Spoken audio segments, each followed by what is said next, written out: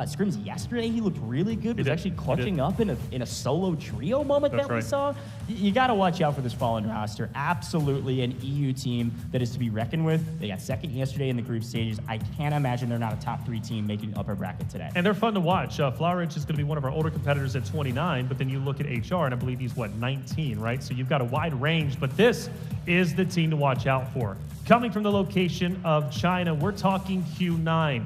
They were just behind ESG throughout their qualification to get to this very stage, but they are looking like the number 2 seed overall when it comes to the rest of the rosters. They were dominant in the scrims yesterday, and when I say dominant, I truly mean dominant. Yeah, let me be very clear. We don't have to break down all the stats of scrims because they are just scrims. I understand. However, they did win in 4. That's right. And they won with the most loot value by like a mile. Yeah. One of the things I was talking about some of the players was that Q9 just played extremely aggressive. They knew they could win, so they took it to their competitors rather than waiting for the fights. Now, as we swing over to our Japan regional finalists, this is one team coming out of Japan, and this is Finnel. Excited about this roster as well. Yeah, Finnel's great. Hazmats. He's going to be the one that I'm truly watching out for. He is just a great player. He can be aggressive when need be, but he can also make the play calls that are valuable to his roster. Finnel, a team that can definitely take the world by storm. And again, different age ranges. You look at Uni, for example, 30 years old, right? That's the beautiful thing about Delta Force. You've got some competitors that are 19, you've got some that are 30, but that valuable experience, being a little bit older, I think is going to be valuable, especially for keeping your younger players at bay, keeping them composed when the pressure gets at an all-time high. Yeah, that's actually a really good shout out. I think one of the things we've got to mention is that some of these players do have experience on LAN and some do not. We've got some people from Fallen that have some experience playing in Tier 2 esports and other titles. They talk about all the other games they've played coming into Delta Force. And then you've got some teams, again, back to Q9, that have played on LAN for Delta Force. I mean, that's a huge boon going into a competition of this scale, Taylor. Yeah, it definitely is. Again, valuable, so valuable. It's a constant conversation amongst multiple esports. Who has LAN experience? Who doesn't? And Q9 and ESG are already ahead of the pack. But again, for a lot of these players, actually every player, they've had great accommodations. They've been able to practice consistently since they've been here. Most of them have been here maybe even closer to a week, right? That's so right. They've adjusted to the time zone, because you think about flying out, right? For some from like San Antonio, for example, right? Coming over to China, I mean, we're talking a 12-hour time difference. It takes a little bit of adjustment, but luckily the accommodations from the Delta Force team have been wonderful. And everybody's been gearing up and getting ready to go. We're shortly about to head in to our map number 1, of course, which is going to be on Zero Down. But so much at stake for the first ever Delta Force Invitational.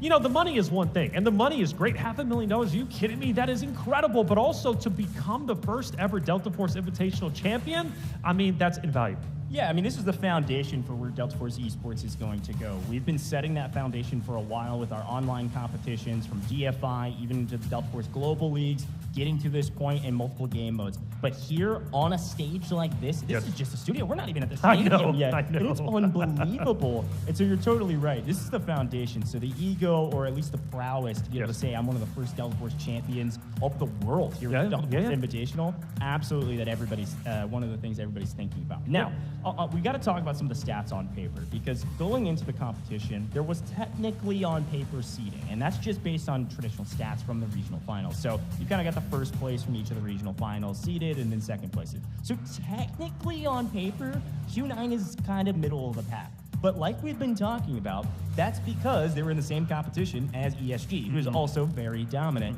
And so when we talk to the players, they say that's a team to fear. But the other thing they say is that the aggressiveness of these China teams could come back to bite them. One of the things we'll see with Delta Force is that the game can be played a modicum of different ways. And I think absolutely that is going to be key here on LAN. Let's talk about it, right? Aggression is a double-edged sword, all right? When it's going well, you are dominating your teams that you're pushing.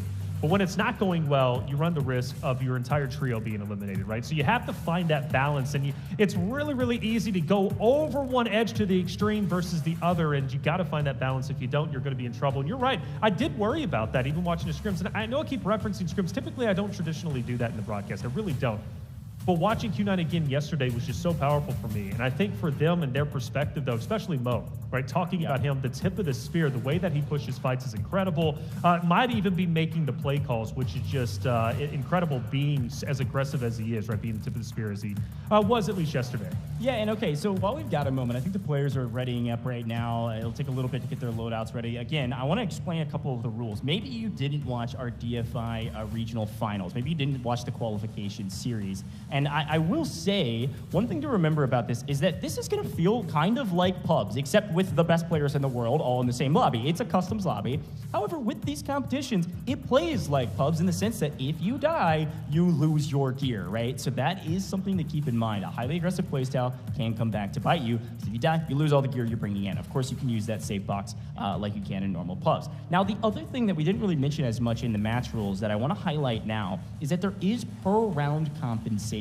So if you go broke early, you're not going to be completely broke. You'll be able to buy something, but there is a boon with having a larger stash value. So the way that works is that every single kill you get is 400,000 Technic Alloy. That's every kill. You get a squad wipe, that's 1.2 mil. That's an insane amount of loot value just for kills. So it definitely rewards you for playing aggressive. There is also loser compensation is what it's called, funny enough, where if you don't extract for multiple rounds in a row, you will actually earn a little bit more cash. So there's a lot of kind of ways to earn cash for your loot value overall, which is your stash value. If you all at home have watched some of our other competitions, we're not tracking loot per game and that becomes your total. It is just your stash value. You can have a negative score based on not extracting and not getting any kills and getting wiped early. So something to watch out for. The other note though, Taylor, I really want to highlight for all of my sweats that have been watching all of our competition at home, I said it briefly, we have advanced a patch. So namely, talking to the competitors, these are the big things. Tempest is now in the mix. And I gotta highlight my guy Articuno from AKA. He is the self-proclaimed best Tempest player That's what he here. said. And maybe he's saying maybe the best Tempest player in the world. Okay. Certainly he thinks the best Tempest player in North America. Well, you can only use it twice, though. That's the thing. So he needs to use it where he feels it's going to be the most impactful, most likely during those MandelBrick rounds, which arguably are the most important rounds, right? Because you could win if you get 2 of them. But also Senivas were very impactful throughout the North American and EU qualifiers. I'm curious if they're going to be just as impactful here because other regions, for example, like China, don't really use Seniva as much, right? So there's different operator selections based upon the different locations that the competitors are at. Yeah, and speaking of operators too, new patch means Aluru got his buff. Aluru is absolutely going to be one of the biggest operator choices today. I think most of the teams will be using him in some of those crucial rounds. It is fun to talk about the different operator comps because again, I said this at the top of the show, you can only use each operator twice as a team. And so obviously you got to pay attention to when are you going to use Luna to get that extra info? When are you going to use Stingers? Most people will use Stingers when they're maybe losing a couple rounds in a row. They save some money on some heals, and also you need a lot of smokes for maps like Space City, which we will get to later in the rounds. Let's talk about that map rotation because we're about to get into it. We are starting with Zero Dam. Now for round 1 and round 3, there is not a MandelBrick on the map.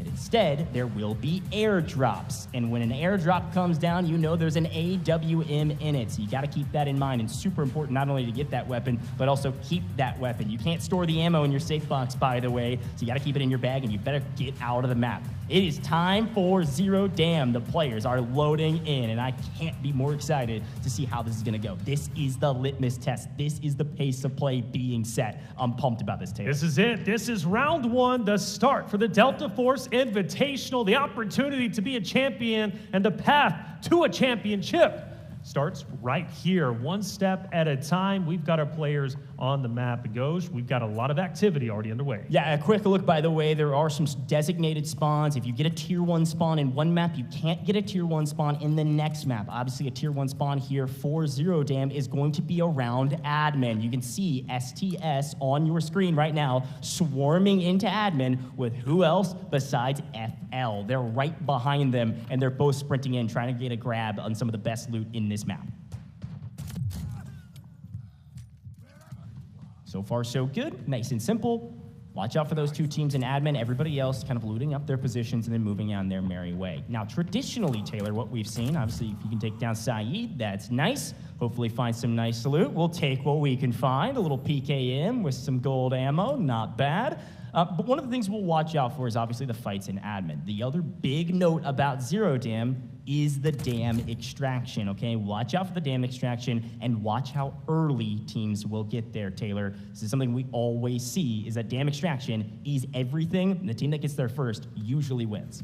It's obviously taking a look at the operators as well as the kits that are currently in play. Again, with this being game number 1, round 1, everybody starts fresh, but these operators can only be used one more time throughout the remaining potentially 5 games. Of course, we can end Group A after just 4 games and 2 MandelBricks are gathered. Yeah, taking a look at Q9, by the way, worth noting, they're burning both Noxes. This is pretty standard, actually. A lot of folks don't love Nox in the Operation Sweaty competitive format that is customs. Q9 says, let's get them out of the way in game 1, when technically on paper, the stakes are the lowest. So they're gonna burn both their Noxes. You see a Nox on just about every other team, aside from Fallen and AKA over there in the middle of the screen, roughly. Take a look at some of the weapons, mostly standard across the board. We see a couple P90s, we see a couple AUGs, a couple different nice sizable weapons. This is pretty standard, but nothing else to really write home about. I think the big one is to pay attention to those operators, especially for round 1. These are the operators that theoretically they're kind of quote unquote burning, where you can absolutely set yourself up for success in map 1, definitely a map that has the lowest stakes.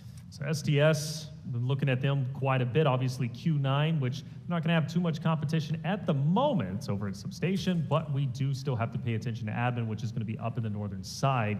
Gold Silver start to move in, so 3 teams getting relatively close. And speaking of close, STS, FL also dangerously close to each other, most likely about to go into an engagement shortly. Yeah, as per the usual, this is the first fight in admin. The 2 teams that spawn closest to it, and it looks like Nox actually connected in some equipment, so is able to knock one down to half. Nice advantage here, at least to slow the pace of play.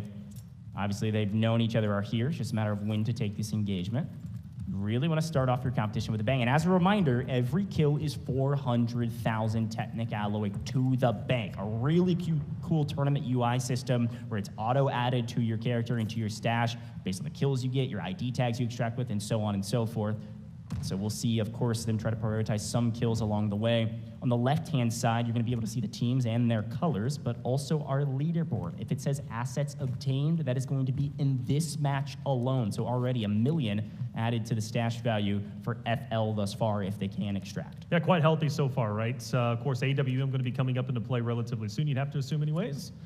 That's going to be one we'll keep our eyes out for. During the scrims yesterday, Q9 was highly aggressive on the airdrops. I expect them to be just the same here as they rotate towards the south, potentially getting closer towards FN, who's going to be just up to their north. But at least as of now, everything is calm so far. I do like the fact that STS, excuse me, and FL did back away from each other. I was expecting them just to headbutt fully. There's no reason to be overly aggressive this early in the tournament. Yeah, they found some angles here, but you're totally right. They absolutely backed off. I'm actually paying attention to AKA. You saw them zipping down from the northeastern side, rather, of the map. They should be engaging here on the backside of this admin fight. Now, of course, we do have GS. They are going to do the wall breaker mission right now, so they're deep into the back of this spawn of the Zero Dam extraction.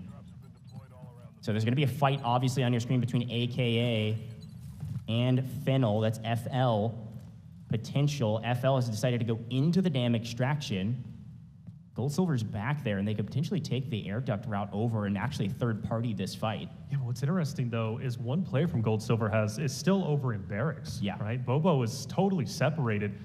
And you got Crazy Dog and others who's going to be up there for Gold Silver, but potentially a 2v3 situation at worst, which might be tough. Yeah, and here's a quick look at that wall breaker mission. We all know it. We all love it. It's one of our favorite parts of Zero Dam. Hopefully, they're able to get some sizable loot out of some of these safes, and it doesn't look like anybody's trying to contest them there, which, honestly, I think for the people at home, if you're a Gold Silver fan, this is a good thing, because there's only 2 players, like Taylor mentioned down here. You can see it now. Their third is way off into the distance up by barracks, and potentially is actually going to maybe extract early from the barracks extract. We'll see what they decide to do. This is something that we do see sometimes in rounds 1 and round 3 where there's no MandelBricks, is that some people will stack their loot on one player and get them out early, but it doesn't look like they have a ton of stuff likely on Bobo, who's not with them at Wallbreaker. Yep. That 1.7 mil has recently ticked up because of Wallbreaker. Yep. So the 2 players with the most value are going to be the 2 players kind of into the mix here around this dam extraction. Looks like FN Q9 might potentially be fighting very shortly before the airdrop, right? So this is going to be a big fight. And you mentioned litmus test at the very beginning. Here we go. Talk about it, right, with Q9 setting up. And in fact, at least the trap has been sprung. FN already onto an engagement. FN actually has a down player, Q9 as well. So 2 fights taking place at the same exact time, and they're both chaos. Yeah, we've actually got a really good position for HR's teammate. That's Flarich on top, playing the high ground. He's giving comms here to allow Momo to push up, yes, but not allow him to go too far. However, he found the angle, the back of the leg, the hamstring, getting tagged up from Mo. He's gonna force Flarich down. He doesn't know exactly where that angle was and didn't want to risk trying to stay up there to stay alive. Now, we do see, again, like you said, now a 2v2 over this airdrop.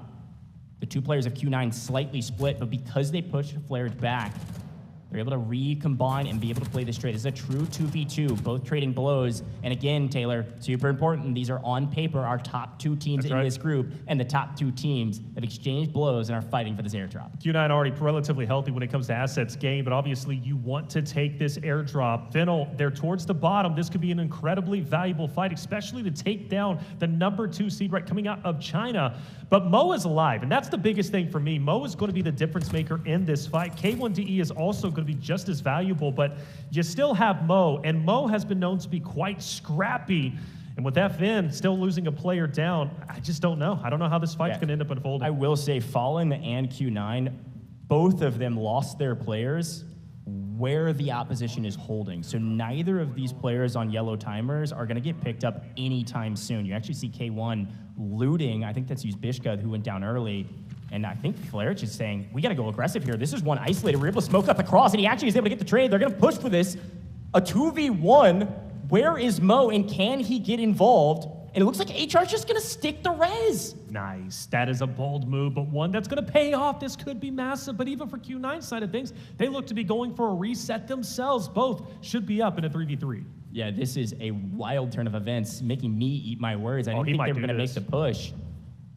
And they were throwing the revive down. And you knew Q9 maybe were going to answer the call. We all know that once you start to revive, it is very, very loud. While this is going on, we're going to stay here. This is the only real fight happening. On the other side, there are now 4 teams playing around the damn extraction, and it looks like there is another airdrop coming in right now in the next 30 seconds that's going to be around AKA. They have the best position, and frankly, the only position on that airdrop, just as an FYI. But this is the fight we care about, and Mo is playing extremely patient as they do pick up Uzbishka. The question is, what does he have left on his body? Yeah, Mo's in such a powerful spot. Fallen want to get out of here, but just don't know if they're going to be able to do so. You see, of course, the picture-in-picture. Nice shots. Mo almost getting the down, but can't get it. He got it down with a triple blaster off screen and almost gets a double there. If he was able to get a double knock, I think Mo sprints at this and just 1v3's Fallen. We told you this is the guy to watch out for. And now that he's got an advantage, he's calling his teammate back into the equation. He's calling his teammate to get involved and come help me with this. We can win this fight. Now off screen, you're seeing Articuno picking up the AWM ammo. As I explained a moment ago, they picked up the other airdrop. There are 2 on this map. And this is still the fight for the first one, and it looks like FN, they were able to grab the revive, and they're able to back out of this one. Yeah, they have to. They got to give it up. Yeah, Mo was in such a great spot. He did a wonderful job holding FN at bay, and I mean, that's just going to be pretty typical, I think, overall. But the fact that FN gets out with all 3 is still very powerful. Now they live to fight another day. It looks like AKA picked up the AWM and have gone on the offensive. They've got 2 members of GS in their sight. Able to take down one, no problem. Going to go for the trade here for the second. This should be nice and easy to clean up. As a reminder, Bobo was way over in barracks. He couldn't get over here in time. They're hunting him in the smoke. He's got an iota of health, and now he is gone.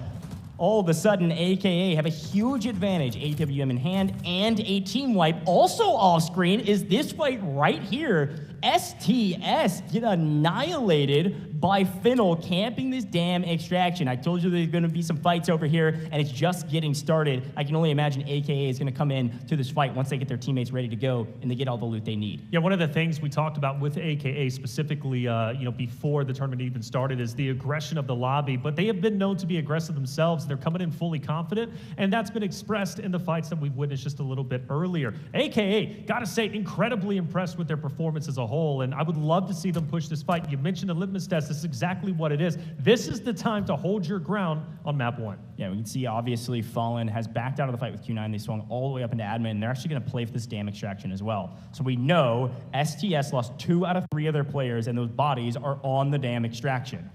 FL, Finnel, sitting on the dam extraction with, it looks like, all 3 alive and getting kitted back up, AKA on the outside of the dam extraction. And now Fallen trying to come play for the outside. They're going to engage first with AKA. The key factor here is you got to pay attention to that dam extract timer. Top left of your screen, next to the mini-map, we've got a minute 20 remaining on that. If Fallen and AKA fight early, we could see Q9 potentially third party. We could also see, of course, the team that's sitting on the point potentially play for that fight, which is going to be Finnel. They're going to play defensive, but somebody's going to come swinging in as Q9 wipes the remaining of gold, silver. GS is out of the lobby. Bobo unfortunately had no chance. He was by himself, and here's the first move. It's actually going to be from Fallen. Okay, so Fallen starts to get a little bit active. Up top ahead, of course, is going to be STS. You got Q9 as well as AK also getting close. Hazmat, the player to watch. Great shots down range.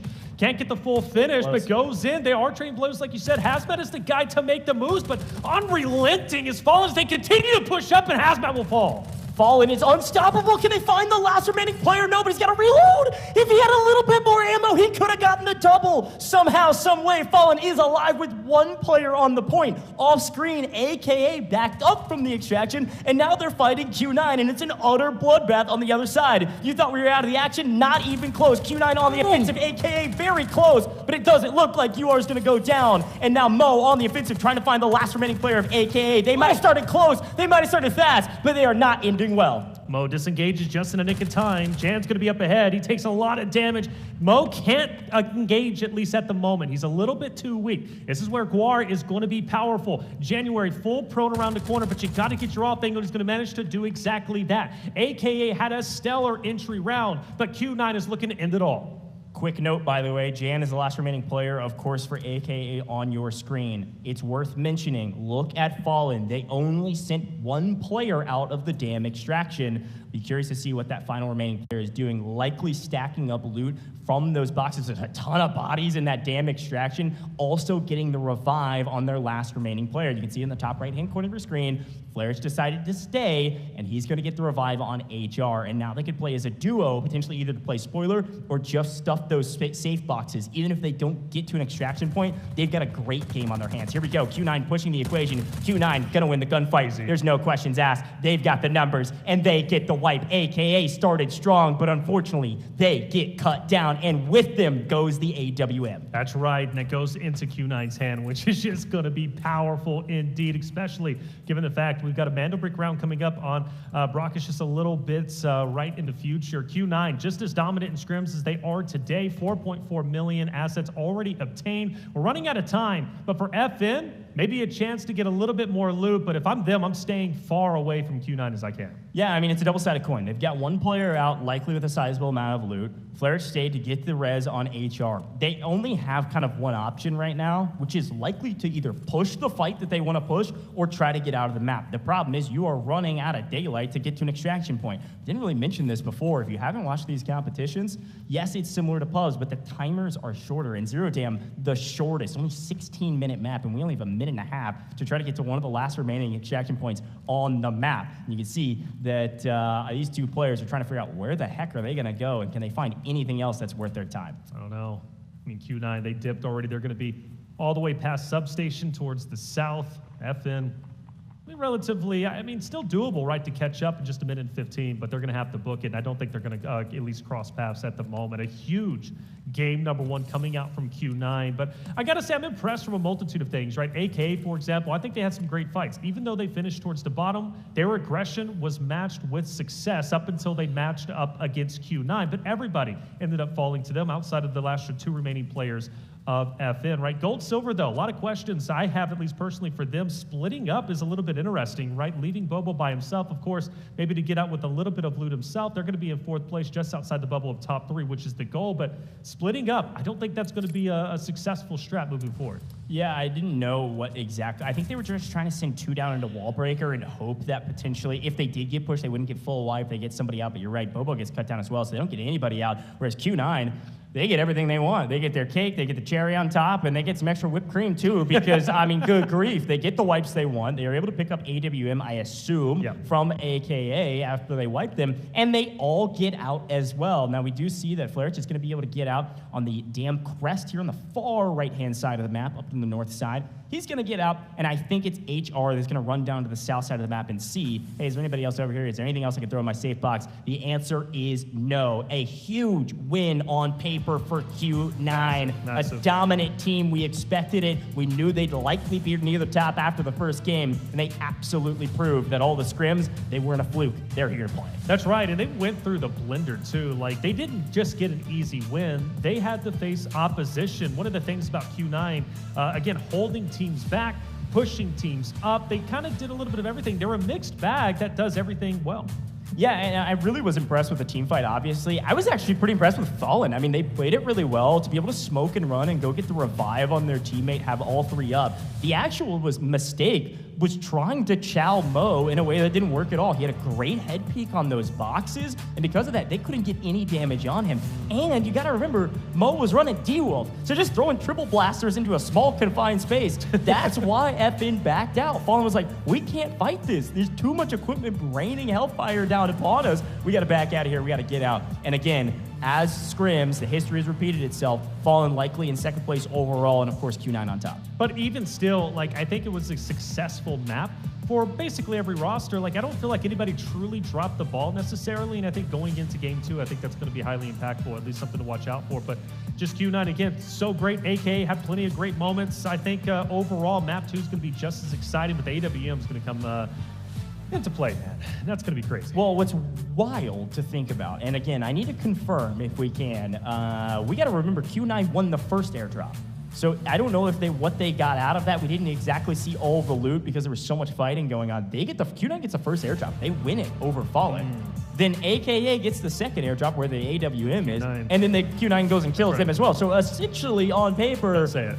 they got both of the airdrops. I mean, that's what they got. That's right. Now, of course, there are some things that you maybe could throw in your safe box, but you can't put AWM ammo in your safe box in this competition. So that ammo's on the ground and likely in the pockets of Q9. Absolutely dominated. They got everything they wanted from that map and great kills. Now, talking about some of the other teams, you said there wasn't a team that really dropped the ball. The only one in my mind that maybe would be in the category of dropping the ball was Gold Silver. Oh, that's they really didn't get any kills. They had a great wall break. I mean, they did the wall breaker mission, which is cool, and they got okay loot. We saw that total scale up. But once they got full wipe, it didn't look like they had a ton of super valuable stuff in their safe boxes. I think we dropped somewhere around like 4,500,000, if you will, 450K or so on that leaderboard, which is really not very much at all. I mean, that's a single kill. So, unfortunately, I think that wall breaker mission didn't really pay off for them. It jumped them up a little bit, but they weren't able to get out with anything besides what was in their safe box. And because of that, coming out pretty poor going into round 2. Yeah, and that's, again, Bobo by himself. Yeah. I just don't agree with that play call. Really don't. Maybe they're trying things out. After all, it is an airdrop round. It's not a MandelBrick round. Arguably, the MandelBrick rounds are going to be more impactful, albeit, though, Technic Alloy is still going to be critical, right? Q9 yesterday in the scrims, they finished it off in 4, which means it came down to where your standings were in your assets, right? So your, of course, Technic Alloy. You want to be top 3. We were talking with 60MG Articuno from AKA a little bit earlier, as known as, excuse me, and they were saying for themselves, right? Like, hey, all we have to do is beat number 4. That's the goal, right? We don't need to get first place. We just need to be top 4 to go to upper bracket. Yeah, that's totally true. I mean, you got to remember this is a bubble game, right? We're just playing for the bubble. We're playing for the top 3 position. We're trying to make upper bracket. Once we get to upper bracket, obviously the stakes raise up, and you got to be top 2, which is very difficult. But in this format, Taylor, you bring up a really good point. Loot value is insanely important. Like, we talk about the traditional, when we get to the finals, it's all MandelBricks all day. We got to be paying attention to MandelBricks. But right now, being top 3, it's likely going to come down to your stash value, not your MandelBricks. Of course, MandelBricks will set you on top, and then everybody else is ranked accordingly. If there's 2 teams with MandelBricks, it comes down to loot value. Absolutely can happen. There's only 4 MandelBrick rounds, so when you start doing the math, you're like, oh, we need to make sure we get our stash value up. Unfortunately, not a lot of people extracted on that map, which means not a lot of people have a ton of loot value. That's right. I do want to go back to the airdrop fight between Q9 and FN, specifically Flareich, who was playing incredibly well. I thought there was a moment where he maybe could have made a bit more of an impact, especially when he was behind the stone barrier and then you had the car in front, right? He was shooting the ankles, I believe, of Mo, if I'm not mistaken, just behind him. I felt in that fight specifically, he could have been more impactful. But I want to highlight more specifically the teamwork from FN to be able to get their teammates back into the engagement and get all three up. Yeah. I thought that was incredibly valuable, and it showed great chemistry and good teamwork. You just can't stop Q9, especially Mo, holding back all three at the same time. He just had just a beautiful off angle, like a good head glitch. Yeah. It was going to be tough to push out Mo.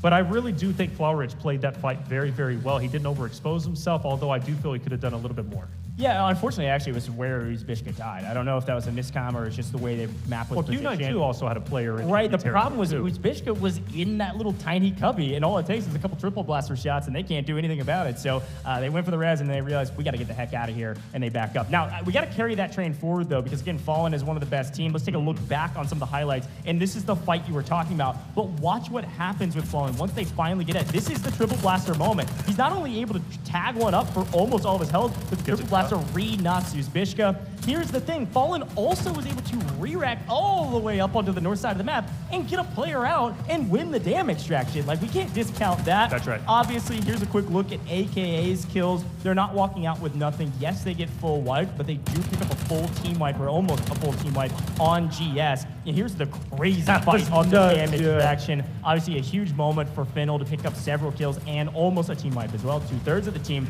But because they were weak going into this fight, all of a sudden, FN said, hey, we were in a crazy fight before, we can do it again. And I think Finnell wins that, and he just had a couple more bullets in the mag, man. Yeah, dude, by the way Finnell pushed that fight was impressive, because Hazmat was holding down his ground, right? Hazmat was picking up plenty of eliminations, but how Fallen pushed up and took Hazmat off the head glitch was beautiful. Here's obviously the cleanup of AKA, winning the gunfights early. They had player advantage. It didn't really matter what Jan did from here. Yes, they were able to exchange some blows, but they didn't even get a full knock on any of the Q9 players. Needed a knock to at least give Jan a chance. A 1v3 against one of the best teams in this group going to be very, very difficult. A great highlight package there to look back on a crazy map, Taylor. I'm loving what we're seeing right now. I gotta say, we are just getting started. This is game one. That's right. Of Group A. Yep. We have 2 more full match series to go, but we're already starting off with a bang. Without a doubt. And one of the things that I do appreciate, again, like that game one, it was dominated by Q9, as you can see, leading by over double that of Fallen, who's going to be in second place. 5 kills to their name. But for Fallen, though, a great performance. Second place to be where they're currently at, looking healthy going into our next map, which is going to be on Brackish, of course, the MandelBrick round. But for others, definitely a wake-up call. They're going to have to step it up. For gold, silver, they really got to get to work and figure out what's going wrong. Well, and you can see from our damage charts here, obviously gold, silver, and STS, they get caught unaware. I mean, they get caught before they can shoot their gun, so that's why they don't have any numbers on the board. And you can actually see Q9, of course, the top team in terms of total damage. They took the most fights. AKA right behind. They were exchanging blows with a ton of people, and they were able to pick up several kills like we saw on the leaderboard. Absolutely going to help them, but the best team, absolutely, in map 1 is going to be Q9. They had 5 operators killed in total, 4.42. I mean, you all know this. Anytime you're playing operations and you wipe a bunch of teams and you also all get out of the map, huge boon for the leaderboard. This is setting them up for success to go into this next map feeling really good. And let's take a look at the MVP. Statistics don't lie. Uzbishka was in the mix. Was able to pick up a couple kills, some assists, some decent damage, I suppose, and maybe a decent round, Katie. This is an interesting one. Yes, it is. I wasn't expecting that. I was expecting someone from Q9, right? But Uzbishka takes it away. A talented player in his own right, highly impactful, and a large reason why Fallen is currently in second place. Very healthy currently within the top 3. Uzbishka, you highlight him all the time and for good reason. Yeah, and again, you got to remember, Uzbishka's technically a sub for LAN. I mean, he's played with these players before. They do have some pre-built chemistry, but he wasn't the original roster with the DFI, so it's cool to see him as an MVP. I will say there's a lot of value at 131 damage. I mean, that's 2 kills, 2 assists on 131 damage. That dude was efficient with his bullets. That's right. Well, you talk about it. I mean, the sub, right? He comes in, a lot of expectations maybe you'd have to expect, maybe a lot of pressure, but then again, on the flip side, maybe no pressure at all. He's here, he's happy, he's excited to be here, he's playing so well. Let's listen into the comms from map number 1. 20秒扎点，冲着这边没看到，有人，在哪？这点，四套碎牙，灭队，几孩子灭队，哎，我的，哦，没听清，被打，被打一滴，得给死，我们3分37秒，注意时间，我打血，倒，能等吗？能等，再走，他要追，很残，没子弹，没事，我拉回来了，能回吗？能回。他也在打血，回去准备拉人，果然回去准备拉人，先给他补了。剩 A 打，我拉人，我拉人，我拉人，我拉人，他死了，收到，我拉人，我直接拉人，我直接拉人。拉。我们2分49秒，时间不充裕。直接把他打了，把他一单拿了，A 大在这儿死这儿了，刚才。没拉，不见了，红狼不见了，把他一打走，把他一打拿了走。你过来封烟拿，我拿吧。有，左边4点。保障。拿一打。我去处理那个尸体，拿了。不要撤。收到。吃回130万。100万。200，我2个5头，我2个基因头。我开大。给你们了。对不对？nice，漂亮。够了。就把血药也丢地上了，还能卖个几百块钱呢，兄弟。8滴血，兄弟。8滴啊！ Well, great listening to Q9. My goodness. Calm, cool, and collected as per the usual. That's right. But really good comms, too. Obviously, we don't speak Chinese necessarily. However, you can tell from their communication, highly trained, a ton of chemistry. They weren't speaking over each other. They were conveying the right amount of information, and it worked out flawlessly for them. You know, one of the things that I do want to point out, by the way, the location of China, specifically those teams, typically have immaculate comms, from my understanding. You're right. I can't understand it, obviously, but just the pacing and how calm they sound when they're communicating is highly impactful. Clear comms is so important, especially when you think about operations. Q9 has it. I mean, look at their lead so far. 9.67 million is so crazy, given the fact that you look at where fourth place is, STS at 4.7. Yeah, and as a reminder, with the way this works quickly, they all started with 3 million, and then they got the extra value from their kills added onto their score. That's those numbers. But look at our spawns. Now, I want to re-describe this. Super important.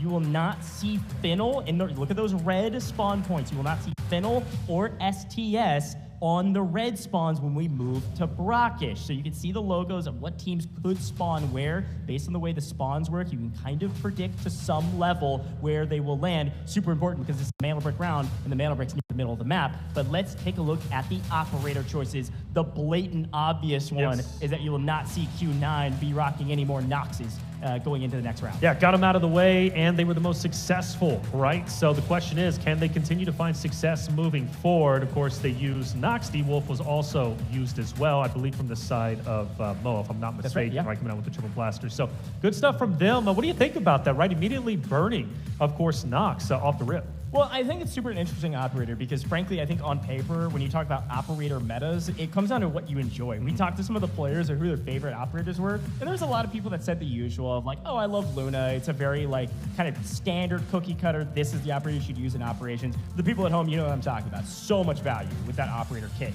However, you got to think about when you want to use those operators. Luna, for example, is the one that we always talk about because of the recon arrow, the shock arrow, super helpful, and smokes. I mean, super helpful.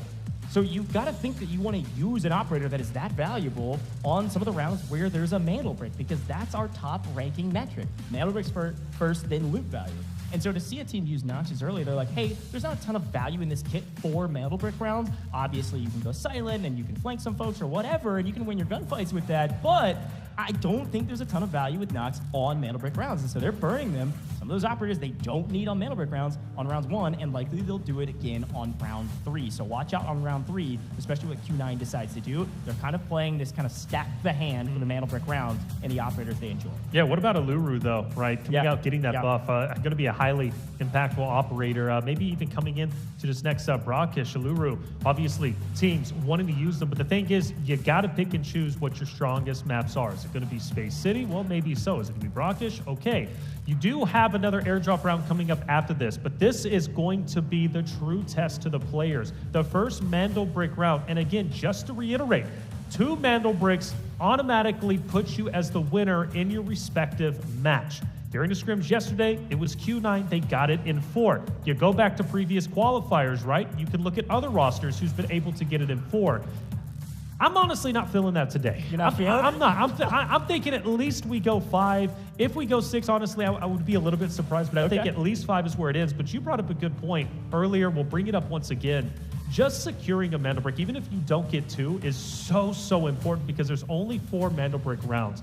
Therefore, statistically, you should be one of the top 3 if you get a MandelBrick. Of course, that isn't a 100% guarantee. But locking in a MandelBrick can therefore put you so dangerously close to winning, or at least placing top 3 within your respective match. Well, I mean, hey, that's a really good shot. I mean, we'll talk about it in Group B. I got to bring up a team that actually named themselves after this exact question. MandelBrick Addiction is a team, NBA, that's in round 2 in Group B. And they're a team that were in last going into the last 2 rounds of their regional finals. They were in last, Taylor. And then they just grabbed both of the bricks at 5 and 6 and won the whole dang thing. I mean, that's the thing you've got to remember. Loop value is super important. But if you get those MandelBricks, man, you're going to be on top. There's a quick look at AKA, talking strat, getting excited, ready for their first round. And I think you said something super important. I think you're right. I don't think this team is shaking their head being like, dang. I mean, I'm sure they're not at all. with the loss. Yeah. But they had a pretty solid round to set them up for this next one. Oh, I'm super happy with how they played. I mean, look, they ended up taking some teams down. Like, that's impactful. I didn't see any nerves. I didn't see any really big falters, honestly. I mean, what are you going to do? Again, you run into Q9, who ended up taking down everybody. Yeah, well, here's a quick look down on the stage. We're about to hop into the game. Let's listen in. 我们抢两边，抢左边，或者抢上地也行。看我们对位优势了，看我们对位打谁了。到时候听你的，到时候听你的。 Alrighty, it's time for Brackish. I am so pumped about this map. First round, MandelBrick round. We will then go back to Brackish, and it will be an airdrop round. So we see this map twice, and it'll be Space City until we are done. Super pumped about it. Obviously, Brackish, a very unique map. You've got the city, you've got the Tower of Babel, where most of the high-value loot is. These spawns are going to be everything. Remember, our priority spawns near the middle of the map, near the museum. It's because the MandelBrick spawns near the museum. But of course, if you get that Tower of Babel spawn, you likely are going to be walking out with most of the loot if you can win the fight against the other team that spawns there. That's right, and I believe Q9 likes to spawn over at the Tower of Babel, which is going to be highly impactful for them. I mean, they're already leading the charge when it comes to their Technic Alloy. That would be valuable, and on top of that, yesterday during the scrims, they were able to walk out with the most Technic Alloy plus the MandelBrick. But I'm curious if we see Gold Silver immediately go straight in for the MandelBrick like they did yesterday. Yeah, here we go. The question is, do you move quickly or do you move slowly and play for the decoding station? A quick look at the map, you can see the teams that are near the MandelBrick. It's actually going to be Fallen and Gold Silver with the 2 closest spawns, and it's Fallen that's already taken care of the museum. Now, if you watched our regional finals, you know that the MandelBrick used to spawn inside the museum. It is now just barely on the outside. So they're going to take power position inside the museum and then likely be the first to act if they would like to. Down in the Tower of Babel, of course, we see Q9, you're right. Hey, they got the spawn they wanted. They're going to be down in the Tower of Babel with STS, a chance to change history against each other down in the tower. Of course, I think a lot of folks in the competition, are cheering on STS in that battle to make sure that somebody else can win this map. Oh, that would be insane, wouldn't it? If STS is able to take down Q9 early on, that would be such a massive confidence boost and could very well change the course of Match A. Yeah, and it is worth mentioning, too, you saw it briefly, and you can actually see all the timers of the extractions on the left-hand side, but the MandelBrick can't be picked up immediately. There's a 2-minute and 45-second timer, a countdown, before the MandelBrick fully appears. Now, everybody can see where it is, but there's a timer on the map that they'll be able to see when it can be picked up. Once you pick up the MandelBrick, it's got something called a torch timer. You got 5 minutes to get it to a decoding station. Once you put it in the decoding station, you got a couple minutes on the clock to defend, and again, every steal will reset the timer, but also decrease the timer. Now, take a look at the left-hand side of your screen. You can see some of the loadouts, and you can see that some of the players earn enough cash to bring in some Tier 5 gear, and we've got Mo walking in with some Tier 5 gear, and then we've also got some purples across the board for everybody else. Looking at some of our weapons, traditionally speaking, you see a decent spread of weapons. Mo ran the P90 all day yesterday. He's got it back in his hands this time around, and it does look like K1D has got the PKM, if I'm seeing that correctly, on the small of my screen. Watch out for Q9. They are stacked, and they are ready to rock and roll. You do see Gold Silver here, Oxygen, repping some red here with the P90 as well.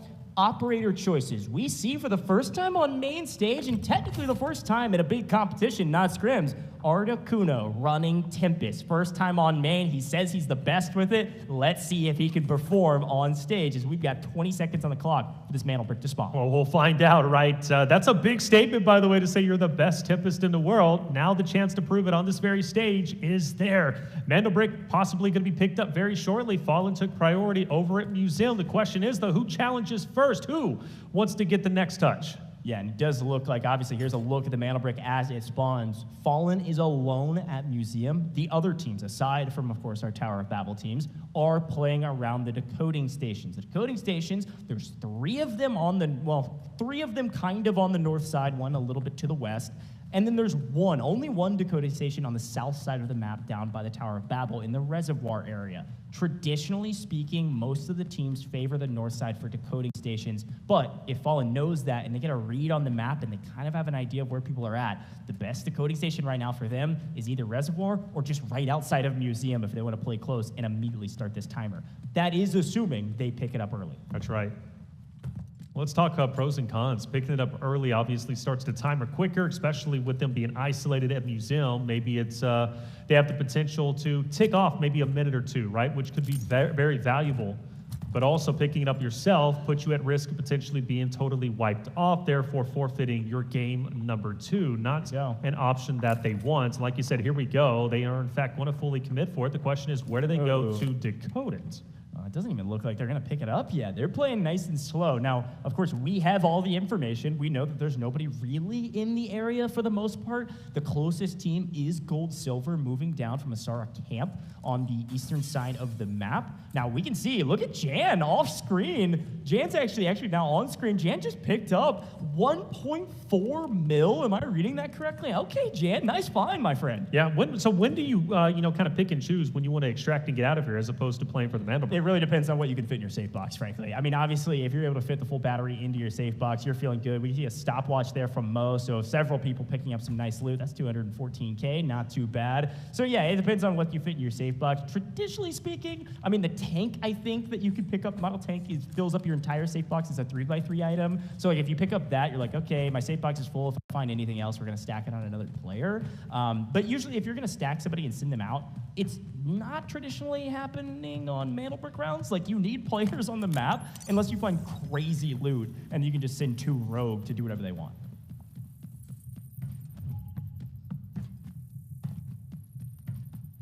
Still in the Tower of Babel.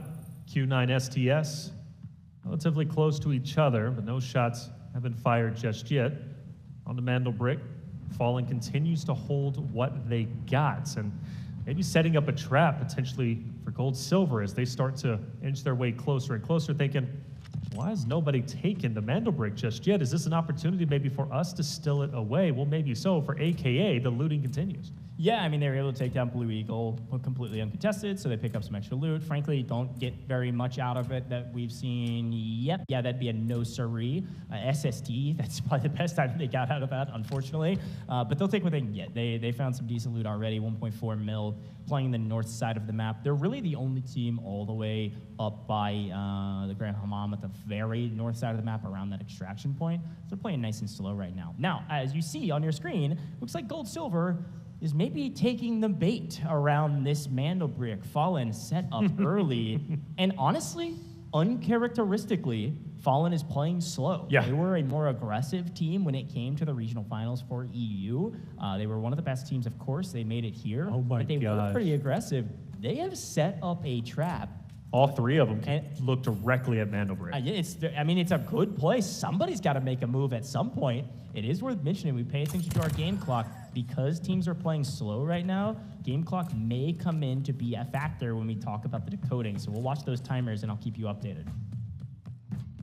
Actually very surprised at how slow this has been so far. Nobody's fired a single shot. I don't even think a desk pop at this point. Not a bullet has flown down range. I do want to point out, by the way, for Q9's perspective, I do like how they're set up ahead of STS. We'll talk about that potentially if it has an impact. But for Gold Silver, they are moving up, and it looks like the trap has been set, and Fallen is looking to potentially gun them down. So you got Q9 versus STS over at the Tower of Babel, and Gold Silver and Fallen. Both fights might be breaking out very shortly. Yeah, this is classic LAN behavior. I don't think it's nerves. I think it's tactical mind. They're saying, look, somebody's going to make a move. This is a game of chicken on one of the grandest stages here in Delta Force. And I think Gold Silver knows it. There's no How could you not? No way. There's nobody over at the MandelBrick right now. playing chicken. They're just trying to get some information on where this team's at, which building are they set up in. Yeah. And they know this map extremely well. They know which positions, which windows you can look down at the MandelBrick. And because of that, I think they're going to swing around the west side of the map and potentially get an eye on somebody in a window before they make a move for the MandelBrick. I think this is the play. I was kind of worried maybe they were going to go back to what they did in map 1 and maybe send a solo player up ahead, check it out, see if the line of sight is clear. It wouldn't have been. Fallen would have taken him out. Q9 starting to disengage. Mo starting to leave the Tower of Babel at the moment. Some shots are finally going to be fired, and STS, you'd have to assume, going to be able to fill that out. They've known where Q9 has been for a considerable amount of time. Okay. Oh, wow. We take that. That's a nice amount of loot. Good grief. 3.7 mil. Oh my gosh. They don't need it, though. So funny. I saw it up on the couch, and I was like, is that what I think it is? Right. And then I heard the whole, the casters for the Chinese team, right as they grab it, they freak out. This is what I'm talking about. You got to save like 3.7 mil, hanging out, having a day, good time. Ooh. Saw it on the couch. We're able to pick it up. This is the value of the Tower of Babel spawn. We're focused on MandelBrick, but this is a crazy amount of loot. Look at the left-hand side. That's the scores from this game alone. Right. Huge pickup for them. I think for any other roster, they would be focused right now on extracting, getting out with the loot, or at least sending a player out right and locking in that technic alloy. But I think for Q9, they're not going to be satisfied with that. They want the MandelBrick, and they've been known to attack it hard. But granted, you mentioned the time. Time is ticking away, and nobody has challenged the MandelBrick just yet. How long can Fallen continue to stay where they are currently at? Because now the longer they stay, the less technic alloy they're going to be able to get out with. So this trap that they've been setting might very well be putting them at a disadvantage once this match ends. Look, it's a game of chicken, and everybody's a chicken. I mean, nobody's going for it. Fallen's just sitting there waiting. Somebody's got to make a move, right? And I think everybody else is saying, no, somebody will make a move, right? And without that, it is going to be a long waiting game for Fallen. There is no one in the middle of the map right now. They are entirely alone. And actually, the first fight to truly break out, aside from the potential fight in the Tower of Babel, is going to now be on your screen. It's going to be Finnel, who's been guarding this decoding station for a while, and they get spotted out by Gold Silver. This will likely be our first engagement. And Fallen, finally, they said, okay, no longer can we be scared to pick this thing up. Fallen, pick up the MandelBrick, and they head to the south side. It looks like FN, MandelBrick in hand, sprinting away while the fight on your screen is around a decoding station that Fallen has no interest in. Finnel pushing up. They want to take advantage of this knock. Hasman, of course, going to be the tip of the spear. He typically is such a talented player, very aggressive when he needs to be. You do notice, though, there might be potentially a flank. I think Finnel's going to be sending one around. Gold Silver needs to be aware of this. Oh, nice hit. A little burn there. Gonna land, and unfortunately, Hazmat swings up the right-hand side and gets another knock. It's gonna be a 1v3. This is spelling disaster for Gold Silver, and as a reminder, they were the team technically in last after map 1, really struggling Zero Dam after running Wall Breaker mission, and now in complete trouble. Off screen, by the way, it looks like the Tower of Babel fight has started as well, as Gior has picked up one player from STS down in the tower, and it also looks like, unbeknownst to FN, I'm sure they know somebody's in the Tower of Babel, maybe two teams. They've actually chosen the one southern decoding station next to the Tower of Babel in Reservoir, and they're catching STS in transition. Q9 is able to push STS out, picking up one, Fallen take down the other two, and they've got MandelBrick position in Reservoir with the timer ticking. 3.5 minutes on the clock, and now it's a true 3v3. The only two teams anywhere in sight are Fallen and Q9, technically on paper our top two teams today, battling for the first break.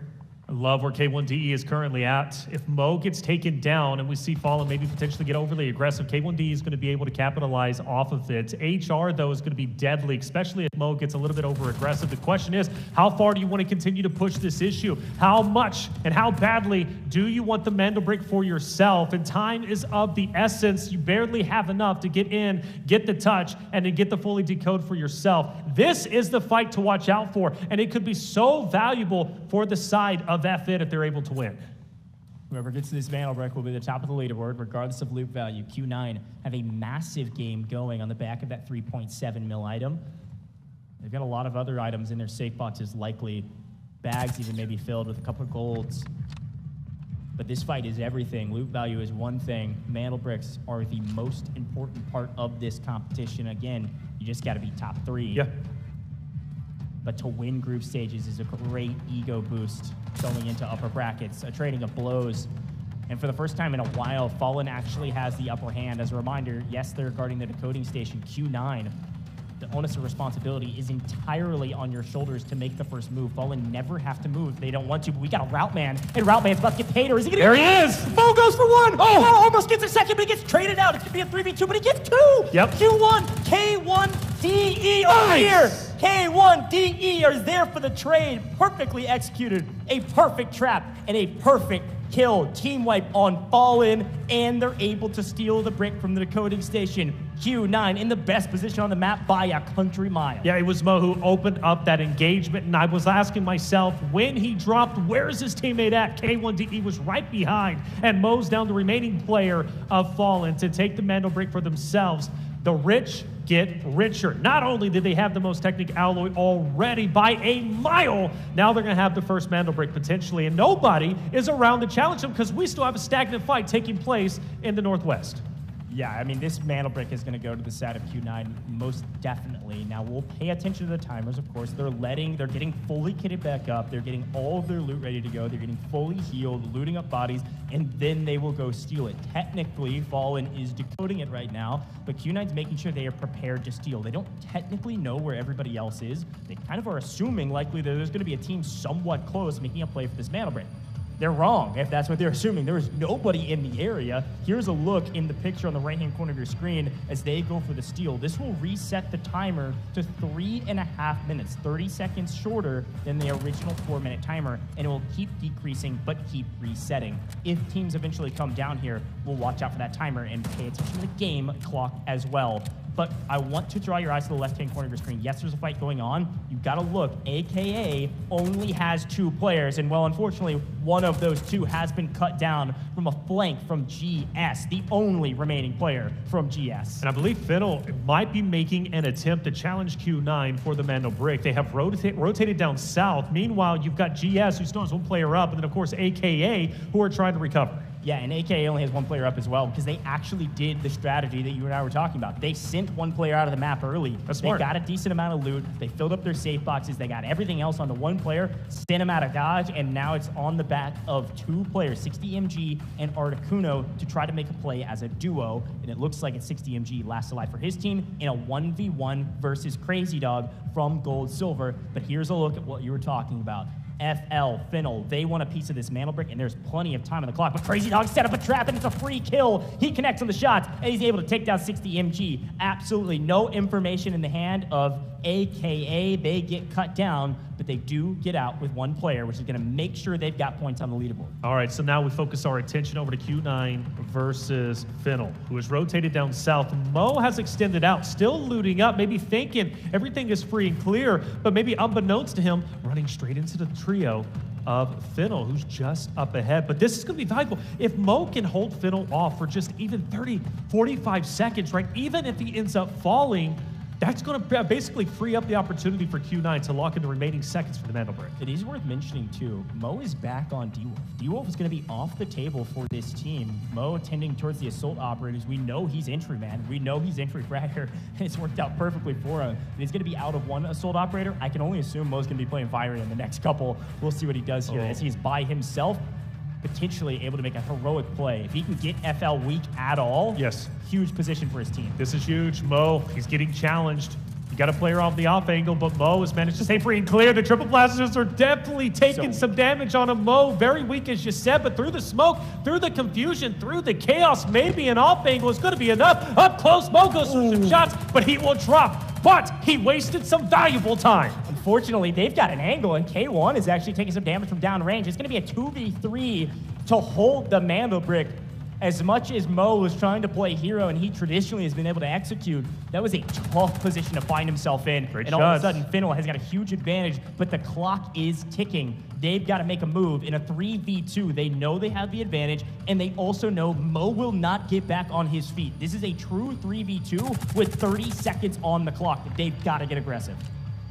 Guire, great shots. Good angle. All you need to do, keep him at bay. Nice connection. Shots ringing true. And a full finish is in. Fiddle running out of time. Only 15 valuable seconds remain to get a touch for the MandelBrick. How bad do you want it? I don't think they're going to have an opportunity. Q9 look to be holding on.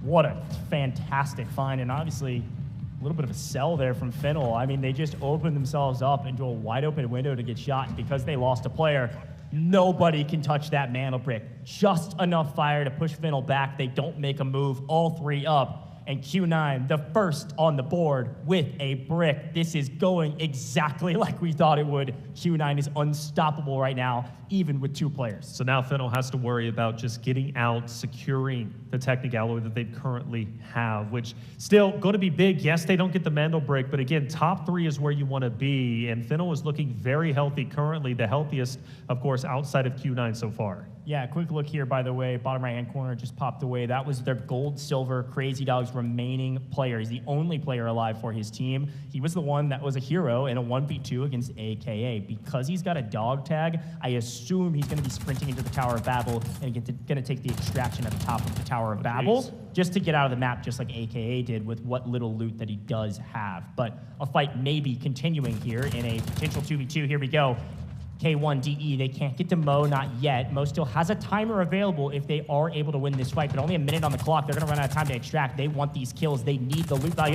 Total and Kior just catches one unaware FL in a blender, and they can't get out of it. Hugely aggressive. Hard to pinpoint where Q9 is going at all times. Guar gave up elimination, but like you said, behind Guar will end up falling. K1DE, the last one for Q9 remaining. He's getting pushed. He's going to get stunned, and he's going to get finished off. Well, the blender apparently shoots them out to the top. They hop out of the blender. They win the gunfight. Kior was able to pick up one perfectly, but didn't hear the footsteps from behind him. And all of a sudden, Q9 are out of this map. They did get the MandelBrick. It still counts. They're in first no matter what. However, still a nice wipe for Finnell. This is going to put them really far up the leaderboard with the amount of kills they were able to pick up and the amount of loot they were likely able to stash in their safe boxes. Again, we know that those ID tags are worth a sizable amount of value. You're oftentimes going to see those ID tags in the safe boxes. That's exactly what's happening the last couple seconds. And here we go. Q9 is fully dead. And Finnell, they don't get out of the map, but they get some nice Technic Alloy from that wipe. Yes, they definitely do. AKA as well. What an exciting MandelBrick round. Our first one of the day. Plenty of more to get through. And no surprise, Q9 gets it. But the biggest surprise is Finnell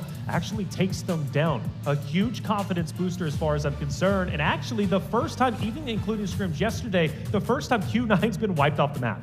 Yeah, it was unfortunate, right? Mo was playing pretty aggressive and honestly just stretched a little bit too far. We oftentimes talk about our entry fragger or a really aggressive player on our team kind of on a leash. Sometimes that leash is extremely long. Sometimes it's really, really tight to play as a trio. They let Mo go way off into the Tower of Babel to loot up or try to find wherever he wanted because they thought they were mostly free and clear. He gets caught unaware because Finnell does the full wrap down the west side of the map, catch Mo out. Once Mo was gone, I knew Q9 was in a deep world of trouble. They were never going to get Mo out, back onto his feet.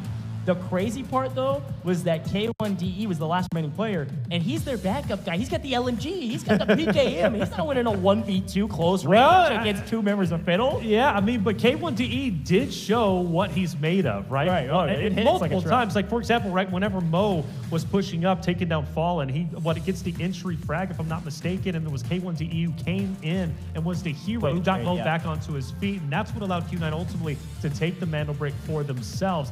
You do say, though, Mo needs to be put on a leash, got a bit too aggressive, and I do agree with that. On the flip end, though, again, taking the valuable seconds away because they had to deal with Mo. Yeah. You can't just let him go. And even though the fight ended in about 20 or so seconds, by that point, when Finnell was finally able to pressure onto the MandelBrick, there was less than a minute remaining, right? About 50 or so seconds. So I think what Mo did was still valuable. Granted, Q9 could have had a much better round, but they got the MandelBrick. I think for them, aggression was it. They got what was important, and they still walked walk away with the most technicality, which is just insane to me. Yeah, I mean, there's only kind of one step higher than what they did. It's get the MandelBrick and get out. They didn't quite get out of the map. They still got some kills, and they still got the MandelBrick. That's a huge win for Q9. They're going to be the top of the leaderboard, no questions asked, because of our loot value. But again, tip my hat to Fennel. They played that really well. It was unfortunate that they couldn't move on the MandelBrick faster. Yeah. I think they were a little bit scared. They were also in that fight on the west side, yeah. And they just didn't have enough time. And then when they finally did peek to try to make a move, you're right, Q9 struck them down immediately. And now it's a 2v2, and they were like, well, if we sell here, we don't get anything. So they backed off and let the MandelBrick go. They knew they couldn't get to it. You know, but it was interesting, even from the very start, we go back to where we began, and it was Fallen who had priority over the MandelBrick over in Museum. And they set this trap that lasted quite literally, what, 8 or so minutes before they finally said, well, nobody's coming. Let's just go ahead and take it for ourselves. The trap was unfortunately not sprung. Once Fallen did rotate away, though, of course, they had to deal with Q9, but I do appreciate them at least taking the bull by the horns initially and taking it for themselves. You just can't stand there as long as they did. Well, and they got the spawn, right? Once you get the spawn, you're like, okay, well, I'm one of the teams that needs to pick it up, or I'm a team that's going to sit here and watch another team pick it up. They sat and watched, and no one picked it up, and here's the look at it. They swung for it right when it's spawned. They checked it, nobody here, and we're just going to sit up in a building and wait for 8 minutes, which I think is the right play. Obviously, a huge pickup from Dior there, 3.7 mil, I believe it was, added to the safe box regardless, so that's out of the map, a big map for them. But this is the moment, right? Fallen was able to grab the MandelBrick finally because they waited so long. They swing up, they get the wipe, but then Q9 punishes them back. It was a perfect flank led by Mo with the trades of the teammate. Mo starts it, the teammates follow in suit, perfect timing to win the fight. And here's a look at the other side of the map where Crazy Dog, he was getting a little crazy, all right? He's the last remaining player for the team. That's right. He picks up a 1v2 on AKA, who was split, couldn't try to figure out where he was. AKA wasn't fighting GS. They were fighting a totally different team, and because of that, GS came in, Crazy Dog able to pick up a couple kills. Here's a big moment there from Mo. Yeah, that's when Mo ended up pushing up again, wasting some time. He will fall, but then it led the pressure up to K1, a DE, as well as Guar to hold their ground, and hold they did. Guar did a beautiful job with his utility. He throws a nade out, gets a ton of damage on 2 players on the left-hand side from Fiddle, and then gets a drop on the other, therefore securing the MandelBrick. With Mo falling, we're constantly highlighting how good Mo is as a player. But I do appreciate, again, him falling as early as he did gave the opportunity for K1DE and Guar to showcase why they're on Q9, why they are looking like the best team when it comes to Match A.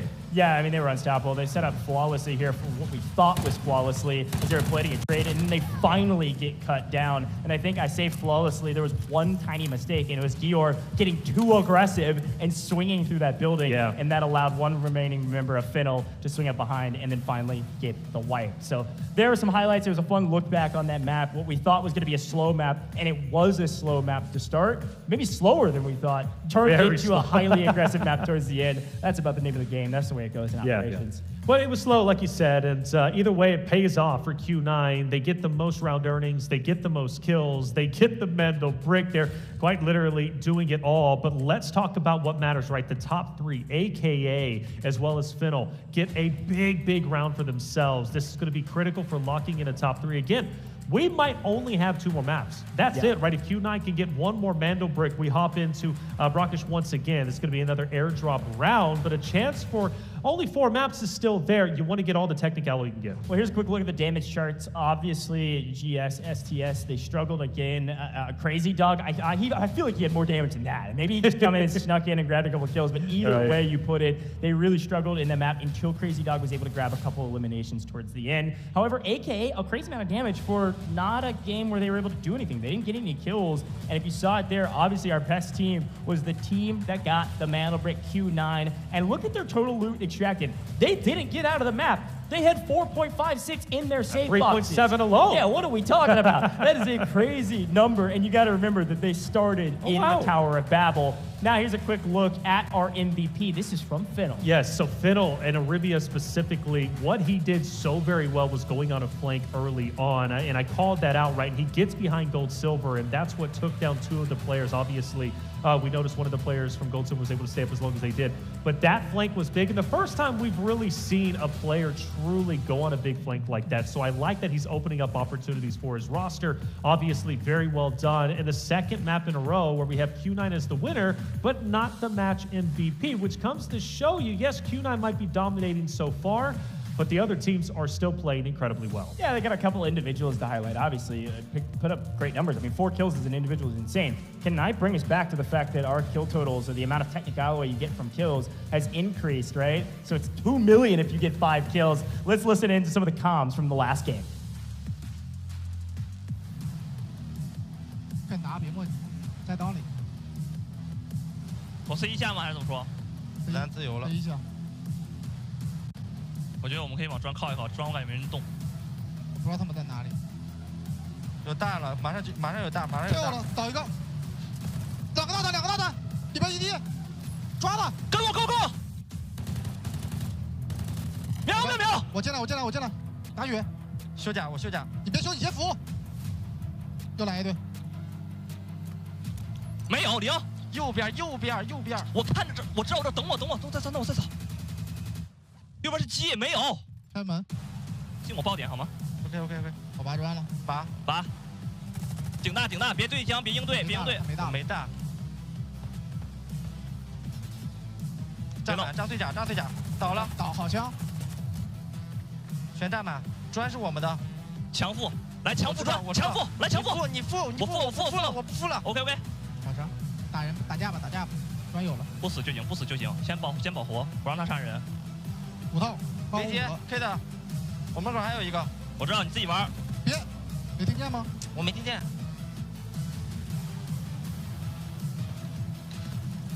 Well, clear comms, all cool and collected as per the usual. I will say, without a real sense of urgency from what I could tell in the tone of the voice, even though they were in a bit of a blender. Yeah, well, I want to say, by the way, that was the first time we truly heard real emotion coming out from Q9 outside of the cool, calm, and collected communication in that engagement they got. I mean, look at it. Isn't that incredible? Q9, 14.58 match earnings. They've got the MandelBrick decoded, but let's focus our attention 2 on down. Top 3 is the goal, and everybody pretty much walking away, at least at this moment, very, very close. Yeah, I mean, come on. We're talking about a 1.14 million separating last to second. I mean, obviously we have a dominating team, but everybody else easily within striking distance of each other. Obviously, AKA, with that one player they extracted, was a nice boon to be in second, but they don't have really room for error at all. Not I mean, at all. this Not is, at all. 1 million is almost nothing. Again, Yep. 4 kills is 1.6 mil. I mean, that's more than that spread. And one item is 3.7 million, Yeah, too, that's right? That's right. Well, here's a quick look at some of the spawns. Obviously, you saw Fallen and STS, I believe, there in the middle of the map. Sorry, not STS. That's going to be Gold Silver, GS, there in the middle of the map with priority spawns. So you will not see them with priority spawns going into round 3. But remember, this is not a MandelBrick round in round 3, so the middle might not be the best spot. It's probably going to be the Tower of Babel. We're looking for loot. Well, for the first time, we'll have to see Mo pick a different operator. He's no longer going to have that D-Wolf with the triple blaster, which has been so valuable for himself. But I think Q9 has already got their, at least their values worth, right, when it comes to Mo's D-Wolf. Obviously, Nox is now gone too. For the others, though, we do have Aluru, who is also out of the way for the Fiddle side. They no longer get to use Aluru, who has been a big talking point since the recent buff. Yeah, we also see Hatclaw gone there for STS, and everybody else is kind of playing the middle of the pack, which I think makes the most sense. That's kind of the traditional strategy, is keep our options open, because the game will change and the stakes will change based on who is a MandelBrick, what map we're on, and whatever we want to execute. So most of the teams have, just about everybody, or some of our teams have decided to say, hey, we don't need these operators in the later rounds.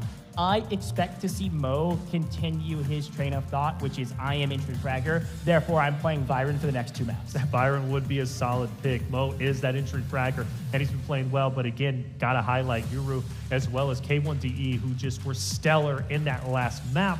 Look, the rich get richer. Q9 has yet to falter, but again, 2 on down 6 is so close to the point now everything matters. Everything matters, folks. It's time for the game. It's gonna be brackish again. No MandelBrick. Airdrops galore. An AWM to grab and hold and hopefully take into the next round. This is the last time we will see brackish. We'll be moving into Space City for the next 3 after it. An opportunity to get our loot value up. An opportunity to delineate ourselves from the rest of the leaderboard. There is a team in first by a mile. Everybody else right next to each other. 60 MG. 60 MG says, I'm exactly I love where the death. I'm I really exactly do. where I want to be right now. That's right. He's so happy to be here. Again, look, just to highlight like how cool this entire event is. I mean, you have some, I mean, even for ourselves, first time to China, it's been absolutely wonderful walking around, experiencing the culture, experiencing the food, right? But also for the players themselves. I mean, what a dream it is to play a game, right? To play Delta Force as a competitor. And now you're on the biggest stage Delta Force has to offer at the moment. And of course, to get even bigger once we go into the stadium, a packed out, totally sold out stadium. Like, it's a dream come true. Where esports was when I started back, I don't know, when dinosaurs were roaming the earth, right? So we're talking the 1800s. No, You're talking about it. I'm joking. Look, at least 12, 13 years ago, this is only something I could dream of. You know, it's great as a talent perspective, but even for the players, like, esports is in a great spot. Loving what I'm seeing for the Delta Force Invitational and the positivity, really, from everybody, from the staff, as well as from the players. Yeah, the players are excited, but I can only imagine Q9's the most excited. Got a smile on her face as we're looting Well, up. why not? Ready to rock and roll.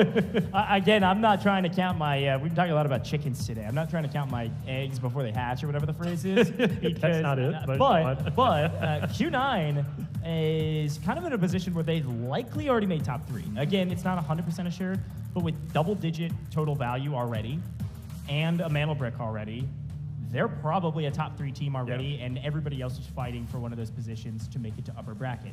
Top 3 go to upper bracket. We will see Group A now. We'll do Group B again. It's going to be the exact same with 6 different teams, and then we'll take the top 3 teams from both of those to go to the upper bracket. Q9's likely already one of those. The question is, who else is going to join them? So I'm looking at AKA, I'm looking at Finnell, who have had glimpses and moments of greatness, to say, hey, what else can you bring to the table? How are you going to change your strategy going into the kind of second, third, potentially second, third of this tournament? Now, in scrims, we only did 4 games because Q9 was able to grab both MandelBricks. We could be halfway right now, Taylor. We could definitely be. I think we are. Again, I don't think 4. I really don't. I think 5 though. I think 5 is where it ends, but I don't know. I say that with the way Q9 is playing, how comfortable they look. We'll definitely see. Gold, silver on your screen. Let's talk about them. This is a roster that has shown glimpses that they can be incredible. But right now, or at least as of recently, I've seen more silver than gold, right? This team needs to step it up, and they have a real chance to break into the top 3 based off of this next game with the Technic Alloy being as close as it currently is in the score. And they are showing glimpses of hope. Again, going on that big flank was massive from my perspective. Arivia doing that was great. Granted, Finnell has been on fire themselves. They showed the most promise. Taking down Q9, even though it was towards the very end, showed great promise. Again, I want to reiterate, that is the first time we have seen Q9 get fully eliminated. Other than that, they've been eliminating everybody else. So that is a big move coming out from Finnell, and I think a massive, massive confidence booster. Now, STS as well, another team that has kind of got the short end of the stick. They're not too far behind from breaking into top 3. Naturally, nobody is. But they're a team that has been opposite of Q9. You go back to Tower of Babel fights just a little bit earlier. They were the first team to try and challenge Q9. It didn't work out, right? You even go back into game number 1. STS had to break away from the team of FL. When they did that, then they run into another opponent, of course, and then they end up getting taken out. The point is, for STS, they really are on the struggle bus so far from what I'm seeing. But again, when you look at the overall score line, yeah, everybody is okay, but still, you got to pick and choose. Well, let's take a look at our players as they drop into the game.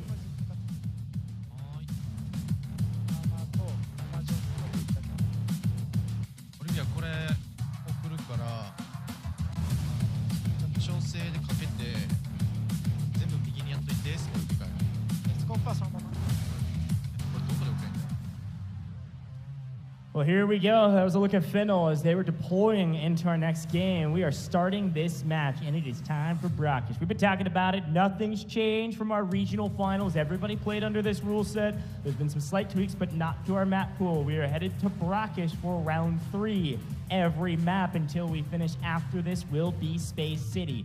No MandelBricks this round. We cannot end the tournament, or this match rather, this round. We could end it in the next one on our first Space City map. And every Space City map will have a MandelBrick. The last time to get an airdrop, the last time to get an AWM, and the last time to hopefully get your loot value up without having to worry about a MandelBrick on the map. All right, round 3, Brackish, we're about to head in. Who's it going to be? Get your predictions in chat. Let us know who you think is going to be the most dominant on our map number 3. Will it be Q9 once again? Did Fennel show you enough in the last game, wiping down Q9 in the last minutes, that maybe, I don't know, you feel like the ball is back in their court? Well, we'll have to find out. Down at the Tower of Babel, you got AKA going against FL. They're going to be matched up against each other for Q9. They will be in Museum Dead Center. And STS, I talked about it. They've got the short end of the stick. They've been constantly challenging Q9 and very well could be doing the same off the rip. Yeah, a great shout. STS and Q9 potentially fighting around Museum, Tower of Babel, FL, AKA. And here's already a fight. We told you this Q9 team is going to play really aggressive. And here they go, pushing up towards STS. We've got a first knock. We got a second knock potential, but it's going to be a trade from the other side. There's the cleanup on E-hit, and now the final remaining player on the stairs has nowhere to run, nowhere to hide. They at least knock one, but they can't even send them to the yellow timer. They can't get the full. That's not even a kill for their opposition. STS is out of here and gotta wait on Space City. I understand why you want to challenge Q9, why you want to ego them and take them down, but you have to just accept where you are at in the power rankings. Why are you challenging this early on? You go out with the big goose egg, you get no assets obtained, and with the scoreline being as close as it is for top 3, it just wasn't worth it. You're telling me you spawn in the middle of the map, you don't run to the middle of the museum? Honestly, you're probably right. You don't know Q9's on the other side. You both sprint in. Once you see them, Taylor's saying run the heck away. Get away! I mean, hey, I agree with him now. Here's a quick look, though. HR has picked up a bust there in the Tower of Babel. That's going to be falling down the Tower of Babel, potentially fighting. Sorry, it's actually FL in the Tower of Babel. We picked up a bust. FN. They're on the north side. They're in Grand Hammam on the north side of the map, picking up a 1.2 mil bust. Nice pickup for the boys up there, not even in the Tower of Babel. Jan is playing some of these sight lines, just checking where FL is. Fennel and AKA likely the next fight we will see on main. Now, while we've got a moment, Taylor, it is worth bringing up the spawns. This is kind of good news for the most part for the rest of the competition. We see loadouts on the left-hand side. We see operators on the left-hand side. But quickly, Q9 got a priority spawn in round 3. That means they will not get T1 spawns going into the first map of Space City, which means they won't be the team closest to the MandelBrick, which means we may not see them win in 4 rounds. Now, they didn't have priority in the first round of Brackish either, but let's turn our eyes to the left-hand side and see what everybody decided to do. Now, I was kind of right and kind of wrong about Q9. They do have a Viren, but it's not Mo running Viren. It's going to be Gior running Viren for his team. Mo has decided to go for Toxic, an interesting choice there, and a Hat Claw as well to round out their comp. What do you see from the rest of these teams? We do see Articuno burning another Tempest. That's going to be both Tempests gone for AKA. Yeah, which is big for them. Like, if they're going to burn those Tempests, especially if you feel so comfortable with them, then AKA needs a big map, a big round in this very case when you're going to burn one of your favorite operators out there. But going back to Toxic, right, with Mo, that is an interesting one. I don't know if it necessarily fits his playstyle that we've seen so far. Well, it is round 3, so maybe he's saying, hey, I don't need that's this true. Burn operator for round 4. Let's go ahead and get it out. And I will say, while we were talking about those operators and some of the loadouts, we can talk a little bit more about it as we see it. On the right-hand side, you're seeing all this loot come in. I really love this UI that shows us when the red loot's picked up. Obviously, you see HR there finding some nice value. That's going to be 173K. While we're talking about the operators, Q9 found about 600K in red items, by the way. So they're cooking. You can see it on the left-hand side of your screen. Once we see the loot here on the left, Q9's already at 3 million on this map alone. Again, the value of this map is to get your loot value up. And for Q9, they do care about MandelBricks. They want to set the tone. They're probably going to try to close out in 4, but just getting decent loot value here, if they're able to get 6 million here, they're into the 20 million category. I don't think anybody's going to be touching them regardless of the way the rest of these maps go. If I'm being honest, I think they're already in a great spot. This map could very well solidify it, at least from a Technic Alloy perspective. They did get 1.2 million just from the team eliminations. Remember, now going up to 400K versus the 300 that we were used to throughout the qualifiers. There is no competition around them in Museum. They are currently chilling. They are feeling good. And what's to say Q9 goes for an early extraction? Yeah, I mean, they could. It really would depend on what loot they found. They found a couple red items, but they were small red items, so likely their safe box is going to be nice and full. But, hey, Yudi's showing us that, hey, he can get lucky, too. Nice little 447K added to his total. That fits in the safe box nicely. Looking pretty good. And we got a chance to see, again, the Blue Eagle taken down. You loot that, and a couple rounds of gold ammo actually goes for quite a bit, so not a bad find, but could have been better for sure. To kind of set the tone, Taylor, while we've got a second to, I want to remind everybody where everybody's at. So we've got our two teams in the Tower of Babel. And we see AKA getting a nice rifle here. That's going to be 694K added. Everybody finding loot, everybody playing slow. But AKA and Finnel, two teams sharing the Tower of Babel currently. This is pretty standard. The two teams will slow roll through the Tower of Babel loot and then eventually fight. We have Gold Silver. You can see them now on your screen, playing the eastern side of the map, and they're actually rotating south towards Reservoir. Maybe gonna make a play to hold a couple of the teams coming out of the Tower of Babel. We'll see. Q9, of course, started near Museum. They won their fight against STS, and they're staying at Museum, holding their position, waiting. And then we've got FN at the top of the map in the Grand Hammam, hanging out near the extraction point, looting up all the buildings that they can. So everybody's mostly split up besides our Tower of Babel. And right now, it's just a waiting game. Who makes the first mistake? Who sees the first angle? And of course, who gets the best loot? Overall, it's been mostly evenly spread across these teams, with Q9 a decent little advantage because of their team wipe. From the perspective of Gold Silver, plenty of time. A team that, in my opinion, desperately needs a good performance here just to gain some confidence. I feel they've been losing out on some of their fights, albeit nice. Crazy Dog, though, has shown great promise, especially in that last game, picking up a couple of solos for himself. Yeah, look at that. Oxygen found some really nice expensive coffee grounds there. It's 370K or so. But Bishka finds another bust. That's going to be a nice 1.2 mil for him. FN finding some nice value up in the Grand Hammam. Now, I will say, let me backtrack a little bit.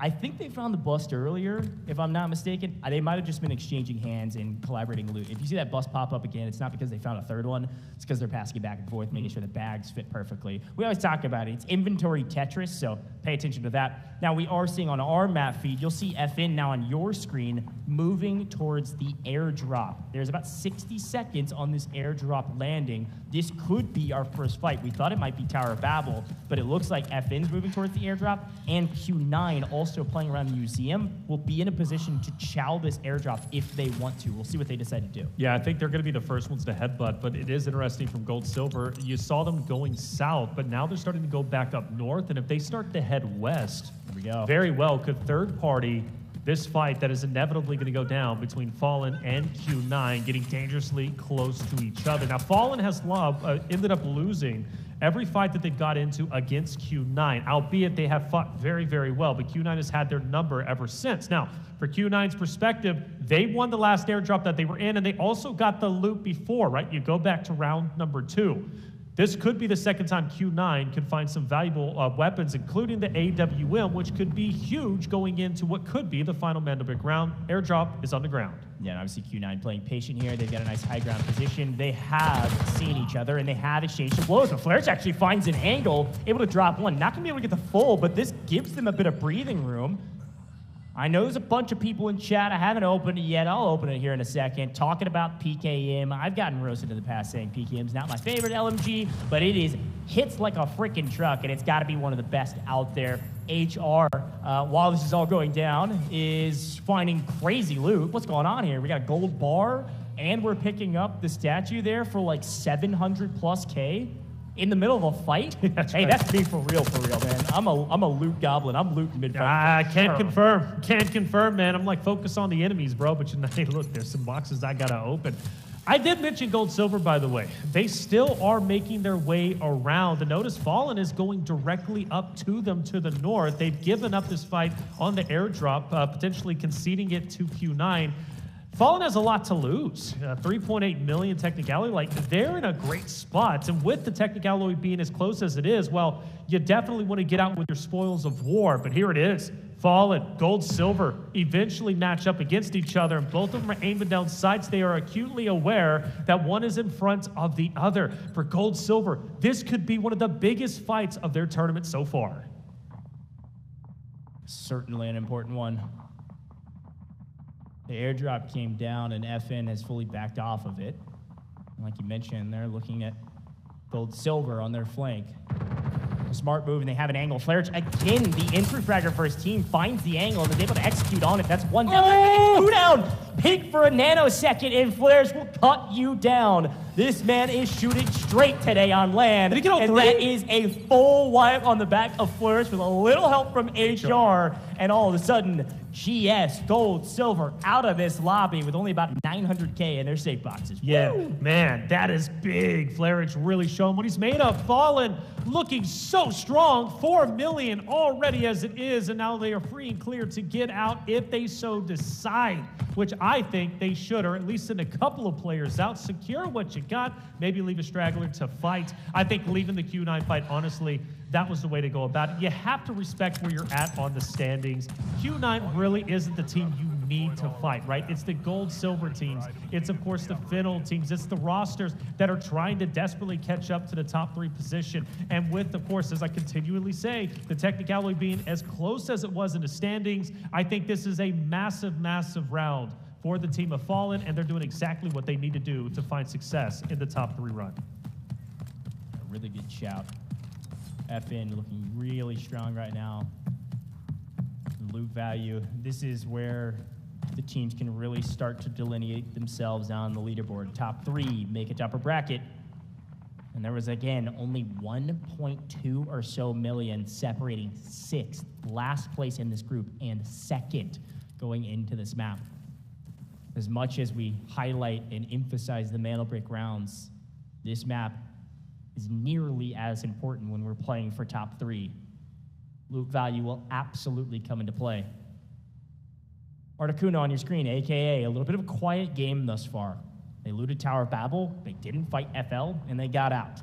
They found everything they wanted, and now they're playing around this airdrop. There's a second one landing actually very close. You can see it just briefly. Look at your mini-map there.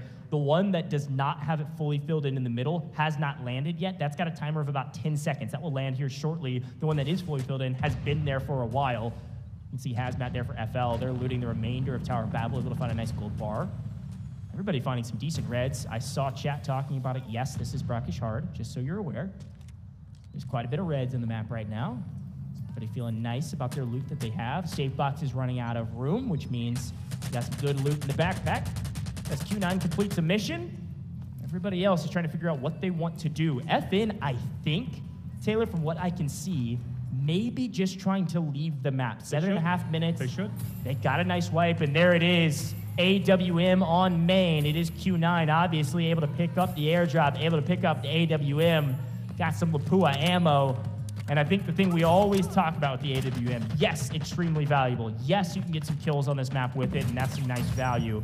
But how much more valuable is a one-shot sniper on a MandelBrick round to hold sight lines? We talk about Flarich getting people down in a blink of an eye when they peek a corner. Give me K1 with the AWM. Come on. That's right. And honestly, for Q9, I mean, just the rich continue to get richer. They get both airdrops. They are just on fire. Now, the question is, will AKA be able to do something in this moment? They very well could. AKA is relatively close, and they haven't been shy about taking engagements, taking fights, and they have been playing very, very well. The positivity is just wonderful, especially whenever they get on camera, right? All smiles, they're feeling good, but Q9 isn't a team to back away from a fight. Knowing AKA is going to be this close, I think it might be going down soon. But the question is, will Mo be the entry fragger once again? Because we've been known, or he's been known, I should say, to get a little bit too over-aggressive as a solo, push away from his team drop, putting K1DE and Guar maybe in a little bit of a difficult situation, which they handle quite well. But they will have a little bit of distance. Q9 will still get away. Fallen still on the map themselves. They managed to at least get a couple more bits and pieces of loot. Now, I do want to question, though, for FL, man, like, still staying down there over in the Tower of Babel. They haven't got active at all. Well, they haven't gotten active, but again, it is about loot value. Tower of Babel, a high-value area, the highest value area of the map. If you open the right tiny little container, you open the right vest pocket and find a key card, it's worth the time. There's really no reason. They don't have to fight early. You can see FN continuing to either exchange loot. I assume that's what they're doing. If you didn't notice already, FN has sent one player out already, and all of a sudden Articuno is in a fight. We'll come back to FN later. They're trading loot around, optimizing their inventories, while AKA is trying to win against the top team today. Well, again, Q9 is down a player right now, so this is a big moment for AKA to take their advantage and run with it. You cannot give Q9 an advantage. Articuno, I love the aggression, I do. They're going to manage to keep Guar at bay. They want to make sure that nobody is able to get him back into the fight. He's out in no man's land. I just don't see K1DE or Mo able to get him unless this fight is fully concluded. AKA, lock it in. Big moment for them. We've already seen Q9 fall once in a previous map. Will this be the second time? Well, AKA is relentless. They continue to push up. Jan now, the tip of the spear, backing away, avoiding a little bit of damage, but still just fine. Things slowed down for the moment. Yeah, this is the moment where the teammates are saying, don't scam, don't scam, don't scam. Because that's exactly what you're about to do. If you over-peak this position, if you try to take a hero 1v1 play, it's not worth it. You've got an advantage, and K1DE has a perfect angle on Jan. Jan's got to know it, and he's able to peek, get the info, and then back off. Here comes AK. They push the equation, perfectly executed. They try to trade it out. Mo's going absolutely massive. Mo is him. Mo is everything. He is inevitable, and he wins the gunfight. AKA with the advantage. Mo with the skill. That was good, dude. Mo is that guy, dude. Inevitable is the way to put it. Unbelievable. I thought Mo wasn't going to be able to get the job done, but he does. And AKA lose a big fight that surely they were destined to win. AKA fall down the standings, and Q9 refuses to budge despite them already being at the top of the food chain. They remain hungry, and they remain in the championship seat. Mo's going to make me lose my voice in the first round of group stages. Good grief. That dude is unbelievable.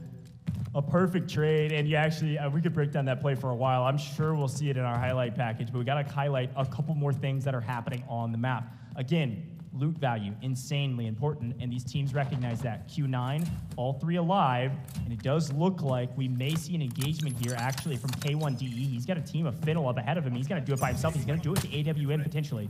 Peek for just too long of a moment. Unfortunately, the first team is actually a Sneak operator. He doesn't care. This man's running a PKM AWM, sprinting at his opponents. One goes down.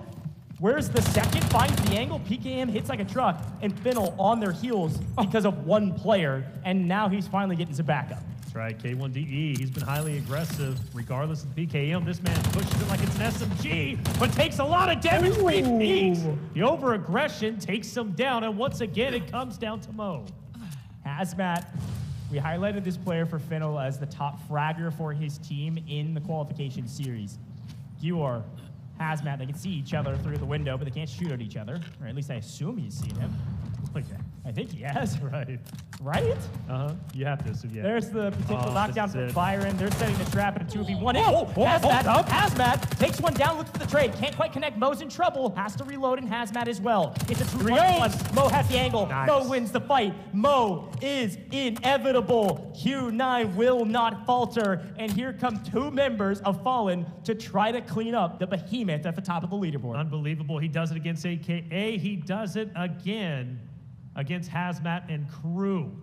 Mo refuses to back away, and potentially the last remaining fight about to go down. It's Fallen. He's pushing up, and Fallen has a chance to make a takeout. But he could not. Flourish has been on fire. This man has been playing out of his mind. Continues to do so, and Q9 will fall. Fallen will be the last remaining men on the map, and they have had such a phenomenal game at 4.5, now 4.6 assets obtained, and they have time to get out. Perfect game coming from them to separate them from the pack, the ones who want to desperately claw their way into top 3. Ooh, all right, we can catch our breath now. Fallen, the only team remaining on the battlefield with about 60 seconds left. Now, Taylor, perfectly broken down. This is huge loot value for these guys. Obviously, they got to get to an extraction point if they want to try to get out. Right now, it's about optimizing the safe box. However, Q9 did something that was undeniably one of the best moments so far of this tournament, and we're just getting started. We're on Game 3 of Group Stages A. This is what you're in for, folks. You better tune in for all of these games. This is how it's going to be. But the unfortunate thing for Q9 is that they couldn't do it 3 times in a row. Unfortunate, you say, like they made a mistake. Fallen comes in, finally plays cleanup. They pick up Mo first, able to win the fight there and get the kills. They're going to try to get out via the Doctor's helipad. I believe they've got enough time here to do it. Should be a 10-second timer if they don't get killed by AI. And it looks like they may, but there's too many soldiers in the area. That would be the But I worst way don't think they're going to actually get out. They're just going to stack these save boxes. The Doctor extraction had been pulled. They've got the helipad up there. But right now, they're just trying to get whatever loot that they can find. Now, of course, as this round ends, you can see on the left-hand side of your screen the assets obtained. What's not in that category, what's not in that map, is the amount of value from the kills. Yes. Q9 picked up multiple millions in kills. They're absolutely still going to be at the top of the leaderboard. However, Fallen, you got to be feeling good about that one. Have to be. You just got to be top 3, and they are absolutely in that category going into our next MandelBrick round. Yeah, definitely so. And it could have easily have been AKA when they were getting into the fight against Q9. If Mo doesn't clutch up, AKA are in the spot that Fallen is currently in, right? That's how close these rounds have been. And potentially the match-ending match A in our next rounds, right? We're going back into a MandelBrick, but just to recap, by the way, again, for Q9's sake, we highlight Mo. Mo, as you've been saying, is inevitable. He is truly that guy that you can count on when you need it most. But let's not discredit K1DE, right? Yeah, of course. It's a team. Oh my gosh, the team is just wonderful. The way that they play is so concise. I'm sure we'll be hearing some team comms a little bit later. They're not even going to be pumped up. They're just going to, it's business as usual. But this is such a tremendous round, such a tremendous game from the team of Fallen. They walk away outside of Q9 as the biggest winners by far in map number 3. Yeah, and I think that's the thing that we've got to remind everybody at home, and we're going to keep reminding everybody at home. It is a top 3 situation. Q9's done enough. We've been saying that for a while. We've got to turn our eyes to the bubble. We've got to turn our eyes to what does our leaderboard look like after 3 going into another MandelBrick round. Loot value is going to be everything for the teams that don't get a brick, and a team that is able to get a brick in round 4 will likely book a ticket to the upper bracket. And so it almost doesn't matter. It really does, because we'll need the loot value, but it almost doesn't matter. You could be GS. You could be a team that keeps getting wiped. If you get a MandelBrick in this round, you're a top 3 team, you're making upper bracket. That's it. But, you know, you do have to start thinking, how do you want to play this next map? How do you want to go into the first Space City, the first MandelBrick since we've witnessed it in round number 2? Are you happy with where you're currently at in the standings with your Technic Alloy? Are you not? If you're not, do you want to try and challenge, let's say Q9, from getting a second MandelBrick? You cannot afford to allow this to end in just 4 maps. If you do, you're losing out. You don't get to go to upper bracket. You don't have a free pass, or potentially a pass anyways, to going into grand finals, right? You're gonna have to play tomorrow's competition. So now you have to weigh the pros and cons. But do you also want to take the risk? Playing slow, maybe thinking and praying and hoping that somebody else gets the MandelBrick outside of Q9. But these are a lot of things you're going to have to think about, and think about it quickly. Yeah, here's a quick look at the highlights. Obviously, it started off with a bang. Priority spawns. T1 goes to Q9 and STS. And Q9 get the better of them immediately. We talk about this team and the aggressiveness that they play with, and it worked out flawlessly for them early. And then it was the battle over these airdrops. And Fallen excited about some of their loot that they find. That's HR, the young gun for that team. But Flarich is the, well, frankly, great gun for this team. Good grief, this dude has been shooting straight all day today. He comes from a competitive FPS background with some tactical shooter titles, and it's working out perfectly for him. A lot of reds, by the way, in this game. Some nice luck for these teams and great looting patterns. But this is the fight that everybody is talking about, aka get the entry frag. And as they go swinging in, it all comes down to Mo to wipe all 3 players, and he is able to do it. Look at this position. One dive rolls through. Down goes Arno. That's Tempest rolling through. He gets one insanely weak enough for him to back up. He gets the trade, and then he wins the fight over the top. And 60MG can't believe it. No, I can't. We couldn't believe it either. We were losing our minds. But it wasn't the first time Q9 was able to clutch up. They did it once again against the team of Fiddle. But of course, it was Fallen who ended up taking down the Titans of the lobby, which was Q9. And well, Flarich, right, was the man who made it happen right after Mo ended up clutching up that fight against Team Fiddle. But yeah, Flarich, right, the guy that finally silenced Mo, who silenced Q9 after such a dominant run. Yeah, big pickups, a great highlight package there. And of course, Fallen picking up some. You got to tip your hat to Hazmat as well, making big plays. Again, every kill is 400K, so he actually prioritized getting the full on the knocked player from Q9 to make sure they get the loot value for their leaderboard. They know it's really close on the leaderboard. Every kill counts. It could come down to 1 kill. We've seen regional finals come down to less than 100K. Every kill is 400K.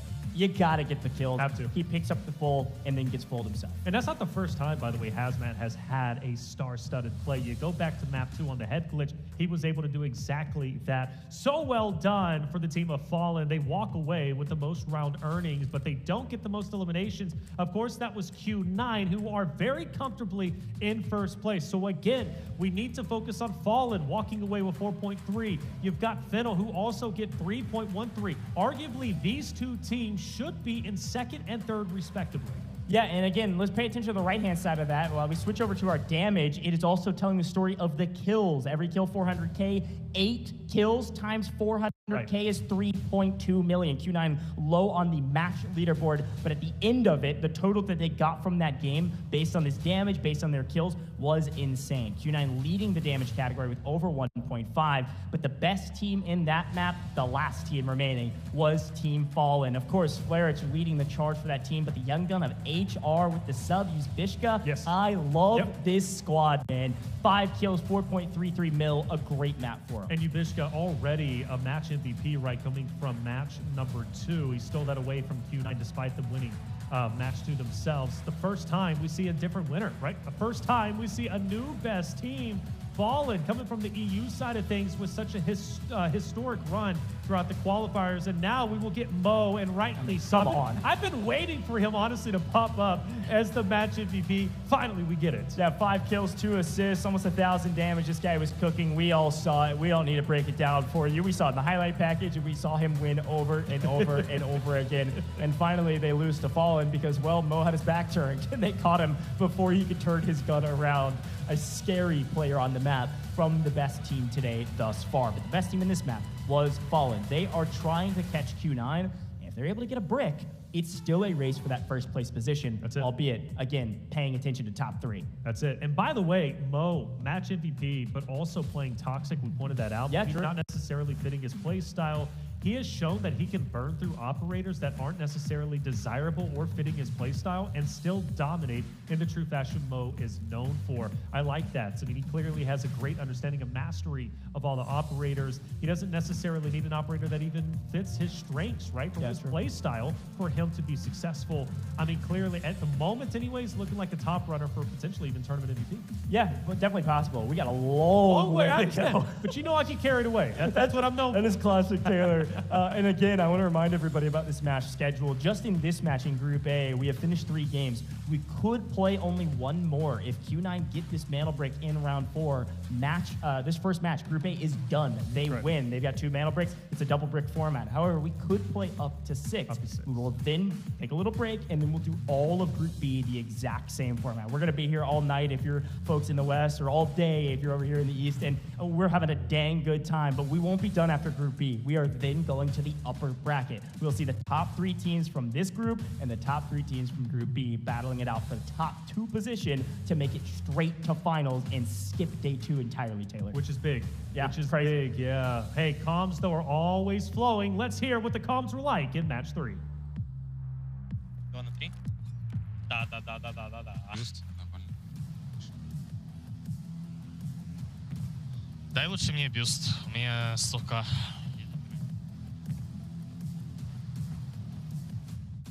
Давай скан, если у тебя есть. 3 типа тут. Где? Упари. На одного нокнул. Один сверху наверху разбил. Доиграть вот этого ложка справа. Дал смокарпу. Лаз справа, пой смокар. Он тут на мне. Выебали, долбоебов. Хорош. На меня бежит. Вадя, ты че, играешь? Еще. Жить. Не торопись. Хорош! А мы на доктора не успеем? Нет, там нету его. Лутайте все, что можете. Ну что, только в подсумок, я не знаю. Ручку скинь в 20 пуль нахуй. calm, cool, and collected from our European brethren as well. I'm going to say that every comms that are cool and collected, and that certainly seemed like it. They came in, they knew that they could execute. It was no problem at all. And shout out to our EU squad, Fallen. We got a lot of fans. I've been paying attention to the chat during some of our breaks and paying attention to what you guys are talking about. We got a lot of Fallen fans in our English broadcast here watching us, Taylor, and watching these players. So looking forward to Fallen. I'm shouting out everybody in chat. Great job following along, getting your drops, and also paying attention to our amazing teams competing. But let's take a look at the overall leaderboard. This is super important going into round 4. The team at the top not only has the total value that they need to be the top team, but they've got the MandelBrick. So if you see Q9 here, if they had 1 million on the leaderboard, they'd still be at the top. I want to make sure everybody's clear about that. MandelBrick's first, then loot value. So you've got Fallen in second, but by razor thin margins. That's about 900K or so, separating Fallen and Fennel, who's right there behind them. That's your top 3 currently, with GS, AKA, and even STS not too far away. Yeah, Fallen and Fennel are in a great spot in second and third, but they shouldn't feel comfortable, especially if this ends in map number 4 to Q9. Now, during scrims yesterday, I know it's scrims, but Q9, what they did is they got the second MandelBrick, and they also wiped every team off of the map. We take a look at the spawn points, and well, obviously for AK and Fallen, they might run into each other, of course, with Fennel as well, which would be big because those are the teams that are currently either trying to hold on to second and third or break in. Yeah, and this is a super important factor is these spawns because, again, let's look at the T1 spawns. These are the red spawns. That's going to be STS and Q9 that spawned in T1 in the last map. So going into Space City, you will not see their logos in the 2 red spawns, which are priority positions to play for the MandelBrick. The MandelBrick is going to spawn in the dead center of the map. And so those 2 teams have the perfect path to the position, or those 2 spots do. And of course, there's 4 other teams that could spawn there, but you won't see Q9 in prio position, which is big news for everybody on this map. And they also won't have the AWM either because they got taken down. Even though they had it in their possession, they won both airdrops in the previous map. Fallen was able to silence them. Clearly, Nox has been prioritized through and through, right? I mean, basically by everybody outside of AKA. Nox will be fully off. D-Wolf as well. The question is, though, Aluru not being used as much as maybe we were expecting, but maybe they're waiting for Space City. Yeah, and we got a lot of Cenevas, like you mentioned, and everybody, look at the Luna category. Everybody saved Luna. Not one Luna has been played yet, according to our match schedule thus far. As we go into Space City, I expect almost, I think every single team, I got a little bit of a bold prediction. I think every single team will use a Luna on our first map of Space City. There is not a single Luna used, and they're about to have every team with a Luna on the board. Well, Luna's most likely going to be used with Ceneva as well, which was highly impactful throughout NA and EU. Not used as much as I was thinking. I fully thought Cenevas were going to be gone by this point, at least from the EU and NA side of things. That's also an operator that is still able to be played. It's going to be fun. Get your predictions in chat. Who do you think not only is going to take the next round, but I actually want to ask you a pointed question, Q9. Do they lock it in here? Will they get the second MandelBrick, close out match A, move forward, and, well, then we'll send it to match B? Do you think Q9's got it, or do you think we're going to map 5? Do you want to be bold, or do you just want to let it ride? I know you're talking in the chat, but I got to ask you the same question. You've been saying game 5. You sticking with game 5 as your prediction is where we'll end it? I will say still game 5. However, the caveat would have been, I was thinking, literally when they got both airdrops and had AWM, I was like, okay, it ends in game 4. Like, there's no way. But I really do think that would have been critical for them to lock it in. It's very possible. It wouldn't surprise me if it ends in game 4, but I think we're at least going 5. Okay, at least 5. I'm thinking probably 6. I think we go the distance. Q9 is dominant. MandelBrick is another story. They obviously won the MandelBrick on the last map in Brackish. I think Space City is a totally different animal. Yes, in scrims they did it in 4. I think we go to 6. Fallen, looking really talented. Fennel actually showing some nice hints of greatness here. Yes. You could see them pop off in Space City. It really depends on how comfortable everybody is on this map when it comes to this kind of category of super sweaty maps. I mean, Space City is an interesting one. Let's talk a little bit about some of the minutia. Obviously, we've got our boss, who's got a sniper rifle that will take you down. We've seen, even in regional finals, a boss killing players. That doesn't happen very often in comp. However, it does happen on Space City. The other thing you're going to see is wide open, very long sight lines. We saw it in scrims, we saw it in regional finals. Some of these teams, probably most of these teams, will at least have one player actually loading in with a sniper, which we haven't seen yet over the last couple maps. You're going to see a sniper. It's probably M700. It's probably the best. There is like R93 might be another option. Kind of depends on how much money they want to spend on their kits and their builds. We'll see some snipers. You absolutely have to have smokes as a part of your kits. Whatever meta operators you're trying to choose, whatever your comp is, you got to have smokes for your team for some of these crosses, or you're going to be absolutely hosed. So for me, I want to make a discussion about the team rankings currently. Okay. I want to talk about STS, who is way down the bottom. They did at least, I think, 5 million, which is quite substantial. You can get that, but you have to be playing very well, and you're going to have a culmination of not only assets gained, but also, of course, the eliminations, which STS has been struggling with. And the reason why is because they've been challenging Q9 off the rip in multiple maps. This is not the time to do so, in my opinion. I think you allow somebody else to maybe take that burden. If you can third party, get involved in the chaos, I say go for it. On the flip end, though, if you're AKA or you're maybe gold silver, you're all the way up, maybe FL, FN, I think there is value in challenging STS, taking them down early on, because if this does it, and let's say, for example, Q9 is in a position to win and close out your match, and you've done the math, and you know you have enough Technic Alloy to lock in a top 3 performance, why not concede and actually give the match to Q9 in a way? That is an absolutely valid point, and it's something I'm really glad you brought it up, because you're 100% right. This is the thing about this format and this really cool UI that we have with customs, is that when a team that's on match point, a team that already has a brick, picks up the MandelBrick and starts to decode, it will alert the entire lobby, not technically that team name, it'll say match point team is decoding the brick. It'll tell everybody. Everybody knows that the only match point team is Q9. So if Q9 starts the brick, everybody knows that's who it is, right? And I think that's a key factor, because you're totally right. If you're a team, you find really good loot on this map, you don't have to take the brick. You could allow Q9 to close it out. Yep. There is some risk associated with that. There is. It is a hard strategy to play for, but it is technically a strategy we could see, sure. And understand, the competitive spirit is a thing. You want to challenge Q9. You don't want to just concede and just move forward in the upper bracket, right, by just giving it up. But you also have to think about longevity when it comes to the tournament. But hey, let's go ahead and get the next game started.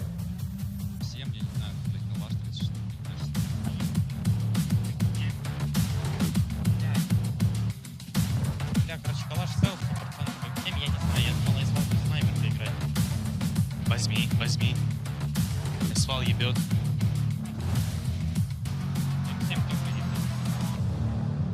Рюкзаки, главное, 20-ку возьмите. Чего говоришь? Рюкзачки 20-ки. Чтобы снимать армор. Персонаж меняется. Значит, ладно, я беру на М7.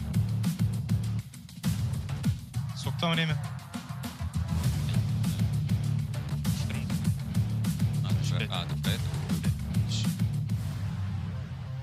Alrighty, well, a nice little listen in there with Fallen, some of our teams preparing for this round. As the game is getting started, it is time to head to Space City. Now let's talk about these rules here, Taylor.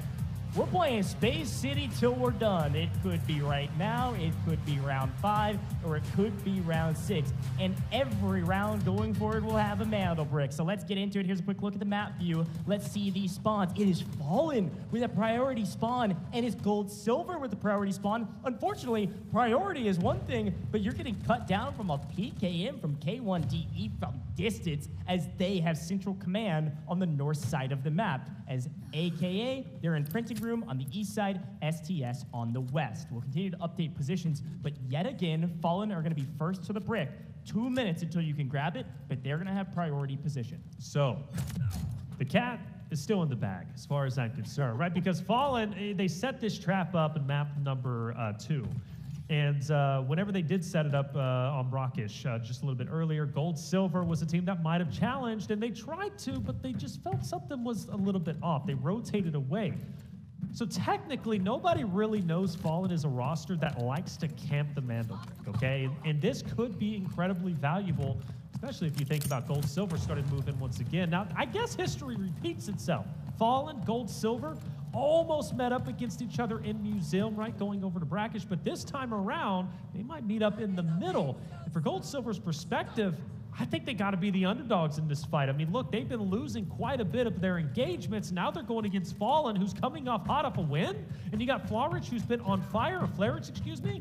I don't know. It's going to be a tough one, but inevitable. They've got to go for this engagement. Well, take a look at this left-hand side of your screen. I was not quite right. We do see plenty of Lunas, almost a Luna on every team, but 2 teams elected to not play with a Luna at all. Q9, one of those, and AKA also not using the Luna this round. Everybody else has a Luna in their operator comp. And of course, as we progress through this competition, we are seeing some nice red items, red ammo coming into the play here, which is exciting stuff for everybody. It's going to be increase the time to kill theoretically, but of course, with the ammo also being red, should kind of match things across the board. This is pretty standard. Take a look at some of the weapons. You're now seeing full meta builds, full meta weapons, seeing the C119, and some of our other weapons. Everybody has their favorites, and everybody has their favorite builds, but fun to watch these players battle it out on Space City with some nice, closer to meta weapons that we're used to.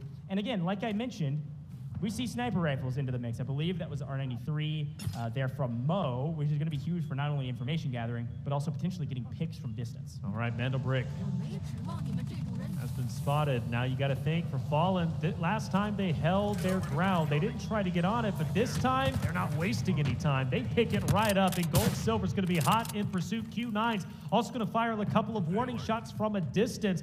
This is big. Fallen has all the wind in their sails, the full confidence. You take down Q9 in the previous map, you got Flarix who's popping up, and now you have the MandelBrick for yourself. This could very well secure Fallen within the top 3 very comfortably.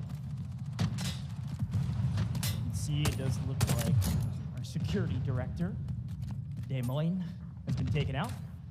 But here we go, MandelBrick being planted. Now, I will say, for those that have been watching a lot of regional finals out there, this is the classic decoding station. This is where some of the most viral clips from these competitions have been found. Right here at this decoding station in the alleyway around CEO. Now, you kind of have these 4 quadrants is what I call them, the 4 buildings. You've got the facility, you got Black Chamber, you got Buoyancy Lab. So you've got these 4 buildings that surround this alleyway, and usually teams kind of hole up in a building, find a position to hold, and then play for the alleyway. They'll peek out, take a fight, and then run back to their building. I like Fallen's position quite a bit. Central facility, traditionally a building that has been held when you're overwatching a MandelBrick like this, but this decoding station is so interesting because it's kind of wide open. I mean, it's an alleyway, sure, but it's almost impossible to actually hold the decoding station. You're gonna have to peek it and then peek back inside your building. Peek it and peek back inside. But off screen, while that's being decoded, we've got GS and AKA getting into the mix. Oh, actually, it's FL taking the shot.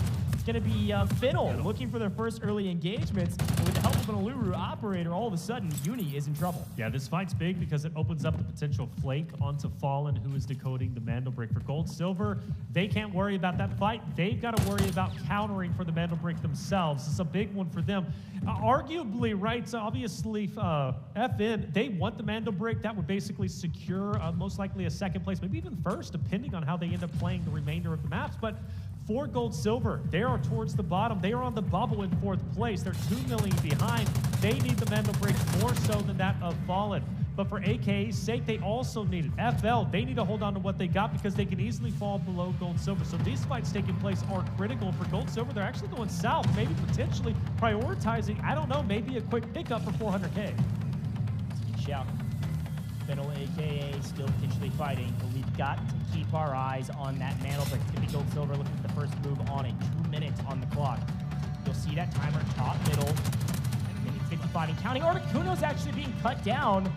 Player advantage to the side of Fennel. Articuno now crawling away, trying to get to safety, and Fennel knows it. They've got to get aggressive. They've got to fire an operator to do it, but we've got a trading of blows as Uni re-knocks Jan as they get to revive. It is still a 2v3. No, they dropped another one. Articuno, Jan, 60 MG out of here. AKA wiped on map number 4. You will not be seeing AKA for the rest of this map. That's it. AKA's gone. Q9's going to be rolling in for the potential refight. They're going for the not third party anymore, but just a full-on hazmat, which they will take down to full finishes in. Meanwhile, on the MandelBrick, you've got Gold Silver, who's going to be moving in onto Fallen. That fight's going to be taking place shortly. STS is also starting to get active onto it. Everybody pushing their respective fights that they want. Yeah, we've got a huge moment right here with Q9 making a push over to Fennel. We've got to keep our eyes on that MandelBrick, though, folks. We've got 60 seconds remaining. A big fight, sure, off screen, but we've got to get to that MandelBrick. Fallen is about to get into the engagement. K1 pushing the equation. now. K1 on the Byron operator. He's actually able to connect. Magnetic bomb taking down one. But again, 45 seconds on the brick. Q9 will not get there in time. No. Q9 get the full. They get some kills. But what's going on at the MandelBrick? Have to look at it. I mean, you got Gold Silver, who is encompassing the MandelBrick. They can easily get the touch. Fallen is trying to hold them at bay. Q9 continues to fight FL, but who will get the touch? Just 25 seconds remain. We finally get on board with it, and there you got Flarich. Flarich looking to get the off angle, potentially push in. He's got a 1v3 before. This is going to be a big moment. Gold Silver's just moving too slow. Come on! 15 seconds, you got to make a move, but they have no information where all three of these players are at. They've got a hunch, they've got a guess, but you've got 5 seconds for the steal, and you got to move right this second. Unfortunately, they think it's not possible. Are you kidding me? Getting a free brick. No one makes a move. Oh my God. Fallen joins the leaderboard at the top with Q9. No one can touch them. No one even touches the brick.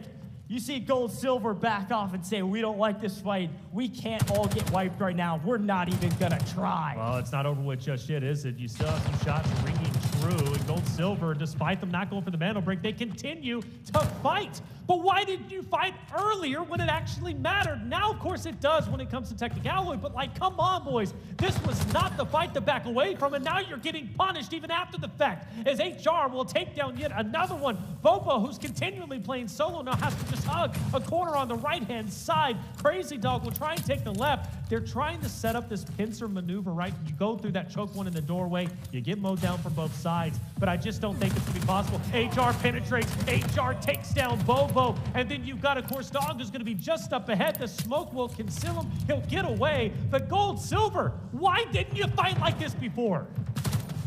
Just a little tepid, a little timid. Crazy Dog, though, answering back. HR has been cut down, and it's a full. That's a kill for the side of Gold Silver. That's 400K added to their total at the end of this. And yet again, Crazy Dog is last alive for this team. We're a bit ripping into them just because of how important this MandelBrick is. We thought they could maybe make a play for the steal, but Fallen had set up flawlessly, and without the help of the other teams, Taylor, we wanted them to basically just suicide for it, to try to steal the decode and reset it, but frankly, for them, it was all about staying alive. And unfortunately, you peek for a hair too long, it gets Fallen, you're gonna be cut down. Crazy Dog was doing some great things as a solo. Gold, Silver, out of here. Fallen, kills added to their tally, a brick added to their tally. There's absolutely a clear top two in Group A. The reason why I'm so disappointed in Gold Silver for not pushing the MandelBrick is you have to understand, right? Gold Silver is in 4th place going into this map in the standings. They're about 2 million behind that of Finnell, 11.59 million. And you have Fallen, who's already in 2nd place, but not too far behind. It's realistic to catch up to them. That's a team that you should be challenging. That is a team that is fighting for the exact position you're currently in, right? To be in top 3. There is no reason not to fully commit and go for the fight. And what's weird to me is Gold Silver then tries to engage right after that. When the MandelBrick isn't even up for grabs, up for offer, why do you stick around? Why not just break away then and go for the loot if that was your ultimate objective? They rotated in to challenge the MandelBrick, and then they didn't even fully commit to it. And I feel that's a big, big mistake in my opinion. Gold Silver's been a team that's been quickly falling behind, and unfortunately, it's one of those moments where they fall even further behind. But it is what it is, and even for STS, I can be critical on them. Like, why didn't they fully go in for the challenge, maybe into the chaos? STS is a team that's been on the struggle bus. They're in last place. They quite literally have nothing to lose if they go for it. Yeah, and I think the thing you got to remember too is like, hey, we're playing for top 3. So now with 2 teams with a brick apiece, we got spot. Yeah, we went 2 more rounds with MandelBricks. Could see 4 different teams get 4 different bricks. It doesn't happen very often, frankly. So if you've got a MandelBrick, you're making it to upper bracket 9 times out of 10, maybe 99 times out of 100. Fallen's got to be feeling really good right now, winning that engagement and also winning the brick. But STS have maybe laid a trap of their own on the low side. They know that Fallen's going to rotate out of here now that they've gotten the brick, and they know they might not be very timid about it either. They might just run out into the open, and wait a minute, I think HR, look at that, he got backed up, and I think it was a shock arrow coming out maybe from the opposition. He kind of gave away their position. If they would have played a little bit more patient, maybe heard the STS player actually running away as well.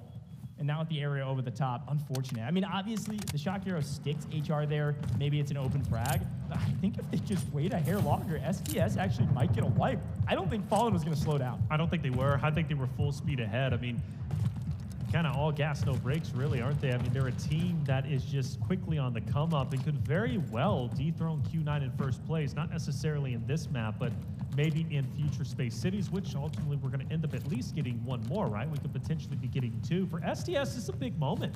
You've got your competition who's currently in third place. They're gone. They're fully out of there, right? That was FL. That was Fiddle. Now you have a chance to potentially break into top three, albeit without a MandelBrick, but still top three nonetheless. So for STS, this could be a tremendous game. I do want you guys to take note. Mo from Q9, by the way, has split from his team. I assume they're going to be going down the launch area, maybe going for the extraction. For Mo, he's going as a solo to either scout out the areas and potentially go for some quick picks. I don't think he's going to be taking on full teams in a 1v3, but Mo is a guy that, I don't know, he can do a little bit of everything. I've become quite a big fan of him. And he hit, for example, is starting to push up from STS. This fight between them and Fallen, most likely not going to conclude anytime soon. 3 teams left on the map. Really only one team that desperately needs a good one. STS has got to get something out of this map. Loot value important. Now, on the left-hand side of your screen, you see assets obtained from this map alone. Obviously, huge tallies.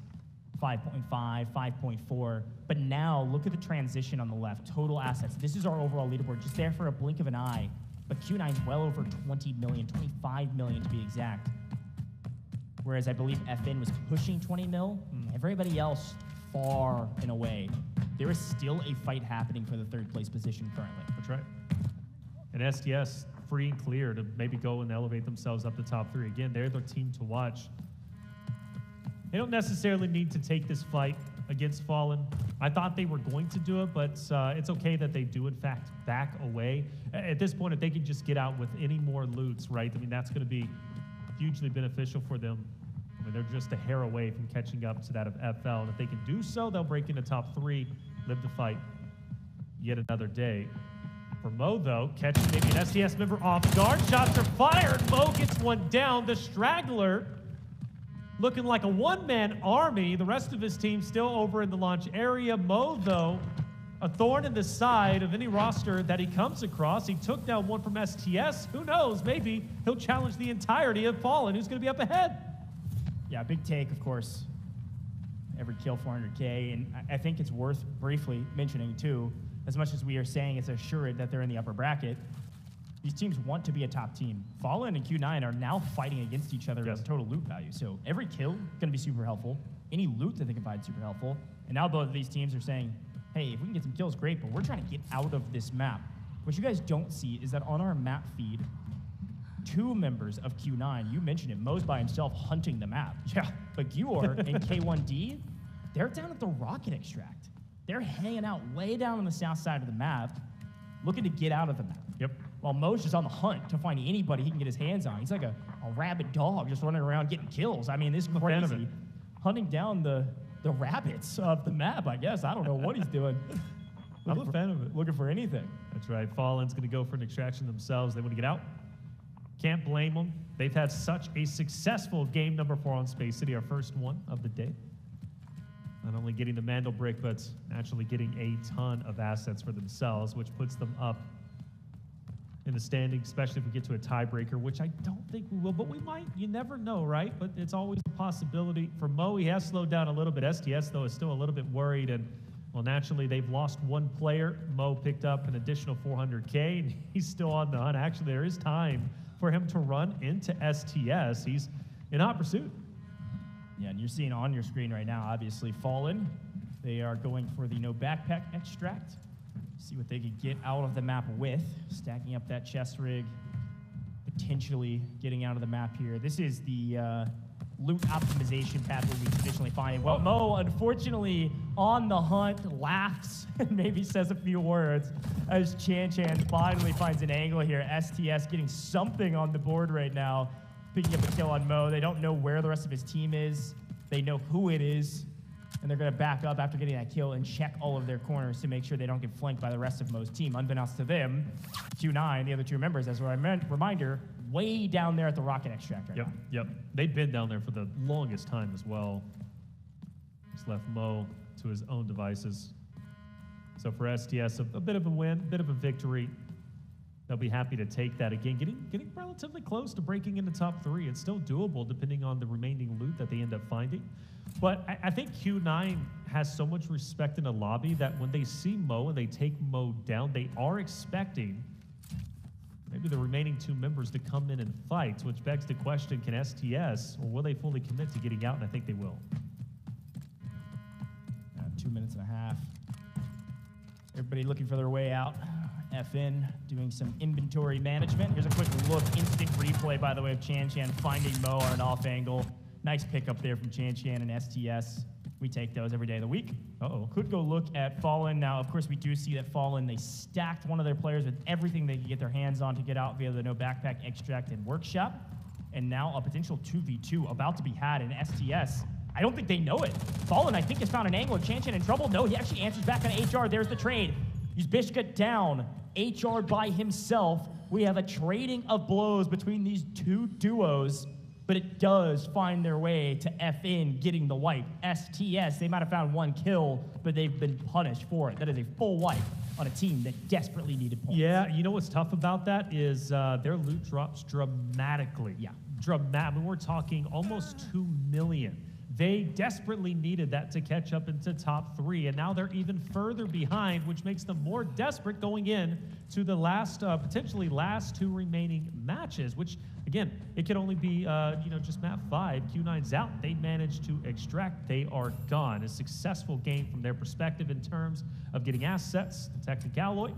For Fallen, though, again, the biggest winners as they get the MandelBrick, the last remaining team on the map, and potentially going to get out for themselves, like you said, the no backpack. So for good stuff, right, from the team of Fallen, they put themselves in a comfortable spot from scrims yesterday into today's competition. Highly consistent. This is the team to watch out for going into the upper bracket. I don't see how they don't make it. Yeah, you do see 2 members of Q9.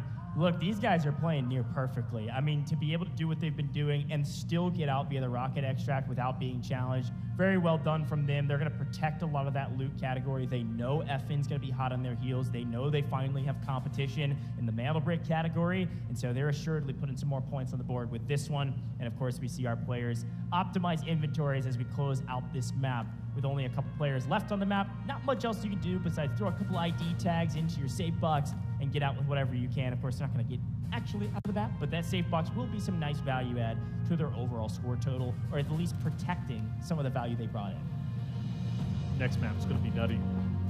Next map's going to be crazy. You've got 2 teams who have been highly consistent, both with MandelBricks. Chance to close out. Fallen in Q9. Just so well played.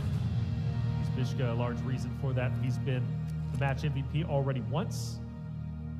Maybe he can make it once again. A highly successful game number 4 coming out from the side of EU, of course, Fallen. Getting the MandelBrick. They did so in sensational fashion. You got to question Gold Silver, though. Why did they not even attempt to go for the challenge? Something we harped on for had to have been 10 minutes. Yeah, Taylor, you got animated. I like it. How could I not? A little relentless on some of our competitors. I appreciate it about you, man. I know chat was screaming about the same thing. I see you guys in there making sure that you're cheering for your squads, and a lot of folks cheering Fallen on. They were happy that Gold Silver decided to play a little slow there, and for good reason. Fallen now on top now, or at least joining the top ranks of Q9.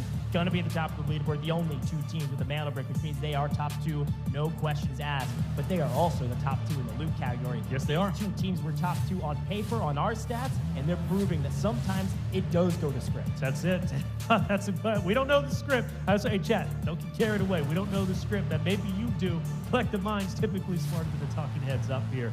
Fiddle, though, gets away with the big win themselves. Kind of indirectly, they have, 11, I believe around 11 million when it comes to Technic Alloy.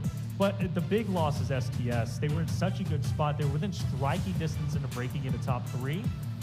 But unbeknownst to them, there was a team waiting for them, right? Yeah. It was Fallen, who ends up taking them down. The 2v2 goes to the way of Fallen, which was definitely not the way STS needed that to go. Because of that effort from Fallen, STS loses at least 2 million technical, which puts them even further back. They now, I believe, needs about 5 or 6 million maybe to catch up to that in top 3. I mean, that is a large sum of money given the fact that you think about it. You've got 2 teams, 2 of the best teams in the lobby, now with the MandelBrick respectively. That's going to put a lot of pressure on STS. But let's not forget AKA as well, right? Gold, Silver, who are also in the exact same boat, I think, basically neck and neck at around 6 or so million when it comes to technicalities. So they're all in the same boat. They've got to get active, and they only have 2 maps potentially to do it. Yeah, a nice breakdown. It's going to be really fun to see how these last 2 maps go. Again, Space City, MandelBrick rounds. Anything can happen. Anything. You could see AKA pick up a MandelBrick here and join the ranks of the top 3. You could see STS, who've been struggling, Gold, Silver, who decided not to move quick enough to be able to make a play. You can see them pick up a MandelBrick, join the top 3. Anything can happen. But Taylor, you said something super important. Did I? You've been predicting Game 5. And we're going into Game 5, my friend. After that map, you stayed with your prediction. Absolutely. Okay. You got 2 of the best teams with a MandelBrick respectively. You see the respect Q9 has gained. They didn't challenge MandelBrick in the last round, but quite frankly, they didn't need to, right? But Mo alone as a solo, traveling by himself, you could tell when he got down, the others respected his presence because they thought they were going to get challenged by the 2 remaining members who are already over in launch. We look at our highlights, and I mean, so many good moments, but of course, we have to focus on the fight for the MandelBrick with Gold Silver not going for it. Once again, Fallen and Gold Silver, much like they did on Museum previously, were on Brackish. They run into each other, but this time around, they finally collide, but it was, of course, the team of Fallen who was able to hold on to what they had. Yeah, and here's a quick look, obviously, a huge team price between Fennel and AKA. I mean, a full team wipe there is 1.2 mil going to the side of Fennel. This is a huge boon for them. And this is actually what was kind of happening around the map while the decoding was going on. This is not necessarily typical for Space City. Usually there's a big combining factor of all the teams around the MandelBrick, all the teams around that decoding station, and it's an all-out war, but 3rd parties, 4th parties, even 5th parties. But this time around, totally different story because some of those fights brought out early, and Fallen, fortunate favors the bold, they put the decoding in immediately. Fights were happening all over the map. They weren't contested by anybody. Nobody. The only team that tried to contest them was right here, Gold Silver. They move a little bit slow. They trade a couple blows. Crazy Dog, as per the usual, getting a little crazy as a solo, but can't quite get the better of his opponents. There's Fallen winning out in that engagement. And then it was Q9 just on the hunt. They were able to pick up a couple, sit Mo out, and got 2 out of the map via the rocket extract. And here's the final fight where STS just had no idea where Fallen was at. Fallen not only get the brick, but they also get the kills, and they get a player out of the map. That's a huge win for Team Fallen. And the cherry on top, they potentially play spoiler to STS, who was desperately trying to get into top 3. Still very possible, mind you, but they're a little bit further behind than they could have been if they don't run into the duo of Fallen. We take a look at round 4 results. Obviously, Fallen walk away with the MandelBrick, but for Q9, they will once again get the biggest round earnings, but not the most eliminations. That actually goes to Fallen. From last round to this round, I feel Fallen stock has just kind of gone through the roof. They've been playing so incredibly well. They're one of the only teams to fully eliminate that of Q9. You look at Fallen, able to at least get the most damage despite them only having 1 more elimination. They still tower over that of Q9 on the right. Yeah, and again, I love these damage charts because they really do tell a story of the map. I mean, you see a team like AKA who traditionally have put up really good damage. This map, they just take 1 bad fight and they lose it immediately. Obviously, they're going to have the lowest damage. They weren't there very long, and unfortunately, big responsibility for them. But FN, Fallen, are going to be your best team on this map. There's no question about it. The young gun, HR, leading our charge here in terms of our 19, picture. I believe. Yeah, very, very young. He was a great interview. Talked to him for a while. But this is truly a team effort. They've all had their moments in the spotlight. Nice! And now we get a chance to see HR as not only a part of the team that was the best team in that last round, but also our round MVP. 3 kills, 3 assists, 3 KD, and 500 damage from HR. And that's 2 MVPs, match MVPs going to the way of Fallen, right? So Yuzvishka in round 2, and then obviously HR in round 4. It comes to show you again, Fallen, they're on the up and up. This roster is looking phenomenal, and they could potentially challenge even the 1st place spot, which is where Q9 is at. Granted, that will have to be done most likely by getting the 2nd MandelBrick, which is well within their wheelhouse. Getting 1st place, even that over with many would regard the top region in the world, which is China, right? The top location. You have to give respect where respect is due. Fallen is doing what maybe even I thought wouldn't be possible, being the top dogs in this match A. But hey, like I said, I like to get carried away. Let me slow down a little bit. What do we have at stake? Another space city about to come underway. We could end it right here and now. Fallen as well as Q9. They only need one more MandelBrick. For the others, though, they need desperately Technic Alloy. They need to jump up. Can they do it? Let's find out. Let's listen to the comms from round number 4. Охуеть. Есть, Я буду есть. забирать. Есть типа, и что?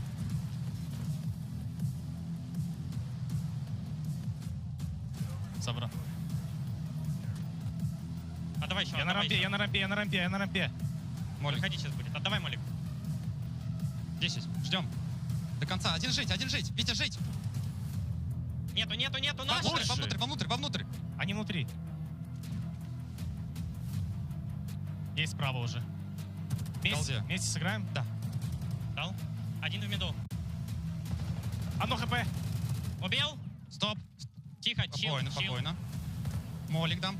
Давай, Молик, я смотрю дверь. Я в левую дверь дам молик. Не могу, блядь. Он выползает. Он отполз.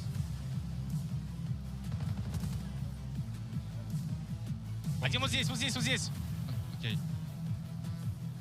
Я его сейчас буду пожигать. Давай. Гранатами. Это окей. Кися, покойте до дома. Сейчас дам, запушим комнату, поняли? Давай. Давай! Хорошо. Стоять. Чил. Я вышел, Алёш. Давай на мост, наверное, поднимемся. Давай. Вот тут. Типа у меня. Еще один. Хорош. Все, поднимай, лутаем жетоны и нахуй. Есть. Ну, патроны фиолетовые жестче, чем Не. чашка. А тут нехуй сейф больше. 15. Вить, можешь жетон забрать? Вот. Просто в жопу за место чего-либо. Если чашки. Чашку скину. Давай, все. Все, мне некуда больше. Мне некуда. Сколько там секунд? Все? Все. Fallen, the champions of Europe and the champions of that last round, hailing from Latvia, Russia, and Finland. This is a fantastic roster, and as per the usual, the comms sounded great. Now, I got to give a shout out. I was taking a look at chat when we were listening into some of those comms. Big shout out to Pro Rock, who's a part of this roster, who couldn't make it out here, and Uzbishka came in as the sub. I see you watching. A lot of fans for him, and for good reason. Take a look at our overall rankings throughout the course of this competition. Q9 dominating at the top, a 10.41 million lead over Fallen is insane, by the way. However, they are two teams with the MandelBrick, so they're going to be the top two no matter what, and it just so happens that everybody else falls in sequential order based on our loot value.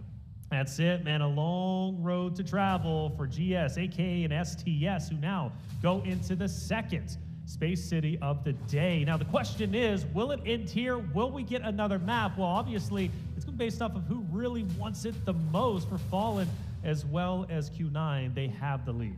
Yeah, let's take a look at our spawns. Obviously, we saw T1 spawns go to Fallen, and that is gold, silver in the red. You will not see them in the red spawns going into the next round. So you're seeing some of the teams that could be there. This is good news. The problem, the one little piece of bad news, and we talk about operators, Q9 could get a prio spawn. Q9 could play for a brick in this round and keep the prediction true. Talk to me about some of these operators. Well, I want to say Fallen and AK, by the way, you pointed out, were the only team without a Luna. Do they go in with the Luna this time around, and do they find more success? For Fallen, they're perfectly fine. They didn't need a Luna, obviously. For AKA, it could be incredibly valuable for them to have this time around. Well, quick look at the operators. Obviously, some Nox is gone. Obviously, some Shepard's gone. Almost every single Hacklaw gone. I mean, when we talk about recon operators, there's huge boon in the Luna, of course, but Hacklaw also has a lot of value, especially for some of these indoor fights, being able to track down your opponents. The data knife is insane. We've seen some crazy highlights, of course. So all of the Hacklaw is gone, except for one team potentially able to use Hacklaw in what is maybe, not necessarily, but maybe our last map of the day. That's right. Maybe, right? The question is, will it be? I think so. I really do.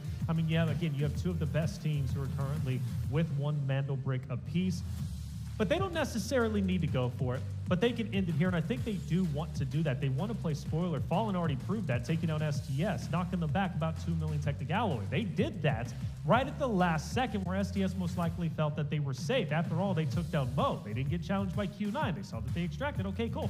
We're free and clear. Well, not the case. Fallen ended up taking them down. It's going to be an exciting time for sure. Chat, get your predictions in. Let us know what you're thinking, because time is running short. Yeah, and I gotta say too, I mean, while we got a second, everybody's sweating, because you're right, it could be the last game. With this new patch, we're not seeing a lot of people running Suniva.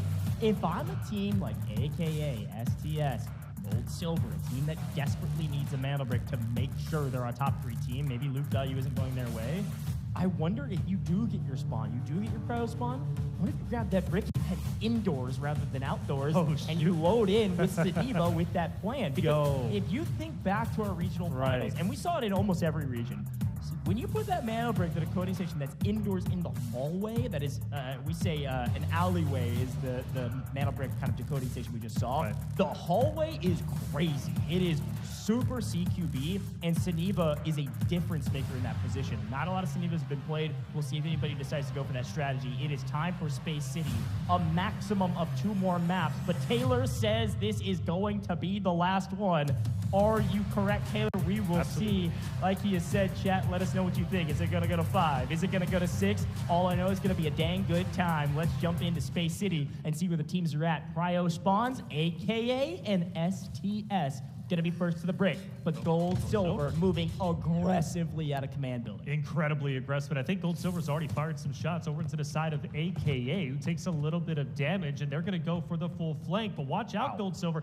Be careful here. You're only focused on AKA, but you also have FL, the team that you're desperately trying to catch up to, who might flank you. This is so funny about this is Taylor was telling them to sprint at their opponents, and now he's telling them to be careful. They are getting aggressive, and Jan goes down. A difference maker for AKA. They had cryo spawn. They're getting killed before they can barely even move out of the spawn, as Gold Silver listened to our call and got insanely aggressive off rip. Finnel not pushing him for the 3rd yet, but Jan in deep trouble as he is full out, and AKA is pushing up towards the brick. They said, we'll come back for you, Jan. We can't take this fight right now. Not at all. AKA, man, they got to recover. They need a big game. They are at the very bottom. This could very well be it. We take a look at our operators. What do we see? Yeah, I mean, obviously we're seeing AKA. They've already burned their Tempest. They're using Aluru now when they need it most. This is going to be a huge boon for them, or it would have been. That's Jan running Aluru, so they don't have Aluru anymore. All they have is Stinger and Luna. Anybody that plays pubs knows that's the classic combo, but in sweaty competitions like this, it's going to be super helpful for smoke and runs. It's going to be super helpful for information gathering, sure, and keeping each other up. But without Aluru, they don't have what they need to hold down this brick position. On the other side, we see another Tempest there from E-Hit on STS. Q9, pretty traditional. Now we're seeing some Lunas across the board. And again, hey, my prediction's finally right. Everybody's using Luna. We're running out of operators, and obviously a huge value out across the board in terms of the extra information you can gain on a MandelBrick round in Space City. Well, this is the most active we've seen Space City so far. Granted, only the second one we've seen in the entirety of the Delta Force Invitational. But right now, for total assets, you got to take a look at it, guys. And GS, Gold Silver, they need at least 4 million to hop up into top 3. They could technically challenge FL off the rip and maybe take them down, but their focus now is dead center. STS, AKA. This is going to be a bloodbath. The MandelBrick is about to be underway, and the question is, who wants to strike first? I wouldn't want to be the first one to go out there with how hotly contested it's going to be. You gotta pick your play style, man. You gotta. Because call me out. What do you want from me? No, I love it. You're making great calls, and you're like, hey, I need people to play aggressive, and now you're like, no, we gotta play strategic. Passive, strategic. Hey, that is the way that operations is played, man. You are right on the money with that. Sometimes you've gotta know when to play aggressive and when to play slow, and everything you say is correct. I just love ribbing you for I know you do. These moments, but I agree. It'd be weird if you didn't. It is really difficult to try to decide when to go, and I think that's why recon operators are so helpful. You gotta have the information. Now, STS trying to make the first move, E-Hit on Tempest, could maybe use the Tempest kit to help out here. Could go grab the brick and then back off. With Tempest's equipment, you could basically go in and then dive roll, of course, and then you can also retract yourself back, tactical retreat, back to the position you were a couple seconds before. Not a bad play, actually. But no one moving for the brick yet. It looks like Gold Silver maybe actually going to be first. Looking at the mini-map, STS just kind of hiding in the corner, waiting, playing patient here. Again, like you said, maybe not wanting to be the first to move, playing around the decoding station.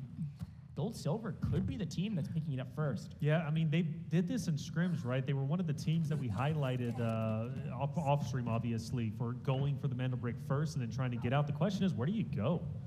I mean, like, you're genuinely surrounded. I think at this point, yeah, again, I do like aggression.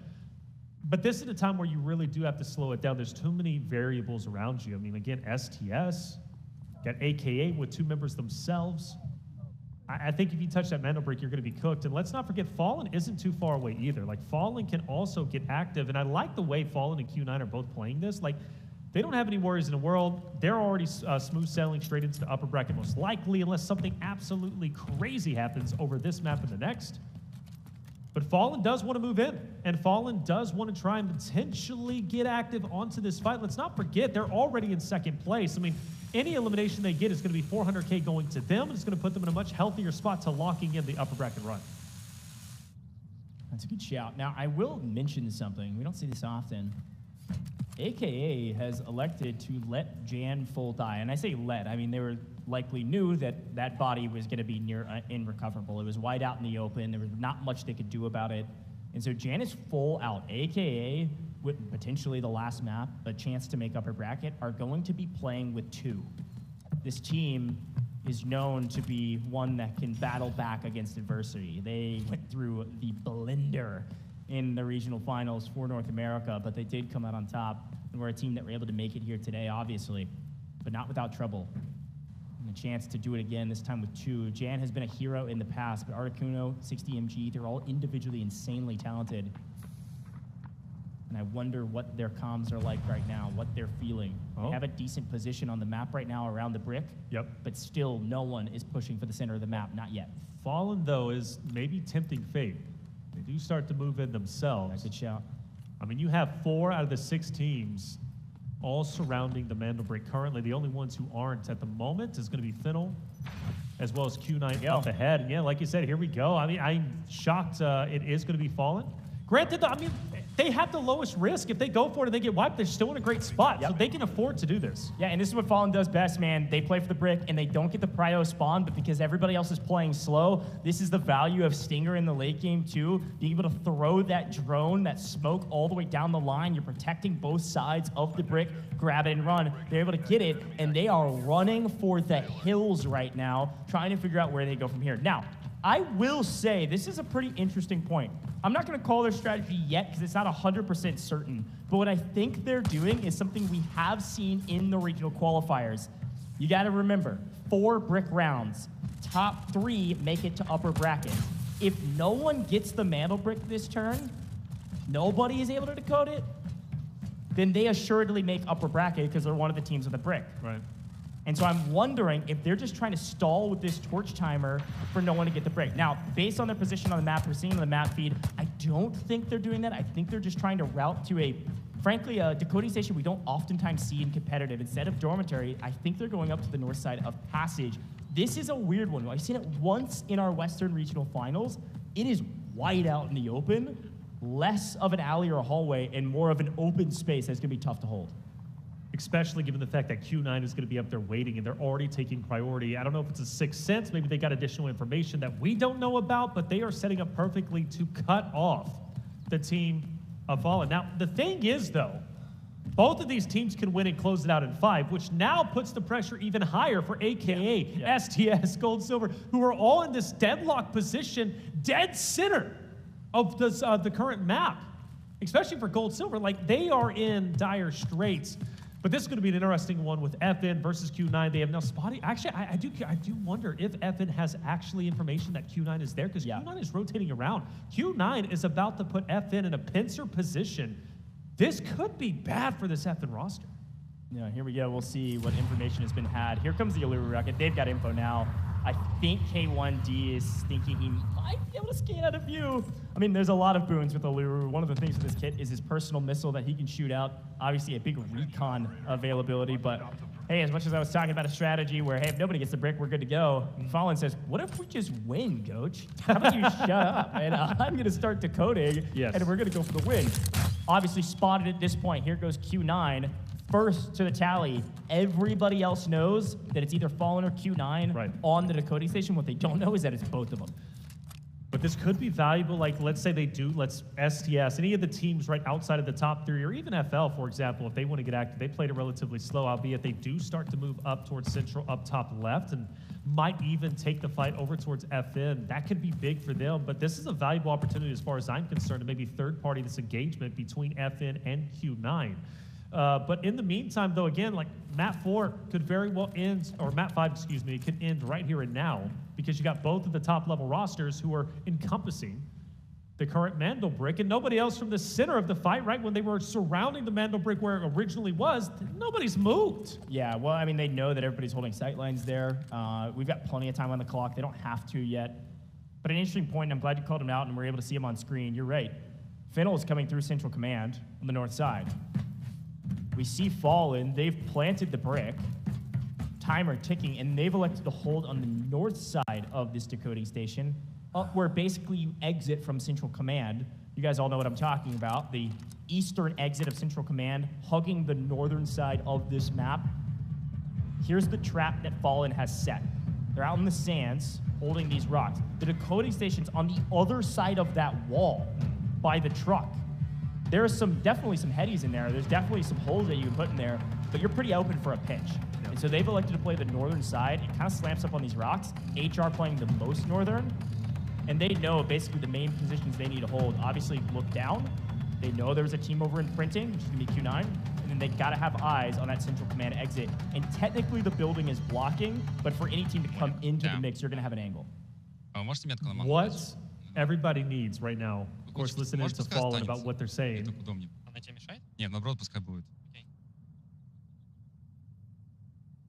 Смоки кинут, я даю ревил. Да.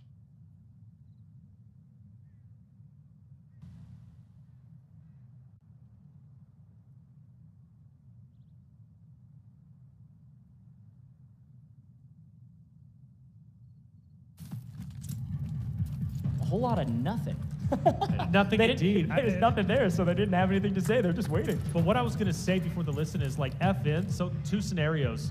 Most likely right now, we're going to see FL go in, challenge FN. Once that happens, I think Q9 is going to take the opportunity, once they hear the shots ringing out, to go and touch the MandelBrick and then start decoding it for themselves. That's what both teams are waiting on. But the trap is set. You bitch guys ready to mow some players down. Yeah, here we go. They push out because they have to. Fennel in trouble. They come swinging out with a Viren, and it doesn't matter. They lose one in transition, and all of a sudden, we got to pay attention to that clock. Here's the thing to remember. We've got players moving to this point. They've got to play for it. They can't end here. Q9 doesn't have to play at all. No, not at all. Not at all. If FN win right now, Q9 make it to upper bracket. They don't care about the ego. They're going to let this go off. They said, oh, sounds good to us. We'll take our spot in the upper bracket. It all comes down to STS, who's going to be on the south side, and also Fennel on the north side. Player advantage, of course, on the side of FN, but they've got to be paying attention to this brick. It's going to be stolen here shortly if they're not careful. Nobody's there to stop down. Nobody's there to shut down STS. I think STS is going to be free and clear to go up and get the touch within the 15-second mark. They're going to do exactly that unless Q9's able to fire out. Flareage, though, might be getting a bit of a sixth sense. Here we go. Sees STS moving up. 8 seconds remaining. He pushes it out. One of the members from STS is going to fall. That's going to be E-Hit is down. Just seconds away. Will this be it? Yes, it will. And Fallen will get the second MandelBrick. They will win their respective match A and take it over Q9 in surprising fashion. Unbelievable. Flares with a perfect hold. Again, this is the northern side of the map. This is the northern look over. There's only one angle, and Flares spotted him perfectly. They take down E-Hit, and all of a sudden, there's nobody that can contest it. And now Q9 said, well, we made it to upper bracket. Let's just kill whoever we can find an angle on. That's right. Fallen's down to 2 as they do get picked off from distance. All right, we got to all take a collective breath because, yes, Fallen has won this match. Fallen are the champions of Group A. Q9 will be going with them, no questions asked. But Taylor, your prediction of 5 games is correct. But the next question I have for you is who's going to be spot 3? This fight is completely inconsequential. Fallen versus Q9 doesn't matter, but Q9's going to say, hey, look, guys, I just want you to know, we let you get that brick, and we're going to wipe that team and loot up to make sure that they can showcase to the world that we are the best team. We just also know how to play the game. The new question is who plays for Bubble, who gets third. That's right. Great point. You got Fiddle, who's currently trying to hold on to what they got, but Gold Silver, out of nowhere, has managed to jump up. I believe, yes, they will in fact be in third place, as you can see, but just barely. They cannot be happy with where they're currently at. And actually because look, you've got FL who manages to jump up. So Gold Silver is going to be desperately trying to loot as much as they possibly can. FL is going to be doing exactly that. The next 5 minutes are going to be so critical for STS. STS getting active themselves. I don't know, can they jump up the top 3? Maybe. It's super important. This is not important for Q9, but it's massive for STS. Q9 gets to pick and choose the battles that they want to take. Who do they want to spoil? What team do they not want to see in the upper bracket? And maybe it's STS. STS finding 400K for a kill, but they're just getting started in this fight. That is now a 2v2. This is incredibly important for STS and is completely inconsequential for Q9. That's it. Q9, they can play spoiler in a big way, taking on STS, forcing them to stay at the bottom of the food chain. But for STS, if they can take this moment and own it, who knows how far they can go up. Only 5 minutes remain. You have nothing to lose and everything to gain. STS, get active, play it smart, but of course, start to push up. Take the bull by the horn, baby. You need this. Yeah, hey, while this 2v2 is going on, it's probably a fight that will take a little while. Off screen, what you're not seeing is that Gold Silver is what I like to call kind of hedging their bets. They're basically saying, hey, there is 4.5 minutes on the clock. We're focused on extracting. The other teams that are close to our kill total or our total value, the other teams close to third, I don't think are going to get out of the map. We're prio getting out of the map. They've already sent one out of the map. The other 2 members of Gold Silver, while this fight's taking place, are all the way down at the rocket extract, just hanging out. They want to get out of the map. We'll continue to keep our eyes on this fight while off screen, AKA and FL are about to engage each other around that extraction point that has about 60 seconds outside of Test Workshop around that bridge. Oh my gosh, this could be massive. AK lost a player very early on. We pointed that out. They've got to go at it as a duo, but this could be the fight to determine the top 3 run. If FL loses this engagement, if it does end up popping off, they are done and dusted. They most likely drop down. Gold Silver will move up, but then again, it opens up the opportunity for AKA themselves to also push up into top 3. A lot of variables still at play. We still have 3 minutes and 40 seconds remaining. Yeah, we've got to move to the AKA fight. This is insanely important, and namely because it's on a 20-second timer for that extraction point. Here's a look at it.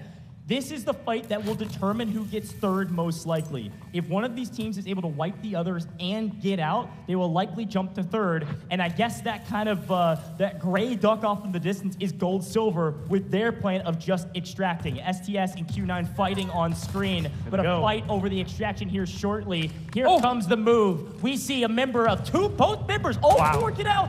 On screen a fight, but 2 members of FL, 2 members of AKA, they all sprint for the extraction. They don't kill each other, and they all get out. And Gold Silver on the rocket extract is gonna get out while this fight's going down. E-hit has been res. STS now knows they need to kill Q9. They need this loot value, and they need the 400K per kill. They have to win this team fight, and they technically have an advantage. K1DE loves to stand his ground. He loves to do it. Mo is going to be gone. E-hit takes him out. K1DE looking to play the ultimate spoiler. STS wins this fight. They jump up in the top 3. K1DE, all 3 members ahead, but he falls. STS wins the fight that was needed.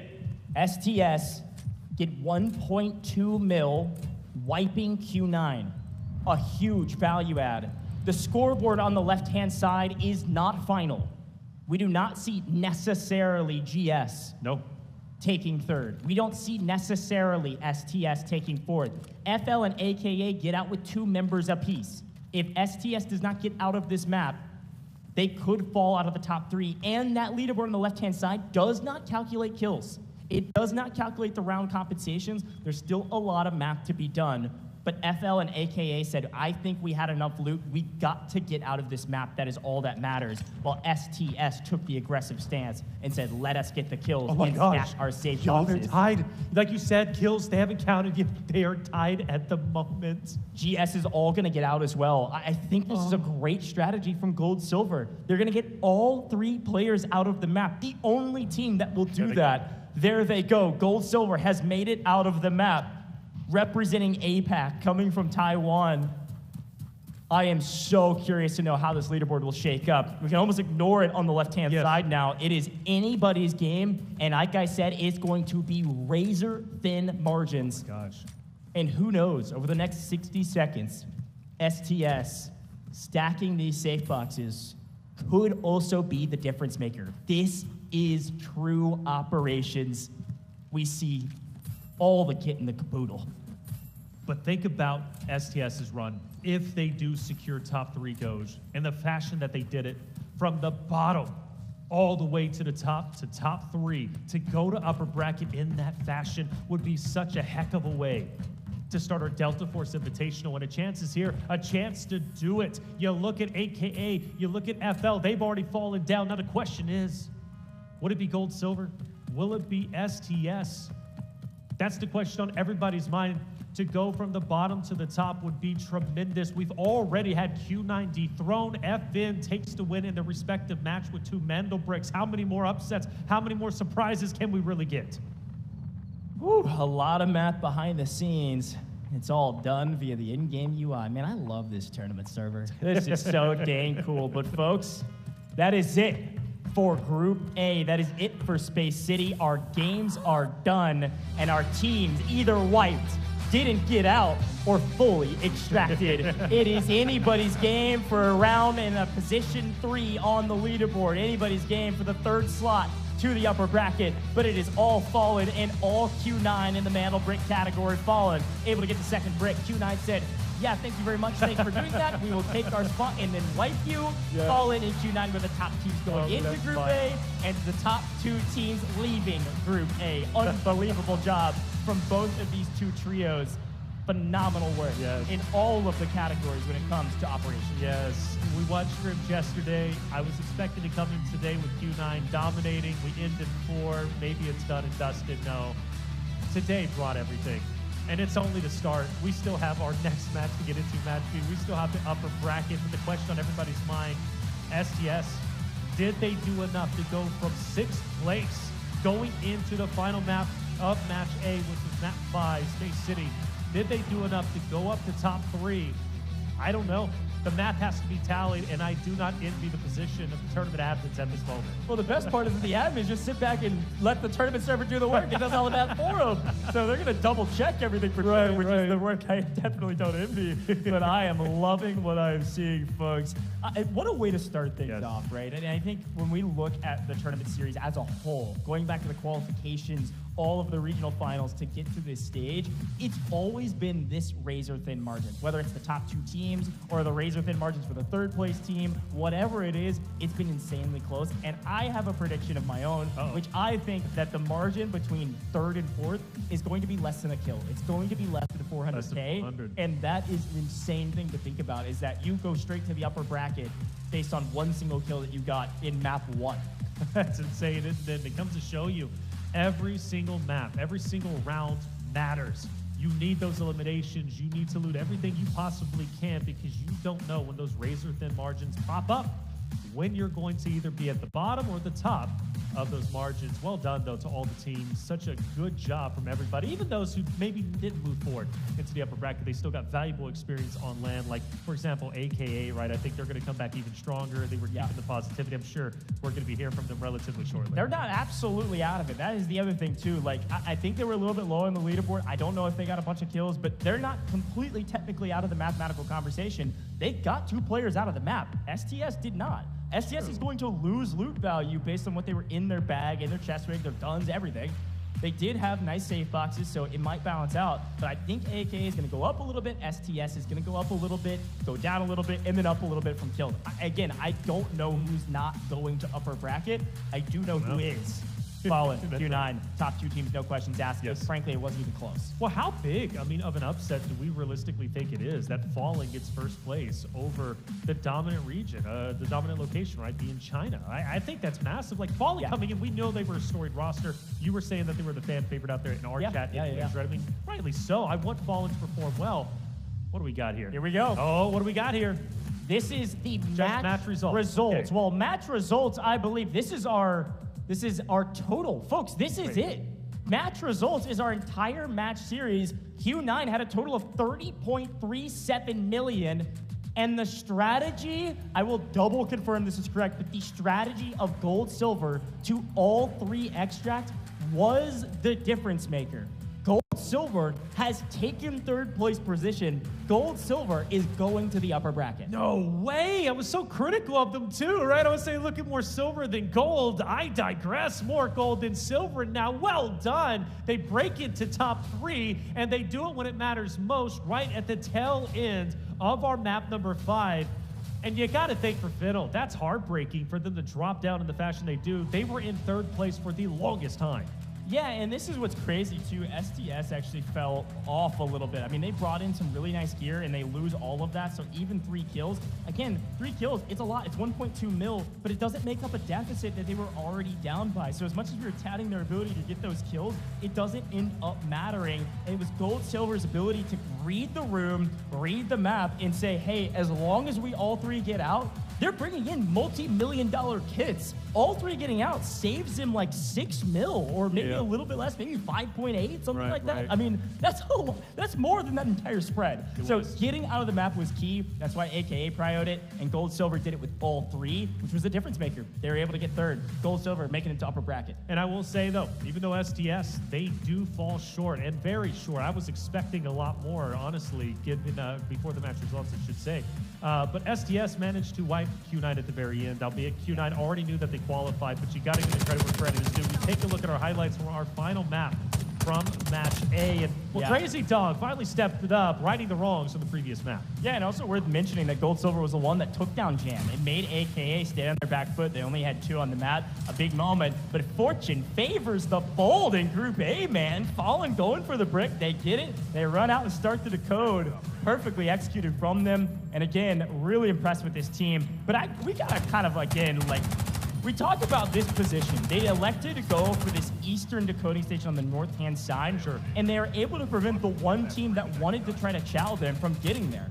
The other team that could have, Q9, again, it is an upset. Yes, Fallen, like Q9 is the best team here on paper in terms of Group A, but Q9 wanted Fallen to get that. Q9 chose not to go for it because they got the in-game ping. Oh, the team decoding, it's a match point team. Q9 then waits, lies and waits, lets him decode, say, we're going to upper bracket, let me style on you, and they get the wipe on Fallen. And here's that crazy moment we slightly missed. A big fight, STS does pick up the kills, but that moment in that picture was all 4 members of 2 duos all extracting at the same time, nobody getting killed, and they all try to get out to protect their cash. And by the way, for Fallen's perspective, I've got to highlight one of our previous match MVPs, Yuzbishka, who ended up picking up, I believe, the elimination on the STS member who was moving in to touch the MandelBrick. If Yuzbishka doesn't do that, STS does get the touch.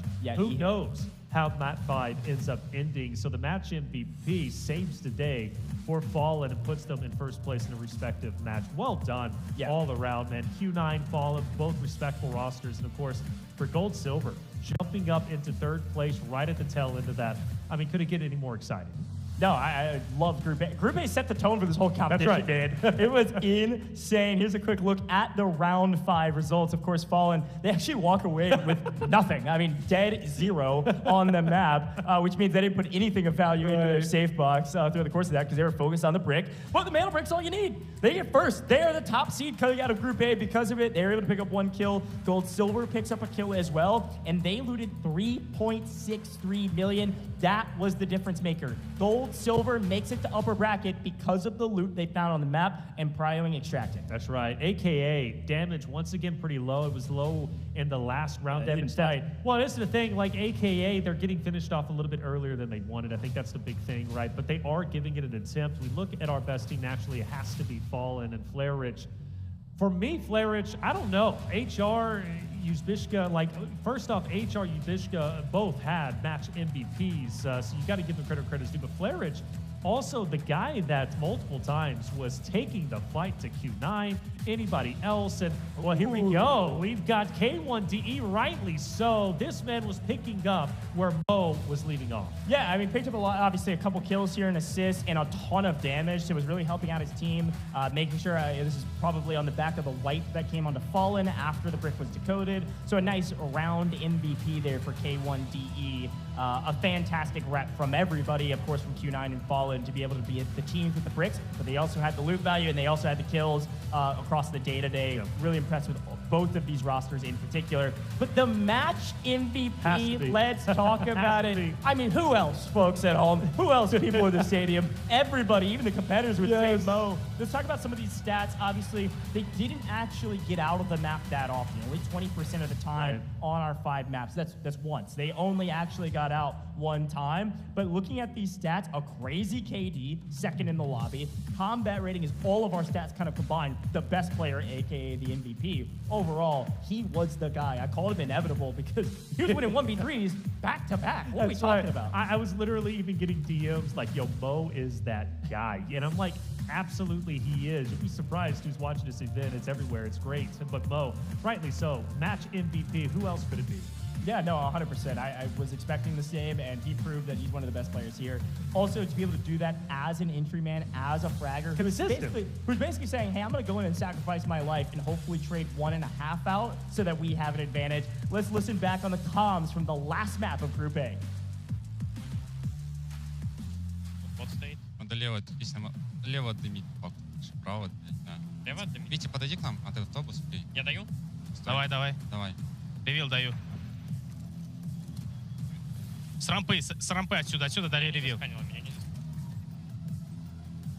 Игру до конца доигрываем. Сколько время? Говорите, Да, один, все. ГГ? Да, игру до конца доигрываем. Я сосиску смотрю, парень. Сосиска смог. Они вот здесь. Меня сзади с печатки ебут. Я без башки. Надо сосиску убить. Подожди, не, сидим нормально. Сейчас ебу, да? Да. Меня нокнули. Он меня в пиксель ебал. Валь, надо этих. Я подключился. Мы тебя не зарезаем бить? Можете. Это что за смог, блядь? Это Q9 смоки дали. Один уже на моем трупе. Не, очень хуёво. Побегут сейчас долбоебы на нас. Только не снимай. Чего? Completely unperturbed by their wipe towards the end. A great listen-in of the comms there for Fallen. They said they knew what they had to do, and they were able to execute on it.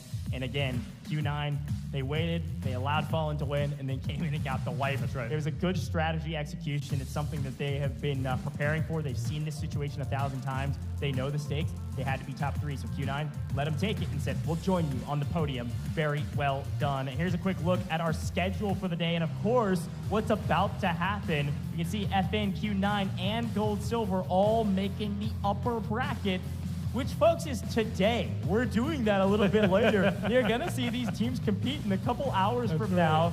FL, a.k.a. STS, nobody was eliminated today. They're going to be playing in lower bracket round 1, which will be at the beginning of tomorrow. But today, we move our eyes towards Group Stage B. That's what's coming next, and I'm excited to see a brand new list of 6 brand new teams on main stage doing the exact same thing. That's it. It's going to be fun, but you said it best, right? Match A set the standard. Like, Match B's got to bring the A game. They got to bring the energy. Who's going to be the Mo of Match B? You're technically bringing in the #1 seed, right, from the China location. That's true. ESG, right? So, like, ESG, they just witnessed what the performance is from Q9. That's their technical competition, right? And they know Q9. I bet they were watching Fallen the whole time. Probably They're were. scouting Fallen out saying, okay. That's a fact, isn't it? And there is value, if you think about it, being in Match A and being in Match B. Like, for example, Match A, now if you're going to upper bracket, you play a little bit later. Now you get a chance to rest, maybe cool off a little bit, but also see what Match B is all about. If you're not familiar with their play style, maybe they come from a different location. True.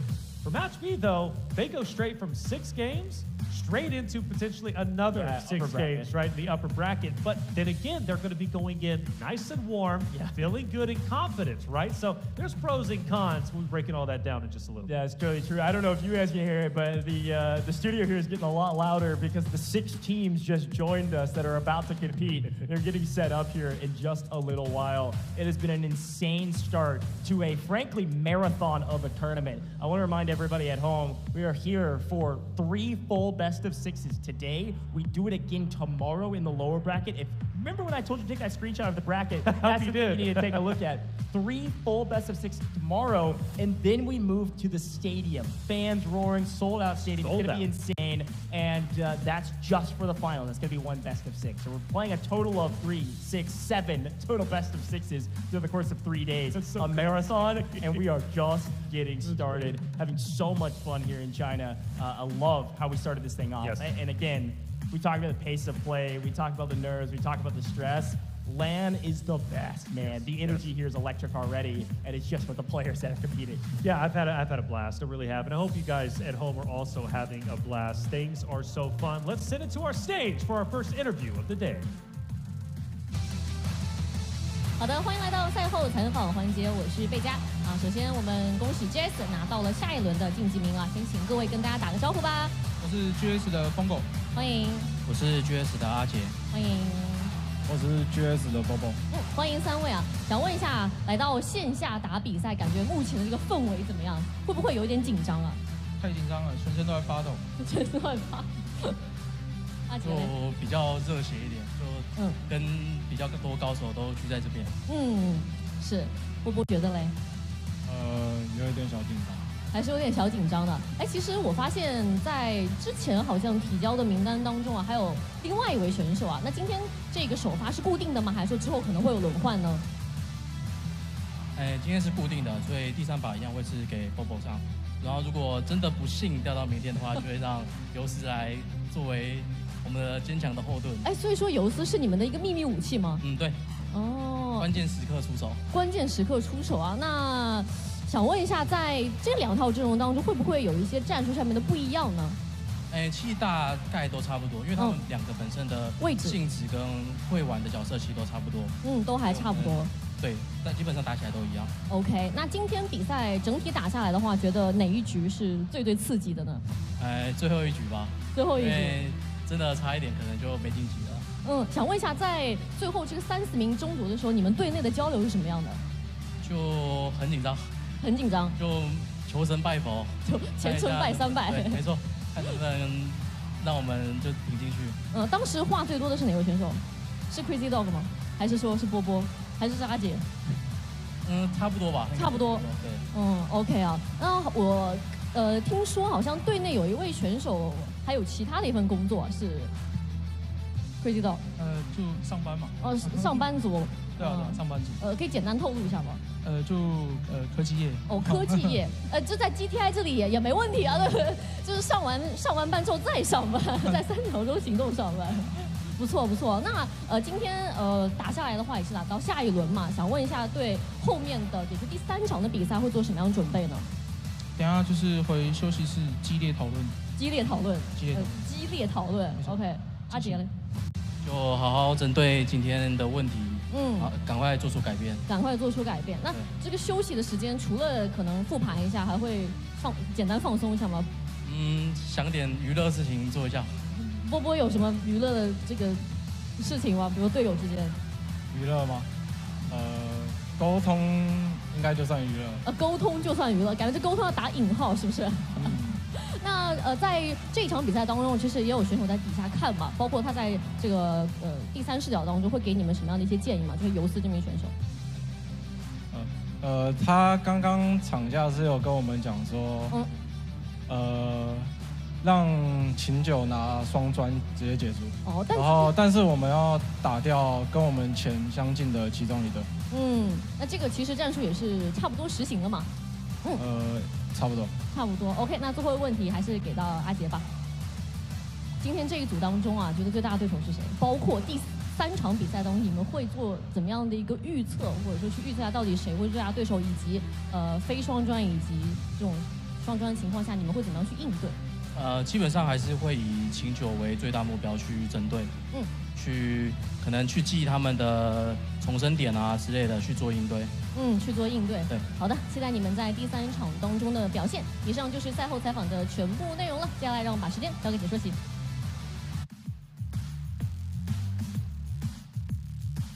Thank you so much, Lucia. A great interview with Gold, Silver, and we don't speak language on screen, but that was, I could just see it in their face of just relief, frankly. I mean, that's what it was, right? That's Gold, Silver. That was a team that got 3rd, and barely so, too. And it was the decision to extract that changed that last game to get them top 3 and to get them to the upper bracket. They don't have to battle through all of the lower bracket tomorrow. They may end up there, we'll see, but they've got to work a little bit, make sure that they can succeed in the next round. But they got there, and now it's just time to hit the lab while they've got a break. That's it. Yeah, like I said, you get a break. There's pros and cons to both matches. Match A, they're done. They get time to chill out, decompress, think about what went right, what went wrong, and also watch their competition. That's going to be coming up a little bit later once we know our top 3 moving out from Match B into the upper bracket. So good stuff from Gold Silver. Again, very critical on the way that they played, but in the end, they got the job done. That's what matters most. And it comes to show you, despite them tumbling a little bit, stumbling,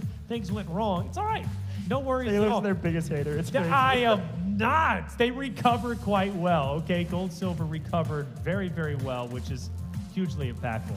They're showing compassion. They're showing aggression. They're showing a little bit of everything. Yeah, and it is worth mentioning, too, this is classic operations, right? Every playstyle can net you a victory, or at least the victory inside of our metrics of success, which is top 3. Gold Silver had a more passive playstyle. They played very slow. They were focusing on loot. They didn't get overly aggressive. We were critical, not necessarily a bad way, but critical of their playstyle a little bit when it came to some of the MandelBrick rounds. But it worked for them, and that's all that matters. Right. You play your game to make sure you can succeed in a tournament of this caliber. Nobody's going to remember the slow playstyle. They're going to remember the highlight level play, sure, but also the placement on the leaderboard and how much money you're bringing home. Right. And these guys have a better chance to do that being in the upper bracket. So big congratulations to Gold Silver, who did take 3rd place in that last round. Prioritizing extracting in the last map. I can't say it enough. And that is the difference maker and the reason they're in the upper bracket. Absolutely. They did what they needed to do, and that's all that matters. Gold, Silver, well done.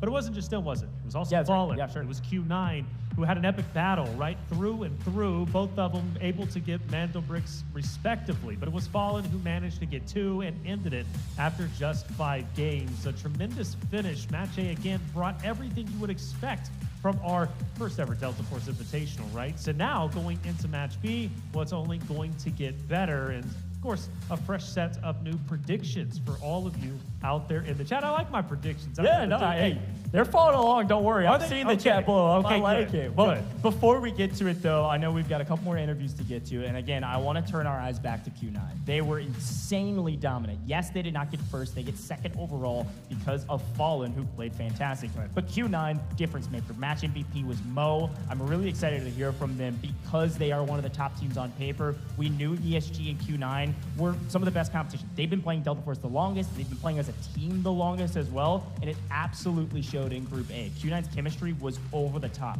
They had hero level plays. They had their match MVP Mo, but it was the team chemistry that really put them far and beyond everybody else.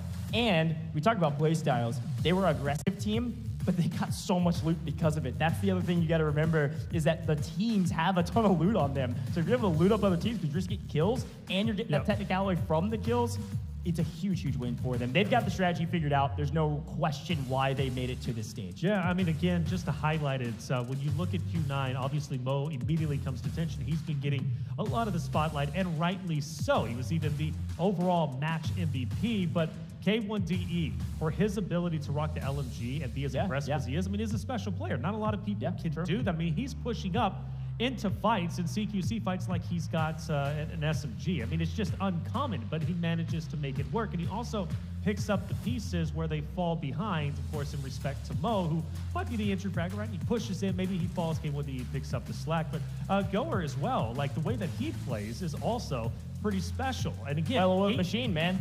Again, everybody's doing their job. That's what makes Q9 so strong. I don't think they've got a weak player. I really don't. There's everybody's got their strengths, and they're all willing to step up when they are needed most. Yeah, and that was the other thing too. I think it's worth mentioning. I think we're getting the interview ready with Q9 here with Lucia on stage, and I think the thing to remember, you got to pay attention to play styles. You got to pay attention to operator choices. You also got to pay attention to what weapons they're using. We were talking about Mo, and we were saying, oh, he's going to run a soul operator, he's going to run his SMG, he's going to get into the mix. He picked up a sniper for the last round. I mean, come on. But let's head down to the stage with Lucia. We're going to interview Q9, second place in Group A.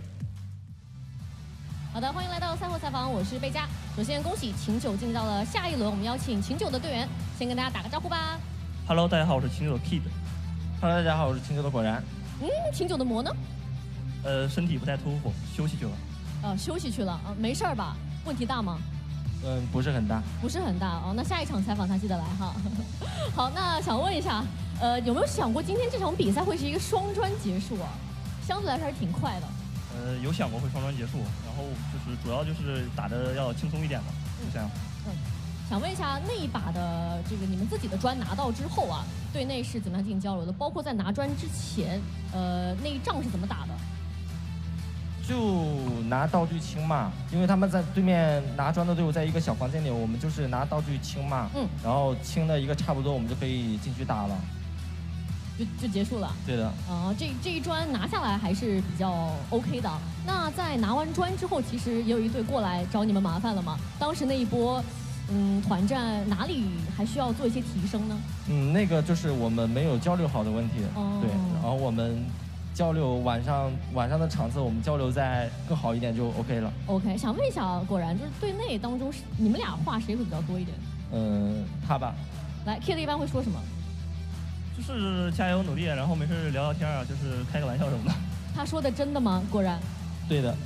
原来如此 ，OK 啊。那想问一下，在应该是第3把当中啊，在多个残局当中，魔梅开2度啊。想问一下，当时那几个残局打赢的时候，你们队内就特别是2位在说些什么？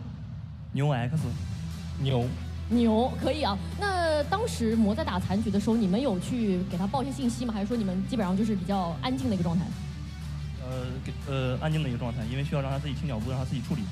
让魔自己去处理这个残局就可以了。处理到现在已经开始休息了，不容易啊。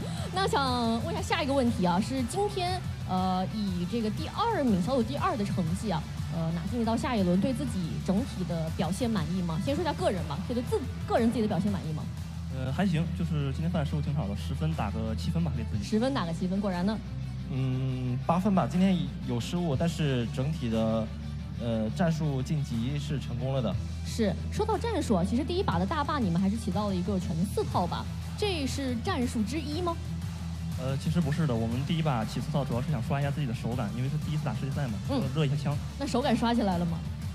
肯定有的，肯定刷起来了，没错。其实我当时在赛前问果然的时候，他好像回答我的是大坝全4套是。是与不是吧？因为这都是我们偷别人的战术。可以简单透露一下是看了哪些队伍的一些这个策略吗？中国队的所有队伍。中国大陆赛区的所有队伍也是可以看到训练赛打得比较多嘛，所以之间的交手都是有互相的一个学习的。OK， 好，那最后一个问题啊，是马上就会打第3场的一个比赛嘛，中间会有一个小小的休息时间啊，整个队伍会怎么样去做准备呢？其实就是看一看其他队伍的比赛，然后自己再休息一下，然后准备好下面的。休息一下。那果然呢，会不会吃点东西啊，补充一下体力啊？会的，会的，因为真的很饿。真的很饿，可以的。好的，那这场比赛也是辛苦了，感谢秦九接受我的采访。接下来让我把时间交给解说席。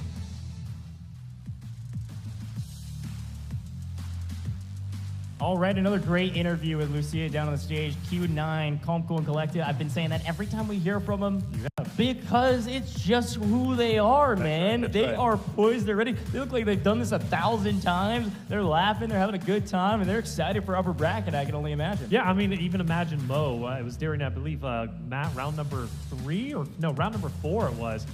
Just going off on his own and literally challenging anybody that he saw, and he was laughing the whole way about it. I mean, they're super comfortable like you said, cool, calm, and collected, feeling great, and all three of the members can step it up and, well, pretty much do as they please to the lobby. Granted, upper bracket might be a little bit different, but Q9, a talented roster that is setting the standard. Yeah, no, absolutely. I mean, they were the best team on paper, but they did not win overall. We've got to then turn our attention to the team that did. Fallen, got a lot of fans back home. We've been talking about them a lot, and they were the top team coming through the EU regional finals, and they were a team that most of the other teams here, I was doing an interview with Fallen, and we got some information from Delta Force that this was a team that most of the teams here in mainland China, they were watching Fallen as a team that could contest them, a team that they had what it takes.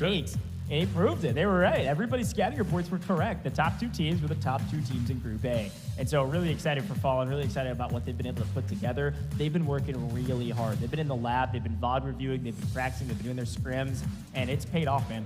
Well, let's talk about what makes them special. Flairage, first and foremost, we start there. Much like Mo, right? I mean, he is the guy that can make high impactful plays. We've witnessed it many times, actually even against Mo, I believe in rounds number 3 it was, taking down the Q9 roster that took down quite literally everyone, albeit to Mo's backside. Mo was turned around, but hey, either way he got it.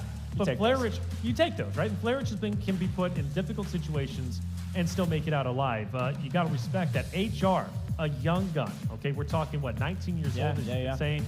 I mean, that's young to be on that very stage. He has a flourishing, hopefully a flourishing esports career ahead of him, right? Especially when it comes to Delta Force. He's been playing out of his mind. And of course, then you go to, of course, the last one, Yubishka, who is the match MVP at one point. So this roster just makes sense of why they've had so much success, because much like that of the Q9 roster that we've been highlighting, each of these 3 players, right, from Team Fallen, they can step up and take the place of one another, and that's a beautiful thing. Well, I think the best part about this competition, too, is that everybody's here to make a name for themselves, right? A lot of these players do have some competitive background, whether it's Tier 2 esports and other games, or maybe just competitive doing scrims and playing really competitively in pubs. Like, some do have competitive backgrounds, but for a team like this, a team like Fallen, who at best have played Tier 2 esports in other games, this is a chance to prove to the world that, hey, we are legit and we are really good at this game and we are a competitive team at this game. Again, I want to remind everybody and give a shout out to Pro Rock, who's been playing with this squad for a while. That was the player that originally played with this duo of Flairage and HR to make it to the stage. Couldn't make it out here via his government competition, things that were going on, and so he had to bring in Yuzvishka. But Uzbekistan is able to perform. Like, it's not that these individuals are all personally skilled. They've got a great team together as well. And to be able to bring a sub in for a competition of this scale and win Group A is a big, big feat. So I'm proud of these guys. I'm really excited for them. And really looking forward to seeing what they could do when the competition continues to step up into upper bracket. Yeah, and they're just an intelligent team. They play very, very well. You know, they have ego at times. I think you have to as a competitor. You've got to have an ego to push forward. But they can also pump the brakes when needed. Prime example, that last MandelBrick they were able to get. They just kind of stayed over in the sands. They stayed put. They didn't get too overly aggressive. They made the right plays when it was needed. Going back to the substitute, though, Yubishka, like the fact that he is a sub, he comes in last minute. Now he's competing with this roster, and he's playing as well as he is. You can tell he's giving great respect to who he did replace. And he doesn't want to let this opportunity go to waste, even if it leads to other rosters in the future, right? This man, Yubishka, is on fire. Again, he was one of the round MVPs. Who knows how far this roster can go. Yubishka, well done. As a sub now, as one of the main players, playing very well. You got to give him respect. Respect is due. Yeah, and again, all these players, all these teams did have interviews. That helped conduct some of those, and they've got a lot of their story out on social media. If you're following Delta Force Game, of course, go check it out. They also posted it on the Delta Force Game official esports account over there on all the social medias. Definitely go check out all of those interviews that we've already done. But we've got another interview on stage. Let's head down to Lucia and see who she's talking about.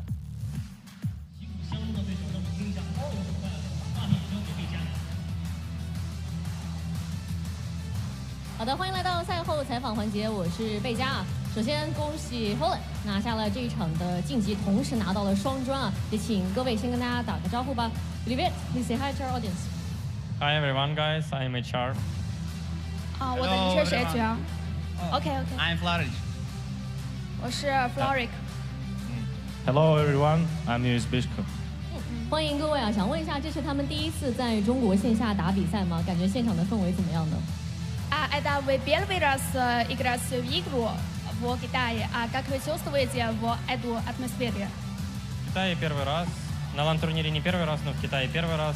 Прекрасная страна, прекрасные люди, прекрасная организация, мне все нравится. 对，我是第一次来中国，也是第一次来中国打比赛。然后我觉得这里的氛围很好，中国是一个很美的城市，我很喜欢这里。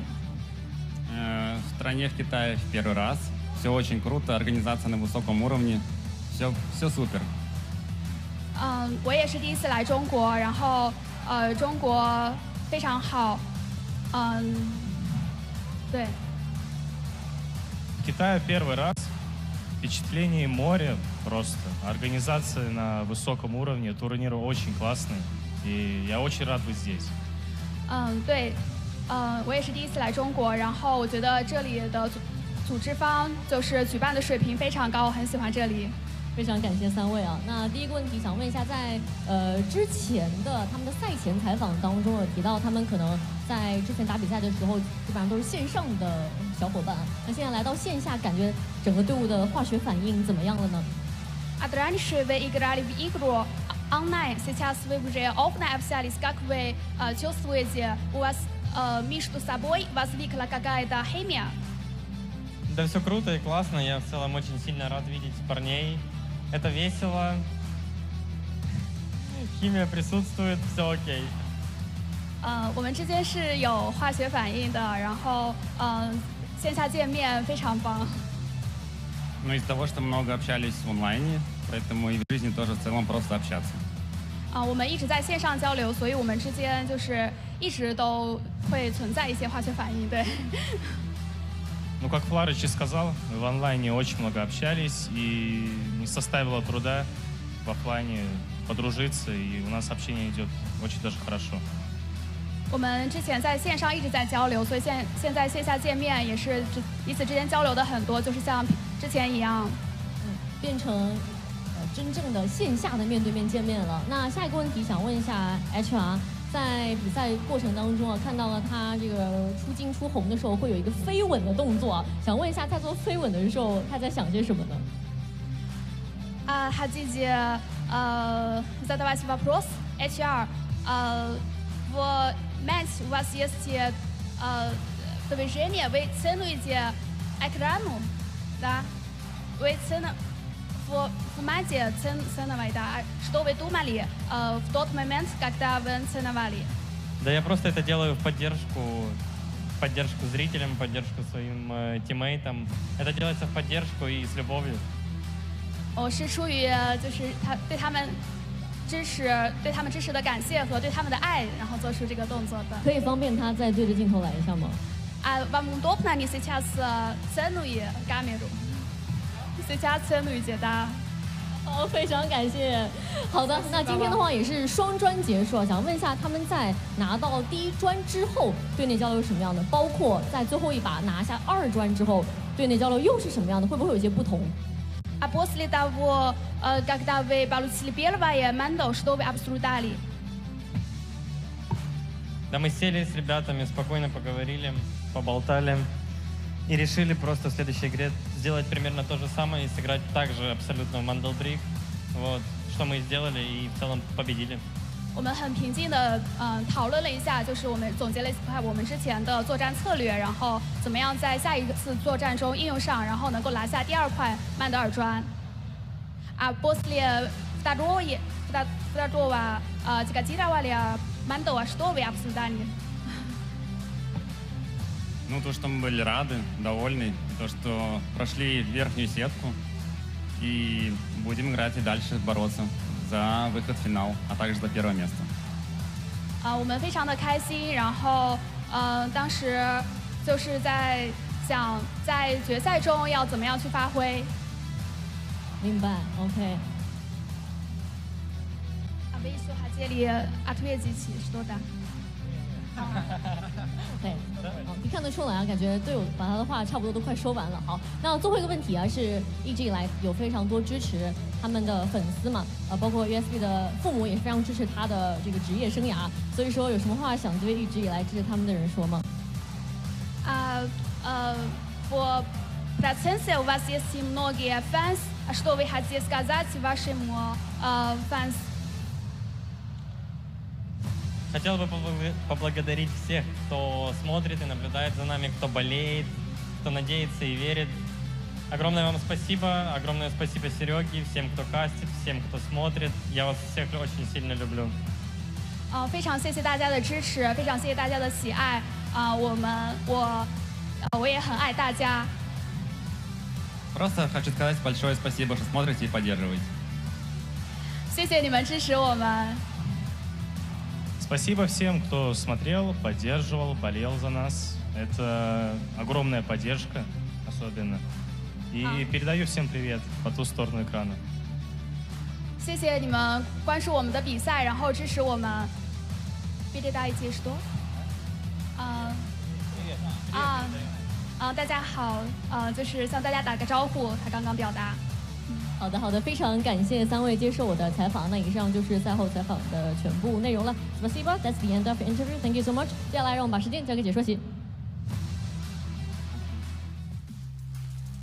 Well, thank you so much to Lucia and Fallen. All smiles for the boys because they took care of business. It's great to see them succeed. It's great to see them with smiles on their faces, laughing and having a good time with their first interview on main stage. Talk about truly a global competition representing so many different regions, so many different locations around the world, and so many different languages. I know. It is every single player you talk to. It seems like they speak a different language. That's the beauty, though, of the Delta Force Invitational. You truly, by the end of day 3 in that sold-out stadium, you will undeniably know who the best operation team is and what location they hail from, right? That's the beautiful thing about what we're doing here. And you can only win the first ever Delta Force Invitational once. This is it. True. Take this opportunity. Okay, $500,000 also is the big cherry and the toppings on top. Okay? Yeah, hey, look, again, Fallen set themselves up well. They're a top 3 team. They're going into upper bracket. We're really excited to see who else will be joining them. I've got a couple quick reminders before we get Group B all set up. First and foremost,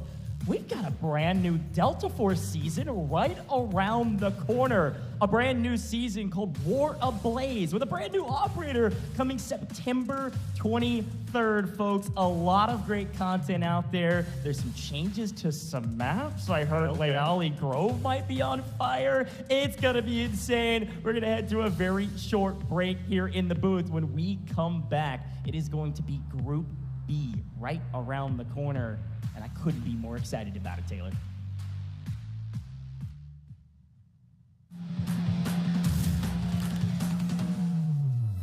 Will they be able to steal it back? Because this time it's just... the table. Breeze comes around the backside. White Bias and Eva. This spells bad news because get over here. Stop. It's Inc. Congratulations, gentlemen. You're going to be representing North America in China. Well, I'm Killzall. I'm from the team Inc. and I'm from North America. So it's actually the first letters of our names, except for Too Easy, because we replaced the person that was supposed to be originally playing with us. His name started with N, so Infant, N, and then Killzall, so we just did Inc. We didn't want to make it complicated. And then we subbed out Easy, didn't really change it after that. We just thought it rolled off the tongue. We're a collective blend of aggression, decisive precision, and we're incredibly resilient. We have the ability to adapt in situations in-game. So our chemistry has incredibly gotten better. We started off a little slow in the semis. After a couple games, we got a lot better. We've been playing every day really since, unless we're out of town. But yeah, it's just night and day difference. One was in our finals to go to China. After our game 6, when I was sitting there doing the math and I thought we had lost, I said we had lost, and I was sitting there after Too Easy didn't get out of the game, and I did the math, and it looked like we were up by 0.1 mil. So I kind of exploded. I stood up. I couldn't sit down. I was so happy. But I didn't rest easy until we seen the official scores. Too Easy, Inc, NA. My current role in the game is flex, support, entry. So depending on what the team needs, I'll play. I would say I don't have any competitive experience. I was a welder before I started playing Delta Force, and then I caught like a lung disease, so I can no longer do that. I started competing in Delta Force because I'm always looking for good fights. It's very rare to find good fights where it's intense, lots of stuff going on, and So it's like facilitating all of that, and I enjoy it. I'm Baby B. I am on Team Inc. and I'm coming from NA. Right now I'm just trying to get my degree at college. Adding to easy, I do like the competition and the feel of professional Delta Force in that you actually have to use your brain, and it's not just public lobbies where there's not a lot going on. Sometimes you don't get geared lobbies. I like the aspect of everybody being geared. Coming from the youngest person in this competition, I don't think age has anything to do with it. It's really just hours. My duo is going to have to be Killzall. We have like 2,000 to 3,000 games together. I know what he's going to do before he's even thinking about it. He doesn't know what I'm going to do ever. I'm unpredictable. He just plays off my utility so well, and we make a great duo. What I think about AKA is I think they are good at shooting. Their team play is not good at all, and they got very lucky in the last game. They killed the two bottom teams while we were fighting a different team, and they didn't have that real fight because they lost the first 5 games before that. So I think we're competitively a lot better than them. So I think the Chinese teams are going to be great competition for us. Both ESG and the second place team were very good. They beat out 30 plus other teams to get there. They played a lot of games. They have good coaches. It's going to be a good game against them anytime you're in it with them. They're going to bring the energy. They're going to bring the skill. You just got to match them and just beat them out. I would say AKA, individual skill, they're all very good. Very good. I feel like they definitely need to work on playing together because they're basically kill racing each other, I feel like, in a sense. I think AKA puts their entire team just into like the worst positions. I agree with Easy in that every once in a while they do show up in terms of their aim, but for their positioning, their util usage, and almost everything else, that's just the fall off, and that's why they don't necessarily, win everything. Yeah, watch out. We're coming to play.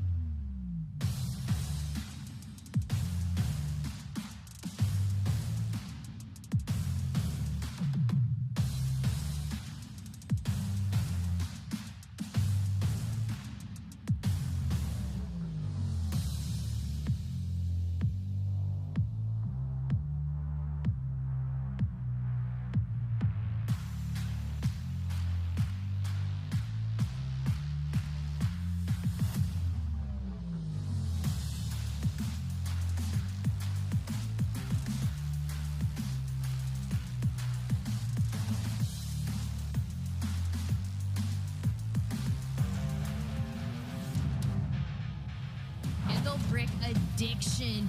Not only were they reaping scrims, they needed the MandelBricks, and they got them. You're going to be seeing this team on land in China. Yeah, I'm Skydy, playing for MandelBrick Addiction, and I qualified from EU region. So like originally me and Juveler in the game were always obsessed with MandelBricks when we launching the public matches. We always go for it like in the beginning of the match without like killing anyone. It's our like first priority. So it was natural for us like to have this name because it's actually kind of true for us too. I'd say we're very flexible and like we can do whatever we want and like what's needed. But I'd say the big important thing for us is definitely the team play and like team-based executions with good calls and using the pieces together. All that stuff. I think it's very important for us. Well, usually it's me during like intense moments, but I really like the idea of like everyone trying to call, everyone trying to find the solution, see the options and like discuss with the team. I think it's the best for like everyone. Well, honestly, like about captain, it's not really important for us who's the captain. We don't see it like as a strict role or something. I'm probably the captain because I usually call more. I'd say like I influence the maybe play style more, but I don't think we have like any certain figure in our team who's like higher than others, we don't need it. Hello to everyone, my name is Andrei, my in-game nickname is Buddha.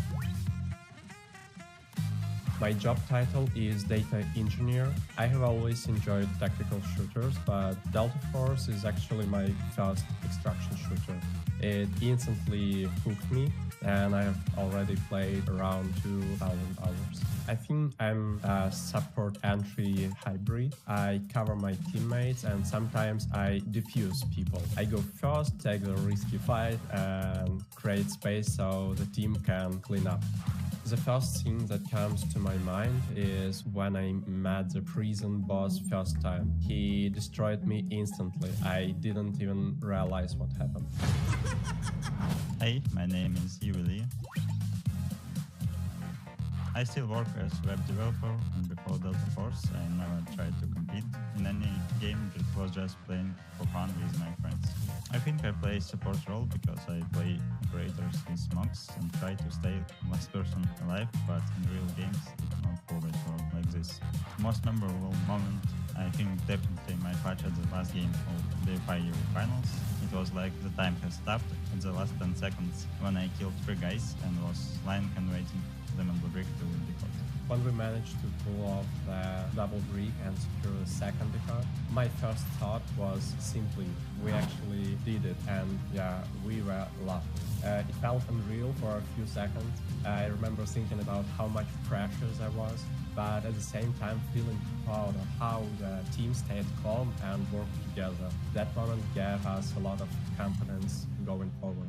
In that last game, there was a chaos going on around, like on last seconds, around the MandelBrick on Centrifuge, and I tried to make a move to support like Yuler in last seconds, but then he knocked someone, and I tried to come back to the safe position to like not wipe and create a space for like last seconds. But then I get knocked, and basically someone killed me from, I didn't even understand like where, and at that moment, to be honest, I thought it's over. But then my cam switched from my body to spectator mode to Yuler, and I see him standing next to the mantle because he won a fight 1 versus 2 with like 1 HP, and there was maybe 15 or 10 seconds left, and he was just standing in that little gap between the mantle and the wall.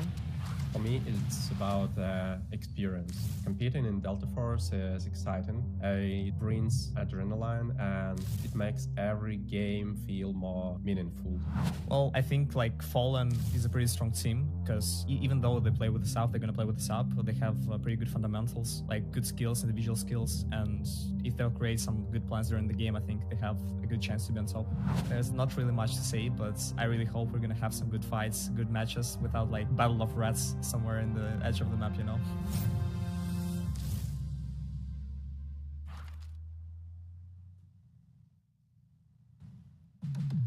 All right, welcome back to the Delta Force Invitational. I am so excited about another group stage. It's 2025, baby, and we are just getting started, Taylor. It is. I am so pumped about this. A brand new grouping. 6 teams doing the exact same thing we just saw a moment ago. That's right. It's going to be exciting in Match A. We've been talking about it. They set the standard of what the Invitational should be about. Now, the question is, will Match B be even better? I think so. Now we introduce China's, of course, #1 seed coming out of the qualifiers, ESG.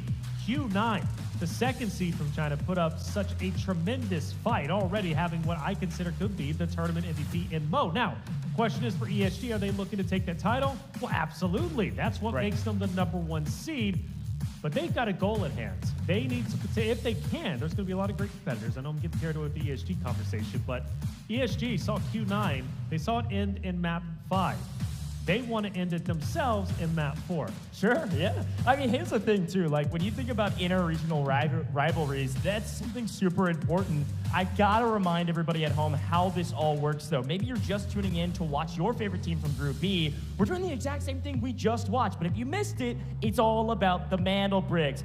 If you get 2 MandelBricks, the round is over, the match is over, everything's over for you. You won. Congratulations. That can happen as soon as round 4 if you're able to do it fast enough and get both of the first 2 MandelBricks. However, it could go to a maximum of 6 games. This is going to be our map rotation, the exact same as before. And a reminder that round 1 and round 3 will not have MandelBricks. They will have airdrops instead. And those airdrops have high-value loot, especially that AWM. Lapua ammo, it goes crazy. It's a one-shot rifle, and it absolutely is a difference maker. But let's look at how they start things off.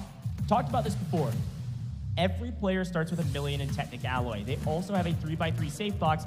Extremely important if you don't get out of the map. Whatever you keep in the safe box, you technically get to keep outside of the game. And then you also have a 12-slot card holder to get all the key cards that you would like before we get started. There's really no area of the maps that are going to be off limits for you.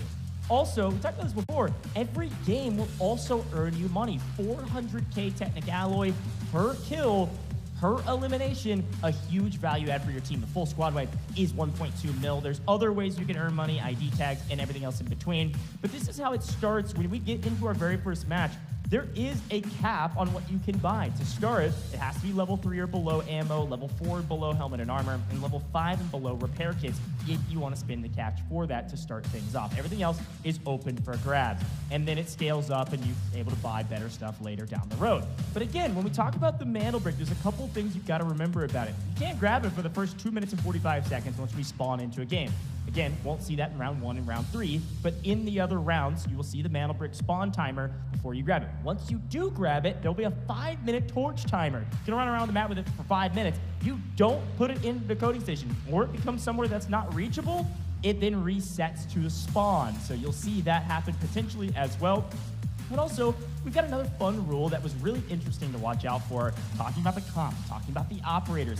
Each operator can only be used a maximum of 2 times per team, not individual. You see Stinger used twice. Maybe a team uses Stinger, both Stingers in the first round on Zero Dam. You won't see it from that team for the rest of the entire tournament. It's certainly possible. We saw it from Q9 with Nox in the very first round in Group A. And there also are fixed spawns. We talked about the spawns a lot. T1, T2, T3. There's basically 3 tiers. You can't get Tier 1 back-to-back rounds. So if you see a team get that red Tier 1 spawn in round 1, they can't get it in round 2. And that is a super important fact to watch out for because it will determine who has the best spawns for the MandelBrick or maybe some of those high-value loot areas. But let's talk about the matches today. Of course, Taylor, we just saw Group A. Talk to me about what we're about to see for the rest of the day. Well, I already talked about ESG, right? ESG is phenomenal. They want to move forward to the upper bracket to play for the already qualified, of course, Fallen, Q9, as well as Gold, Silver. But you do have to consider the other other locations. Inc., for example, representing North America. I'm Special Gamer, coming out from the MENA region. Legit Brazil from LATAM. MandelBrick Addiction, who qualified in a wonderful fashion, which we'll be talking about coming from EU. And then, of course, Moongrab Gang from APAC. Talented rosters who made it here through qualification. No spot was given, everything was earned. The question is, who wants to earn their spot into the upper bracket to play for one of those 2 coveted spots to move forward directly into the finals? Yeah, it's super fun to talk about the teams in Group B, and I'm really excited to highlight some of them. I think, for example, Legit Brazil, aka our one team from LATAM, here on main stage, able to show what LATAM's all about. We saw it from our One Japan team in the first round. We got a brand new region into the mix with Group B. It's gonna be really fun to watch this team, how they play, what's their play style. We talked about it at the very end of the last Group A. Every region, every team has a different play style, but all of them are viable. So here's all 6 of the teams and where they come from on your screen and their amazing logos. It's really fun to see. Also, all of them are in jerseys. We haven't even mentioned that. Every team was given a kit with their logo on it, and many of them, if they weren't an official organization, created their own and were able to design their own. That's awesome. Super cool stuff here from Delta Force. Yeah. But I'm pumped about all 6 of these teams. Why we have a second, let's talk about the front runners. You've already hyped up ESG. Of course. Everybody at home knows it, whether it's the English broadcast, if you've never heard of this team, they are the best team. They are, on paper, #1 seed in this entire tournament. You thought Q9 was good, you thought Fallen was good. ESG is technically better. ESG beat Q9 in the China mainland regional qualifiers to get to this stage. Right. And frankly, it was by a sizable margin. ESG is the team to beat. However, as always, we say this with Delta Force, every team can do it on main stage. It's just a matter of executing when it matters most. Every team's good. This team is great, but they've got to execute against good competition. Maybe some of the best competition they've come up against. We'll see. Well, we'll definitely see indeed. But let's talk MandelBrick Addiction from the side of EU. Now, Fallen already set the standard, right, when it comes to EU as a whole. You got to appreciate what they're doing, but it's time to get our game started. Let's send it to the stage.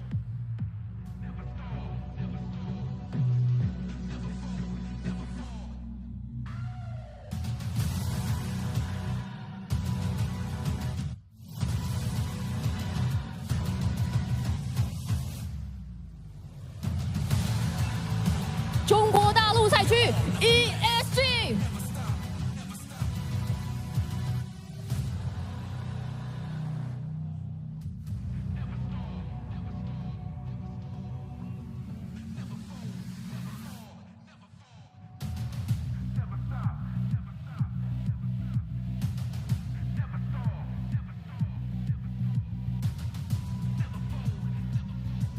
欧洲赛区 NBA。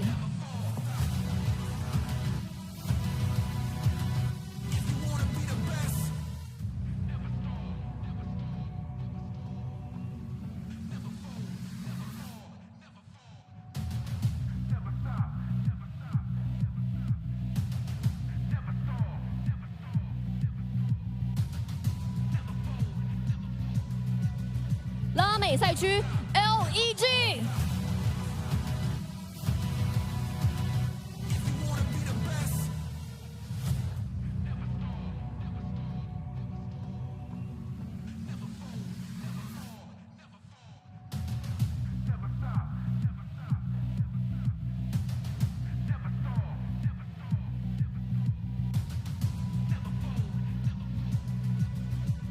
泛太平洋赛区 NG。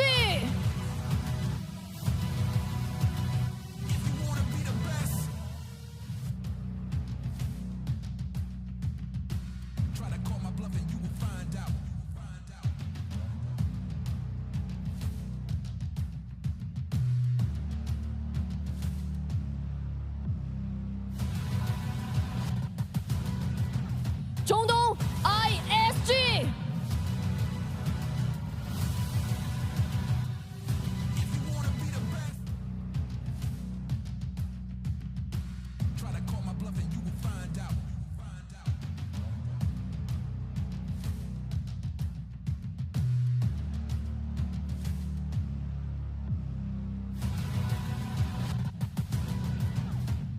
北美赛区 INK。6支队伍集结完毕，精彩对决一触即发。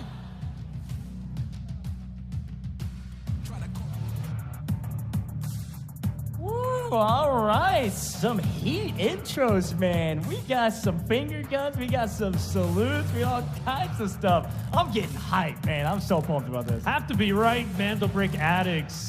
Their route to, of course, this location, this land was not easy. The way that they did it, right? Doing it towards the very end, stealing those MandelBricks. That's a big name, by the way, to take into a tournament of this caliber.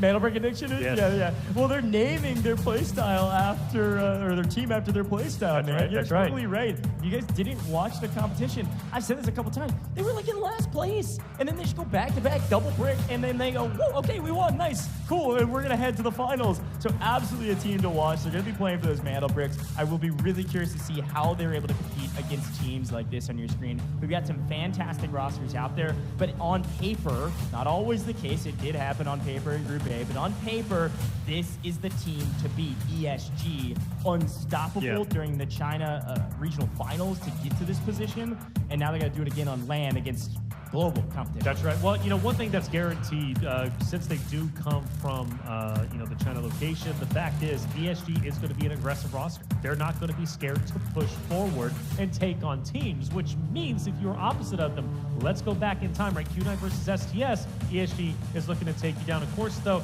we have Moongrab, who's going to be coming out. Moongrab Gang, who is also another phenomenal team coming from our APAC region. Yeah, Moongrab, APAC. I think these players are all from Thailand, which is exciting for them, for their location. But MG, absolutely a roster to watch out for. I think they're a bit of underdogs in this competition. I think there's no question about that. But they had a chance to prove something on main. Again, this is the second APAC squad that was able to come through their regional finals. And so you see some of their players, where they're from, ages. I mean, I'm pumped to watch what they're able to do. And I think they're getting a little stress, a little bit of stage jitters, because yes, we've already been up here for a little while. Broadcast has been alive for a while, but this is the first opportunity for some of these teams to perform on main. So let's turn our eyes over to the LATAM squad. The one and the only LATAM squad in this competition. Legit Brazil, I like the name. LEG. I love the name. What do you think about these guys? Yeah, I mean, it's a talented roster, obviously. They're representing a region, and this is a region that is very passionate. We're talking passion is in their veins, and I hope they get loud in chat. I really do, because LATAM across multiple esports typically in the chat brings the energy, brings the support. I'm expecting no less here. I mean, think about it. You come in as, well, clearly the underdogs in terms of location's sake, the only LATAM team. Your name is legit Brazil and you don't perform well? What are you doing? Yeah, we'll see what they're able to do. But can I turn our eyes to, technically on paper, the youngest player in this competition? Infant baby, appropriately named a baby on main stage. 19 years old and a hair younger than HR. He's joined by some veterans, though. This is one of the squads that I am really pumped to see do well, hopefully do well in this competition. Inc., a squad you have to watch out for from the North American region. Had a chance to interview all three of these players. Killzall, Too Easy, and Baby B are unstoppable, man. 2 out of 3 of them are from the US, another from Canada. And these guys are also coached by a member of Les Durants de la Test. I know you struggled with that one for the longest time. I nailed that. You did, but you struggled with it for a long time. Well done to you. Thank you. Well, Zapdog is coaching them. He was an EU player, just barely missed out on the finals, but came over as a coach. And talented player in his own right. But coaching these guys, excited to see what Inc. can do as we turn our eyes to the only other team we haven't highlighted yet. Special Gamer, another really cool name coming out from the MENA region. Alex Wada as well as Mojo. It's going to be a lot of fun to see what they bring to the table. Obviously, the MENA region has already proven to be very, very special in multiple esports. In this case, obviously, they're looking to do exactly the same. I believe the only team represents the MENA region. So just like Legit Brazil, of course, from the LATAM region, and Special Gamer from the MENA region, a lot of pride on their shoulders, right, to represent their region for the first ever Delta Force Invitation. Yeah, that's a giant region to have one team that has a chance to represent that region. I mean, that's a big responsibility for this trio. So excited to see what they're able to do on main stage against, frankly, some of the best teams in this competition. You can say that about everybody because they all earned their spot here. Right. But it's going to be really fun to see how Group B differs from Group A, if anything. I mean, we talk about the pace of play, we talk about strategy, we talk about high risk, high reward. I use this term often for somebody that grabs the MandelBrick early. Does fortune favor the bold? It did in Group A. A team fall in that was able to go for the brick, get the brick first, and start to the code, ended up getting paid for it. That is not always the case. Sure. And I'll be curious to see if that continues for Group B or if it'll change and the team that gets the brick first is going to get punished for it this time. Well, Zero Down is going to be map number 1. It's only played once, but I think it sets the tone of what you're going to be bringing, right, to the table of this competition. Zero Down, whenever it came to match A, was all Q9. They end up getting the win in dominant fashion. ESG looking to follow suit. The competition is going to be at a peak here. We've got some wonderful teams representing their regions, of course, looking to take down the top dog from China. Now, Zero Down, it is not going to be a MandelBrick round. It is going to be an airdrop opportunity to go in, get your AWM. More importantly, just get your loot in general and set yourself up nicely. We witnessed in match A how close it could possibly be for the top 3 run. This Zero Dem is only played once, but it can also be the difference, especially if we get to map 4, 5, or 6, wherever the teams decide to end it by getting double MandelBrick, or maybe we go all 6 in general. Zero Down very well could be the difference maker between top 3 or number 4. Yeah, I like that call out, Taylor. It's going to be really fun to watch this bubble and see what they're able to do. Again, we want to see who the victor is of Group B, but it all comes down to top 3. Top 3 join the ranks of the top 3 from Group A, and then we go into upper bracket right after this. Everybody else, it's not an elimination round. They're not out. If your favorite team does not make top 3, they're still in this competition, but excited to see what all of these teams are able to do. Now, while we've got a moment, players getting ready, making sure their setups are ready to go, getting their loadouts ready, I think we're about to get started with Zero Jam.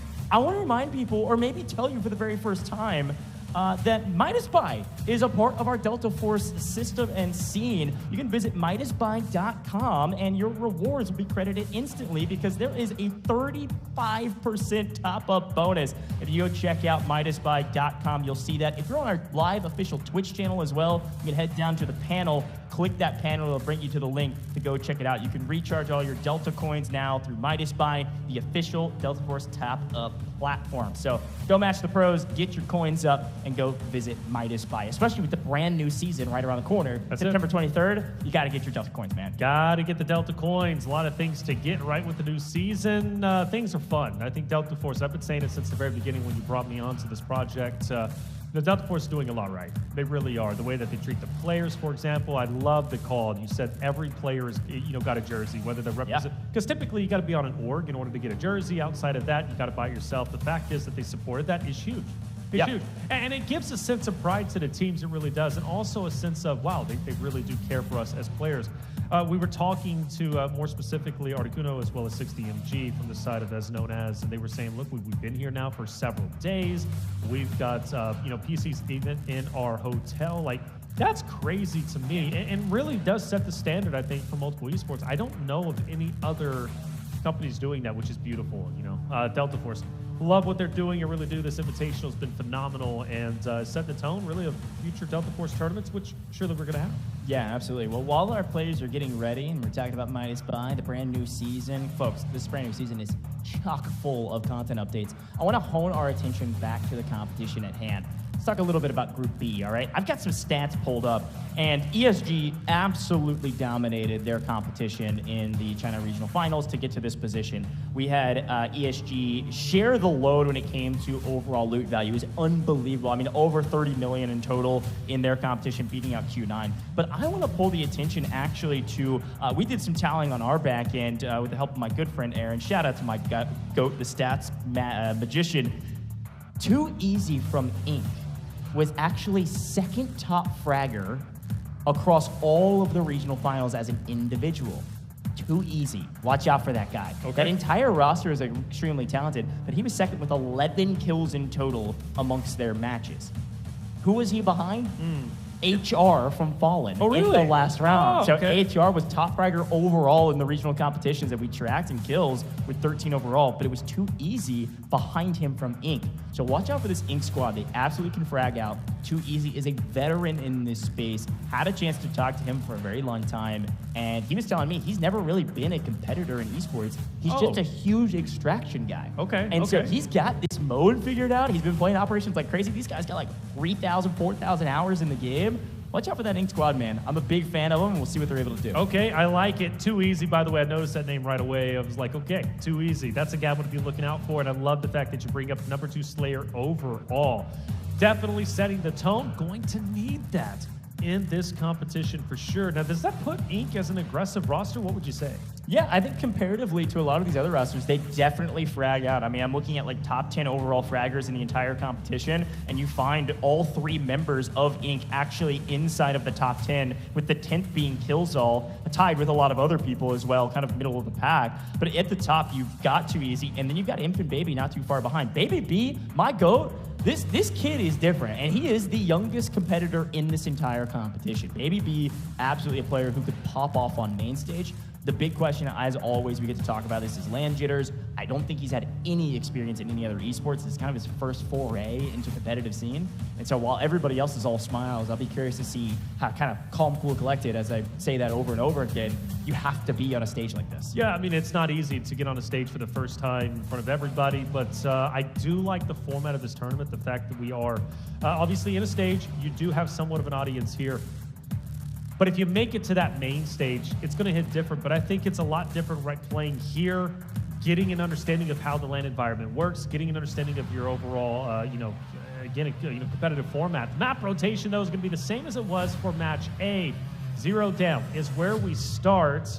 And then you also have round 3, it's going to be Rockish. Now, granted, those 2 are going to be airdrop rounds. 0 dem is an airdrop round. It is an opportunity to get your loot. It's an opportunity to get your AWM, and also an opportunity to set the pace of what you could be expecting on that very stage. Well, here we go, folks. The players are loading in. It is time for some 0 dam, and we are just getting started with Group B. A time to set the tone, set the pace. How fast are we going to be flying around this map? There's no MandelBrick, but there's still a lot at stake. A lot of loot value you can add to your total starting right now. Take the lead while you can.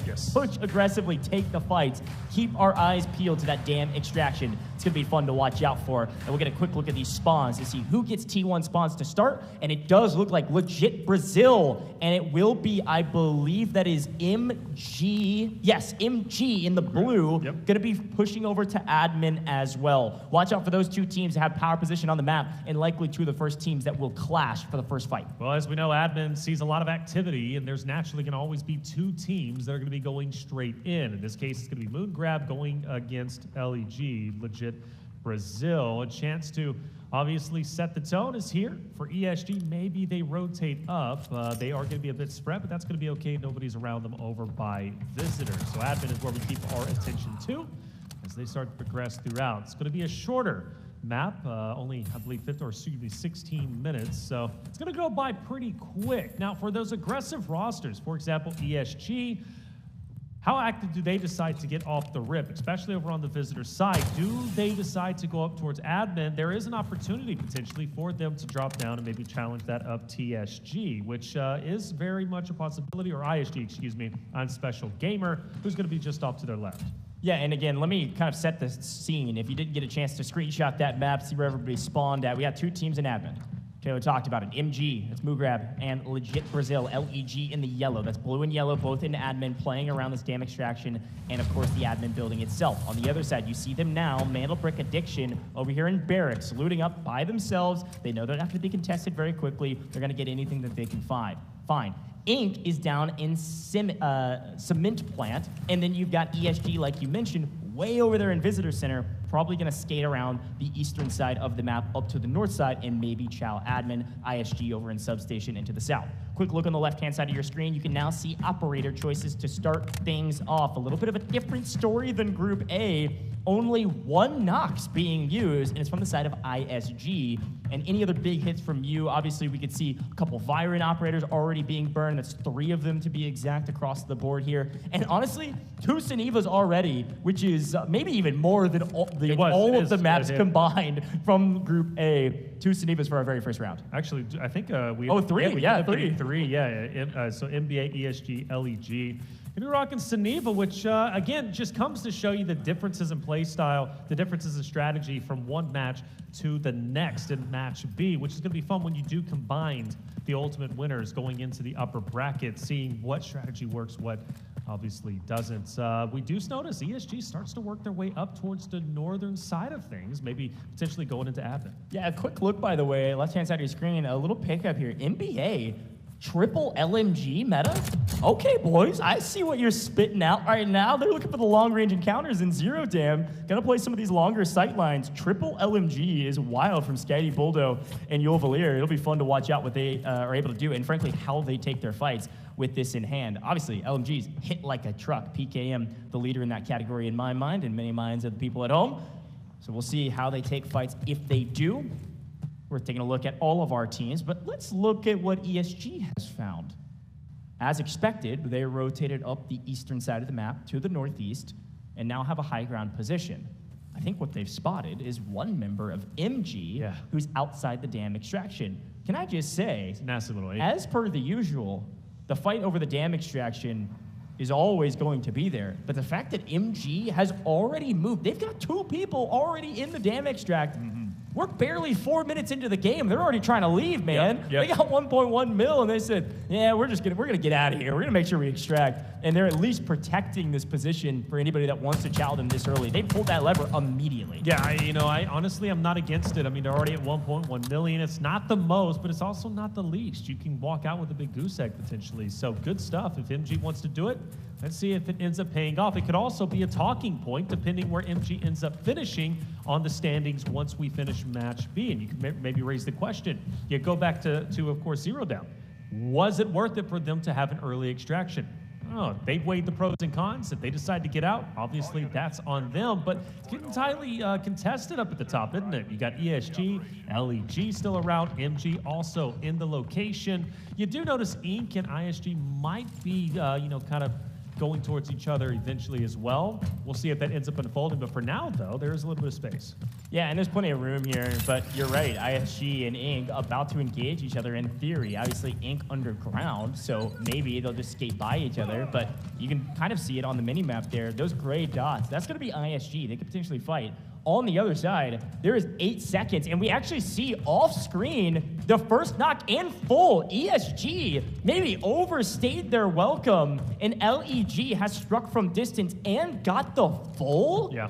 How were they able to get the full with that angle? That's something we got to take a look on the replays. And I do want to say MG does get 2 players out. They fully committed to it. They're going to leave 1 player behind to challenge the entirety of the lobby. But for ESG's sake, yeah, getting 1 player already knocked is tough given how much we hyped them up in the beginning. Yeah, super interesting strategies thus far. ESG forced to retreat. Oh, it looks like he maybe peeked and then actually fell off the rock as he was coming down. Maybe he was actually hitting the zip and got fried on the zip. We'll have to look back on that. But because of that, was able to get finished off no problem because there's basically no cover. Look at this angle that LEG hit. Latam, first blood, gentlemen. Well done. Latam region, across multiple esports, tends to be highly aggressive. That's what they're known for, at least in my mind. Airdrop is going to be down. And who has priority on the airdrop? Well, you got the solo player from MG who stayed behind. The other 2 are extracted, who's going to be in the vicinity.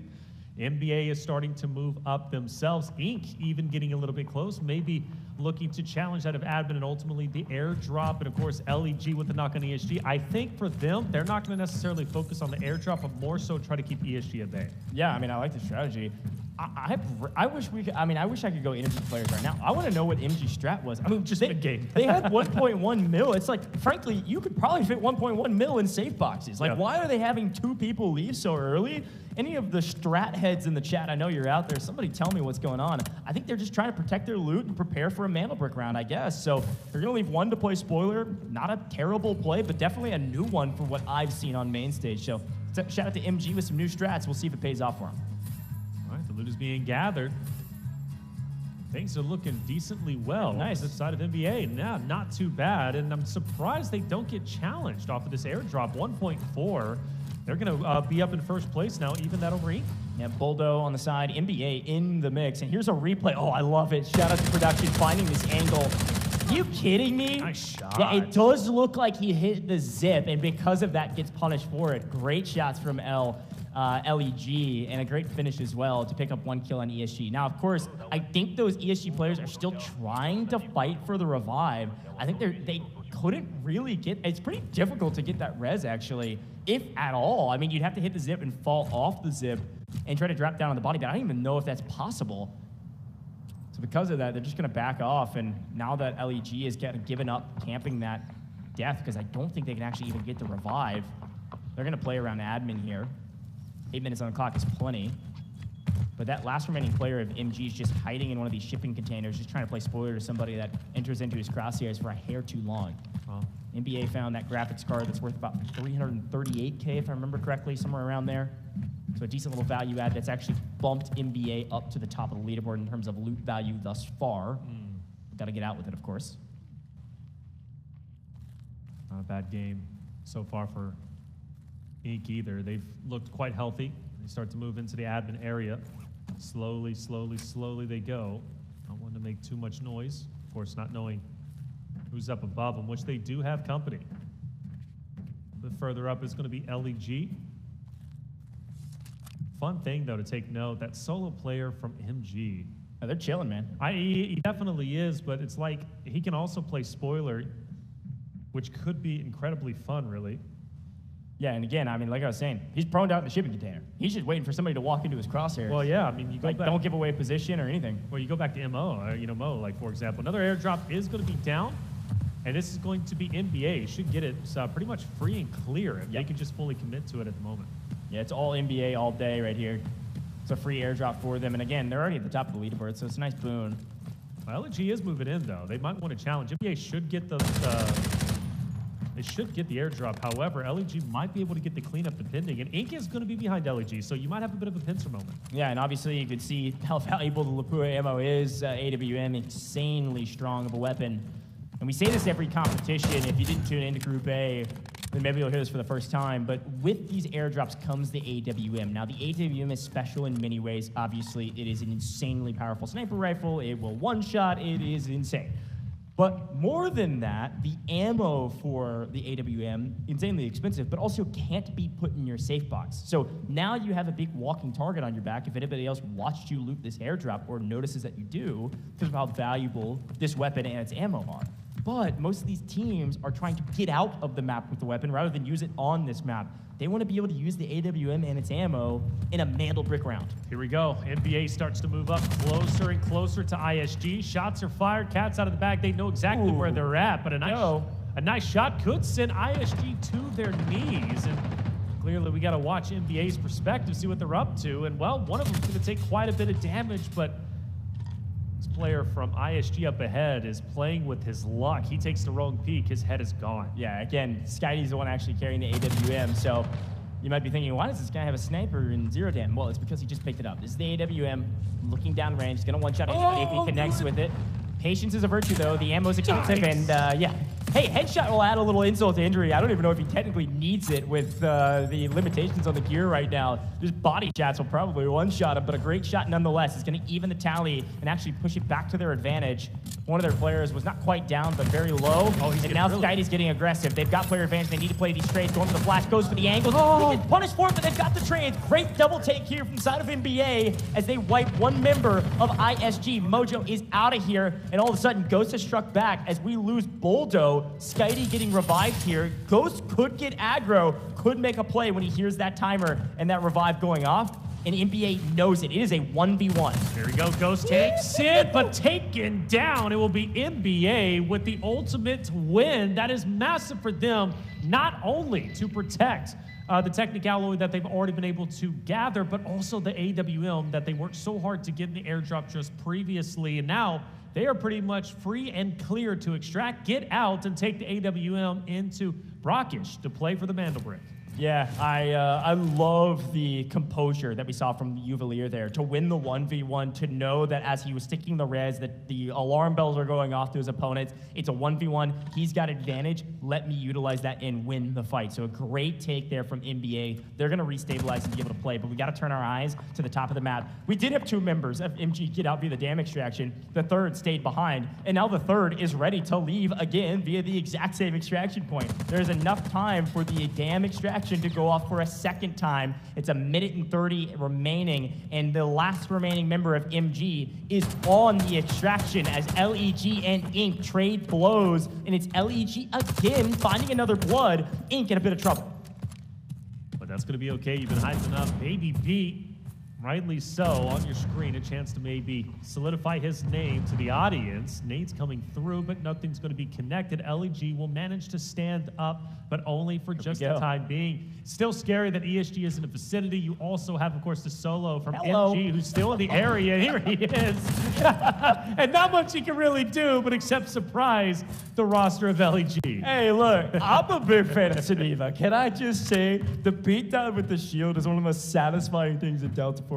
We saw it all the time in the regional finals. We saw it all the time in Warfare. We did not see it hardly at all in Group A. It's good to see it already in the first game of Group B. But turn our eyes back to Ink. They've lost Killzall, and it's just Baby B and Easy trying to play slow here. They've actually got a team of two, or the ones that are carrying them on the right-hand side. That's ESG, who lost their third remaining player from that LEG roster. LEG has power position. LEG has the extraction point on lockdown. These other two teams got to figure out what they're doing. They don't have time to make it to that extraction point. LEG is going to get out for free with a couple kills to boot. A great map for LEG. Legit Brazil starting out strong. You'll see them leave here in about 7 seconds. As well from NBA is also going to be going south, most likely having the majority of the loot, the 4.2 million they've been able to accomplish. The extraction is in. LEG are gone. A very successful game number 1. Well done to the boys. Now, for ESG's sake, what's the game plan? Ink as well. What are we going to do here? Not a lot of people really to take on, but I think they're going to have to fight. And surprisingly, 2 players from NBA are actually going to fight, it seems. Yeah, I mean, this is tried and true zero dam right here. We fight outside the extraction point, we don't make it, and now we have 90 seconds to figure out how can I add value to my team.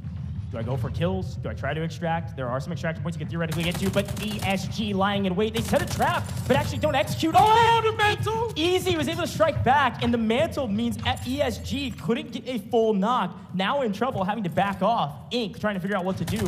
They were gifted with that one, and now Skydy from distance? Hey, we talked about the LMGs, dude. They hit like a truck from distance. NBA getting active, and Uvalier is getting out of the map. Yes, Skydy has been incredible. We saw nice headshot with AWM just a little bit earlier. This time around with the LMG from a distance, managing to make it happen. Uvalier from NBA has managed to go ahead and extract, protect the loot of NBA. Meantime, only 45 seconds remain. Options are running slim, especially for those who haven't found much success. ESG, Inc., right? NBA, they're just playing with their food at this point, and Skydie gets another. Skydie is hitting right now. Fantastic shots, and all of a sudden, the top dogs on paper will not be the top dogs after map 1. ESG falter early and falter late. 25 seconds and counting each of these kills. 400K. Skydie trying to be a hero against 2 members of Inc. His teammate nowhere to be found, and Skydie gets cut down. There was one more member of NBA, Boldo, a little bit away. The problem is there's only 12 seconds remaining. Inc. is getting anything they can get their hands on. He can make it, Get the safe box, maybe. Get a couple kills, and that's all you're going to be able to get. Boldo, in the final couple seconds, do you have an angle to get the knock? Get the knock. He gets full in time. He does. Wow! Wow, an additional 400K right at the tail end, literally at the buzzer beater. Well done. I mean, nice. NBA, come on, that is one of the best starts we have seen so far, outside of Q9, obviously, but Skydie, come on. With the sniper AWM, doing it with the LMG from a distance, you get one guy extracted. Like, do you need a better start than that? Yeah, and frankly, honestly, for NBA, it's only a boon. Like, it doesn't really matter if you die there. You're not going to extract. So if I can get a kill, that's an extra 400K that gets added to our stash. Right. And for the likes of Inc., they're like, oh, well, whatever. They got 400K. It doesn't hurt them at all. They're not getting out of the map. They get whatever in their safe box. And it looked like, I believe, that one member of Inc. that was looting was just trying to stash his safe box with whatever he could find.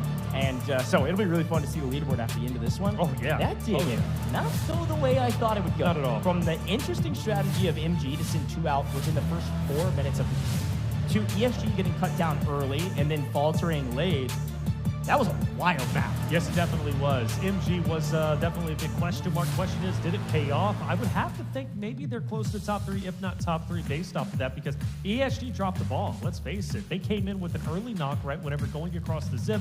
After that, they tried to recover, but they really couldn't get much started, which is quite surprising. Very early goings, though. It's only been one map, okay? So ESG could be just fine. But you got to give credit to MandelBrick addicts who, barely qualified for this stage. Filling the 2 MandelBricks and and really struggling during that qualifier. If it wasn't the MandelBricks, they wouldn't have qualified. For them to then do that turnaround and to get that much of a performance is pretty incredible. They're fragging, man. They've been in the lab. They knew it. I mean, we talked about them, or talked with them in the interview, and you'll see it on social media if you checked it out. They basically were like, hey, we know that we kind of lucked in here or snuck in here at the last second. Obviously, some skill there.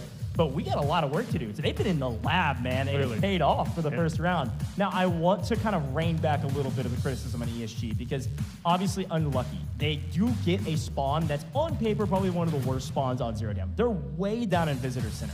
The only thing they can do is, unless they want to take a fight at Substation, they're going to wrap all the way to the north side and maybe make a play for that extraction on the damn extract, which is what they tried. Right.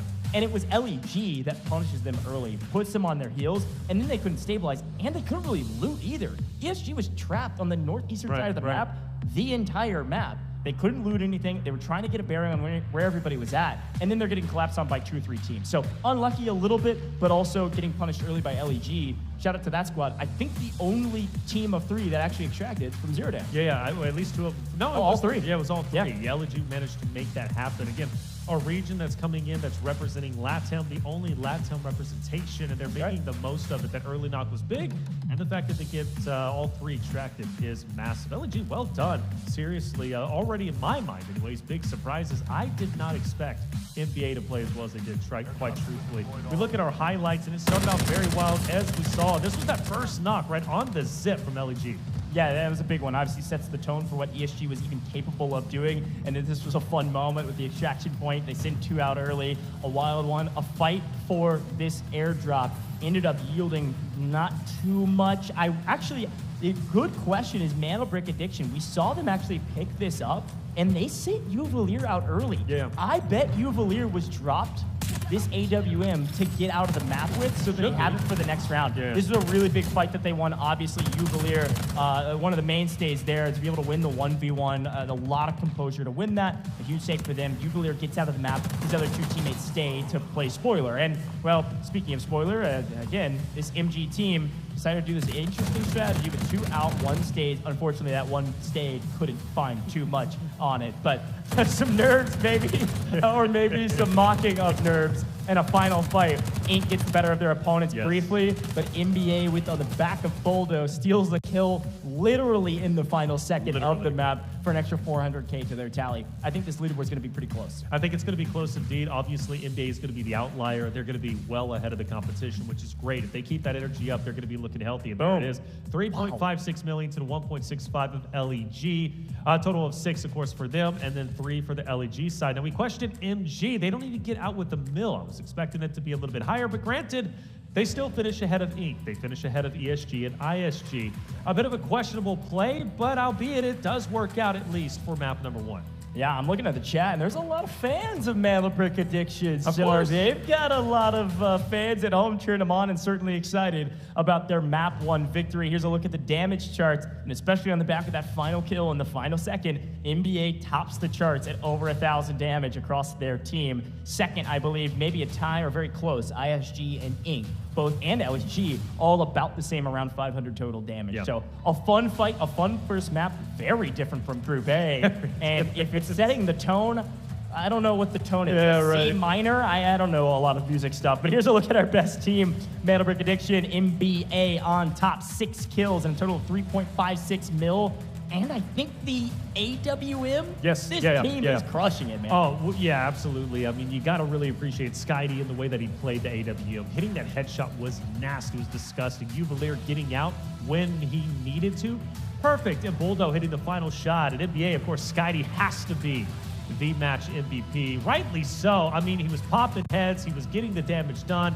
3.0 KD. He was doing it all. Skydie is that guy. Yeah, almost 500 damage, 3 kills, and an assist. This team was phenomenal, and Skydie obviously set the tone for that with the AWM getting that headshot, opened up that fight. And frankly, if he wouldn't have done that, I think they ended up losing that fight. It came down to a 1v1. He opened it up. That is true. That is start. So that is a great point. I don't know. Big shout out to Skydie. Those guys have been in the lab. They've been working really hard, and it's paid off thus far. But we are just getting started, man. That was map 1. There wasn't a MandelBrick. We're about to see one in the next map. I know, and you got to appreciate NBA at this point. Having that AWM is going to be massive, and I'm 99% certain they're going to have the AWM going into the MandelBrick round, which is going to set themselves up very nicely. You look back to match A, 1 MandelBrick, right? There was 2 or 3 obviously gathered. There are only 2 teams who had all 3 of those MandelBricks, which means you get a MandelBrick, most likely you are going into the upper bracket. A big opportunity for NBA. They cannot waste this opportunity. That ADM is going to be the difference maker. They need to utilize it to the fullest extent. Now, for the other teams, of course, they've got to step it up in a big way. Yeah, got to step it up. Really excited to see what they can do. Let's take a listen into the comms to wrap up that last map. Заходи так глубоко, скид, наверное. Я здесь угол тебя возьму, что ты залутал. Поешь. Не вижу пока. Вижу людей на стройке. Фулл-пачка. Вышли с админки, по мне стреляют. А, стройка, блин, плохо. Лутай был, уходим назад вообще, фулл назад. У нас есть 3 места на лодке. Да, идем делать на цемент. Быстро, цемент, уходи. Скид, все, уходим, ювелир. Я и ухожу с той стороны. Я разбитый. Ты можешь на втором этаже? Нет, я хилюсь. Я иду к вам, буду смог кидать. Что мне распекать? 2-й этаж? Вижу, дэшнулся влево, чел. Бомбочки закинули. Ног. Будем доигрывать. Хорошо. Слева, справа, близко, чел. Я взял контракт. Спорь у нас. 2-й этаж. 1 хп. Хорошо. Да, есть. 2-й этаж остался. Я хилиться буду. Точнее, резать буду. Попал нихуя. На 2-м стоит Фиоля. Вайп. У меня упорит 2-я тима. Успеешь подойти, разыграем? За стенкой. Объясни. Между контейнером, между мной и тобой. За стенкой, вот здесь. Заходи в контейнер, был. В упоре мне слева. Я скоро пикать готов. Ты готов? Подходи. Нет, он далеко. У меня пистолет попикает. Он далеко. 20 секунд. Играй соло. Какашка кидает. Прокосил сильно. Да. Меня лутает, наверное. Быстрее пикни. Ну что, стамина? Быстрее пикни. Да есть. Great comms from a great team. EU has been looking really good overall. Obviously following the top team from Group A. And then here in Group B, EU on top again, which is wild to say. Certainly not something that we expected. Here's a look at the overall rankings from MandelBrick Addiction. EMBA 9.47 mil in total. A little bit less than 3 mil over the competitors of legit Brazil in second place overall here, Taylor. Yeah, the goal is top 3, right? So NBA already about 5 million ahead of what would be the cutoff at MG, who's at 4.63 million. But just like Match A, it's going to be very, very close. We go into round 2, our first MandelBrick round for Match B, going to be on Brackish. And of course, we have to take a look at our spawn points. Yeah, and this is a key factor. Again, we were talking about this at the top of the show. We talked about it right before this group. Look at those red spawn points. That's going to be your priority spawns. That's your T1 spawns. MG and legit Brazil cannot spawn on the red spawns. Why are they tier 1? Because they're the closest to the MandelBrick spawn. So the MandelBrick will spawn just outside of Museum near the center of the map. So you can see the logos of where people can potentially deploy into. You're not going to see legit Brazil, and you're not going to see MG around those T1 spawns.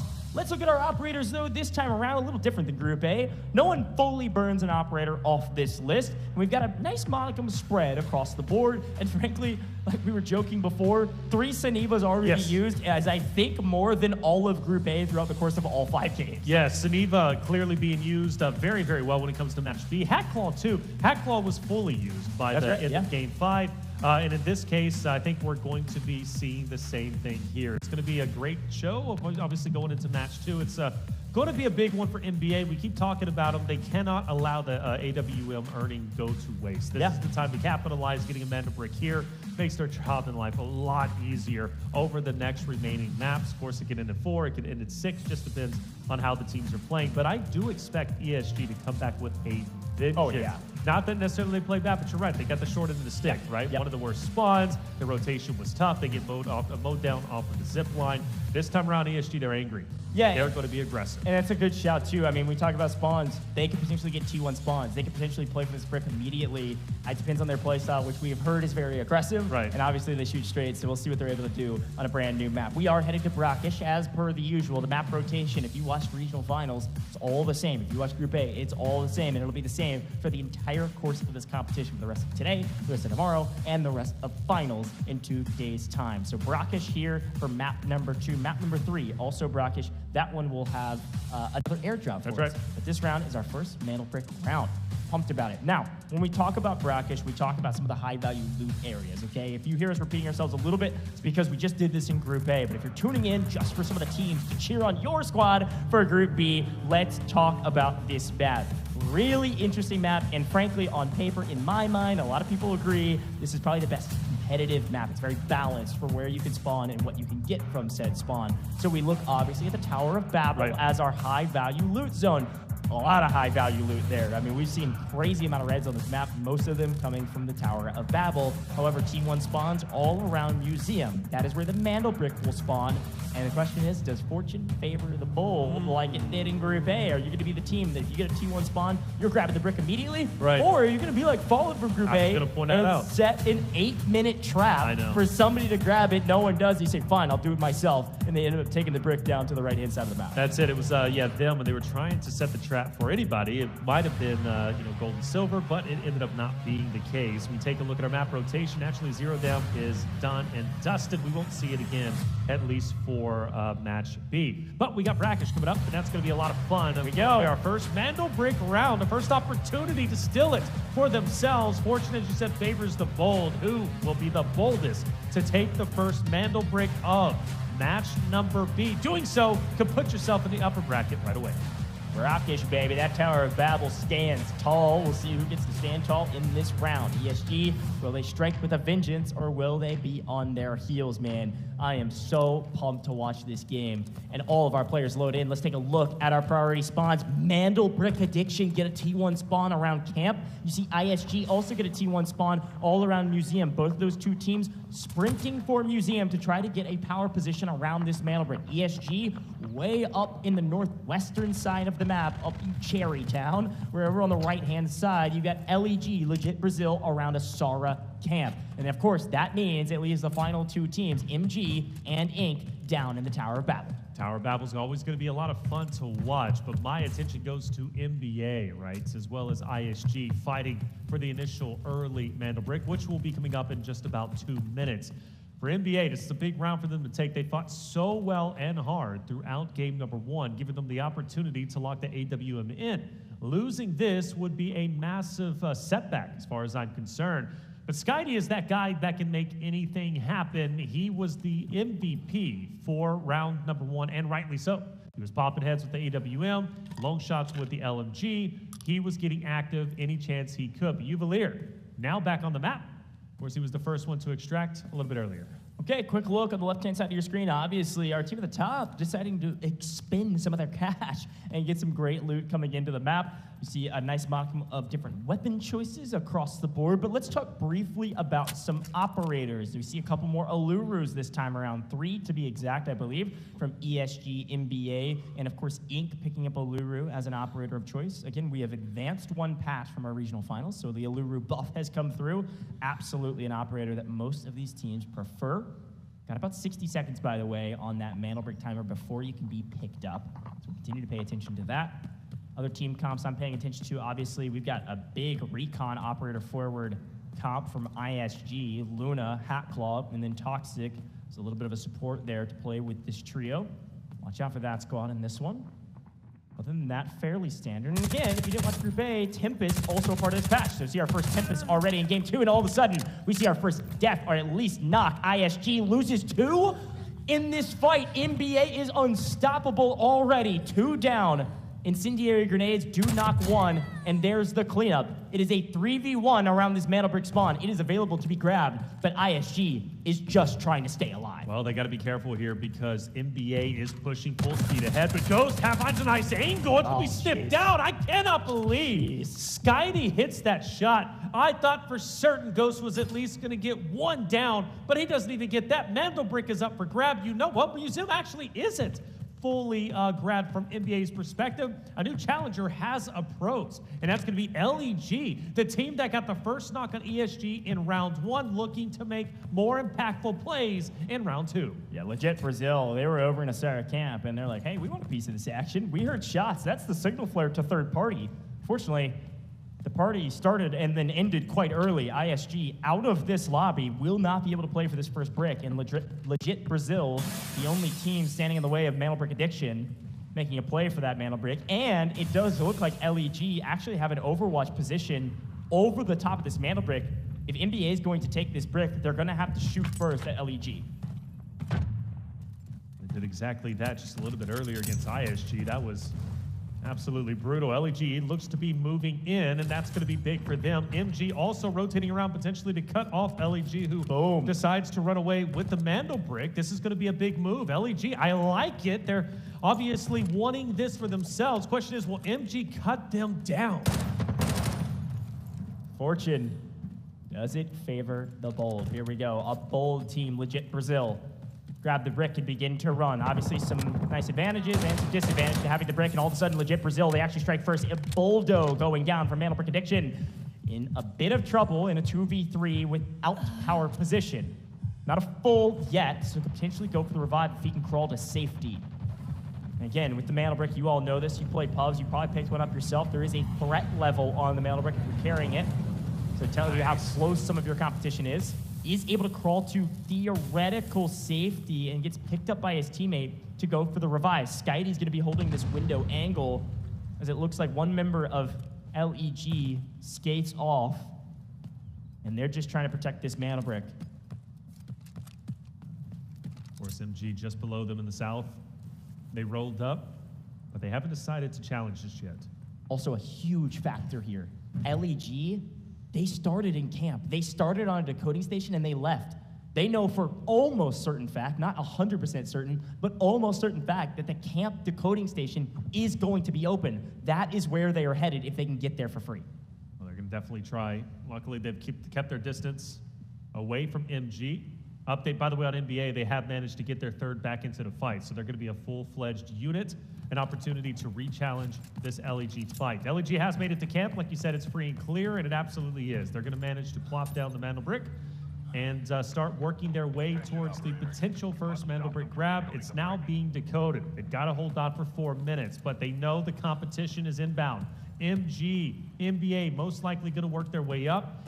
If I had to guess, those are going to be the only two teams truly to challenge. I haven't noticed ESG move. Inc. also hasn't moved as well. Inc. is relatively far away. So before ESG or Inc. even get involved, most likely it's going to be MG trying their luck first. Yeah, and again, I mean, there's plenty of time. 3.5 minutes is a long time in Delta Force operations. But you're totally right. This is going to be the first fight. Just a matter of who takes the first shot. Both teams know that there's another team in the area. You saw them smoking and running, throwing the drones up from Toxic as well. Didn't connect, but absolutely had info. Legit Brazil already stunning some folks that didn't know about this team. Started out strong in Zero Dam. Now they've grabbed the first brick and starting the first decode. MG playing patient. There's really no rush with 3 minutes on this decoding. Not at all. And NBA, a lot of the same. I think NBA wants to make sure that they're not going to get third or fourth partied from behind by maybe a team like ESG or anybody else as they move through the market and up through the north side. Azure Town is probably their best position. You'll see them they were briefly on the mini-map there in pink. There they are on our screen right now. They're playing the north side of this decoding station. MG's playing the south side of this decoding station, and LEG, of course, protecting it means that LEG is going to get sandwiched. Yep. If they, on accident or maybe on purpose, sandwich this team at the same time, LEG is going to be up for the pickings, and it's one of these other two teams who's going to come out on top. I think LEG might be in a little bit of trouble here.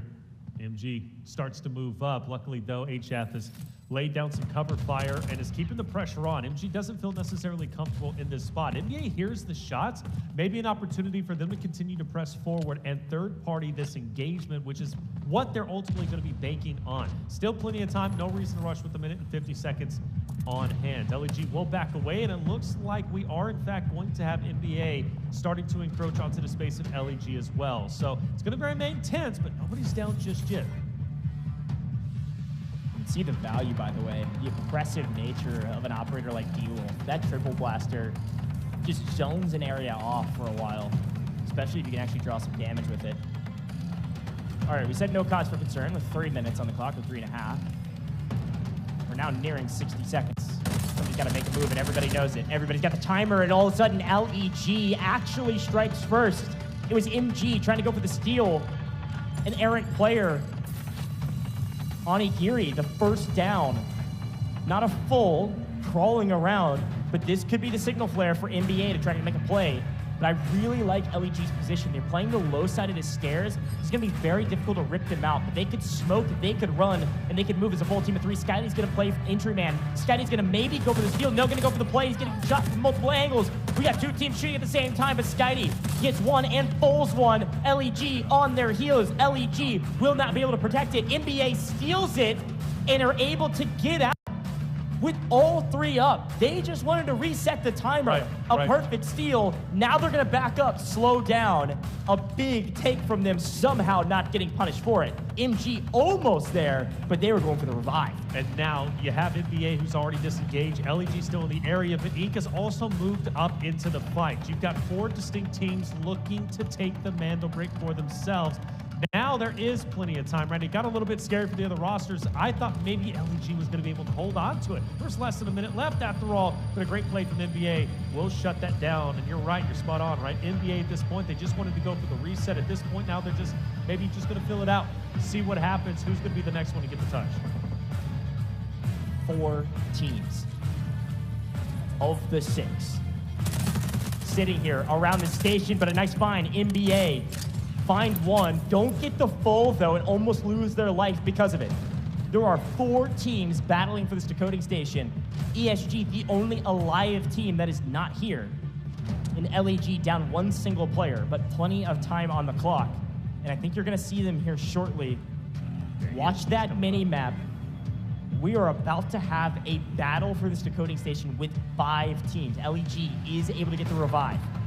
5 teams. It's It's getting contested for sure. ESG, when they join the fold, it's going to continue to get wild. 2 minutes on the clock. NBA still decoding, but Ink, LEG looking to retake it back for themselves. Of course, you throw in MG in that equation. Nobody wants to move too quickly in the moment. Everybody knows this is a dangerous place to be. And there's really no distinct strat on how you can get in there, honestly. Hey, it's going to come down to a point like what we just witnessed from NBA, where they just had to full send it. I really like NBA's position. They obviously have a powerful position here, and they've got the decoding station. The fact that NBA's got the most northern side of this decoding station, without anybody on their back, NBA's in the best spot.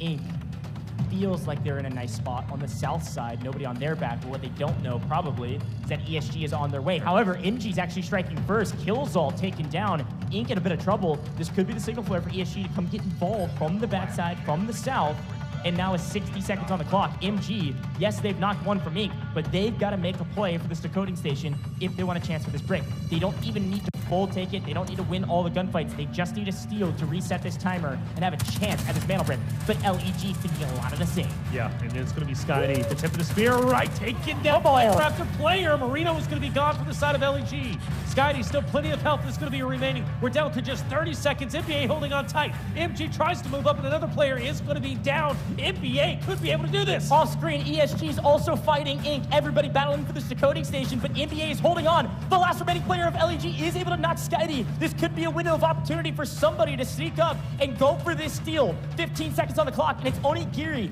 Failed the first time. Can he succeed the second time? 10 seconds on the clock. LEG just trying to steal. LEG goes for it. LEG, can I stick it? LEG fails. LEG resets. LEG will likely fall here shortly, but he gets the steal. He's able to stay alive. Off screen, Ink is getting cleaned up by ESG, but LEG just saved the game for everyone, including somehow himself.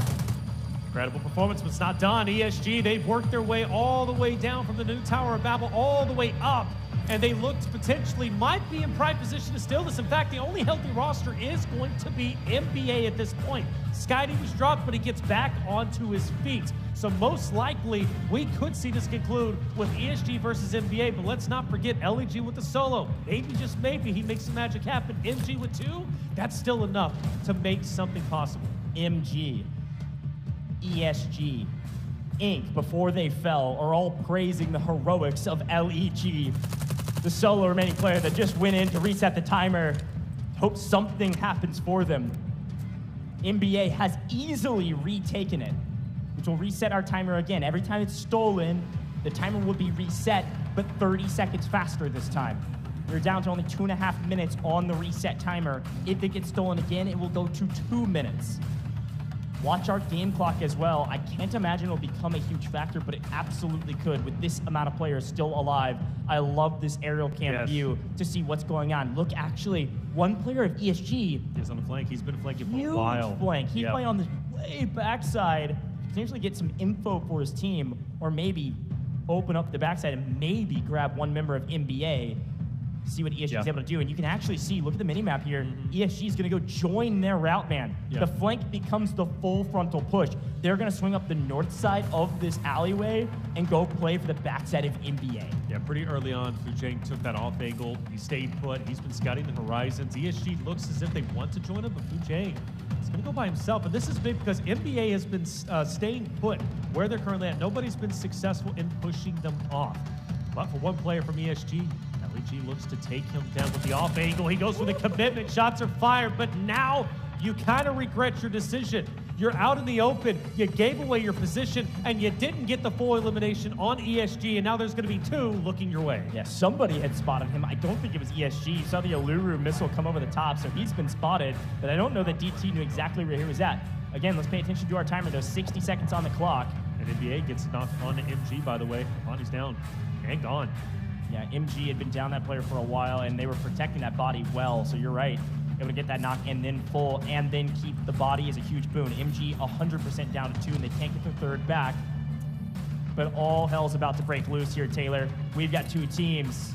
remaining that are fully alive, and all of a sudden LEG, their solo finally killed. That's right. You got the solo from ESG. It's going to be Fujang who's going to be going on the flank, and he has just enough time to do it. NBA has held on for an eternity, and they have 20 seconds to continue to do it. But Fujang is going to be coming in for the flank. ESG is going to be going from the front side. That's going to be a couple of downs. MG, though, is going to manage to take down 2 from ESG. Just 9 seconds remaining. NBA on the precipice of decoding the MandelBrick. NBA Scotty takes down DT, fully gone. Fujang from the flank is going to manage to get a couple, but he can't get on. And NBA is going to manage to get the MandelBrick extracted. They fought tooth and nail. Fujang capitalizes off the flank. ESG will stand, but the MandelBrick will go to NBA. Holy cow. MandelBrick addiction. They get the MandelBrick and they lose their lives after the timer hits 0. Fujang comes up from the backside and wipes a full team of 3 before they can even react. But MandelBricks are key, and MandelBrick addiction have grabbed the first one just in the nick of time. Just in the nick of time, indeed. I mean, it came down to seconds. Fujang on that flank. You could tell he was going to be destructive. You could tell he was going to make an impact. But the question was, would he make the impact in time for the MandelBrick? And the answer, as we know now, is no. Good grief. Is no. But still a great effort. But NBA, to hold their position how they did for as long as they, and mind you, also get the reset a little bit earlier off of LEG. Like, come on. Dude, this was a crazy. We're in map 2, man. I feel like we're in map 6 already. That took years off my life. A 5-team fight for the decoding station. It changes hands 10 times. And again, I always say this, MandelBrick Addiction, they struggled in the regional finals. But they have something that others don't. They are so good at playing these positions, understanding who's on the map, and playing for this decoding station. What was so impressive about this team was they were able to play the north side. They recognized the north side was free immediately, and they held the north side the entire time. ESG picked up on it finally. It was just a hair too late, and they had to go through that one spoiler player that was LEG, the last remaining player of Legit Brazil. If that Legit Brazil player is not there, ESG had a free route to kill all of NBA. That was wild. That is wild indeed. We said it, look. When it came to Group Stage A, they brought the action. They set the tone. Group Stage B needed to match it. That was probably one of the most exciting MandelBrick rounds we have seen yet. Well done to NBA. From round 1 to round 2, they refused to budge, and now that much closer to going to the upper bracket as it stands. I mean, look, we could have a world where we have 2 EU teams directly into finals. Crazy stuff thus far. You're right. MandelBrick Addiction, they're trying to earn their spot to upper bracket, and getting a MandelBrick has put them in a really strong position to be able to do that. It's not often that a team can get a MandelBrick and not be a top 3 team. It is technically possible because we have 4 MandelBrick rounds, but it is highly unlikely. MandelBrick Addiction's got to be feeling fantastic right now. While this map wraps up, can we pay attention to the left-hand side of our screen? Obviously, ESG, they come in, they clean up. They had this, again, not a great spawn for them. They're way up in Cherrytown, can't really get involved in the action. They then wrap all the way around the south side of the map. They wrap all the way through Tower of Babel. They go over the reservoir, and they will come all the way down. I mean, they literally ran the whole map. It has been a lot. And they're able to be the last team standing as well. Right, so they're at 5.1 mil right now. If they can get out of the map, or a couple of them can get out of the map, huge boon for them. And they picked up a ton of kills. In terms of loot value, you should see ESG probably leap to the top, is what I'm guessing. Of course, underneath, MandelBrick Addiction, who just got that MandelBrick. So it does look like we saw a little picture there. We've got 1 player sprinting for the North extract. We've got 1 player sprinting for, I believe, the Tower of Babel extract, since they have the ID tags.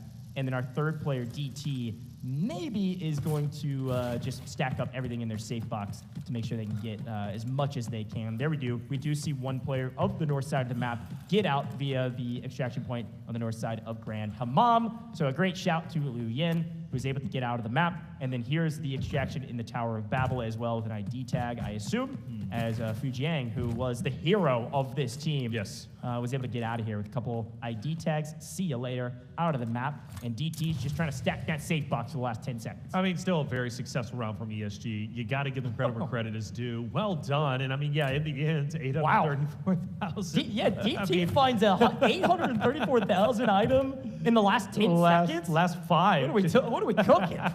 Talking about some nice RNG and a great find for that team. ESG going to leapfrog up near the top of the leaderboard, but it is all MandelBrick addiction. Yes. A crazy map too. Insane. Probably, like you said, one of the most action-packed maps we've ever seen. 5 teams around that decoding station trading blows, and ESG, the last team remaining, but MandelBrick addiction, the team that gets the brick, and it's double brick match point format, baby. That's you it. got the first one, they're already on match point after 2 games. They can get it in 4, which would be special. We're highlighting ESG at the very start, and we still are, but MandelBrick addiction looks to be the #1 team so far. Well, they are, excuse me, but I mean, in terms of this this match, be just blown away by their performance. I'm not gonna lie, like I was excited to watch them, but I didn't expect them to be as dominant as they currently are. They were clearly doing their homework. They've done it. They've improved as much as they possibly can, and I am just through the roof. Well done. 5 teams, again, to go back, 5 teams fighting for the MandelBrick. We've seen 2, I think maybe 3 at most from match A, never 5. And if the 6 was alive, of course, they would have went in themselves, right? But that was NBA who ended up wiping them out super early. It was ISG. That's right. Who unfortunately just went up, 3 down instantaneously. Yeah, and it is worth mentioning. I mean, NBA did get prio spawns. Like, it did get T1 spawns with ISG, and that was the fight that started everything off in Museum. So ISG goes down, they get a full wipe, and then NBA is able to clutch it up at the end to get the MandelBrick. A huge game for that team, appropriately named, but we're just getting started. We're going into game 3 here shortly. Brackish again, this time with airdrops, not MandelBricks. MandelBrick addiction on top, likely ESG in second. It's not exactly how we thought it would go, but it is dang fun to watch. You know, it is what it is, right? I mean, Q9, for example, I expected to get first. Fallen had other plans. They ended up taking the win. Of course, from the EU side of things, MandelBrick addiction, not scared of the location of China by any means. They have taken the fight so very well. But I do want to highlight that play, that flank, though, from Fujay. Like, he flanked, he set that up for a lifetime. He made a massive impact, and honestly, seconds away from potentially getting that MandelBrick for ESG as well, stealing it for themselves. But his play was impactful, and that's why they should definitely be in second place. A big recovery from a lackluster game 1. Yeah, and again, can we think back to also legit Brazil? I mean, a great map from them for everything that they had to deal with. I mean, they were the ones that snuck in there and said, oh, okay, we'll come from camp, steal the brick, and go plant it at camp. It worked out perfectly for them, but then everybody collapsed on it. And you said this something a second ago that was super important. We had 5 teams fighting for the MandelBrick, very different from Group A. That's right. One of the reasons for that, though, was in Group A, we watched, as the MandelBrick's being planted, the coding starting, a bunch of kind of isolated fights happening. Nobody could get there without fighting through a team. Right. It just so happened that the flow of the map this time around was the MandelBrick was planted. Nobody fought. And everybody also, they got some info via whether it's Aluru missiles or Luna arrows or Hat Claw or whoever, got some info where teams were at, and they skated around them to try to collapse on the decoding station. Using a lot of hand signals here, but it was crazy. That's really what it felt like, the big congestion. That's what it was. Going into that map. Here's a quick look back on some of the highlights here, Taylor. And of course, this is where it started, NBA wiping ISG. That's it. Gave them an opportunity to get their hands on it if they wanted it, but it was LEG who would have taken it for themselves. This shot, by the way, from Skydie onto Ghost was disgusting. I thought for sure he was going to drop, but he managed to stay up. Skydie is that guy, like much like Mo, who can just make high impactful plays consistently, becoming a massive fan of what he brings to the table. But this was Skydie getting up, of course, with the MandelBrick. The decoding ended up starting, but then we noticed more and more teams getting active. At this point, it was 3, but the green dot started to move in, which was ESG, and before we knew it, there was 5 teams fighting for the MandelBrick. Yeah, and then it was just utter chaos. And again, somehow, legit Brazil, their last remaining player snuck in there, stole, and got out, stayed alive. And again, it's actually a huge boon to NBA. Here's that moment, got a couple kills there, and that final player tries to make a hero play here shortly, but some really fun action-packed fights. And it was ESG that came wrapped all the way around the map and took down Ink. I really thought Ink was actually in a really good position if ESG wouldn't have made that full wrap. And again, smoked a huge piece of the puzzle when it comes to creating new sight lines for yourself, creating some visual cover. ESG almost able to steal it there. It was so cut close, down wasn't it? just in the nick of time. And then here's Fujang just cleaning everybody else up. Good grief, dude. Winning a 1v3 against a top-level team like that is insanely impressive. And you can see the sigh of relief. Yes. Boys, we might have died, but we got that MandelBrick just in the nick of time. It came down to quite literally seconds, right? DT from ESG, I mean, I thought he got the touch. I really did, but he just couldn't get it in the nick of time. Well done, though. That's from the ESG side. And so, yeah, we're ready at the end, 800,000 at the very, very ends, man, right in the nick of time. I mean, literally, that's kind of poetic with the way that the MandelBrick was gathered. And everything was right at the last second. Yeah. So things, heat up a little bit, but also cool off in a way because we got the airdrops coming into play. We know at least this match speed will not end in the next map, but it's going to be fun. For NBA, they only get 35, but they do walk away with a total of 9 eliminations. And on top of that, the MandelBrick, which is the most important aspect. And for ESG, 4.85, we're happy with that. Folks, I'm going to do a little bit of math for you. They got 35.35 mil. That's 350K total in their safe boxes. That's nothing. That's nothing. 9 kills is 3.6 million. Oh, good math from you as well, Taylor. That is crazy just from kills. That's how kills are so important in this game. And look at the damage. I think, somebody can correct me if I'm wrong if you've been watching all day today, I think that's the highest damage total we've seen from any team in this competition thus far. Yeah. Creeping up on almost 2.5K in total damage across these 3 players. Insane. And of course, that means they're the best team. Most kills and a MandelBrick. Absolutely crushed it. MandelBrick Addiction, a team to watch out for at every stage of this competition. Yeah, I mean, whether it's Buldo, Uvalier, or Skydie, these guys know exactly what they need to do at any point in time, and it's going to be Buldo as the MVP. So we already have 2 of the same winners, of course, being that of NBA and also 2 NBA MVPs, something Match A could not replicate, right? Remember, it was Q9 winning, but it was also another MVP, but this time around it's NBA dominated. 5.0 KD. 5.0 KD, but also 1,000 damage. I mean, we had 2.5K between the entire team. He had 1,000 himself. That is an insane stat. Yeah. I know folks at home are stats magicians and strat magicians. I want to hear all of your predictions, of course, but also talk to me about this MandelBrick Addiction squad, man. Talk about, they're in first, but also can I already give them most improved? This is a totally different team from regional finals. They have been in the lab, and it has worked. Yeah, to barely make it here and now be dominating your match, even against ESG, arguably the #1 seed in the tournament. Come on. I mean, talk about turning things around. The only cherry on top would be if they're able to win map number 4. Let's go ahead and listen into the comms from map number 2. Разбил одного сильно. Второго родил. Хорошо. Будем пробовать доигрывать быстро. Горит. Нок, все, один. Он над рядом пачка. Где последний? Снизу. Либо забежал наверх. Слышишь что-нибудь? Не, он не мог забежать. Подвал. Тихо. Надоел этого. Подвал. Где он допушит просто плюс В? Попробуем? Попробуем? Пошли. Смог какой-нибудь? Разбили.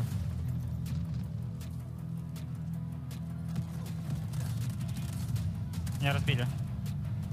Справа типы на арке 2. Раздекодил! Назад. Назад, все. Ресетницу. Я 2 разъебал. Надо ресетницу. Я под пчелами. Я тебе дал смог. Еще один молик нужен. Еще один молик, ракета, что угодно. Сгорел. Он нокнулся. Хилит тебя. Смотрю. Я прожимаю ульту и играю на манду. Давай. В контейнере правом. Они украли. Возвращаюсь. У нас справа близко щелы. Я ремуюсь. Нормально все хорошо. Еще раз задекодим. Мало людей осталось, надо просто... Смог, дай. Даю. Декожу. Жить. Живу. Я порематься. Все хорошо у меня, все. Ты не? Пуша, мандл, справа, ног. Дэшусь. Нет, на мандле. Все, 10 секунд жить. Просто жить. Сзади бегут. Понял. Жить. Я живу. Упорь у меня. Убил. Жить. Все, отлично. Упорь чел на мне. Молодцы. A sense of relief and no real frustration about getting wiped at the end because they got the MandelBrick. Can I just say, on that replay too, obviously great comp. Yeah. But also, we kind of forgot, Skydie was playing Tempest. So if you saw, he played super aggressive up front and then used that ability to retrack a couple seconds and zip all the way back. I love that operator, man. Here's a quick look at the overall rankings. And of course, MandelBrick Addiction on top with 9.46 mil in total match earnings across the board. That is their stash value as of current. And they are above ESG, who technically has a higher total because they got the MandelBrick. That's it. They got the MandelBrick. Well done from the NBA side of things. ESG, though, highly successful. You focus your attention to Ink and LEG, who are pretty much deadlocked for for the bubble race. 1 in 4th, 1 in 3rd. We look at our spawn points. We obviously witnessed ESG, who was over there in the Tower of Babel in the last game. This time around, maybe they'll get the priority spawn. Yeah, and here's the thing about priority spawns. We talked a little bit about this in Group A. T1 spawns for Brackish in round 3 where there's no MandelBrick really don't feel like T1 spawns. You really want that Tower of Babel spawn down on the south side of the map, so somebody like MandelBrick Addiction could start rallying up a ton of loot if they do get that Tower of Babel spawn. But here's a quick look at our operators, and it does look like our first operator is completely off the board. LEG, Legit Brazil, in 2 maps have burned both of their toxics. You will not be seeing another one of those, and it does look like MandelBrick Addiction is the only team to use Tempest thus far and got a lot of value out of it. They definitely did, and clearly might be setting the tone. Everybody might be sleeping on Tempest, where Skydo obviously is dominating himself. Yeah, it is interesting that we only have Toxic gone. You go back to match A, I feel like in map 3, we already had maybe 2 or 3 operators that were fully out. Yeah, sure. Yeah, and I well, think that's just Q9. Yeah, and I think that's also just people figuring out, hey, we got to keep our options open. What operators do we like, and what operator comps do we like? We don't get a chance to talk a ton about this because there's so much going on. There's so much to talk about in every game. But some of these operators really gel well together. You need a recon operator, a support operator, an engineer, having a mix of all of the different abilities. You got to have an operator with smoke. You got to have an operator with a bunch of lethals, whether it's grenades, a triple blaster, whatever it takes. The Uluru guided missile, like all of those insanely valuable. You got to kind of check all the boxes if you want to have all the advantages with whatever the map throws at you. You don't know exactly where you're spawning in, but you do know the map and you do know how to fight together. So I know these teams have been in the lab to figure out what comps they like. They've probably already pre-picked the order of their operators in every single map. Yep. We didn't really mention this a ton too. All of these teams, or almost all of these teams, have coaches, and so the coaches have been helping a lot with that strategy as well. Well, we go into map number 3. It's going to be the same one that you just witnessed. It's going to be, of course, on Brackish, which is going to have 2 airdrops. Now, the thing about it is NBA has dominated not only the MandelBrick round, but also the airdrop round just earlier on zero down. They got both of the airdrops. They walked out with the AWM. Now, granted, AWM didn't have a big impact. I believe. I don't think they brought it into the game. Actually, that's huge. Yeah. Well, and it really did. We didn't actually technically see Uvalier get out with it. I assumed they gave him everything. So I want to try to get a word from either production or the admin team to figure out if they actually got out with the gun. That's bold to hold on to it if they did. Well, and that's they did. That's what makes me feel like they maybe didn't actually trade it and maybe kept it on the map. I don't really know. But anyways, we'll get a read on that later and figure out if they decide to bring it in maybe for map 4 now that they have an advantage, or if they just get another one here in map 3. You're right, though. Airdrops this time around, no MandelBrick, a super important point and something we have to pay attention to, not only because of the AWM. There's also just really good loot in there. It's usually AWM. It can also be gold armor and other things like that. It's also just a fighting point on the map. You're going to see some of our first engagements there as we're about to hop into the game. Hey, this is going to be big, specifically for the bubble team, which is going to be LEG, just a hair behind number 3 of Inc. You want to take a spot in top 3 early on. You don't know if this is the second to last game. It could end in map 4 depending on how NBA decides to play it on their next MandelBrick round. So for Inc., holding on to top 3 is important. For LEG, it's important to break in. Now, for ISG, MG in 4th and 5th, they've got some way to work up. We move into round 3. It's going to be the last time we're going to see, at least in match B, for Brackish. It's going to be an airdrop round, double airdrops. And like you said, here we go, man. Before we head into Space City, it's going to be a lot of fun. Who is going to walk away with the most? And will we see a shakeup in our top 3? Yeah, what's the strategy in round 3 for Brackish? Do you go for kills? Do you go for loot? Do you go for some combined strat? It's time for this map, and I am so pumped to see it yet again. This time with the stakes certainly high. It's just a question mark of, hey, what's your strategy on this one? Because that is going to dictate everything. Now, quick look. We came in about 30 seconds late, so you see that the actual T1 spawns were ESG and Inc. Talk about an utter unlucky spawn choices thus far for ESG. They get a T1 spawn on a non-brick round. I know. You will not see ESG on a T1 spawn in the next map on Space City for the first time. They've got to fight tooth and nail. Yes, in second place, but they are getting a little bit unlucky with these spawns. You see the rest of those teams, obviously a quick shout. Legit Brazil, LEG, and NBA both got Tower of Babel. NBA is getting everything they want and more. And then MG's over in camp as Inc., instead of pushing for museum and T1 spawn, they went up to towards hotel on the northwestern side of the map. And just to highlight, by the way, as unfortunate as ESG spawns have been, the fact that they're still in second place shows how great they can be when they have to face against adversity and things are not going their way. They're still a very dominant team that must be respected. So I like it, I do. Again, you know, things not going their way, no worries. They're still in second place. It comes to show how strong they truly are. Quick look at the loadouts on the left-hand side, and of course the operator choices. Wow, every single team, by the way, using Hat Claw this round, and that also means that every single team, I think besides one, will have all of their Hat Claws off the table. We saw a quick look at that operator selection choice, that chart before this, and we had seen every team already use a Hat Claw. All the Hat Claws are gonna be off the table besides one team. I'll have to get a quick read on which team still has one. We'll see that after this game. But that's the thing that sticks out to me most. ESG coming in with some nice high-value loot. They're bringing in some red gear to make sure they can have an advantage in some of the fights on this map. They're trying to separate themselves from the rest of the pack, and I think ESG is going to get pretty offensive. They're going to get pretty aggressive from Museum, the center part of the map. And I do believe for NBA using Suniva, this is going to be the second time they use them, which means they're not going to be able to use them for the next remaining maps. Interesting that they use Suniva not only here, obviously, on Brackish, but also for the earlier Zero Down. So clearly prioritizing Suniva whenever it comes down to the airdrop rounds. So well done coming out for Buldo NBA. Can't wait to see what they do. They do get blessed once again. Now the question is, can they take LEG on, who have been on fire, and also MG might be rolling into. Yeah, also worth mentioning, LMG meta, folks. We've got MandelBrick Addiction running triple LMGs. We've got ESG, double LMGs, PKMs to be exact, and a P90 for the side of their entry fragger, Layun. So it'll be fun to watch out for the heavy-hitting bullet hose that is the PKM. You know, they're strong weapons, especially in customs, if you can catch your opponent unaware. A look at Ghost, ISG. They've been a bit in the blender the last couple maps. Opportunity to turn the tide of favor back in their hands. They could do it. They're going to find some early engagements that go their way, and they're going to actually likely be fighting Ink first. Ink, again, got a T1 spawn, pushed up to Hotel, then moved over kind of to the south side of Market, where they've got a power position. They can look at Museum. They can also look back at Market, knowing there's a couple teams in the area.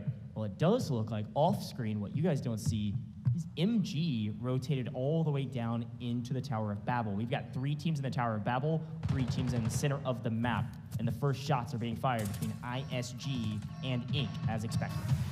ISG, Ink, of course, 3 people, or 3 teams over in the Tower of Babel. Things are getting active, and to be expected being an airdrop round. But again, I want to highlight the bubble, LEG versus Ink.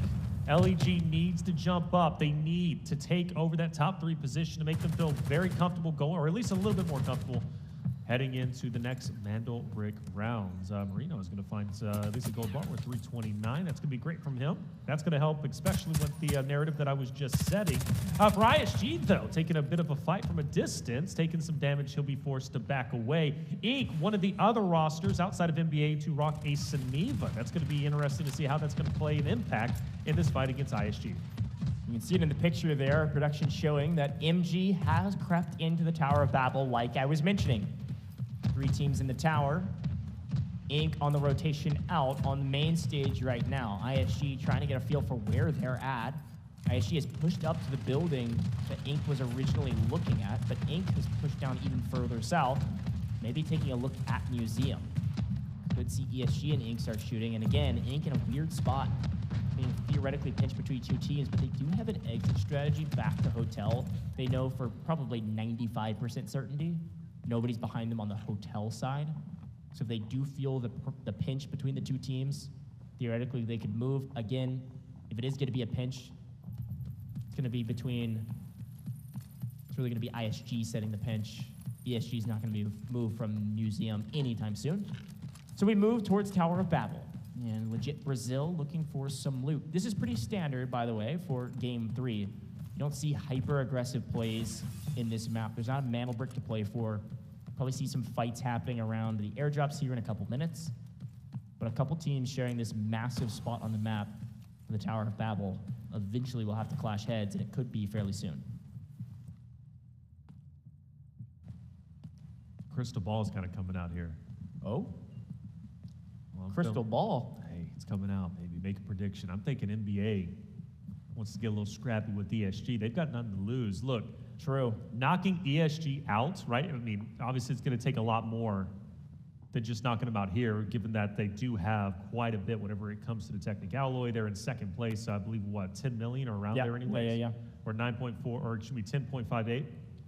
But you knock them out somehow, some way they finish outside of top 3. You don't have to deal with the ESG in the upper bracket. Come on. That's like best case scenario for them. Now they just got to worry about Q9 falling, as well as gold and silver. Yeah, we got plenty of games to play still, but you're right. Interesting fight. And again, like you can see now that we've seen most of the Tower of Babel, you don't see that salmon or pink MBA anywhere in the Tower of Babel anymore. They have absconded and they have moved all the way to the north side of the map. We can see where that airdrop is now. You can see that ISG and Inc. on the south side of the market, and MBA has wrapped, so briefly I think in that picture, MBA has wrapped all the way up to Hotel. While these two teams on your screen right now hear each other's footsteps, and they're just lying in wait.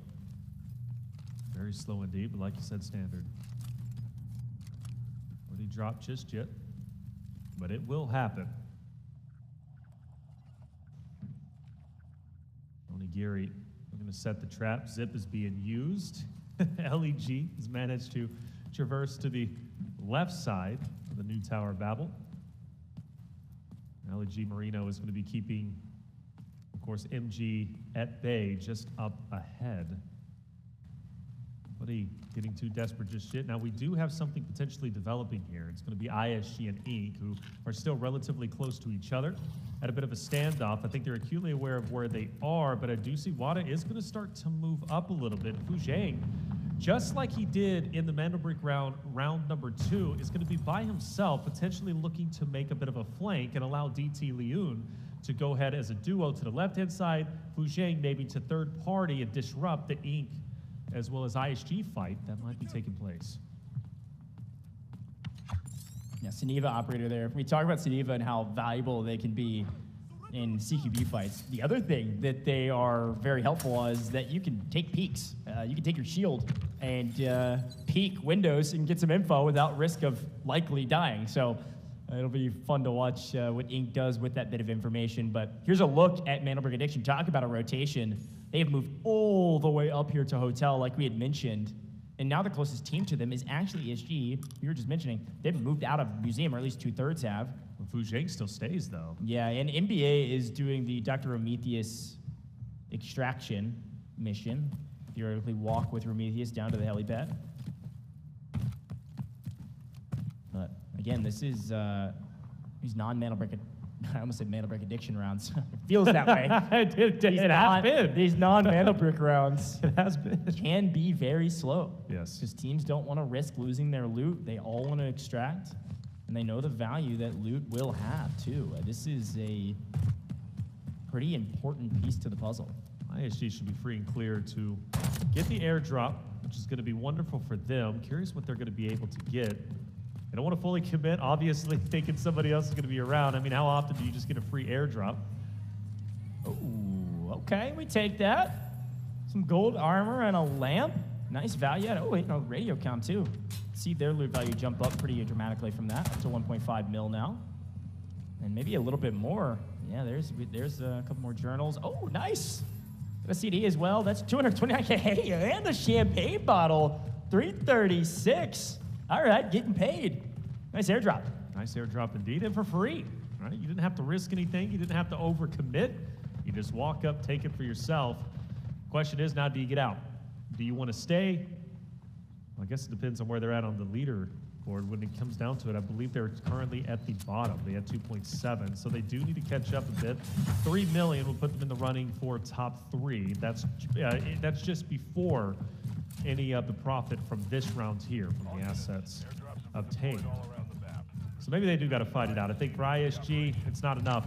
Well, maybe it is. They're getting out. They need to leave one player behind, in my opinion. Well, we'll see. Yeah, they might. I mean, we still got 10 minutes on the clock. ISG kind of full running to the northern extraction point. We've got a map. You can see it now on main stage a little bit there. ISG's played now the most northern side of the map. Everybody just holding down in their buildings. It's so funny, you know, in this round, Taylor, to kind of compare this round versus the last. It's polar opposite, isn't it? Because Group A was pretty much even across the board, right? We had pretty much all of the maps in Group A had a decent amount of action. There wasn't anything quite this slow, but there also wasn't anything quite as insane as what we saw last map. So it's been fun to see how these groups differ. This is the question I was asking kind of between the two rounds.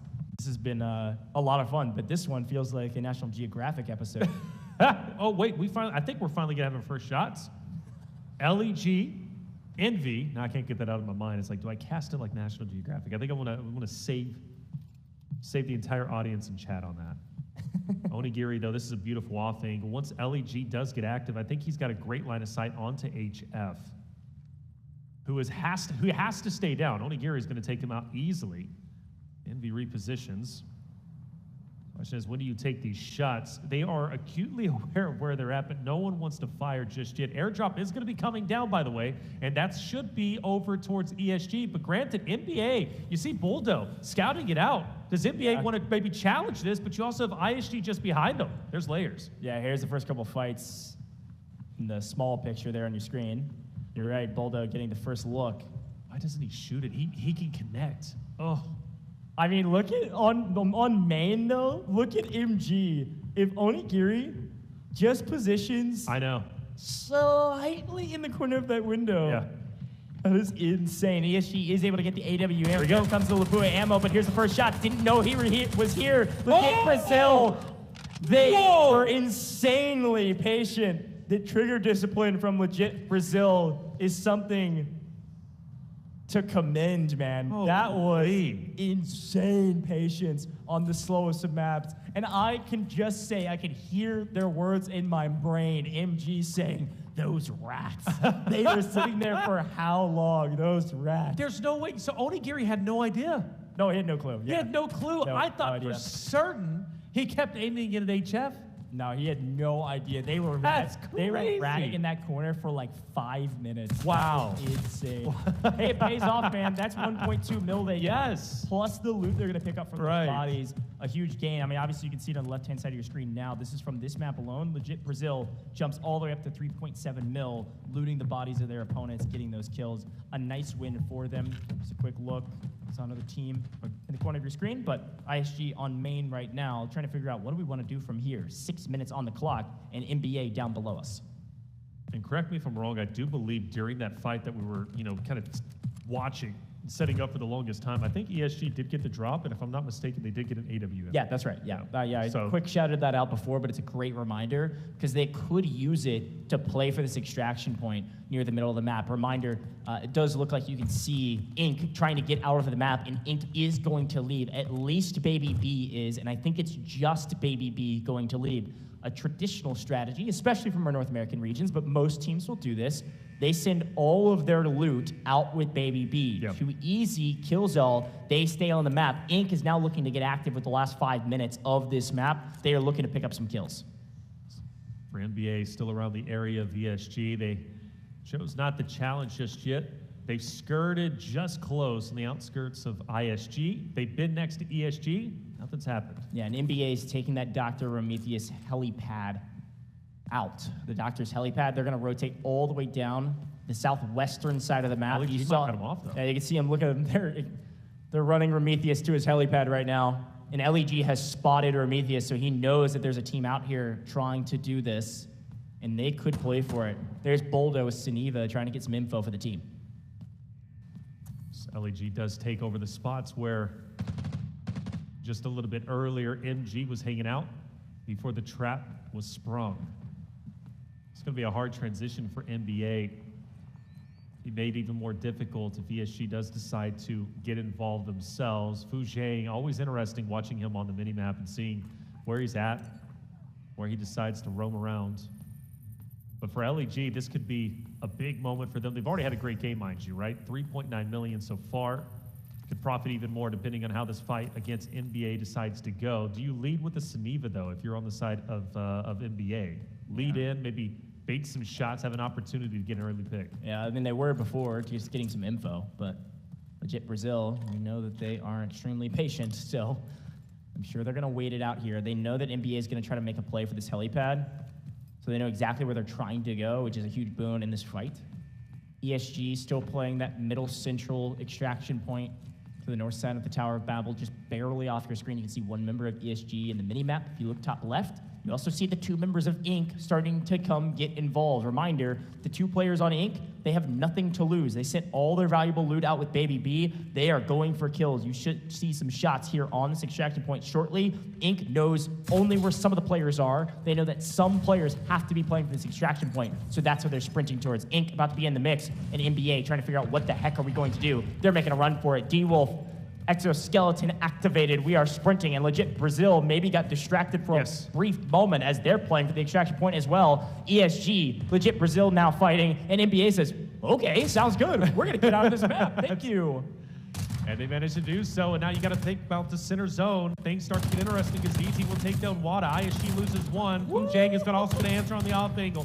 Tamizo is going to take down DT. Trades left and right. Boucher comes in strong and takes down a couple of players on the side of LEG. LEG stayed up for the longest time, but eventually they will fall flat. ESG, a huge wipe, but job's not done. We've only got a couple seconds left on this extraction, 18 to be exact, and counting. And it's Inc. coming to play spoiler. ISG trying to do what they can, but Killzall with the Seneva says, not today. That's another kill. Inc. doing exactly what they wanted on this map. They're here to play spoiler, and they are picking up kills and transition. But there are 4 seconds on this extraction. ESG's trying to get out. Can they get out without getting punished? Yes. Nice. All of ESG extract, and they do it with an AWM.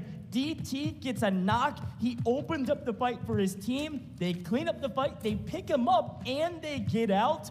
Best case scenario for ESG. They may not have won the map entirely, but they're likely going to have the top score from the map because of what they were able to accomplish in the last couple seconds. A big boon, but I will tip my hat to the two members of Inc. that played spoiler on ISG, cutting them completely down, and now just stacking up those safe boxes with anything they can get their hands on. ISG, LEG, MG all out for Inc. Only 2 players up. One has already been extracted. NBA still hanging around, should get out unscathed, depending about too easy. Look at him starting to move up, but you got to think NBA's got all angles covered. It's not going to be easy for Too Easy to play spoiler at all, and he doesn't have a lot of time to do so. Yeah, Too Easy's got to make a decision right now. He can say, hey, we got our 2 kills. I'm going to take these ID tags and get out of the map. I think that's what he's deciding to do. Or he could have played hyper aggro and tried to chow a team on one of the only other extraction points on the map, which would have been that helipad. You can pay attention. Look at the timer in the top left-hand corner. That extraction,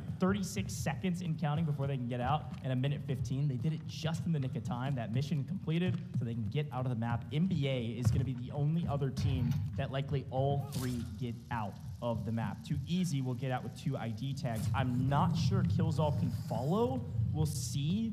I don't think he's got enough to get out as well, so Killzall's likely running to the Tower of Babel just to stack up his safe box with anything he can get his hands on. Yeah, it's still a big game for Inc, though. I mean, look, they've managed to get away with quite a bit. Even if they do lose a little bit off that 3.7 million, the fact is they were already top 3. They outlasted LEG, they outlasted MG, as well as ISG. Perfect scenario for themselves going into what could be the last remaining map, right? So we're going into another MandelBrick round. With the way NBA has been playing, I mean, quite literally flawless. They've only been eliminated once, but who cares? They got the MandelBrick in return. Yeah, and on a non-MandelBrick round, all 3 of them get out. That is insanely impressive. The same feat that ESG just pulled off. And frankly, again, Inc, really well done. They executed their plan. They get a couple kills. They send one out with the majority of their loot. And Easy gets out too via the ID extraction. A huge boon for Inc. They're going to jump up this leaderboard. They're playing for a top 3 position, and they're playing pretty well. Playing very, very well indeed. An excellent map. It started off a little bit slow, but it did have some great moments.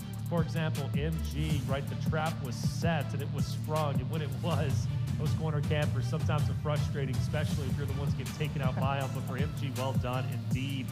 You got to give Inc credit, again, getting out the way that they did. They were already top 3. They hold on to what they got. Then you look on the opposite side, and you've got MandelBrick Addiction just playing flawlessly. They refuse to budge, even though they don't win this map.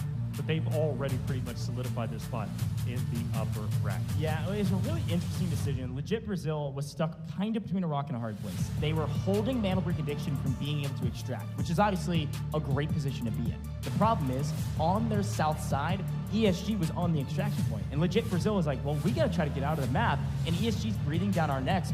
we got to make a play for this. And unfortunately, Legit Brazil couldn't make a decision, and because of that, they were in a bit of trouble, and they get punished for it. A brutal map for them, but they did get 3 kills, which means 1.2 million. We take what we can get, and a big shout out to Legit Brazil. They've been playing pretty well as well, but the teams at the top are nearly infallible at this point. ESG going to have the highest loot total, pretty much no questions asked. All 3 get out. MandelBrick Addiction, they have the MandelBrick, and all 3 get out. Inc. keep 2 players on the map, and one of those players gets out and they get a couple kills. Yes. That's a ton of value for the team that's added in the final moments. Shout out to their coach, shout out to that team. They know what they're doing. Yeah, I think the biggest difference from match A to match B is, yeah, you have 2 dominant teams. That's going to be similar to match A, right? Whenever you had Q9 obviously dominating Fall and also keeping pace, then of course Gold Silver in the end picking up. That was one of the biggest surprises. But when you look at match B, you don't really have a big battle for top 3 at the moment, right? At least in that 3rd position, because Inc. has solidified themselves in a very comfortable spot. Granted, obviously not guaranteed. We witnessed that in match B. But top 1, top 2, looking pretty solid at the moment. Top 3, pretty happy with where Inc. is currently at, which means the bottom 3 teams are going to have to work extra hard now, especially when we could potentially have only 1 more map going into our next MandelBrick. But let's talk about what's at stake here. A MandelBrick. Who could win that? Who can shut out map or match B? Well, at this point in time, it's MandelBrick Addiction because they already have one for themselves.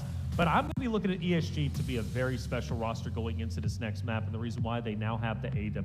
The AWM is going to be so valuable, and ESG for the first time, even though they won't have prio spawns, we've been talking about it, they will have priority when it comes to the overall weapons. Yeah, a great breakdown, Taylor. I appreciate it. Let's take a look at our highlights, and obviously some decent loot across the board. But frankly, I expected our highlights to start at like 8 minutes left in the game. It's turned into 12 minutes. The first 8 minutes were a nothing burger. I mean, everybody was chilling, seeing who made the first mistake. This was a nice moment here from our team on screen that was able to loot the first airdrop and get a nice value add on their loot. But there it is in the corner of that screen on the highlights. Yes, the first fight, which was a trap set for like 7 minutes. LEG, the most patient team out here. MG, frustrated about it, but we also saw ESG pick up that AWM.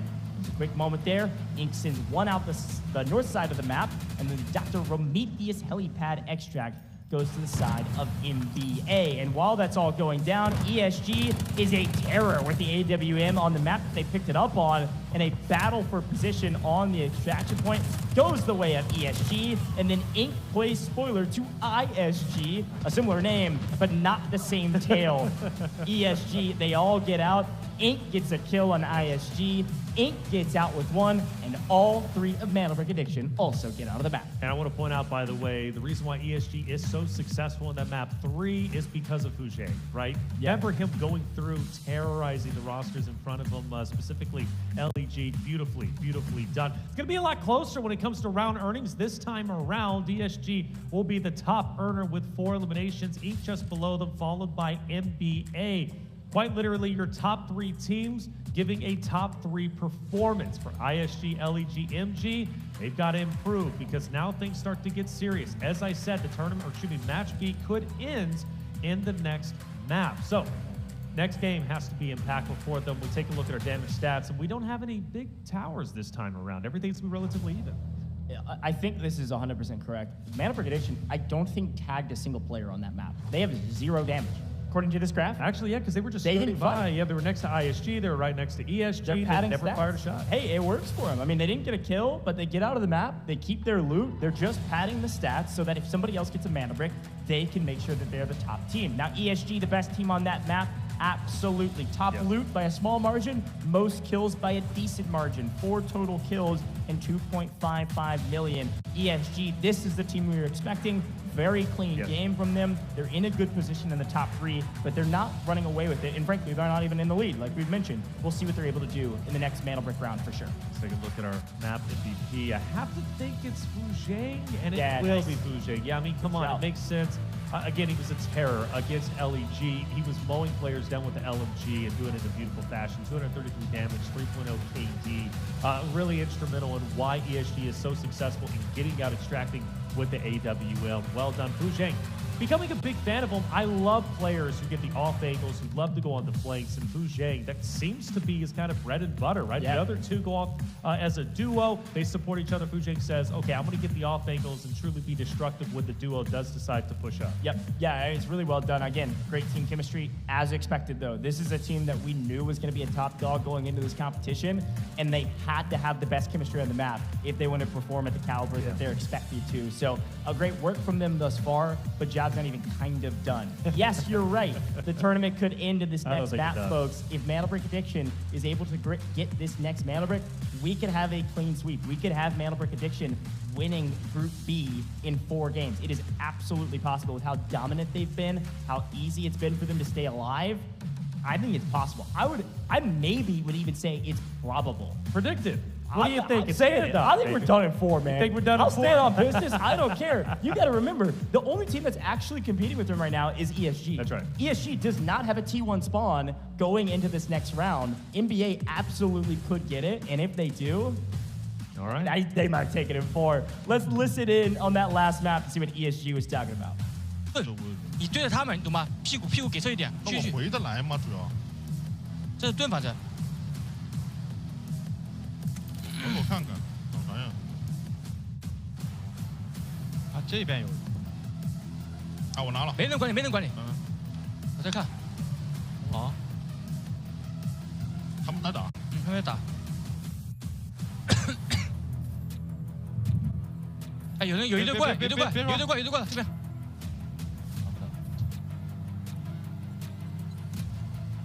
不，那个车里点打起来了。我是那个里面。不是，我知道。给技能，一给技能就说话。已经出来了。回去了，他们给人回去了。你那边来了，兄弟。我后面吗？对，2个。OK， 我赢一下。倒一个。马上。中间的死了吗？不，是那个博物馆的。OK， 来，准备跟我出中间，我到了。我身上有一大兄弟，救我，真的救我！多久？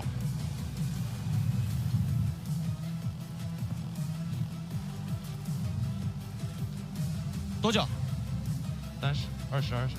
我都不死，还能走。边。剩俩人了。走。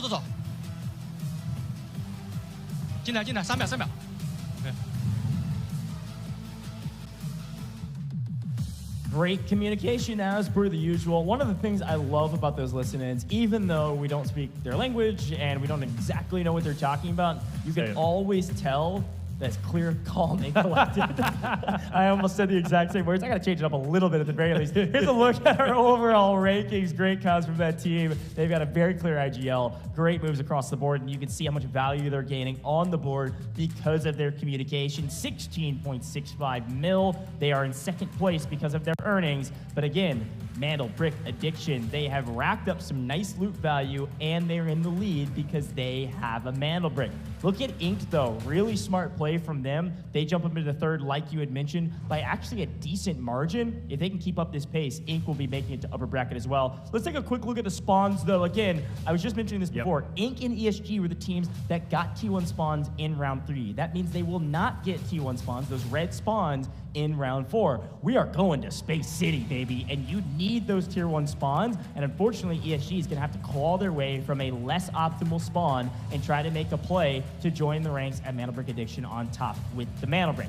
I'm looking at NBA as a team that could get a T1 spawn, though. Look where their logo is. If they do, that's going to be scary for the competition. D-Wolf, clearly popular amongst everybody, along with Hackclaw, no surprise there. Both operators have been pretty universally used throughout Match A and Match B. As far as NBA goes, I pointed out earlier, both Sanivas have been used. Clearly a very comfortable operator that they're used to using. It's worked very well. Now they're going to have to go without it, but granted, they got the job done.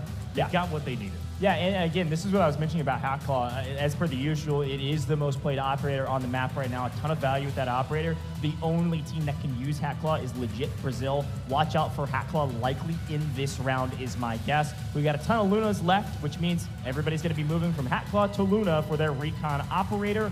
And every team has a Luru left as well. A lot of Luru is left on this board. And I want to point out, by the way, NBA is the only team to use Tempest. Yeah, and that's right. They use Tempest this, I believe, during the round 2 MandelBrick grab, right, if I'm not mistaken, and that was... could see another one in this round. Could see another one in this round, which, I don't know, could be the new meta. We're figuring things out whenever it comes to, obviously, the LAN experience. It's a brand new patch, man. And it's a brand new patch, and Tempest might be slept on. That's right. Well, and again, just for the people at home, you're like, wait, Tempest has been out for a while. That season's been long gone. We're about to enter a new season. Our tournament, just like most esports, our tournament processes and our patches, they advance a little bit more slowly. We want to make sure everything's right for the competitive scene. So Tempest was added after regional finals and all of the other DFI competitions before this one. So it's only been used in scrims within the last couple of weeks. So most of the teams probably haven't been using Tempest because they're not as used to it, where a couple of teams have decided to adapt. Now, Articuno, I got to shout out my boy from NA. Articuno was saying he's one of the best Tempest players out there. Unfortunately, they didn't make upper bracket with it. Who knows? Maybe MandelBrick Addiction could be the team that say, "Wait a minute, let Skitey show you how Tempest might be works." The best man. Tempest player out there in the world. Articuno, I love you. You're a great guy, wonderful smile, but Skitey, a wonderful smile is crazy. Hey, he does, man. At 60MG though, might be still in that title away from. That guy was always smiling on stage. Big fan of both of them, but Skitey, definitely a talented Tempest player. There it is, NBA, right? The team that could very well in match B. Based off this map alone, you're feeling it. I don't know if I am. You're not feeling it? I'm feeling 4 it. rounds? I really am sincerely feeling ESG in this moment. You're a big 5-round guy? I guess I am. I'm learning things about myself. Okay, a 5-round. I'm trying to figure it out, okay? 5-round Monty over here. I respect this. Monty, I don't know that guy. I really think MandelBrick Addiction just has so much momentum right now. I will say it this way, I'm gonna stand on business though. I'm still predicting 4. If MandelBrick Addiction gets a T1 spawn, I think it's very likely. I feel they will. And again, the other thing that we noticed in round 2, it's not like MandelBrick Addiction had a clear path. They didn't even pick up the brick first. But what they did do is win the MandelBrick with 5 teams fighting over. 9 eliminations to that game. And it's going to feel very similar in Space City, especially if it's put in the alleyway that we saw the first Space City round where that brick went, between Central Command and all those buildings in the middle of the map around Foundry. Like, there is absolutely a chance that they can close this out, and I'm even kind of wagering it. I think there's a pretty good chance they could do it. They are looking like they are in final form right now, man. ISG on your screen, a team that is in 5th place, right? They are relatively far behind, actually really far behind. Let's not sugarcoat it. More than 5 million behind that of Geek, who's currently in 3rd place. I said it, the difference, really big difference between match A and match B. We don't have as much of a battle for the number 3 spot. The closest one is going to be LEG, but even them are just under 3 million away from catching up to Geek and breaking into the top 3. So if I'm LEG, ISG, MG, honestly, I need to end this now. Well, I need to stop the MandelBrick from being grabbed from the side of NBA. 100%. And I think the other side of the coin, it's the same song as Group A, just a little bit of a different tune, right? If you're ESG, you've got so much of a loot value lead, a stash value lead on this leaderboard. Yep. If you see that signal that NBA gets the brick, woo, dude, you might just let them have it. Let's head down to the stage. Tactical deployment. Уинков только что было 10 лямов, потом стало 9300, опять 10 лямов. Как это, что происходит? 16.3. Нет, 16.73.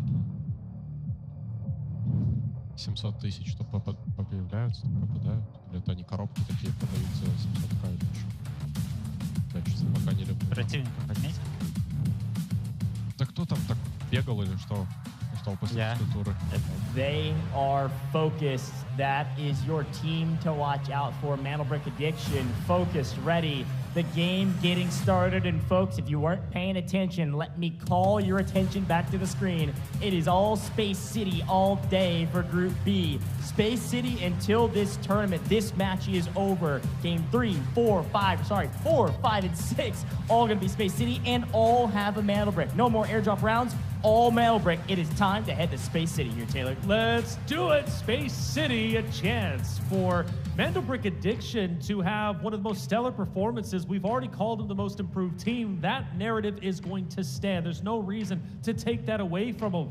But can they pull off the hat trick? Go from barely making it through the qualifiers straight into map 4 and taking it, and I'm seeing you cheering. What do we got going on? Look, man, I'm cheering for great competition right now, and you can see MandelBrick Addiction not only have a priority spawn, but what you guys don't see, or maybe actually you can see it, not on the map view, they're trading some ammo around. They're giving the AWM to Skydie. MandelBrick Addiction not only got T1 spawn, but they brought the AWM into Space City. MandelBrick Addiction are trying to close it out right here. They are not leaving anything up to chance. And off screen on the left-hand side of your screen, now on screen, ISG and ESG already in a fight, and ESG on their heels yet again. Oh, this is reminiscent to the beginning of Map 1 and Zero Dam, this time on the hands of our MENA team, this time on the hands of ISG. Oh, things are starting to get serious. And I apologize, set 2, that was just a cleanup for ESG. Still 2 players up and around, hopefully staying up. For ISG, though, they want to put the final nail in the coffin. They want to take them down, and I said it. ISG is a roster that needs to desperately claw their way up. They are down over 5 million whenever it comes to technicality to catching up to 3rd place, which is 8. Starting this off, taking down ESG would be tremendous. The mark is in. Mojo goes for the connection, but can't do it just yet. A big moment for ISG. Taylor, you mentioned it. A lot on the line, and they got a long way to go. Wiping ESG, the top loot value, the top stash value team. You know this gear they're bringing in is going to be extremely solid and extremely valuable. The kills will equal 1.2 mil, but the loot is everything. There's a trade.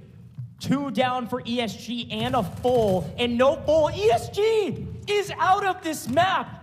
All hopes for ESG to join the top of the leaderboard with the MandelBricks gone at the behest of our MENA team. ISG take down the behemoths from the hometown, Taylor. Wow. All of a sudden, things are looking good for MandelBrick Addiction to try to close this thing out. As we're getting this really expensive loot, I want to draw our eyes, obviously, to the left-hand side of your screen. You can see our operator choices. What you guys don't see is that 3 teams are around the MandelBrick right now. Now you can see a little bit of an aerial view. MandelBrick Addiction move towards this brick. Some nice red loot getting picked up by others. Now, a quick look at our operators. It's actually MG that's decided to bring in the one and only Tempest on the map this time around. I'm looking at MandelBrick Addiction and their comp in this one. Pretty normal. You got a Luna, you got a Toxic, you got a Shepherd, kind of covering their bases, checking all the boxes so they can take their fights accordingly. Gonna have some traps maybe to throw out, sonic traps from Shepherd. Should help with maybe holding this decoding station. But MandelBrick Addiction, look at the aggression. Fortune favors the bold. Yes, it does. Here we go. And Uvalier is gonna go ahead and pick up the MandelBrick. And they should be free and clear potentially to get out. I do see MG in the area, but no shots have been fired just yet. You let MandelBrick Addiction get out. This could be crazy. Is there a world where ESG doesn't place top 3? Absolutely possible. And I want to draw our attention to the left-hand side of your screen. This is not all of the score, but look how much loot they lost. Yeah. ESG brought in absolutely stacked kits, just like I was mentioning before. ISG taking those kits, they have jumped to, that's our total leaderboard. 13.1 mil. ISG has leapfrogged way up. ESG brought in about 5, almost 6 million in kit. AWM and everything else, yeah. And they lost all of it. Right. Right, that's crazy.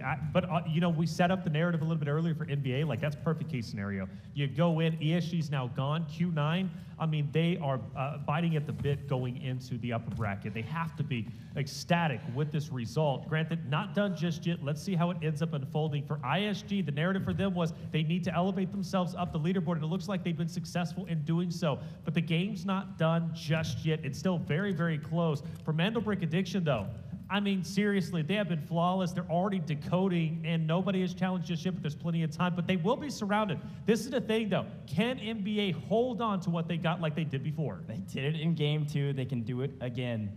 To set the scene, MandelBrick Addiction, they stole the MandelBrick immediately planted it in the decoding station that we expected them to. It is the closest decoding station. It is the one that we see the most, because it is the easiest to get to. And it's a very interesting one. It's that alleyway we saw on our first Space City map in Group A.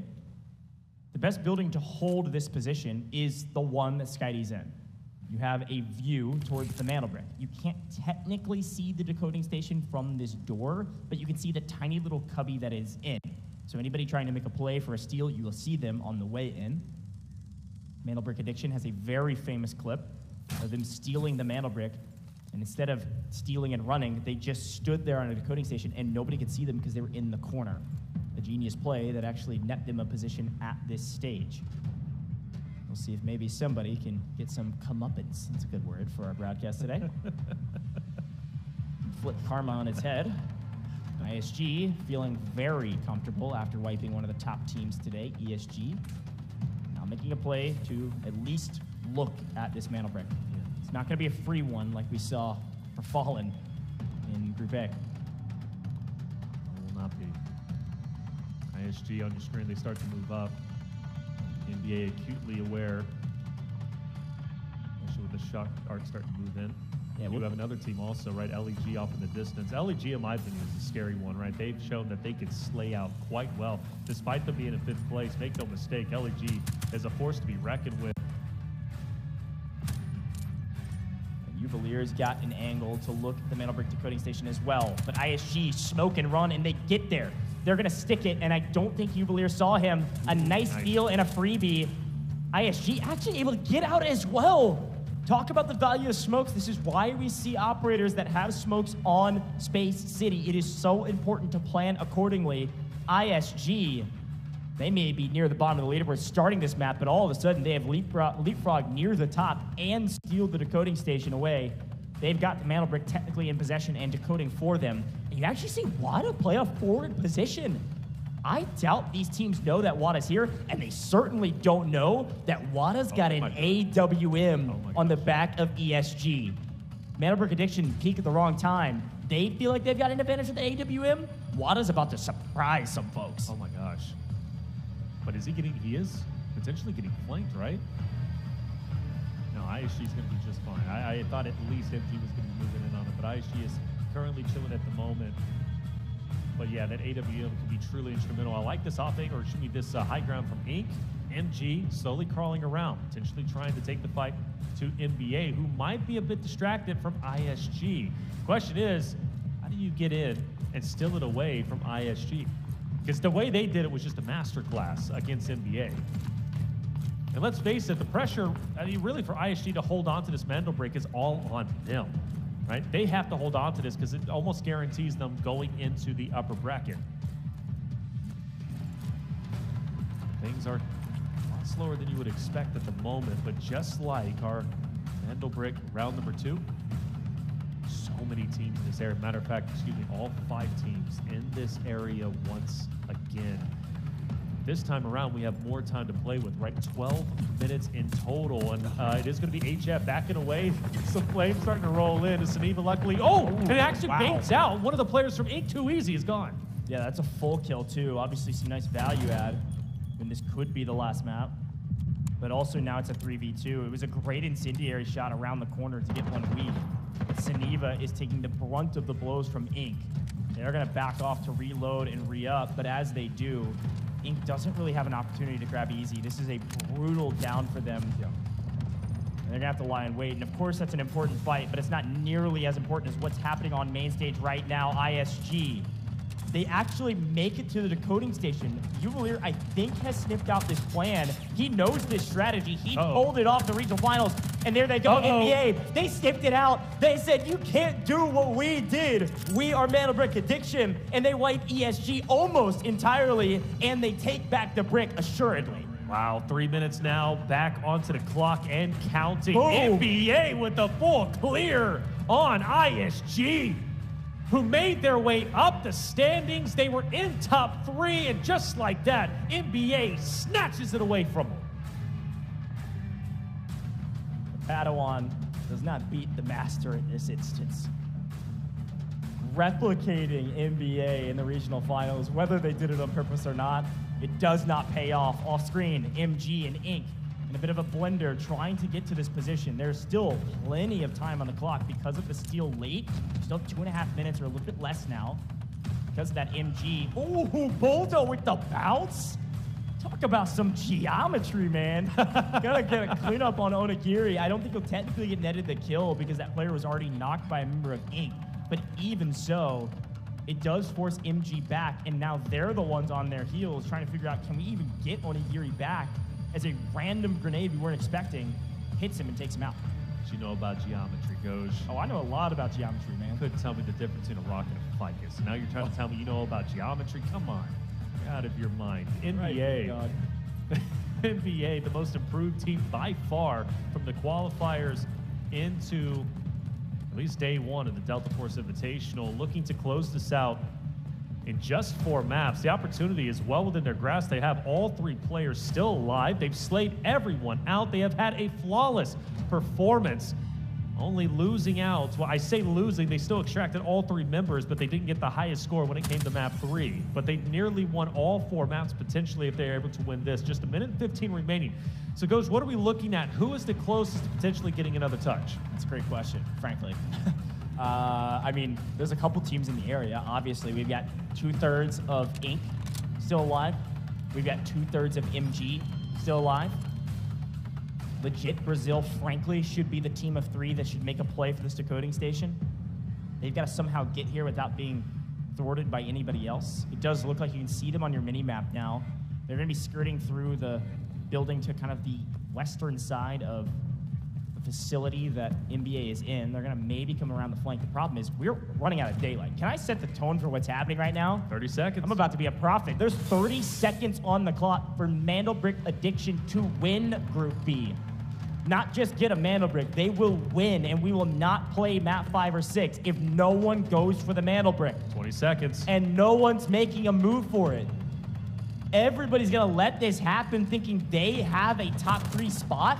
Is that what's happening right now? 10 seconds. Legit Brazil saying, hey, we'll let them have it. We think we can all extract and potentially be top 3. Is that what's happening 3 right seconds. now? They're gonna let MandelBrick Addiction take the win? MandelBrick Addiction have won Group B. No one makes a move. They're all too scared, and they're protecting their loot. ESG is lying in wait, hoping some of these teams don't extract right now. ESG may be outside of the top 3 if Inc. and Legit Brazil can get out of this map. Everybody's saying we gotta get out, and Legit Brazil is gonna do it the hard way. They're gonna take down 1 member of MG and try to take down the second. We see Inix with an angle take down 1. They are trading blows right now, and this is make or break for MG. They will not make it to upper bracket if Inix dies here. LEG, they got to hold on tight to what they got. Enix is moving in. Rocket connects. No, it doesn't. Skydie got a knock and a takedown with the AWM from distance. Legit Brazil was in position to potentially get out of the map and potentially be a top 3 team. They can still do it. And they got a revive on the knock from NBA, but NBA is not relenting. What a wild circumstance here in Group B. Oh, they're at 21.3. And this isn't final numbers. This doesn't calculate kills. Right. This isn't everything. And now Enix is trying to keep his dreams alive. NBA is spoiling dreams. Down go Legit Brazil, and likely their chances of being a top 3 team out of this map. MG with 1 player alive, and Inc. is saying, well, let's just loot. They need to dip. They need to leave. Get out of NBA's path at this point. Inc. has 2 up. They lost 1 earlier. AWM in hand. He didn't have to use it around the MandelBrick. Let's use it now. Let's wipe the lobby. These guys came to play, and they came here to make a statement, and they're doing exactly that. Envy better keep that head down, dude, because Bulldo's looking to take it off. He already hit a body shot a little bit earlier. I don't think Envy has the goal to stand up. He does. He goes. Bulldo lines it up, misses the first, no worries. At least he made an impact, bit of a point up, and now Bulldo goes in hot pursuit. NBA is just celebrating at this moment in time. They're smiling from ear to ear. They understand the position they're currently in. Great shot. Uvalier from a distance. Like you said, better run. Envy's in trouble. But Envy does manage to get away, and he can, in fact, extract, which could be big for MG, but I don't know. Inc., they've already separated themselves. Unless NBA plays spoiler to them, it's very possible. There's plenty of time remaining for NBA to hunt Inc. down. I think Inc. right now is trying to figure out, hey, what's the extraction point that we could get out of this map with? I mean, Inc.'s in obviously the best position. If you're looking on the left-hand side of the map, they're in a top 2 position. But if MG doesn't get out, they're out of the equation. Legit Brazil not getting out. ESG's probably in their chairs just cheering. ESG can still be a top 3 team. Now, Envy, I was calling him Enix before. That capital N got me all types of it up blender. Envy does get out of the map. Yes. But look at their total. I don't think it's going to matter necessarily. It's all going to come down to this position right here. ESG maybe in the last couple maps had done enough, regardless of their falters here. And they're probably thanking in their chairs right now, not having basically played this map, thanking MandelBrick Addiction for just slaying the lobby out and keeping them in a T3 position. Inc. now wants to assuredly position themselves in the top 3. They know they have to get out of this map. If both members of Inc. die, if they both go out, there is a chance they could fall not only below ESG, they could maybe fall below legit Brazil, and MandelBrick Addiction is on the hunt. Yes, they are. I'm astounded by the aggression. I really am. But I respect it. I do. NBA has taken the world, or at least this tournament, by storm. The way that they have played is just incredible. Again, I continue to say it. The most improved team from qualifiers to now. They look like a world championship roster. They really do. They're putting on a better performance than even that of Q9 and Fallen from match A that just occurred a little bit earlier, right? And oh no, you believe? I told you, hey, did I not say in you Group did. A Yes. that our boss on Space City is relentless? That could be a nice little boon for the side of Inc. With, I believe that was one member, that's Uvalier, getting not only knocked, but also fooled by the boss. That is hilarious. After all of their success, the only people that can kill MandelBrick Addiction is the NPCs on the map. Are you kidding me? All right. Breathe for a second. You can see our extraction timer. The extraction that's underneath the bridge, outside of Test Workshop and to the south side of our facility in Black Chamber, barely has enough time for it. So you can extract via around the middle southern part of the map. I love our production showing the free cam of our security director. That's right. Up there, piecing this team. Guy's doing trick shots. All right, if you kill security director with a shock arrow, I'll run around this venue. Oh my gosh, I'm about to start sprinting around the venue. He hit that. Look at it. He hit that. He actually did. Oh! With the shock arrow? I'm going to do a lap around the venue later. Skydie said, don't mess with my team, brother. We're taking a victory lap. That's crazy. Don't do us like that. Don't do us like that. Well, there it is. I don't think our top 3 changes. I think ESG is pretty well within their rights to stay into top 3. Again, though, if Inc. doesn't get out, you never know. You never know. That's true. You got to remember how much value they're bringing in. I mean, we saw legit Brazil drop from like 11.8 that is or 12.1 all the way down to 7.1. If Inc. brought in some heavy kits, it's not 100% out of the question. And kills our calculator. Well, I guess the biggest thing is ESG should be safe. Then it's a matter of Inc. Right? Is Inc. going to drop down below ESG and then maybe drop below even top 3? Skydie picks up 1.4 million, by the way, which is great. Probably maybe disseminating loot between each other. That's most likely what ended up happening. Either way, they don't need it. Yeah, like, they're literally stat padding. They didn't need to take any fights after getting the MandelBrick. They just said, well, why not? Let's just continue to slay out. Now, interesting thing, though, and we'll be talking about this a little bit later, is, these top 3 teams are immediately going to go straight into the upper bracket. Like, they don't really get it. They get a little bit of a break, maybe about 20 or so minutes, but they're going to go straight into additional gameplay, which excites me because with NBA playing as well as they are, they don't really have time to cool off. They're bringing this energy and the way that they're playing directly into the upper bracket. And again, with Fallen, with NBA now, like, we could have 2 EU teams going directly into the finals, which is nutty. Yeah, also, Fallen knows NBA the best. They qualified together as EU regional. It'll be fun. I hope they just don't cannibalize each other. It'll be fun to watch them battle it out. Right. But okay, let's finish this up here. MandelBrick Addiction is gonna, again, stat pad. They're getting everybody up. Now, here's the thing. MandelBrick Addiction is going for the only extract that anybody can get to. Ink's got to get out as well. Inc. knows it. Killzall and Baby B make upper bracket if they get out. If they don't, it's gonna come down to, frankly, a lot of math. And there's only 45 seconds, and I think they just spotted, based on what we can see, Inc. has spotted MandelBrick Addiction there. It is a 2v3. MandelBrick Addiction has the position. And the AWM. It's a long line of sight.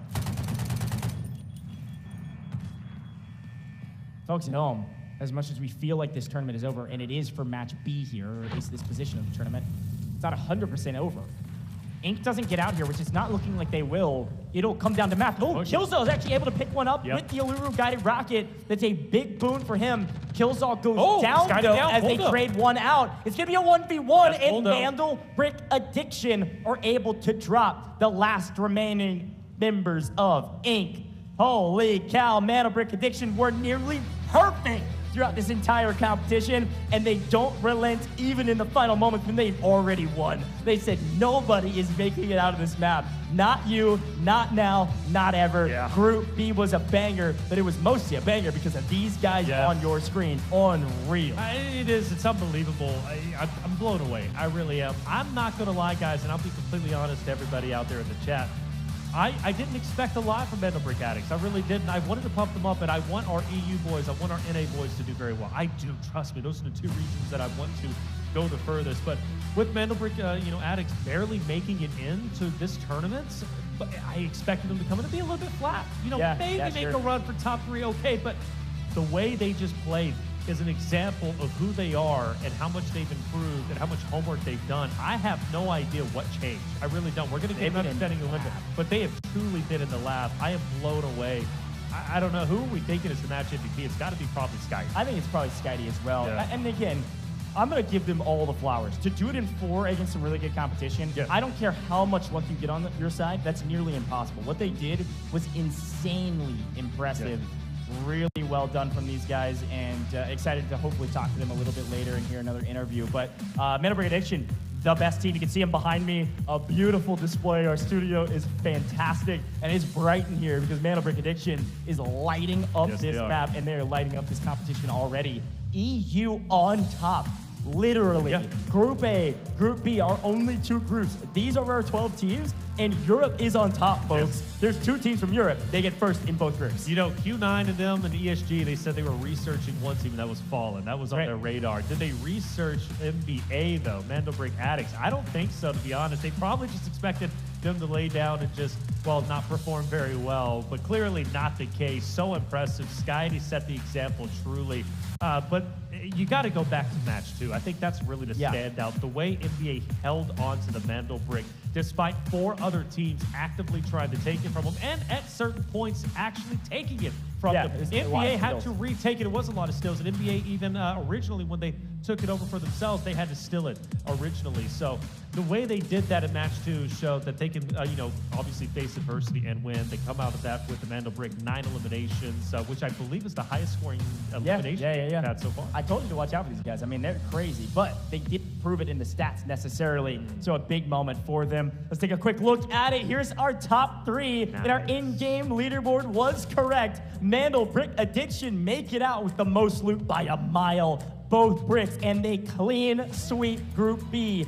Done in 4 in dominant style, but it is all about the top 3. ESG, I'm gonna be honest, a little bit of luck on their side. To get early wipe in round 4 and still get second does give us a little bit of signal of what they are capable of. They get second, and it's Ink. Although they did not make it out, they had done enough in previous rounds. And it came down to that play on Brockish, taking one out of the map. Those 2 guys route manning through, getting kills, getting one out. Easy extracting on Brockish is the reason Ink is in 3rd and not in 4th behind Legit Brazil. Yeah, Legit Brazil. What a wonderful fight. Great moments, but they fall short, much like MG and ISG. And let's give some flowers to ISG. At one point, they were within top 3. They very well could have knocked down ESG, but unfortunately, they were wiped out a bit too soon by MandelBrick Addicts, who really had no reason to even take any more fights, but they got greedy, and why not? That's what this competition is all about. Take them down, set the example. That's exactly what NBA did. Now, you did mention ESG, a little bit of lucky, and absolutely the case on map number 4. Yeah. But also, you think about the route, again, you mentioned it best, the spawns. They weren't blessed literally at all in any, even going from map 1, right? The worst spawn you could possibly get, going up top, you get mowed down on the zip. Basically, map 1 didn't even happen, essentially, for them. So they qualified top 3. Matter of fact, in second place, essentially in 2-3 maps. Yeah, let's take a quick look back on that dynamic map. Obviously, it was all about NBA, but it started right here. This was the signal flare that I mentioned. I said it was going to go in 4 if NBA gets the priority spawn. You called it. They did, and then ESG gets cut down early, which they did. ISG gets extremely aggressive, cut down a top dog, a top team, top slayers, even ESG, really strong squad. They get cut down. ISG says, whoa, we got an AWM. Let's get up onto the brick. They do get to the brick. They steal the brick away from NBA. But this fight right here, this was the biggest mistake. And I love that you get a chance to see this. This truly felt like history repeating itself, just the opposite side of the coin. ISG tried to make a hero play on the brick, and they weren't able to do it. This is the play I was talking about as Ink loses one. Yes. Switch back to the MandelBrick, and MandelBrick Addiction know exactly where these players are, did not see them through the smoke, and get cut down. Some frustration on the side of ISG because they had a great thing going. What a way to close this one out. Once Sky took down ISG and that decode started, nobody else even made a play. Nobody went for it. Here's that moment. They go for the steal, they get the steal, and then they get the station. They stand on it and they say, thank you very much. They get the loot they want. I mean, talk about domination in this map. Yes. And of course, legit Brazil, you've got to remember we're playing a top 3 competition. Legit Brazil, if they don't run into MG like they did, if they don't get pinched by MandelBrick Addiction like they did, legit Brazil easily could have been a top 3 team, and we could have set ESG or Ink out of here. Which would have been crazy. To see ESG not top 3 would have been wild. We hit some nice trick shots, of course, on the security director. Literally sent them flying. Probably the highlights. Never mind the MandelBricks. Never mind the champion of NBA. That was the play of the tournaments. Hey, check it out. NBA, well done, seriously. Just a stellar job, a massive improvement from the qualifiers to where you are now. Finished it in 4 games. The most dominant group so far, at least performance that we've seen. But now things start to get serious because the upper bracket, right, that is going to be just coming up next. That's today. That is today, literally right after this. We're talking like maybe 20, 30 minutes. They finish off with 6.77 million, but 7 eliminations. That's in this round alone, last round. I don't even know. They at least dropped 20 elims easy. Oh, dude, it was unbelievable. I mean, here's the thing. When you think about MandelBrick Addiction, where they came from, it was all about the MandelBricks. They didn't have loot. They didn't really have kills in their regional finals either. It was all about getting the bricks. They were good at that. And then they said, well, we know we're not where we want to be. Let's work on the things we're not as good at. Sure. They executed that perfectly. Yeah. Most loot by a mile. Right. Most kills by a mile.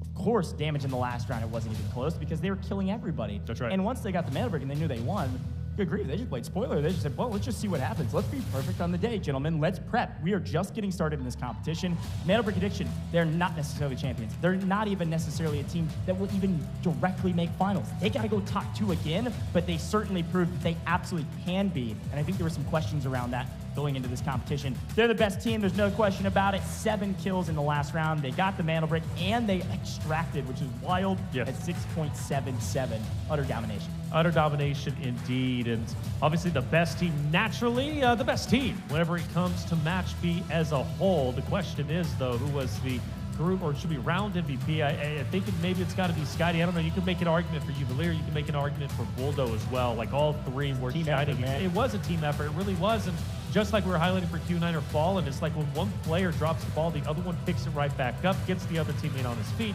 and they go back full send into the competition. But just so well done. Incredible performance. Buldo will be the MVP. Another one for him. It is, and that's going to be 2. Again, a first. I don't think we had 2 in Match A, right? So you talk about actually, I think out of the 4 rounds, it was NBA getting 3 total MVPs. The only one to break it up, and it is Bulldog for the match MVP, which wonderfully done. Yeah, here's a quick look at some of the stats. Obviously, out of 4 maps, they actually get out of 2 of them. One of which that they didn't get out was the MandelBrick round. So it doesn't really matter that they didn't get out. They've got the MandelBrick. He had the best KD. This is Buldo. Best KD on the entire tournament. He had number 2 overall ADC rate. Rush rate was number 3 overall. This is basically the rate at which you run around the map and get kills and are able to engage with the environment. And then overall, the rating for this player was number 3 for our match MVP. So Buldo, and I assume the rest of NBA probably up inside the top 3 as well. One of our best players, if not today, just in Group B, obviously, but also in that overall, the tournament today. Overall, in general, match, man. Fantastic overall tournament. This is the dominant team. They are technically top seed. going into upper bracket. They definitely are. They had the most dominant performance. So I'm mind blown. I really am. I couldn't imagine how chat's feeling. You were saying this is one of the teams that they got a lot of fans. They got a lot of fans out there. You know, they've been watching their journey right from the qualification stages, obviously, to where they currently are. And where they are is just such a great spot. And I'm excited to see them go into the upper bracket, which is going to be happening very soon. NBA, a dominant roster. Let's listen into their comms of the winning moments. Я закончил. Риверт один. Я иду на ту дверь, Мандал забежал. Да, на Манделе. Киньте туда что-то. Сейчас попробую, через секунду. Убежал или нет? По-моему, не понимаю. Нет, за кантом. Ло хп. Нок за кантом. Декодит. 1 хп. Нок. Релоуд. Там 1 хп, чел. У нас рампа, вторая пачка или что? Нет, это чел ластовый, он убегает. Все, идите декодьте, значит, декодьте. Декодил. Бул, не торопись, вдвоем сейчас с тобой сыграем. Давай пикнем вместе. Я снизу. Какой? Зайти внутрь, у нас лампа, дверь выходит. Понятно. Внутрь зайти. Внутрь заходит, Бул? Я кинул туда это. Ты кишком можешь слышал. Бул, хватит лутать. Тут тагак лежал. Я мандал побегу на лайсе, скорее всего. Я кинул смог под себя. Я тоже бегу в мандал. Подожди, рано. Стрелу даю на центр. Я с Саней побегу. Иду кинул смог тебе. Иду на мандал. Пошли. Нет, давайте вайп копировать. А зачем? Бабки, не знаю. Блин, купан. Не смог скопировать эту трубку. Пойдемте, вайп, кто-то скинул. Не успеете добежать до этого? Успеете. Могу попробовать, надо? Я, наверное, ближе буду. Так мы вроде выиграли. До какого? Да. У нас уже тут, блядь, камера. А нет, Плюс 200. Я живу. Просто выживите. Ой-ой-ой. Выживи. 5 секунд. Легенда. Вайп сюда. Сюда лут. Давайте. Кулачок был, кулачок. We picked up on some of those comms for sure. Mandel. We've got to pay attention to the MandelBrick. Worked out perfectly. They all ran to the MandelBrick to close things out. And great comms as per the usual. But it was fun to listen in after they'd won the fights because it was all relaxed. And they're like, where is everybody at? Like, I mean, why is they challenging? That's what I was questioning. Is like, why is nobody else just trying to make a hero play? They know the tournament's over. The reason. You got to be top 3, not the winner. When they felt like it was inevitable, they didn't want to risk it. If they die, they don't get top 3. That's why legit Brazil tried to go run for the hills. And MG, legit Brazil fought each other. Then NBA came in and cleaned them up. It was wild.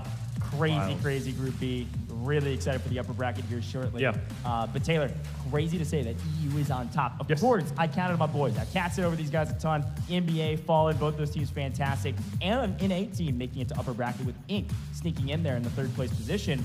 I'm casting over them a ton. I'm cheering them on, of course, but I'm looking at the paper stats, man. I was not expecting this to be our list.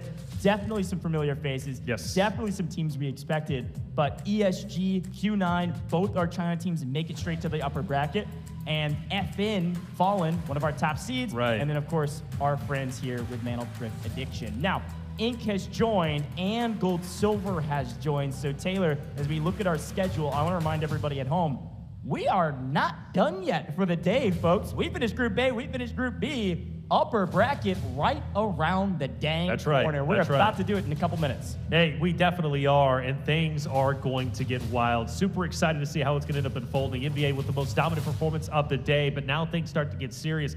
Do you want to go straight into the finals? Well, obviously, the goal is undeniably yes. For NBA, great job. ESG now joins the likes, of course, of Q9. You know it's going to get personal between them. Both of those rosters coming out from the China location. Things are looking good, Ghosh. I'm excited.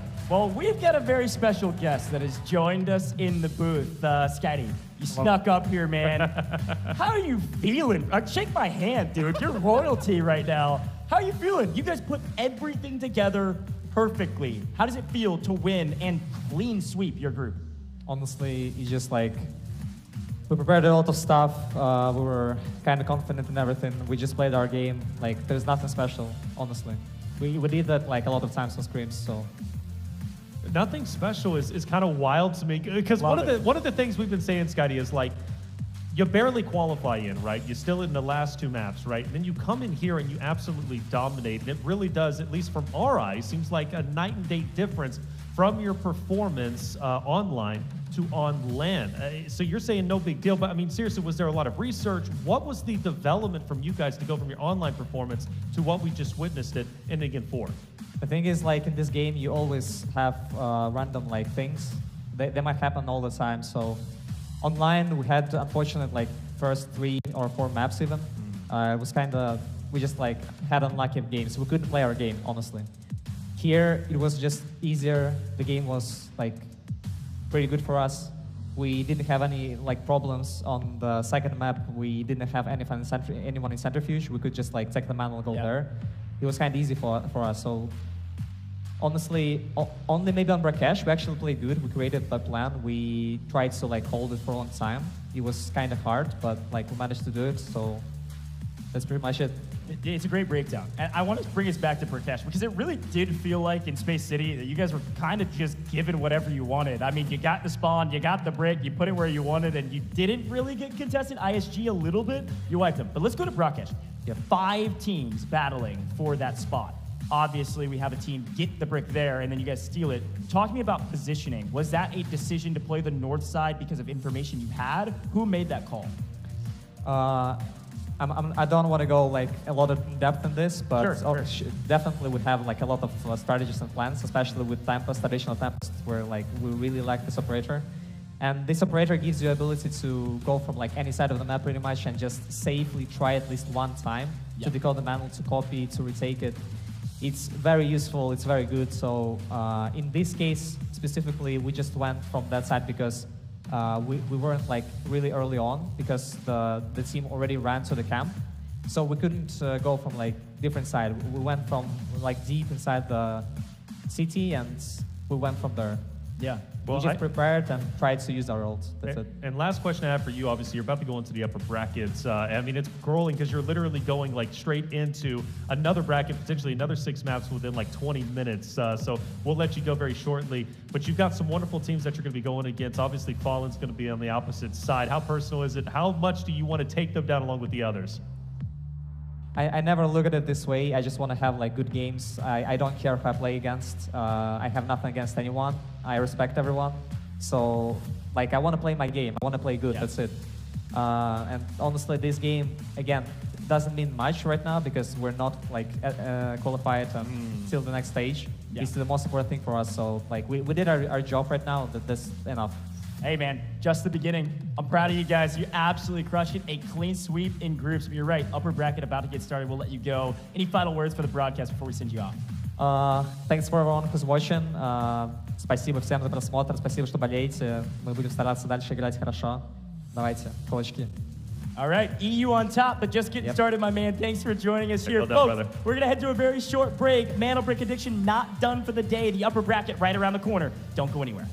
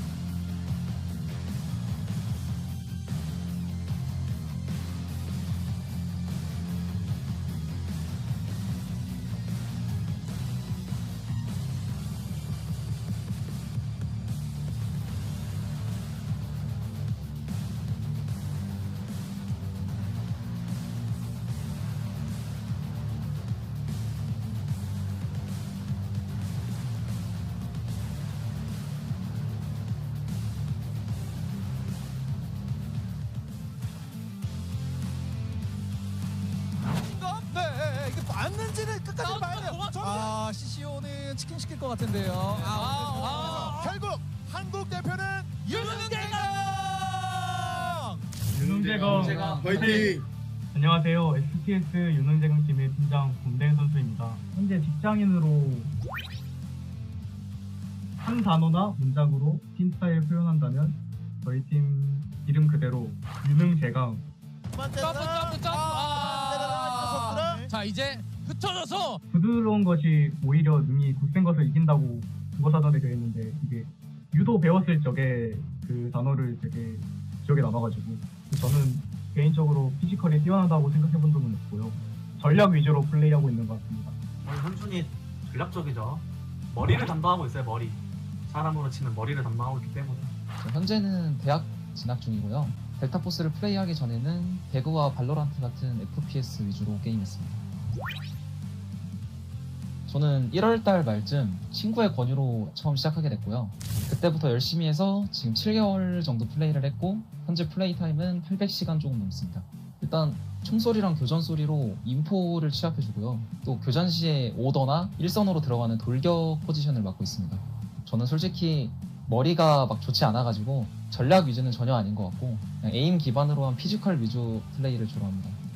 네, 뭔가 되게 현실적이고 그 무장을 가지고 들어가서 서로 뺏고 뺏기면서 만약에 모든 팀을 다 잡았으면은 이제 다른 상대 팀의 무장을 다 빨고 나오는 그 쾌감 때문에 계속했던 것 같네요. 지찬 선수는 인포를 잘 따주고 동댕 선수는 약간 어떻게 하자 이런 플레이를 많이 해주는데 저는 중간에서 뭔가 아닌 것 같은데 이러면 제가 그거에 또 정정해주는 그런 포지션인 것 같습니다. 원래 글로벌 서버 하다가 사람들이 막 그렇게 잘하는 것 같지 않은데 라고 생각을 하면서 좀 대회니까 어쩌다 보면 잘하는 사람들이 있어서 좀 실력도 키우고 경험도 쌓고 싶어서 한번 나오고 싶었습니다. 저는 결승전 6라운드가 가장 기억에 남습니다. 원래 1라운드부터 5라운드는 진짜 저희 다 망한 것 같아서 거의 포기하고 있었는데 6라운드 때 진짜 다 마음 꽉 붙잡고 어떻게든 해보자 라고 해서 마음 다짐하고 들어갔는데 그 플레이가 다 완벽해가지고 그렇게 1등을 한 것 같습니다. 응원하는 치어리더와 그다음에 이제 코치 역할을 하고 있습니다. 몽둥이 많이 휘둘죠. 몽둥이를 든 치어리더. 사실적으로 이야기하면 용돈 벌려고 시작했던 건데 어쩌다 보니까 대회 준우승도 하고 해서 프로 생활을 지금 하고 있게 되었습니다. 다른 선수들에 비해서 제가 떨어진다고 생각을 해서 그래서 피지컬적으로 승부를 보는 것보다 안정적이고 운영적으로 우승하려고 저는 플레이 스타일을 잡고 있습니다. 무조건 자신감, 할 수 있다. 오투가 자금으로 자산으로 가져가겠네요. 오투가 올라가죠. 이렇게 되면 상대방 그러니까 대회장 들어가면은 무조건 기선제압. 막 소리도 치고 뭐 자리에 앉아가지고 뭐 킬하거나 하면은 막 일어나가지고 상대방 도발 도전만 하고 해야 된다 정도? 기선제압을 무조건 해야 된다. 저희 팀 되게 최고입니다.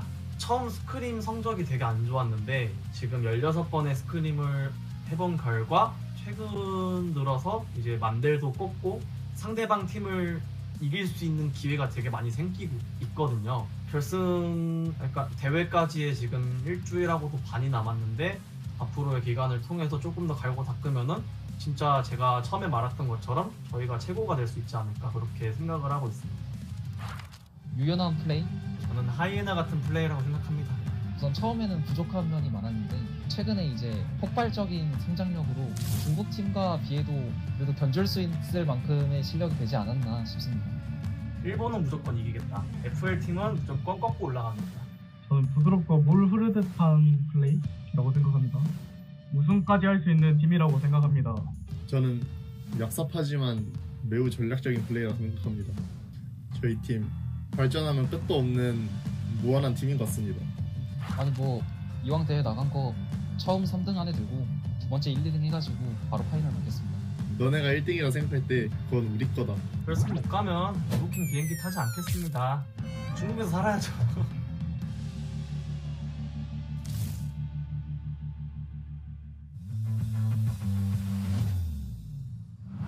Tournaments. Here's a quick look at another fight though. Fallen's found an angle and they found a knock and a full. player gets the ult. Able to find 2 kills, looking for the third. There's the top angle. Congrats to our top 2 teams, Tiff, MandelBrick Addiction, and Fallen, heading to land in China. I'm Flaric. I'm from Team Fallen, and it's Europe region. It's Prorok team, and we joined to him. But as you know, his situation, he can't leave his country, and our team name just stay. Before, when we had Prorok in team, probably he calls every our moves. But right now, it's probably on my way to choose when we will go and what will we moves will do. But still, it's like team play, so everyone can call what he wanna do or what will be better for us right now. So we will listen to each other and choosing the best way to go and the best call what will be right now in the situation. For us, it's just confidence. Unbelievable. We've got more fights happening right now. Saniva grappling people in, trying to beat people down, but Fallen wins the gunfight. We didn't care about any team, so we will just play our game. It's hard to prepare to another teams because the game so a lot of random moments is going on.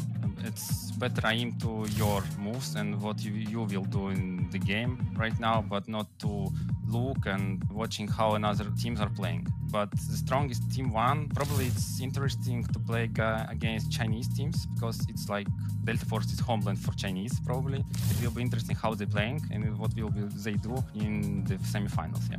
My name is Sirius Bishka. I'm playing for Team Fallen. Based on my game style, I'm more like support guy. For me, I can say that I have always been a competitive person since childhood. I never like to lose. They know this team is weak. They don't know how weak necessarily. I think they saw at least one down. Like I started my competitive with CS. After I left CS, I discovered myself Delta Force. I think my most memorable moment is the first tournament ever, Season 0, I think it was, when the game just came and they announced the first tournament and we made into finals and took third place. Mine is the semi-finals of the qualifications in China. It was unforgettable and very cool. I was very happy for my mates, for Flaric and for Prorok, and this is so cool for us. I'm HR, I play in Team Fallen. I think I'm a support guy, but I have more kills in the game. Cut! I play Medic, but everyone does the same amount. Everyone is important in this game. Choice to play as a Medic is a team decision. We like this role. I will say for myself, I'm not a fan of playing as a Medic because I have good aim and I need to shoot shots all the time. But I train it and did everything I called. I have always killed a lot and will continue to kill. The best things I can do is kill. It's simple, play a huge amount of games, practice every day, play scrims every day. At the moment we play every day for maybe 12 hours and we'll continue to do the same. Play, sleep and again.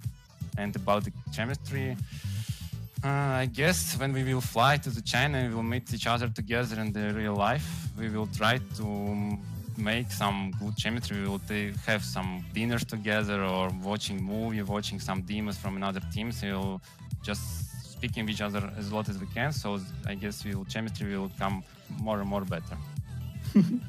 Probably its main goal is to win the tournament because in other places will be not good at all.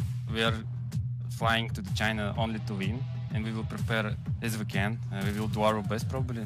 Okay, it's hard to prepare because, as I said before, it's more random situations in the games happening, but still, only first place will be good for us, nothing more. I think the main goal is a victory on tournament. Yeah, we need a victory, that's all. My guys are the best, and I believe in them, and we can win, I think.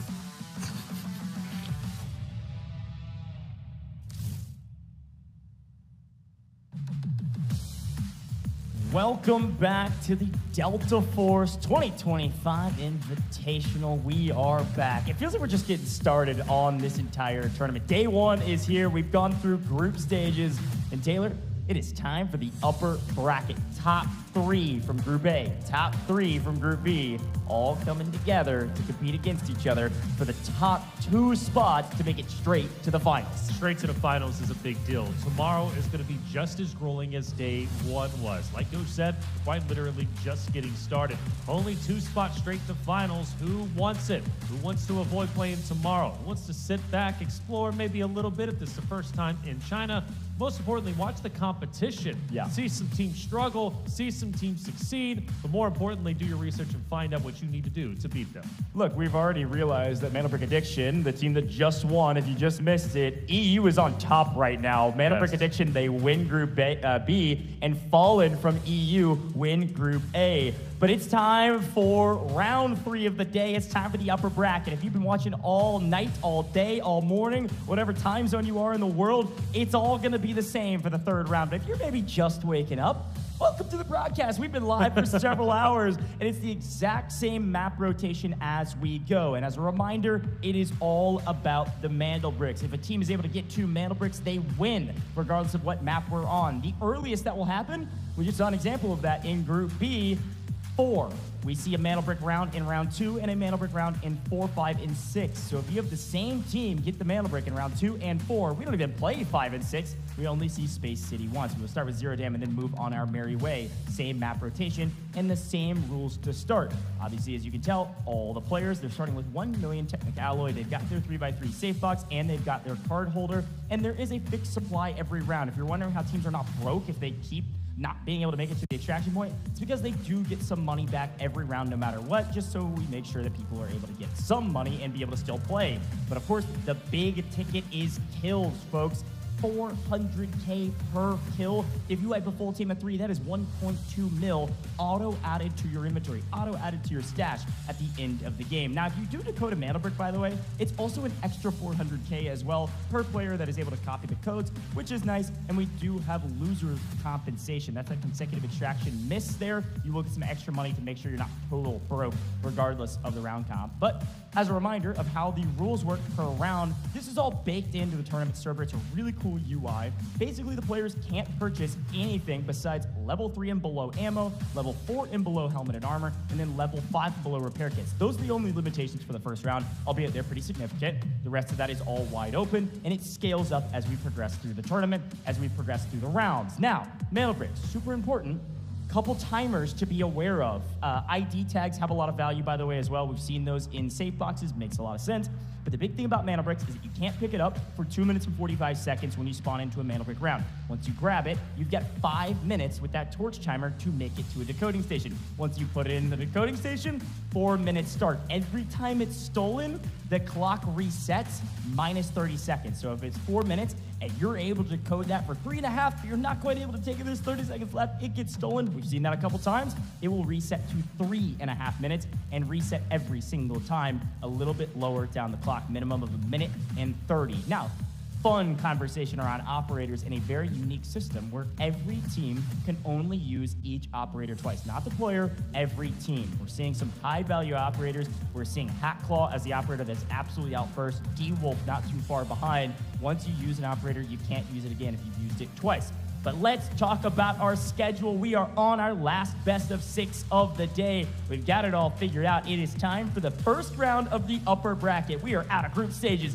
And Taylor, the top 2 teams from upper bracket make it straight to finals. They do not play tomorrow. That's right. Originally, it was top 3 throughout Group Stage A and Group Stage B. Now it's only 2 spots, and you have 6 wonderful teams that have fought tooth and nail to end up in this very position. The question is, what team wants it the most, and who has the wherewithal to see what their opponents are going to throw at them, and how can they deal with adversity? It's going to be exciting for sure, and you've got EU representing, you've got China representing, and the North America and APAC.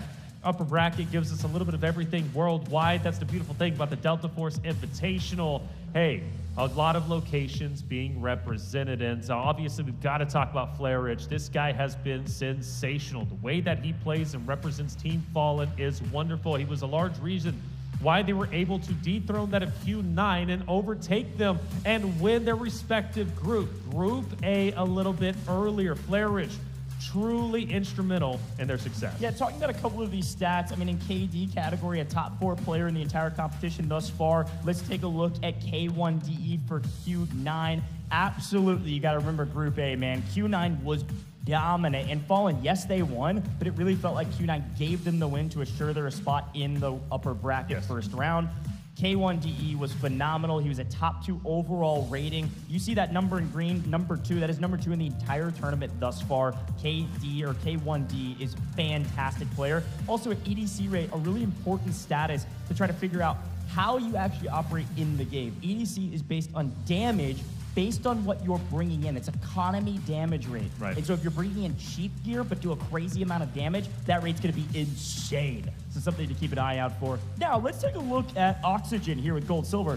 This is crazy. Look, this guy and his team made it to the finals. But you got to remember, they kind of snuck in there at the last second. Yes. And it doesn't look like Oxygen has a single kill to his name. Now, their team got kills, of course, but Oxygen didn't do much at all in terms of the kill category. However, his loot rate is number 4 overall. And the way loot rate is calculated is basically your efficiency in looting. Based on the number of crates that you open, how many do you get high-value loot, and what path do you take to get that loot in a certain amount of time. That's how all that works. But take me through Skydie here. Yeah, Skydie's incredible. We just had a chance to interview him and talk about his run from online, of course, to LAN. When we're talking KD, number 2 as a whole. This man knows how to slay out, and he does so in wonderful fashion. He's also very quick to get onto sites, which means he's going to be punishing those rosters with the rush rate whenever they're over there. Like take Museum, for example, right? One of the first guys to get in there and challenge even the likes, I think it was at the time, like maybe even legit Brazil, that they were going against quite often. Now this guy, very, very big fan. From ESG side of things, it's going to be Fu Zhang. His stats are wonderful. He knows how to get evacuations. He knows how to slay up. But more importantly, what stats don't show you is he knows how to get those off angles. Traditionally from ESG, from what we noticed from Match B, he'll be the one to break away from his duo and then stay by himself. So it'll be DT Luyun who's going to be sticking together. Fu Zhang will be going and getting those off angles and opening up opportunities for that duo to then come in and capitalize. The stats are wonderful. He's clearly at the top of the food chain, but what he brings to the table in his execution is invaluable. Well, and speaking of execution, too easy, a clutch player and a very well-balanced graph and the type of player that he is. Having over a 1.0 rate for loot rate means he's extremely efficient with the way he does his looting patterns. So very well done from that squad. And then, of course, that economy damage rate is impressive as well at a 2.07. He's not necessarily at the top of any category, but he's solid in all of them, which was what makes a good player. Really cool to see all the different stats from each of the players. We'll keep doing that throughout the course of the broadcast and continue to explain what those numbers mean and how they're calculated. It's really fun to see the behind the scenes. Got a chance to talk to some of the devs that we've actually seen in some of those big dev roundtables. Got a chance to talk to Novak, broke all those stats down. Novak's great, yeah. Really, really cool stuff. Yeah, for sure. And the stats are great. I mean, I got to say, it's pretty comprehensive. It's wonderful to see, you know, because a lot of times, you know, tournaments are going to focus on KD. There's a lot more that goes into these events than just KD. There's a lot more that comes into obviously being successful than just KD. You look at your competing teams again. When we look at the EU side of things, you know, have MandelBrick Addicts, okay? They were the ones who ended up taking Match B. For Match A, it was Fallen from the EU side. Both teams know each other very well. They came through the same qualifying run. They took the same route to get to this very point. Now from China, though, from that LAN experience, ESG Q9. ESG was the #1 seed coming into the tournament, but they finished as the #2 seed behind that of MBA. They're going to be opposite of Q9. Now things start to get serious for them. There's a lot of pride, not only from the EU side, but also China's side of things. Neither Q9 nor ESG wants to lose to each other. And then let's not forget Inc. from North America and then Gold Silver from APAC. Yeah, those are all 6 of our teams. They're about to compete, folks. You think we're just getting started on the day, or maybe we've been here a long time. I don't know if you just woke up or you've been here the whole time, but we are going into a full another best of 6. It could be 4 like we saw in Group B. Be 5 like we saw in Group A, or maybe we hit the full gambit and it goes full 6 for upper bracket round 1. Top 2 go directly to finals. Taylor, you said something really important as we take a look at MandelBrick Addiction, which on paper is our top seed. They're our best team. They closed out 4. They completely clean swept their competition. Something that is super important is that you're right. Both the China teams make it to upper bracket round 1. Both the EU teams make it to upper bracket round 1. So before we talk about Gold, Silver, and Inc., who kind of snuck in here to some degree, these 4 teams, they each know each other. These 2 teams on both of these regions fought each other to get here. They both make it. And you're right, ESG on your screen right now, they won out in that competition. Yes. They didn't necessarily crazy frag. The crazy part about their stats was how much loot value they extracted with in a grueling competition to get to this stage. So ESG, they know exactly who their competition is. They know how to play against them. EU, the exact same story. Fallen, MandelBrick Addiction, they went head to head. Fallen was on paper in the EU finals a better team. Right. They crushed MandelBrick Addiction until the final two maps when MandelBrick Addiction snuck in, grabbed both bricks and said, haha, we won. Well, the thing is, a lot of people admitted, you know, especially from the China side of things, like, look, we researched Team Fallen. We wanted to see what they were about. We wanted to battle against them because we felt they were going to be a true threat. And NBA came in, you know, obviously earning their spot, but doing so in a crazy fashion. And the fact that they made it and they also won their respective match, I think put people on alert, especially for other regions that might be underestimating what NBA is all about. But for Gold Silver on your stream, a team, again, like you said, they kind of skated by. There's a lot of questions. Would STS make it? Would it be Gold Silver? Well, ultimately ended up being Gold Silver. And, well, you know what? They have a real chance to potentially make it as to the top two, which would be a crazy storyline, and it could happen. You never know. As far as traditional storylines go, NBA kind of blew that out of the water. Like, you know, nothing is guaranteed. No, it's totally not. We look at Team Fallen, though. This is going to be a fun one to watch. Obviously, Flair Rich was one of the #1 guys that we covered in the very beginning when it comes to the stats overall. Again, a big playmaker. But HR, a young gun in himself at 19 years old, looking to make waves within the Delta Force scene, and use Visca as well. Just wonderful in his own right. Well, it's super funny, and you can see HR on the screen right now. It is super funny to actually think Inc. is made it here to the upper bracket. Sure. They didn't sneak in quite like Gold Silver did. They had a great tournament overall in 4 games. They just weren't able to make it out of the last map, which made their score not look super impressive. Right. Infant Baby is also 19, technically the youngest between him and HR. We have the 2 youngest players in this competition already into the upper bracket. Yep. Young Gun's on top right now. That is true, which hurts my soul, being 33. Like, it's like, oh. Out yourself like that. I have to. I've got to be honest. Look, I'm an honest guy when it comes to chat. I'm 24, so. I understand. You're probably like 21, maybe you're 38. I don't know. I can't tell anymore. But the big thing, you got a head full of hair. So you're blessed. And a face full of hair. Chad, I'm going to be honest with you. That's just who I am. But you know what? At 19, though, it is pretty sensational, not only to be in China, but also competing for $500,000 and, like you said, a true route now that is reality to go straight into finals. A sold-out stadium, like, come on, at 19, living the dream. Well, and that's the crazy part, is that if you get top 2 here, you're directly to finals. We've been saying that. What that means is you completely skip the elimination round, which is tomorrow. Tomorrow, we're playing 3 more best of 6. It's going to be grueling, in the lower bracket. Yes. And they're all elimination rounds. If you're a bottom 2 team in any of those rounds, you're going home, I think, for all but maybe one of them. So those are elimination rounds. Not having to play in those, not having the stress of that, and knowing you're playing on stage in a stadium, sold-out stadium amongst the audience, that's a win in its own right. So getting there is huge, of course, let alone just getting there and being able to play for the prize pool, because top 6 are playing for a majority of the prize pool. That's right. Majority of the prize pool, indeed. $500,000, quite literally could be life-changing. Yeah, also, by the way, we're paying attention to chat. Taylor's been asking for predictions. I'm seeing a lot of EU love, probably because of time zones, by the way. I think some of our North American friends might be waking up here shortly. I want to say back home where I'm from, it's 6 a.m. in the morning. So right now, for the Central Time Zone, some of my friends are going to be waking up for work. They're going to check in and be like, hey, Goja's still casting this tournament. Wait, we got an N8 team in the upper bracket. Let's go. They're going to be watching that once they get to work or whatever it is. But here's a look at some of the stats down below of each of these teams. These are some of the things we went through, but these are the team stats. So you're seeing which teams were able to get out of the map pretty consistently. What are their average loot values overall? I mean, crazy numbers from Q9 and obviously Fallen. These are pretty cool to look at on average per game as well. There's a lot of stats behind the scenes that our team here is able to pick up. By the way, that's a good one. That is great. That's great. We've been paying attention to chat. There's been a lot of people asking, what's on their head? Yeah, we asked about that. We asked about it. Apparently, I thought it was just to catch sweat, because everybody's sweating. It's a cooling pad. It's like a cooling pad that you can stick to your head, and you can stick to your arms, or whatever you want. Yeah. It cools you down. I need that, but we have makeup on. We can't put one on. I would have worn one. I don't need that. I'm feeling fantastic up here. Okay. You're sweating like a stuck pig, man. Bro, you're sweating. What do you mean? I looked over at you as we were live. I'm like, man, you actually got some beads of sweat coming down your nose, bro. I love it. Folks at home, a couple more reminders before we hop into our very first game of the day. We're about to get started. We've got a brand new season right around the corner, September 23rd. A brand new season with Delta Force with a lot of new content, a new operator, and a lot more. But we'll get to that a little bit later in the broadcast. It is time for Zero Damn Taylor. Yes. We are loaded up, locking in, and hopefully going to get out of this map alive. We'll see who gets aggressive and who plays a bit more passive. Well, what's the difference, right? From match A, Zero Dem was explosive. It was exciting. The teams were butting heads instantly, especially over in admin. Now, you look at match B, though, it was very slow. Polar opposite. The teams didn't want to really get too active.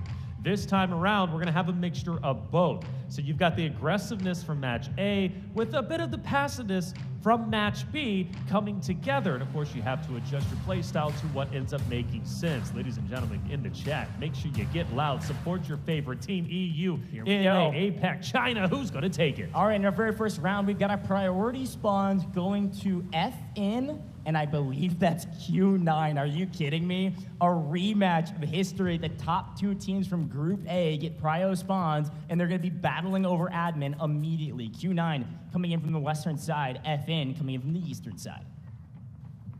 Of course, what is going to be fought for? Ultimately, it's going to be that airdrop. You're wanting to go for the AWM if possible. That has truly been instrumental in the success of some of the rosters out there, especially popping off heads, repositioning. Things are definitely looking on the up and up when it comes to that. For Q9's sake, though, you did point them out in early engagements and shots already being fired, and well, we're already dropping down. Yeah, the boss hits, all right? He's got a PKM in hand, and that dude hits like a truck. We haven't seen anybody die to Saeed yet. We did see somebody die to our security director on Space City, but they'll pick him back up. Now, it does go down to red timer and obviously depleting of resources, but some solid loot here, picking up PKM and some ammo for it is some nice value add. Oh, okay, nice. A little mini camp. Not too bad. We've got ESG picking up a disc off screen. Here's a quick look at our operator choices to start things off. It does look like a little bit of a different shift for some teams. However, I'm looking at Q9 at the top of the screen. For those that watched Group A, remember, this is exactly what they did in Group A. They started with 2 Nox players. They went ahead and burned their Nox. You will not see Q9 use Nox for the rest of this competition in the upper bracket. That's right. They burn them indeed. For NBA, no surprise they go Suniva. They love to use Suniva. In fact, we've got 3 of them used from ESG, GS, as well as NBA, which interesting from GS, I don't think they went with Suniva the first time they played against Zero Down. Yeah, that's right. I mean, frankly, Gold Silver's got to change things up. They're going in technically as the bottom seed in this match of 6 teams, and so they're going to have to change some things up, and they want to try to get active here early. Now, Inc., as we had mentioned before, looking at their not only operators, but also where they spawned in, they've got all of Cement Plant to themselves. So they're running some missions. They're getting as much loot as they want. They also know, frankly, you don't see a lot of folks fight over Cement Plant. Not that often in scrims, not that often in our competitions. They feel comfortable that the teams up at Barracks are going to rotate to admin and play for the dam extraction, and the team over at Substation is not going to come their way anytime soon.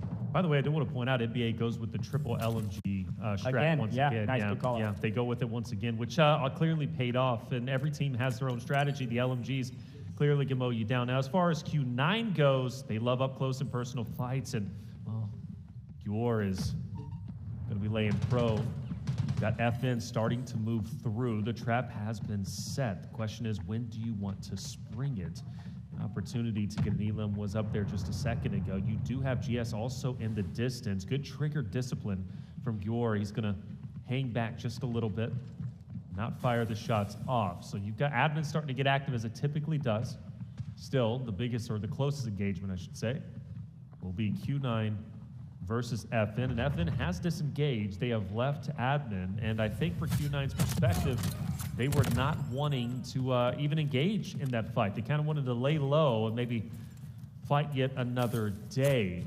What do you think GS is going to be up to, though, on the northern side of things? The usual. I mean, if you remember back to the very beginning of Group A, this is what GS did before. They moved up to the top side of the map and played for the dam extraction. Now, this time, we got Crazy Dog up doing the wall breaker with Oxygen, and Bobo out playing Route Man, looking for anybody trying to play spoiler to wall breaker. Last time, nobody touched wall breaker, and they got decent loot. But this time we'll see what they're able to do. Now, we are seeing, this is all of the bricks coming in. GS, that's Crazy Dog. He's already opening safes, and he's got, what, triple? Oxygen's found one, too. Crazy Dog's found two. That's a lot of gold bars, folks. We'll take that for Wallbreaker. That's one of those moments in Wallbreaker. You finish the Wallbreaker mission, you go, hey, yo, guys, can we get out of the map, please? They are able to play for the day of extraction, but it does look like Fallen has moved up as well to maybe guard their extraction after they finish up Wallbreaker. It is nice, though. You got to remember, safe boxes are a part of this competition. So gold bars likely going to be in those safe boxes, and anything else they pick up will go into their actual backpack. Airdrop is going to be down in just a minute or so. That's going to be between FN, Q9, and GS, who all might be pursuing it. Now, Q9 has stayed put where they are currently at. We noticed QR, who managed to, or excuse me, who allowed FN to get away. He didn't fire any shots. He had some good trigger discipline, and Q9 ultimately could have been waiting, or at least awaiting, for the opportunity to attack onto the airdrop. Mind you, Crazy Dog finds yet another 200K. That's going to put him at 2.5, now 2.6 million. Wallbreaker's paying, man. It is, but look at FN. They're moving up, and they want to get paid themselves. They're going to have to do so with blood. Yeah, there's a lot going on. We had a quick look at the map view. The airdrop is dropping basically right between the shipping containers on the north side of the map and admin, that little area between the two. That's where that airdrop's going to land. A lot of teams can play for that, but here is the end of Wallbreaker. I want to point out, Bobo was by himself. This was something we were very critical on when you go back to match A when we're watching Gold and Silver. This did not work out for them. They ended up doing the Wallbreaker, but then they ended up getting taken down shortly after that. Bobo did not have an impact, and we could very well be seeing a replication of that match A mistake. Yeah, we'll see. Maybe they were able to execute the strategy they were trying to do originally. Bobo's just basically been protecting them to come back out the way they went in of Wallbreaker, that big, wide open, blown open blast door. They can come back up this way. They could theoretically play the Vince over the top of Fallen. They don't necessarily know if Fallen's there. I can assume they expect it. Teams are always fighting over the damage extraction. It's the usual suspect for some of the first encounters. But as much as it feels like there's kind of been a lot going on, no fights yet. Yeah. No true fights. Maybe a couple bullets thrown at each other, but nothing much. Admin, Fallen got in, got some loot, and got out, and now they're just playing for the extraction point, which I respect. You saw that yellow dot on your mini-map a moment ago while Wallbreaker was going on. That's Fallen. FN, the least amount of loot on our leaderboard, but in the best position. Now, what did we find here? Oh, nice. Our airdrop net, a nice gold armor piece. We take those, a couple 100K. That's Mo, our match MVP, our Group A MVP. Mo was different, man. We had some high-value FPS players in your DMs being like, yo, who's this Mo guy? This guy's crazy. Yeah, no, much respect. And when I say that, look, I'm talking like top of the food chain maybe in the esports world, taking notice of Mo. Rightly so. Kind of stole our hearts each and every round that we watched him throughout match A. But can he replicate it again where it matters most, getting top 2? You know, you can perform very well in your respective group. You go on to the next stage and you fall flat. All of a sudden, you're at risk of being fully eliminated. Now, for GS, this time around, unlike match A, they managed to get away, and they are the richest currently in the lobby, and they very well could get out scot-free, which would be massive for them. No reason to worry about the airdrop. No reason to really worry about eliminations. Get out scot-free, take your loot. Yeah, and I love that we got a chance to briefly look at that map feed. One thing you saw there is we got a brand new airdrop dropping on the north side of Substation, but the other thing you saw was this encounter right here. Finally, bullets raining down as Ink and ESG have been staring at each other for a while. These two teams know each other. They just battled in Group B, and they've got a chance to do it again right now, right here on main stage in the very first map of the day. A wipe here. If Ink can wipe ESG on the other side, this would be a huge feather in their cap and an opportunity to play near the top of this leaderboard and not just skate by. You got to be top 2 this time around. A third place position will net you nothing besides a trip to the lower bracket. All right, it's Ink. Good grief. ESG. Q9. Yeah, dude. So Q9. What are we finding? What are we finding that? Well, it started with Mo finding the graphics card, mind you. Q9 jumps all the way up after a couple more items, and I gotta think it's maybe clearing of the airdrop. Did they fully clear it earlier? Yeah, no, the airdrop was cleared. They're cleaning up the rest of the admin. They just found the right room at the right time, finding champagne bottle. Now it doesn't stop. Now they're passing back and forth. Yeah. That does get you sometimes, though. It gets all of us sometimes. I was doing that earlier. Because everybody's trying to optimize safe boxes too, right? It's like some of these items are taking up most of your safe box, so they're trying to pass loot back and forth.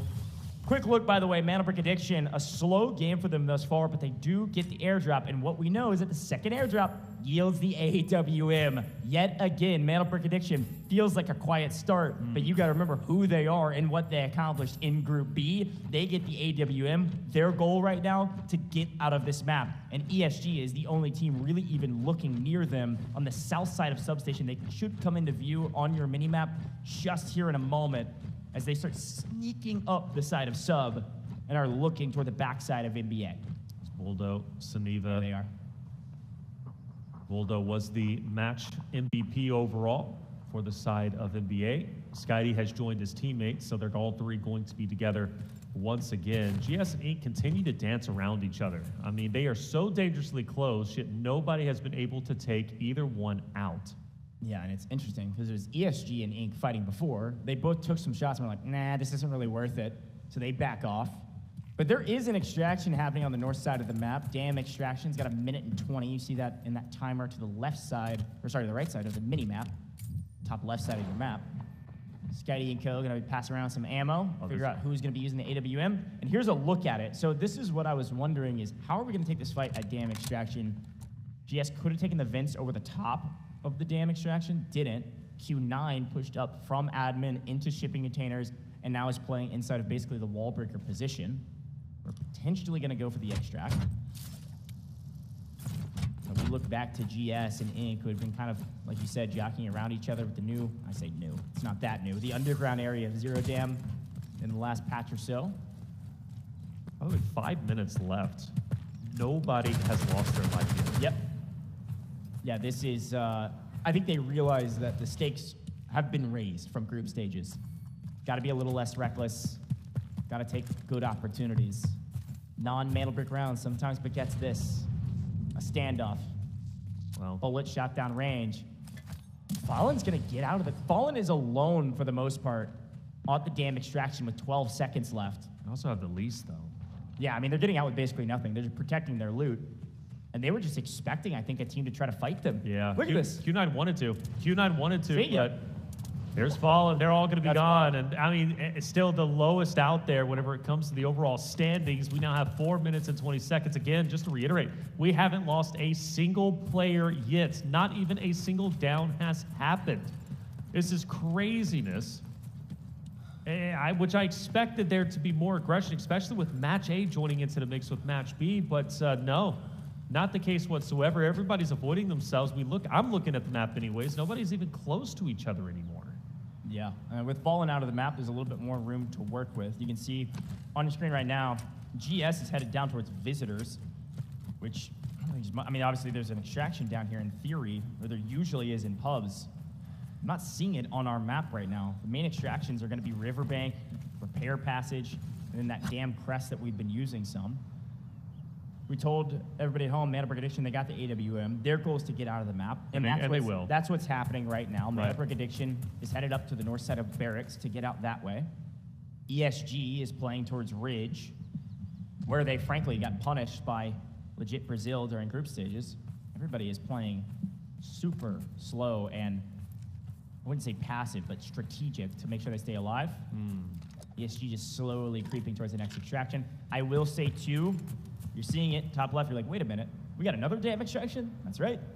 Re-pulled, second extraction, and it was pulled in time, about a 30-second differential between our game clock and that extraction. So you can get out via the damn extraction, and it is Q9 that's actually sitting in that extraction point right now, as it looks like MandelBrick Addiction has sent Boldo on his way assuredly with that AWM. And now Skydie and Co. can start to push up, maybe challenge that of the Damn Extraction, where Q9 is currently sitting, maybe even over towards ESG. But things will start get a little bit tightly contested. I think GS is going to be free and clear, most likely not going to get challenged. They'll get out. My question is when will Inc. and ESG collide, and will Q9 also be added to that equation? Because all three teams, I believe Inc., ESG, and Q9 might be colliding together along with NBA. Maybe we have 4 teams there. Again, GS is getting the better end of the bargain. Yeah, well, so GS is going Damn Crest, which is the extraction point on the top right-hand side of the map, one of the highest points on the map. I thought ESG maybe was going to try to rotate back up there, but they're actually going for the damn extraction. You can see them on Ink's feed right here, as Ink is going to follow suit. It looks like at least one member of Ink is going to follow suit. Killzall creeping up towards the damn extraction as ESG creeps towards a potential team wipe, one way or the other. Two members of MandelBrick Addiction are going to get into the mix, and again, just play spoiler. They sent one out on purpose with most of their loot. ESG's got to read that, yes, there is somebody in here, and it's the full team of Q9. Inter-regional competition. Two teams from China about to face off, and MandelBrick Addiction coming to play spoiler. Well, it took 15 minutes to get to this point, but we are finally here where engagements are about to go down, and Kizzle is going to take some out. There's going to be two. Well set up.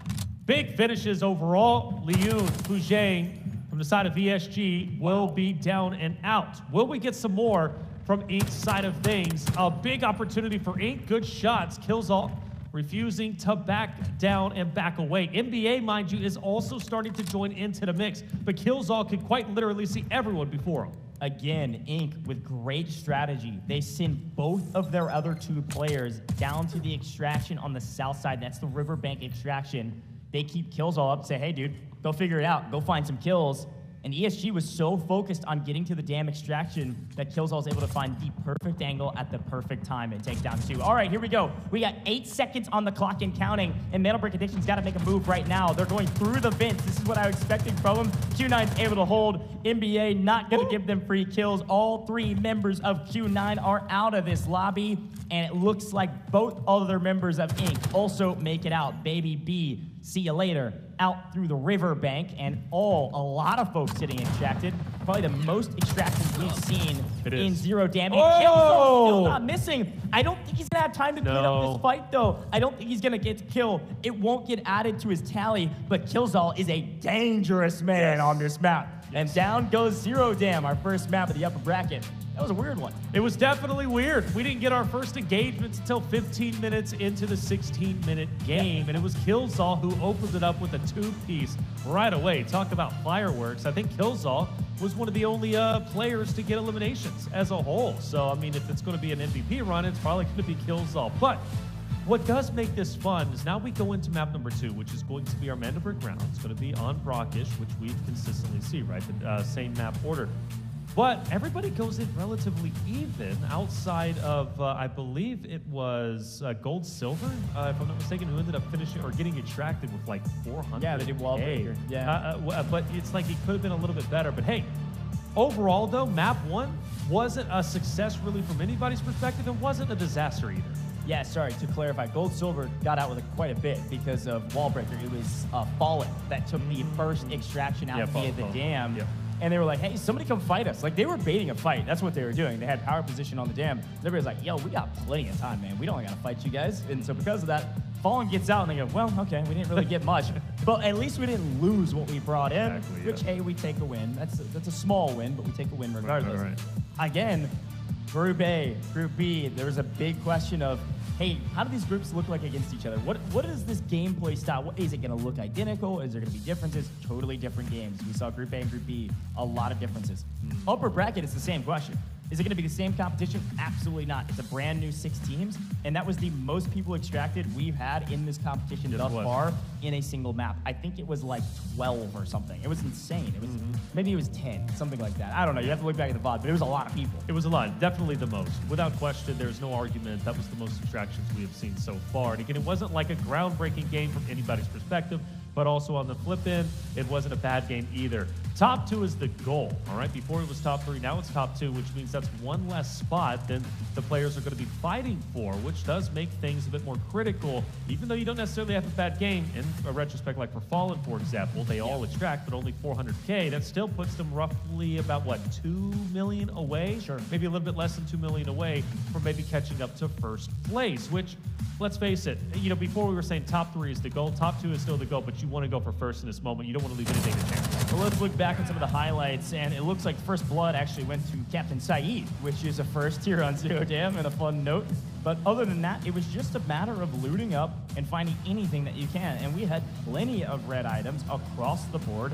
And I'm going to be honest, I wish my wall breaker paid like it did for these guys. They picked up 3 gold bars, looks like off the ground going in, which is insane. They also pick up the watch out of wall breaker and plenty of other purple and gold items as well that we didn't see. And then we had our airdrops, and this is the classic note about airdrops. The first airdrop, high value loot. There was a graphics card in there. We had some gold armor as well. The second airdrop, though, was all AWM all day. And MandelBrick addiction, they get it, and they get out with it. So there's a huge boom for them. We could see that happen in the next game. We could see the AWM, but we could see Killzall do crazy things like he did there. Sneaks in, rats out, finds the angle, picks up a double. A huge boom for that team. That's 800K to their inventory just because Killzall didn't go with his squad. Yeah, we talk quite a bit about Too Easy. We talk a lot about Baby B, but nice to add Killzall into the conversation, setting up a nice trap. He springs it. It ends up paying off big when it matters most towards the tail end. One of the few players who was able to get any type of elimination, which took, like I said, 15 minutes before we even saw our first one. 3 million going to the side of Q9. A total of 3 eliminations in the entirety of round 1. Yeah, and Killzall had 2 of them. You're totally right. 2 out of the 3. It was Gold Silver that picked up the 3rd. Here's a look at the overall earnings. And of course, you don't really get to add too much to it. 400K added for Gold Silver, which will put him very close to Q9 at the top. And then you'll also see 800K added to Ink, which will put the map a little bit higher than ESG based on the numbers we're seeing. Pretty inconsequential. And here's a look at the damage charts, which is all Killzall. Like 2 players with decent loot, so he put up some nice damage, which is almost 1,000. So overall, and they did tag each other a little bit in the original fight. ESG and Ink were the teams that were fighting each other off the rip around the south side of the map, around the river extraction. And then they back off. They said, hey, this fight's not worth our time. And then Killzall said, well, I'm going to sneak in here and make it worth our time. Best team on paper, though, it's showing Q9 as the best team. And they got 3 million. And yeah, checks out. They got some decent loot. That's right. They got 3 million, the most loot. It makes sense why this would, in fact, be the best team. They finish up ahead of everybody else. The closest one is Gold Silver at 2.14 million. Killzall naturally will be the round MVP, again with his stellar 2 eliminations out of the entirety of 3 that all 6 teams were able to get. A rarity, I would say, when it comes to 0 down. Just traditionally, you just see a little bit more, right, than the 3, but there's Killzall. Nice to see him up there. A wonderful guy. More importantly, though, for North America, I think this is a big win, at least from their perspective. It'd be special to see NA. I think a region that a lot of people maybe think isn't necessarily up to par when it comes to like China, for example, maybe EU. If they punch their ticket to the finals, that would be pretty crazy. Well, you don't have to get into the weeds, but I will say you're right. I mean, NA, it's not looked at as like a worse region. There's just less competition. They didn't have nearly as many teams as even EU did, or of course, not even close to the amount of teams that China did trying to qualify. I think they had like 30. Yeah, China had a ton, and that was a huge competition. Those are all like orgs too. It's wild. This is a very, very endemic scene here in China. But North America is a budding scene. It's growing. When we were talking with some of the players, it was like, man, we want to keep seeing this grow. Let's listen into some of the comms from that last game. 我们得从中间走，不然知道。为什么感觉他没人捡啊？没人捡也不能要了，我感觉，说实话，你自己思考要不要，因为我听响枪了。枪了吗？对，响枪了，是响枪了的。第一波河南方向是响枪的，来了，来了 ，OK。没找到一嫂，没找到我，来了，又一个海爪，又一个海爪，炸到了。Kid 再给一个呀，来一发海爪，一起丢他逼死一个了。我的个。没事，要打完血了，再给一个。对，我就在等这个。炸到了吗？炸到了。下不来了。 Some nice highlights across the board, but not a crazy amount because not all that much happened. Yeah. We saw some decent loot, we saw some decent red items, and a couple of kills exchanging hands. It really felt like I use this word all the time in pretty much every game that I cast, especially in Delta Force, a litmus test. Here's our litmus test. What does this come back as? Acidic, basic, somewhere in between? I mean, this is inconsequential. Even FN down at the bottom at 4.47 compared to a 6.86, a 2.4 mil spread is very easily attainable. Yes. If you wipe one team that's 1.2 mil, you loot their gear well over a 2 mil spread. Right. This is basically Nothing. Yeah. We go into round 2 almost an even playing field with a slight boon to the teams at the top already over 6 mil. We take that boon. We've seen margins be thinner than that. So, hey, anything that we can get is a good thing. We could only play 4 maps. You know that. We just saw it. But either way, the litmus test comes back, and it feels like these teams are feeling the pressure, and they're trying to play a little bit slower than they did, where they felt like they could get away with things in our group stages. I think we're going to have a little bit of shell shock because we're going from the ultimate slow game into what could be an explosive game, map number 2 on Brockish, which of course is going to be our first MandelBrick round when it comes to our upper brackets. And off the rip, NBA immediately stands out along with ESG, Inc., of course, Gold, Silver, who might be able to get those priority spawns. Yeah, and that is a crucial factor about this competition and the way these spawns work. You can't get tier 1 spawns back-to-back. Tier 1 is red, by the way. So a team like Fallen, a team like Gold, Silver, one of which had a good map, the other one didn't have great a map. The team in last right now, Fallen, they can't get a tier 1 spawn in the next round because they got a tier 1 spawn in the first round. So that's the way that works. That's why we have the predictions there with the different logos. And obviously, it's a huge boon to get the first MandelBrick. And this could be the first opportunity for ESG, mind you, to have a tier 1 spawn. That's true. Yeah, they didn't get a tier. I mean, they did get tier 1 spawns in their group stages, but none of them were MandelBrick rounds. Right, exactly. So you're right. First they time. can absolutely get a MandelBrick round primary tier 1 spawn, which would be huge for them. They've been kind of unlucky with that. But here's a look at our operators. Obviously, Nox is done for Q9. This is exactly what they did in their group stages. We see a couple Senivas 3 to be exact gone as well. And then as per the usual, Hatclaw has got to be a classic pick for all of these teams, the most used operator in round 1 here, Taylor. And you know, you got to also consider D-Wolf when it comes to Q9. That's going to be Mo. Mo all the way. Right. He loves D-Wolf, and he's most likely going to use D-Wolf coming into play for the MandelBrick round. Things are going to continue to be pretty fun, and I can't wait to see how this MandelBrick round is going to work out. For NBA's sake, just the narrative that we had in match 2 going to stay the same here. I mean, they've got the AWM. Yep. They've got priority as far as I'm concerned. If they can get a tier 1 spawn, which they did in their respective match, I don't know. Sky's the limit. They could very well take the first MandelBrick once again, which would put them that much closer to directly going into final. Well, here's the thing, too. We had a chance on our English broadcast here to interview Skydie. He got to stand right next to us. We got to talk about the strategy and what he's able to do. He basically was like, hey, I can't say too much because we have to do it again and again and again to win the whole thing. However, one thing he did say that was really important is he likes Tempest a lot, especially for MandelBrick rounds. No Tempest had been used yet. Right. I can only imagine at least one, at least Skydie, will be running Tempest in our second map here on Brockish. I think this map's going to be a little bit different than what we just saw in Zero Dam. I think it's going to be pretty active, and if it's anything like Group B, it's going to have at least 5 kings battling for that decoding station once the brick is grabbed. We'll see. You know, what I want to see is if Fallen's going to try and set that trap like they traditionally do. Right? If they get the spawn, yeah. If they get the spawn, they might they very well can't. do so. No, they can't. You're They're right. They tier can't. 1. So they can't set the trap. Now that's going to be into the ballpark, maybe Gold, Silver, ESG, for example. Inc, you know, maybe. Inc, maybe, of course, NBA, who are going to have at least the go-around for the tier 1 spawn. But again, for NBA's perspective, this is going to be big. We're about to head to our stage. Ladies and gentlemen, get loud, get active. We've got game number 2 about to take place. And this is going to be our first MandelBrick round when it comes to the upper bracket. Winning this puts you so very close to going to that packed stadium, fully sold out, playing for $500,000, putting you that much closer to securing the first ever championship for the Delta Force Invitational. A big moment. The question is, who wants it? Hey, look, man, I'm watching our chat. We got fans that I think are getting loud in their home, in the comfort of their own home. They are screaming loud for their team, so I like it. We'll get loud here in the booth, and I know people are getting loud for their teams at home. A lot of fans for all of these squads. Some teams, a roster that's been together for a very long time. We talked about our China rosters, how long they've been competing together. A lot of built chem that they've been working towards. Some of these other rosters put things together right before the qualification series. It happened to work out, and they got to figure it out. You heard it in some of the interviews during the break, if you guys were paying attention. Some of these people are meeting each other for the first time, which is really cool, that are on the same team right, because of what Delta Force is doing here with our LAN. One of those teams is the squad on your screen. Yes. These 3 guys had never met in person, and they get a chance to meet on LAN and a chance to do it for $500,000. What a cool opportunity.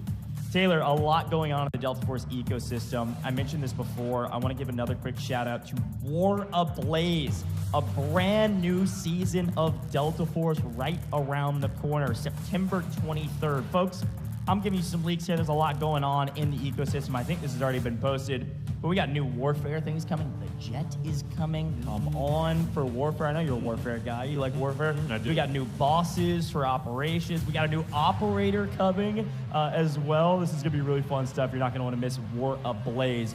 But as we head into Brackish, our very first MandelBrick round, Taylor, I want to swing it back to you for a prediction, my friend. NBA, baby. Okay, no, didn't even blink. 100%. You didn't even give me a chance to finish. Look, I It's think Brackish. It's NBA. That's it. I think NBA is just too powerful at the moment. I fully believe in them. They started off where they left off, right? From match B, they came in strong, got the airdrop, got the AWM, they extracted immediately. They were the only team to close out the respective match within 4 maps.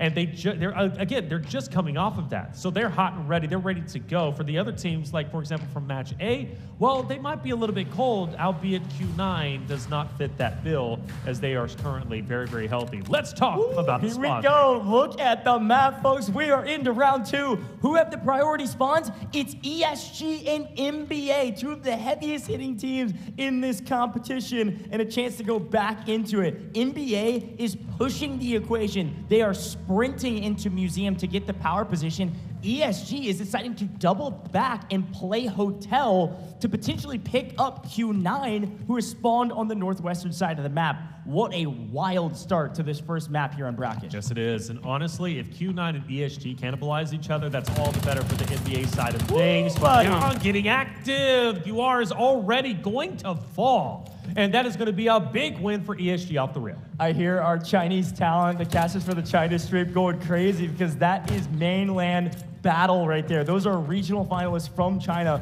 battling each other in Hotel. A perfect read from ESG that somebody's going to be spawning on the Hotel side. And instead of pushing for a power position over the MandelBrick where they know they can't pick it up for 2 minutes and 45 seconds, they're going to play for kills. They pick up one member of Q9, and we are starting out hot as Ink is pushing up towards the center of the map and picking up some solid loot along the way, 173K. You know, a lot of teams might fear Q9, but ESG does not. That's right. That's why they pushed it as hard as they did. After all, they've already played them. They've already won against Q9. They don't fear anyone. Yeah, look what ESG is doing. They're actually sprinting to the north side of the map. Talk about pace of play. Completely flipping the normal strategy that we see from teams on Tier 1 spawns on its head. As MandelBrick Addiction has Museum to themselves, they can find a gold bar for it. Look on the left-hand side. Obviously, you can look at operators. A couple key notes here that I'm noticing. I'm seeing a lot of Luros in a row. There's 3 there for ESG, NBA, and GS. Huge value add there. Oxygen for GS, electing to bring in some nice red gear they picked up, which is nice. Across the board, though, nothing crazy to write home about. Mo as well in Q9, rocking some red gear. Any other operator things? Wait, did you see it? Very briefly, Tempest, baby. Tempest is on the map. I was looking for the red hair, and I couldn't find it for a second.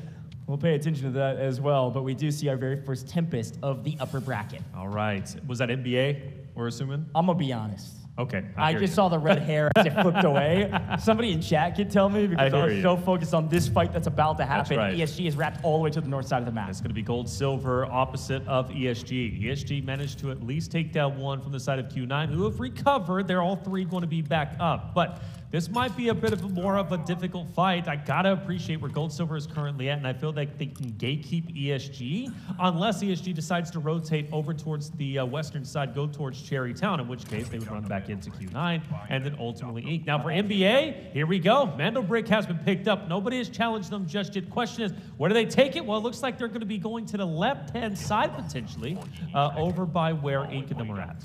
And by the way, I was gonna just go for it and say, yeah, it's Skydie on Tempest like we said he would. But I was like, nah, I don't know for a fact. I should have just gone for it, man. Skydie, absolutely a Tempest player. I assumed that was the case. We called it out and is executing on the plan that he revealed to us in our interview.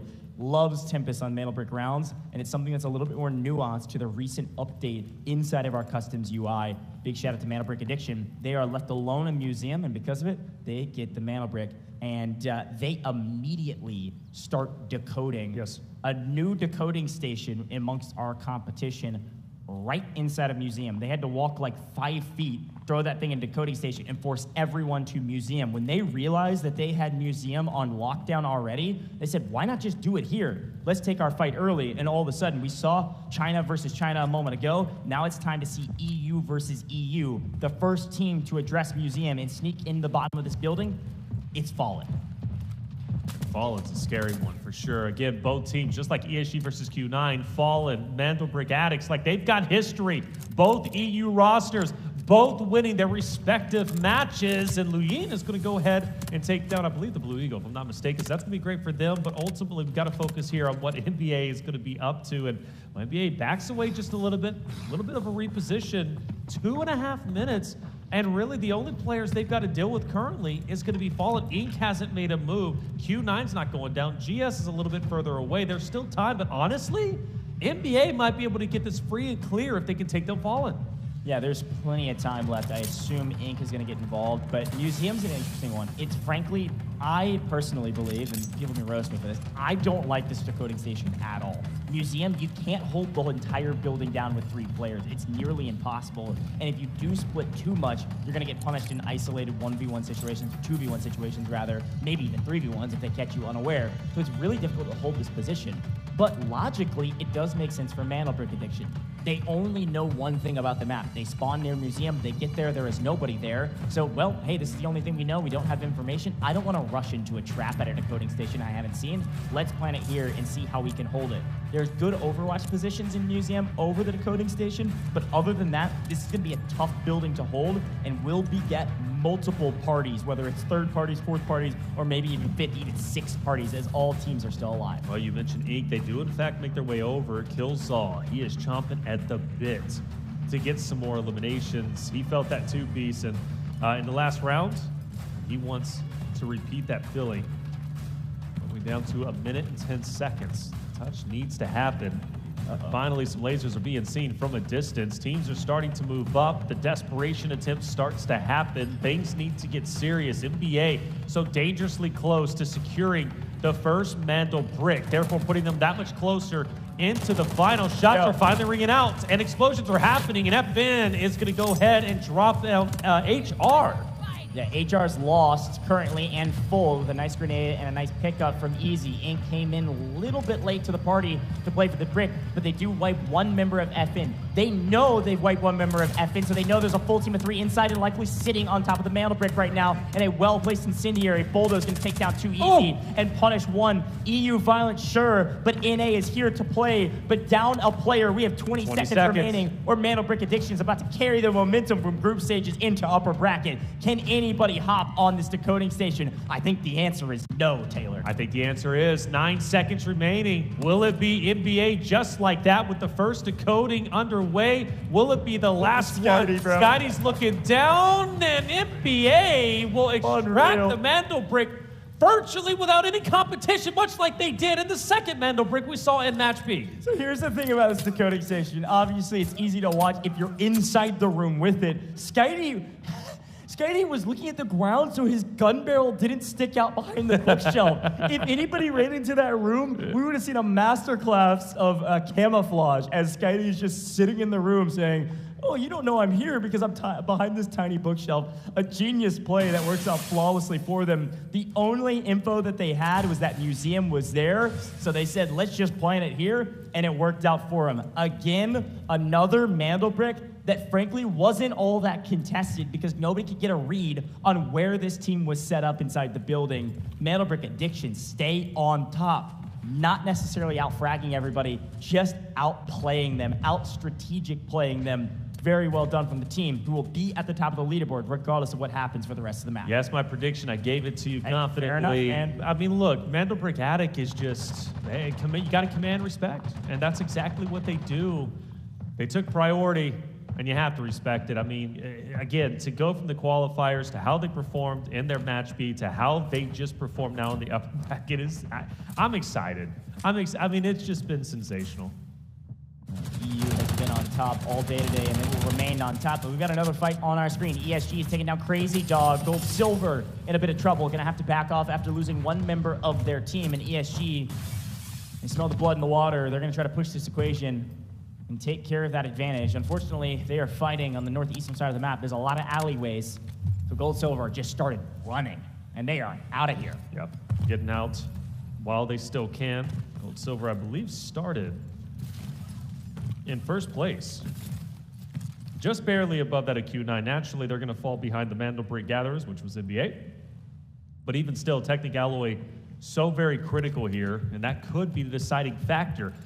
You got to think in upper bracket. I just don't see NBA as good as that extraction was. I don't see them getting two like that, like they did in their match B. Sure. I think the competition is just going to be too high at the moment, really. But you never know. Well, here's the thing to remember, though. In both rounds, Group A and Group B, teams that got MandelBrick were a top 2 team. Yep. I mean, if that repeats itself, MandelBrick Edition's already into the finals. That's not the case, but it could be the case, at least if history repeats itself. We'll keep talking about that. There's still 10 freaking minutes left in this map. That is unbelievable. The first plant, no one steals. They get the brick. And basically as fast as you can possibly capture a MandelBrick on Brackish with the timers that it allows for. Wild start to this competition. Both of these rounds have been pretty quiet in terms of team fights. The only player full down was that Gold-Silver player that we just missed a moment ago after ESG struck them down and Gold-Silver ran for the hills. Yeah. Q9 finally starting to move. I felt like they were in hotel for quite a significant amount of time. Surprisingly, a team that is known for their aggression, at least when came to match A, didn't even attempt to challenge for the MandelBrick, which surprised me. Well, and it's because they got pushed out by ESG at the very beginning. Well, that's true. ESG pushed them get it down. Off rip. They said, oh, we have a tier 1 spawn, don't care, didn't ask. I'm going to hotel, and I'm fighting whatever team's spawning there. Because they punished Q9, Q9 was just on their back foot trying to restabilize while all that was going on. Nobody could get a handle on that MandelBrick, besides, of course, the team that is adequately and appropriately named. Oh my gosh, wait a minute. Q9 in a blender. Killzall is hitting right now. 2 members of Q9 go down. Can't quite clean up with the missile. Didn't quite make it there. I think actually cut down by the last remaining member of Q9 to make sure that it doesn't hit. Shoot those missiles out of the sky. But we've got an advantage. We've got to push for it. And Mo knows it. Look, Taylor, if there's anybody that can win a 1v3, it's certainly Mo. But this is a tall task. Killzall's kills comes through. He might do this. He comes through. Mo's got an angle. Mo can't quite get the knock. And he goes for the take, but he doesn't get it. Mo needed Easy to go down. Easy had an iota of health, and because of that, Mo got in too much of a blender, tried to activate his D-Wolf suit, his exoskeleton, and it didn't end up mattering. Ink is moving different in upper bracket. Different team than we saw in group stages. Yeah, and Killzall is one of the main factors for that. I mean, he's been getting the opening picks from game number 1 to game number 2, and a large reason why Ink feels so confident to make pushes. As soon as Killzall gets those 2 downs, immediately Ink is like, okay, now is the time. We're pushing forward. Let's get the final elims on Q9. Well done, Killzall. Simply that guy, and it's great to see. You know, you always want to highlight, star players, for example, like Baby B, Too Easy. But now Killzall, when it matters most during the upper bracket, is performing as well as he is. Shang is running, taking a significant amount of damage, and Killzall takes down DT. Bro, Killzall this is a totally different player, all of a sudden just showing his ugly face on main. This is an animal slamming his opponents right now. The only person getting killed in the first 2 rounds is Killzall. He is a scary player on this map. Yeah, Killzall is incredible. He really is. At this rate, North America might be in good hands. Imagine if they would have been able to challenge for the MandelBrick, which nobody was successful in doing. Either way, this could be a standout game for the team of Ink. Already ahead when it comes to assets obtained. The eliminations are phenomenal. I mean, already, I believe, 3+. Here we go, FN again in a fight. HR takes a ton of damage. He was dropped a little bit earlier. He was managed to get picked back up. It doesn't mean he's going to be safe just yet. Fallen, they need to recover quickly. Yeah, ESG lose 1 to Killzall. HR loses every ounce of health that he can without actually falling. I don't know if I've seen health go that low in a long time. I think that was actually 1 HP.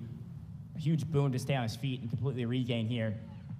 With DT down because of Killzall, ESG is on their back foot against Fallen. Fallen need these kills, but look who's coming in to place forward from behind. MandelBrick Addiction's got an angle. Skydee comes in, takes one member of ESG. Fallen take the other. ESG and Q9 are out of this map. Both our China teams have left the lobby. That is insane. You would expect at the beginning of the day, we were highlighting how good China is, and they are wonderful.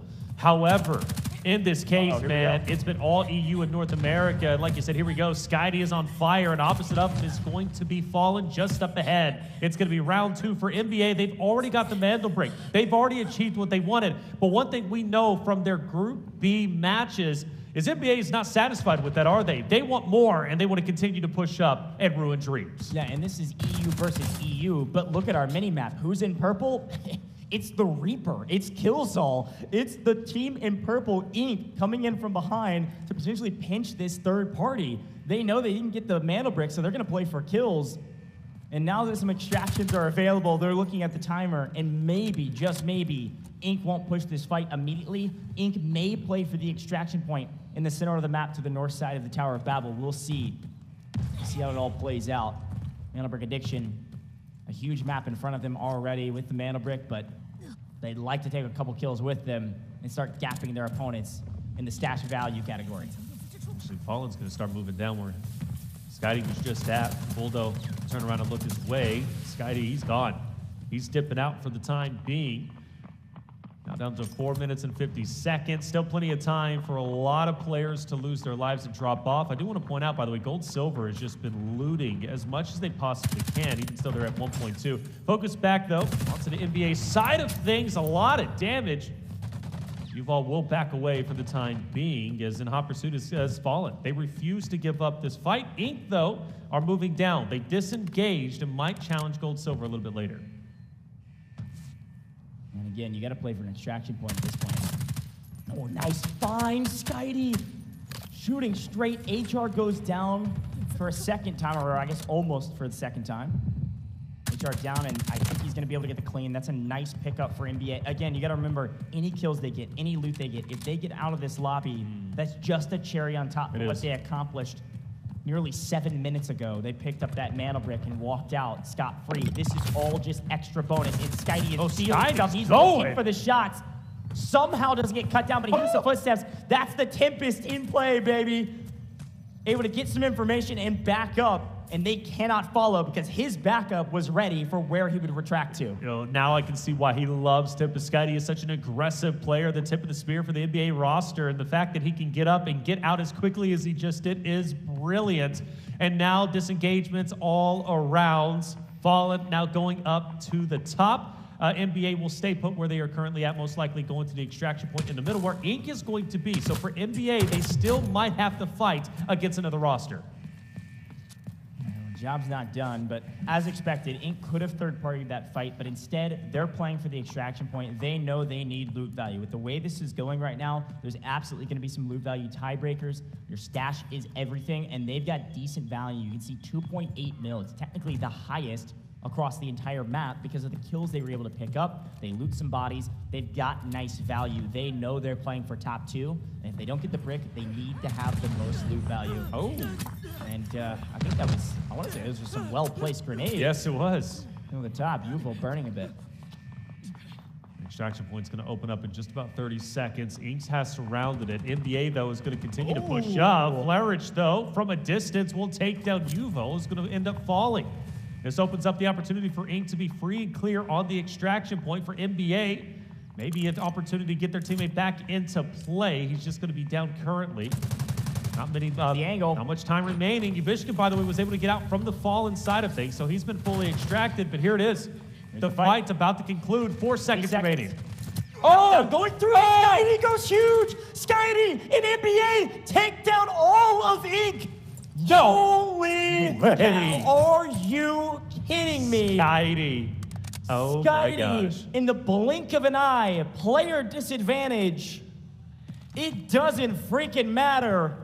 Swings the corner, lines him up, and knocks him down.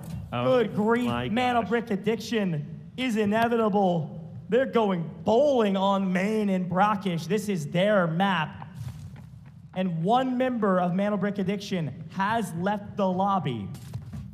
The other two swing for the fences, and they hit a home run.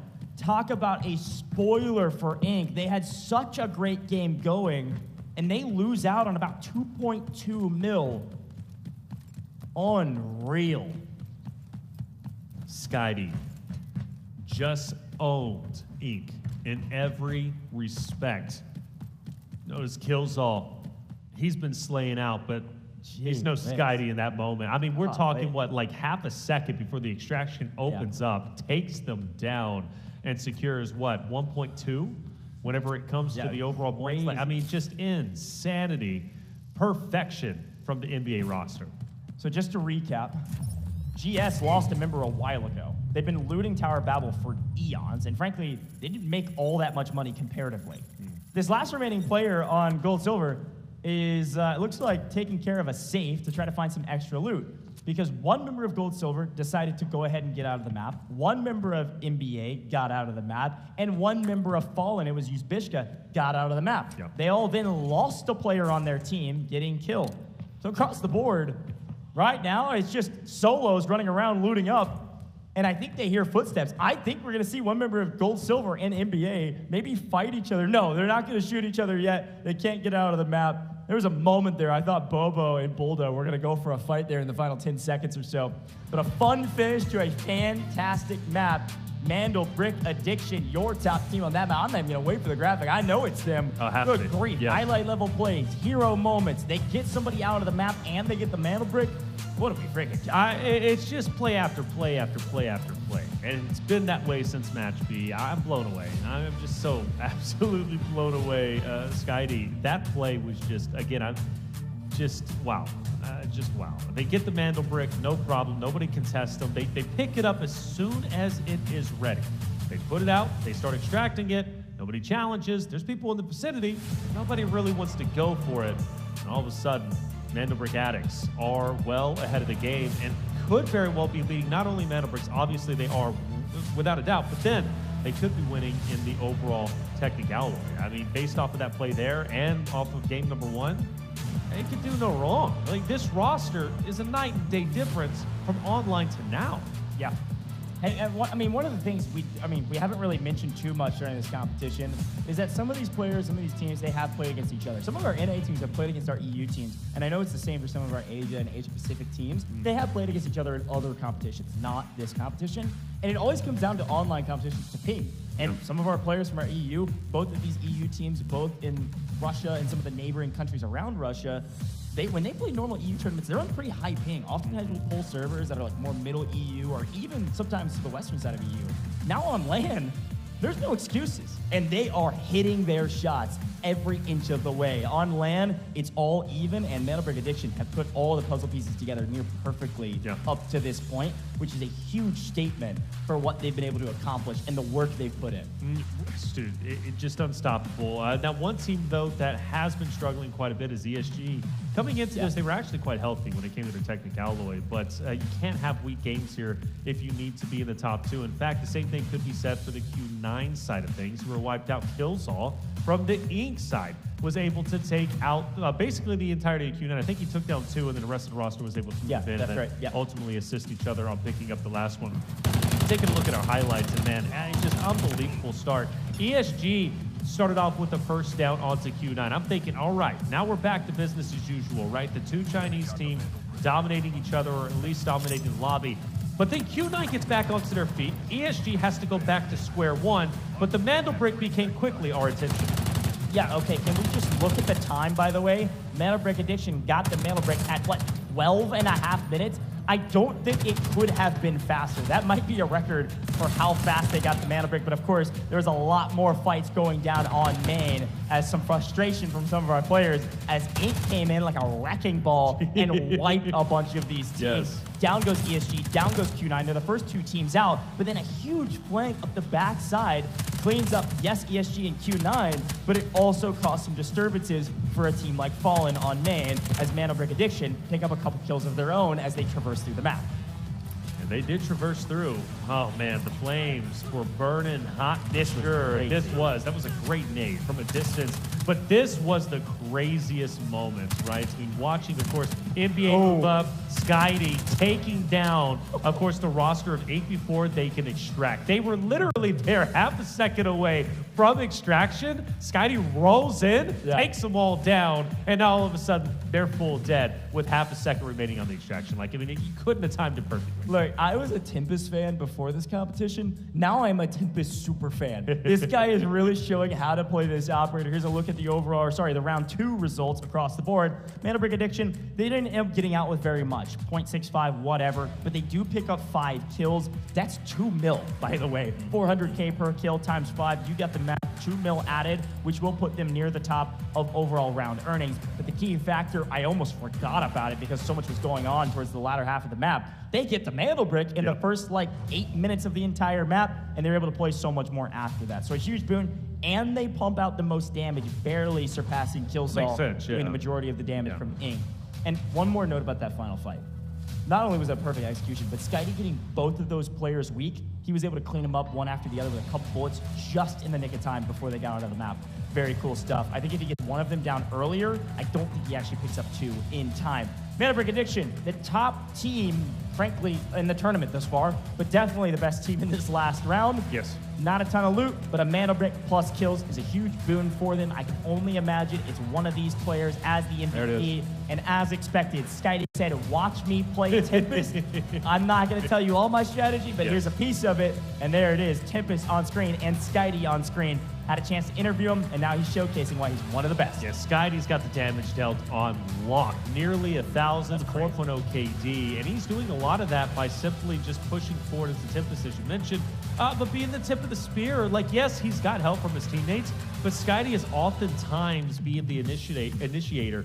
And a lot of times, too, just being alone in those fights. His teammates are, very quickly behind him, but, he's not scared to get active before they're even there because he's fully confident in his abilities. Plus, again, the Tempest and being able to reverse, is totally critical. Yeah, and, I mean, if you think back to that fight at the very end on the extraction point against Ink, Skydie picks up 2. His teammates did flank in from the off angle and pick up the 3rd to fully wipe Ink. So this is absolutely a team effort, but you're right, Skydie is playing entry man, especially when he's on Tempest and especially on Brackish, from what we've been able to see. So it's all been working really well for them. Let's listen into some of their comms from the last map and see how it all went down for them.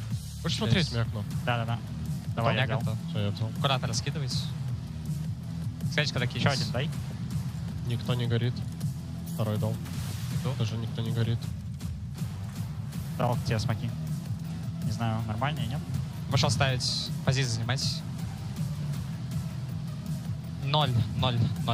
Мои окошки сейчас прыгать будут. Я им дал смог. Кидай молик. Горит. Легенда. Меня отзонили. Окей. Я ультану. 15 секунд. Молик куда-нибудь. Молик в мандал. Взяли, рез. Не, мандал. Я задела. Я закрыл дверь. Меня отзонили опять. Все нормально, выжить. На деньги играем. Просто сильно позиция. Забаррикадируй дверь у меня. Я горю, подожди. Нет, не сгорел. Меня через стены палят чутами. Левых забал, разбил левому, 2 ебал дал. Он за коробкой вот этой. Пайплу справа одну пачку, иду вашим помогать. Где они, инфу продите? Вот, за желтой коробкой здесь. Я разбили, блядь. Я ему ебало разбил. Идем? Меня халдит уже, не могу. Обратно отошел. Сейчас отхились, пикну еще раз под ультой. Сколько секунд? 20. Я пытаюсь распикивать кого-то найти, где они. Справа есть. Мы можем налево прибежать за кон. Давай налево за кон, прямо сейчас. Молики раскинь, беги. Слева есть один. И справа халдит. Справа 1 хп. Молик ему. И эвакуйся. На эваку. Лево 1 хп. Нок. Еще у меня. Эвакуйся. Хорош. Еще и эваку у нас. Легенда. You know what I'm about to say, right? Cool, calm, and collected. There you go. There it is. And concise. I'll add another C there you to go. the category there. obviously can't understand it all, but it really was concise and great comms across the board. Everybody talking, but clearly making some decisions along the way, and a clear IGL for that squad, whoever that may be. So fun stuff to listen to and a fun thing to look back on. You heard some excitement in their voice as they laugh, as they get a full team wipe there on the extraction point. Here's a look at our overall rankings, though. This is super important. Yes. MandelBrick on top, however, also second overall in the technical alloy. The stash value is a huge boon for the squad, NBA. With in second, still gold, silver. Right. After all that looting they've been doing, it's working Right. out for them. I want to point out, by the way, the two Chinese team, ESG and Q9, are at the very bottom, 5 and 6. They have, but still not too far away from the top two. It's very doable to come back. We take a look at our spawns, and obviously for the side of ESG as well as NBA, they're not going to be able to get the priority spawns. Granted, it is going to be an airdrop map, so it's not necessarily as impactful. So take that into account. In fact, actually getting a priority spawn here might not be beneficial because you're going into the MandelBrick round coming up next. Boom. Great call out, and it's a great shout because you really want that tower, at least I do. I want the Tower of Babel spawn on this map because it's not a tier 1 spawn, which means I still have a chance for a tier 1 spawn going into the next round, which of course will be Space City. But for now, we will go back to Brackish and let's talk about our operators. As expected, Skydu's able to use the Tempest, and to great effect, might I add. The only player to do so thus far. May see another one, maybe not from Skydu because it's not a MandelBrick round, but may see another in Brackish this time around. We have a lot of Irons still on the table, which is a little bit surprising, and it looks like everybody besides Gold Silver has used at least one Hat Claw, and everybody's used the D-Wolf, with Q9 having D-Wolf and Nox completely off the table, which is the exact same pattern of operator choices from their group stage. With Hat Claw being as valuable as it is and universally used by every single roster, I think this is beneficial for Gold Silver not having used their Hat Claw. I think that's going to be big going into the next MandelBrick rounds. After all, this is the last airdrop. If they don't use it here, then they're going to have Hat Claw to use for the remainder, or at least for 2 of the Space Cities, which could be beneficial for them. So maybe a bit of a strategy there. Maybe they don't like using Hat Claw. But regardless, if they do, now they can use it when everybody else might not be able to.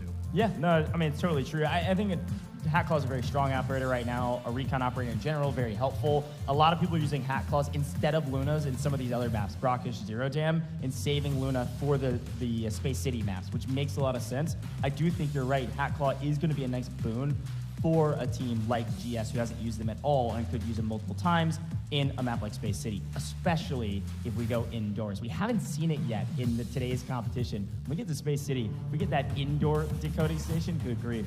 It is wild stuff in there, all right? It is a bloodbath. It's like almost like a different game. But for now, let's head back to Brackish. Yes. No MandelBrick. AWM maybe out of the airdrop. Right. And frankly, I think these teams are realizing we got to get our loot up. Let's get our money up and let's figure it out. Current overall leaderboard, of course, NBA at the top with the MandelBrick. Gold, Silver, a surprising second place right now with the looting that they've done. And Ink holding close to that third place position, just barely over the side of FN. This leaderboard is looking wacko right now. Besides MandelBrick addiction, this thing is completely flipped on its head. Our seating is exactly opposite, except MandelBrick addiction is the exception to the rule because apparently they're just different. I was thinking about that because the narrative coming into the upper bracket was like Gold Silver, they skated by. They barely got here. And that's a fact, mind you. And now the fact is they are in second place. A potential chance to move forward to the finals directly after barely skating by. It kind of fits the same narrative as NBA from their qualifiers. So 2 similar storylines, just one took place during the qualifiers, the other one taking place, of course, during the Delta Force Invitational. You see a little bit of frustration from some of our players as they prepare for whatever is next.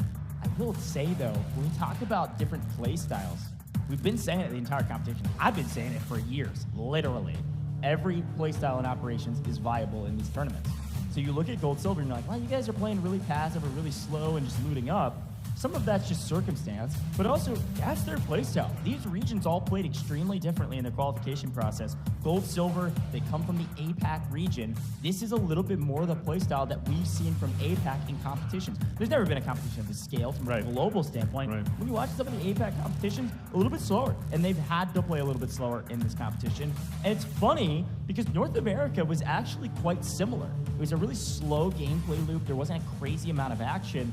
But yet, funny enough, Inc. is probably the most active when it comes to some of the fights with the way they're playing it. So it's not like these regional divides kind of dictate a playstyle. It's just a matter of what playstyle you bring in to a competition of this scale.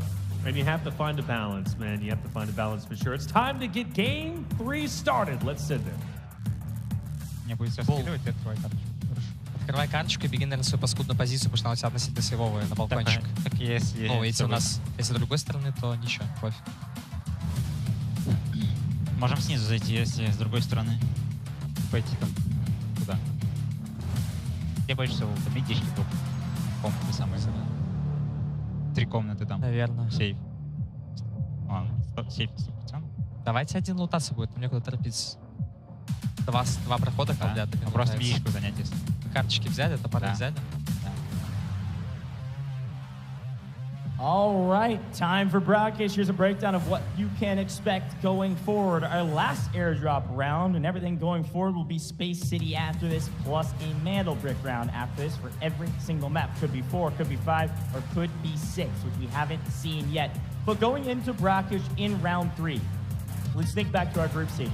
What can we expect going into this round? Do you expect to see a lot of gunfights, or do you expect to see something more similar to Zero Dam, the very slow, methodical, strategic gameplay loop, everybody just trying to get out of the map? I think we will see that. I really do. You know, the pressure, well, I say that, and the only caveat I have is, again, the longer this goes, I feel like ESG and Q9 cannot continue to play passively. I just don't think it's within their DNA. I think not what they do either. Well, you know, I think they played so passively now that it's actually messed them up.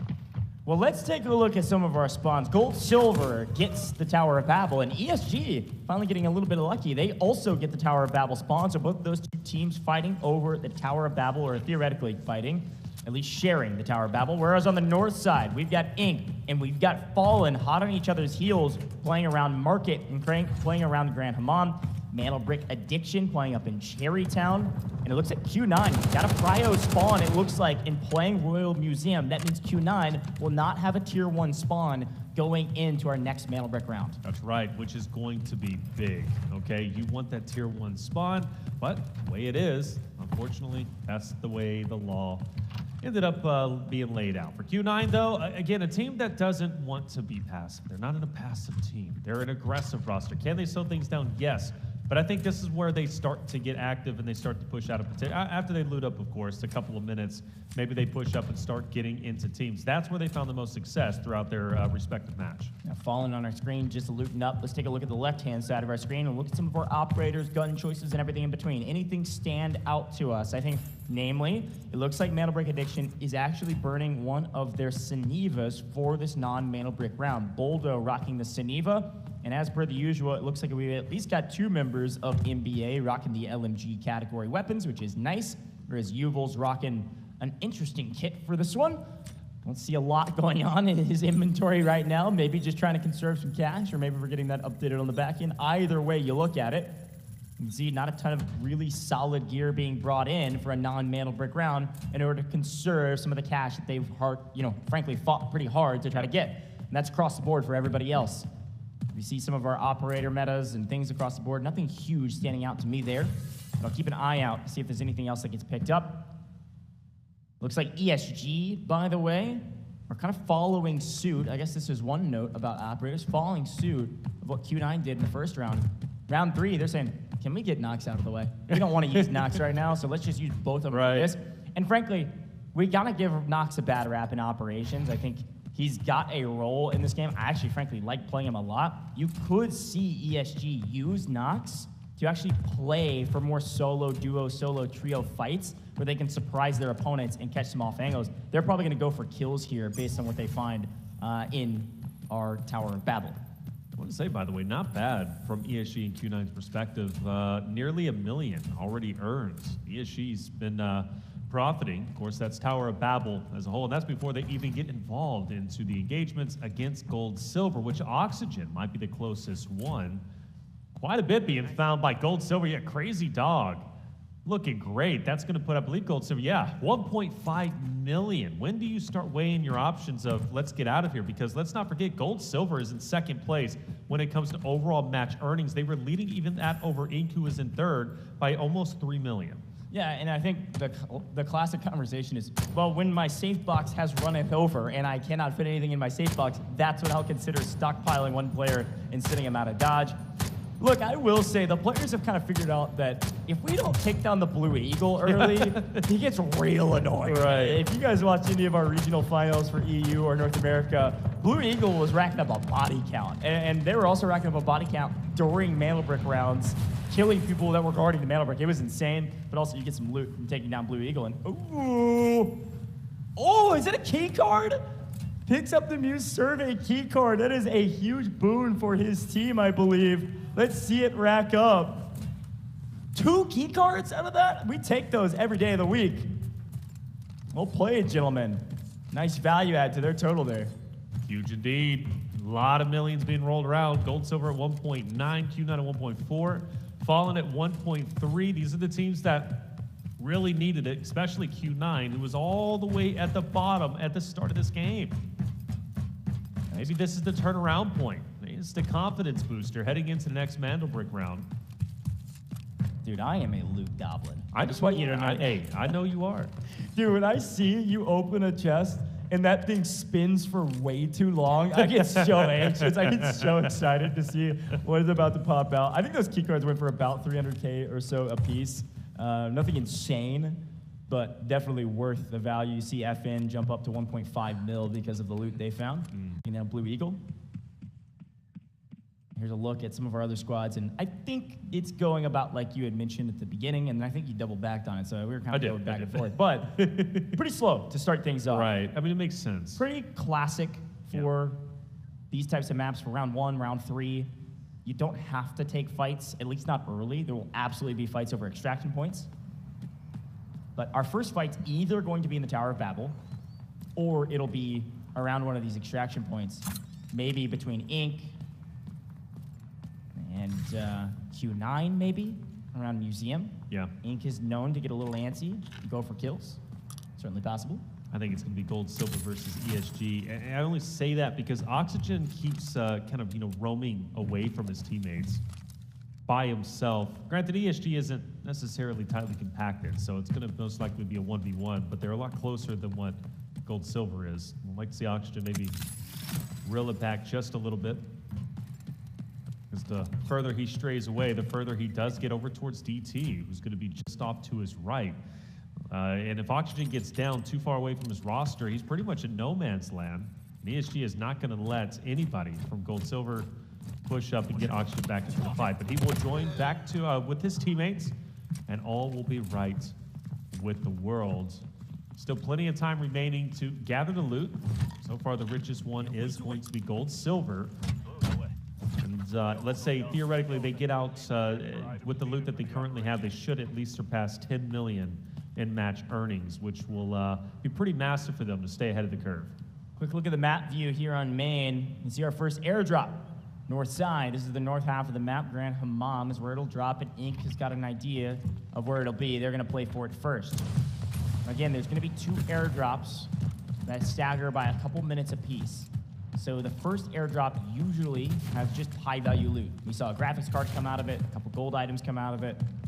Usually around, frankly, honestly, around like $1 million usually in loot value, somewhere in between like 700K and $1 million. Definitely worth playing for. The second one usually has the AWM and its ammo. Watch out for both of them, of course, but the AWM is going to be crucial potentially for our next round, our MandelBrick round. If you can get the AWM, get out. We talked about this all day. Saw a lot of value from it for some of these teams, or a lot of value lost. If you're a team like ESG who did that in the group stages, brought it in and immediately died and gave it away. First airdrop is going to be fought for relatively soon. Killzall is the one I'm looking out. And actually, I say that, he gets dropped immediately. Yubeshka takes him out. Oxygen and Crazy Dog, by the way, have fully extracted and got out of the way. That's going to be tons of loot going to them. And HR will fall to 2 easy. So trades on both ends, whether it be for Fallen or Ink, the airdrops need a lot of action, and it's not done yet. You also have Q9 starting to move their way up. Yeah, that was a huge retake from Easy, man. That guy is composed right now. We talk about Killzall a lot because he's picking up a lot of these kills. Easy is clutch, man. He looks very confident in the face of a LAN. He's got a crazy amount of hours in operations. as do most of these players. But a nice retake of an Overwatch position in the window. He's got a nice power position overlooking this airdrop. By the way, Taylor, gold, silver. Yeah. They sent 2 players out while that was all going. You mentioned that.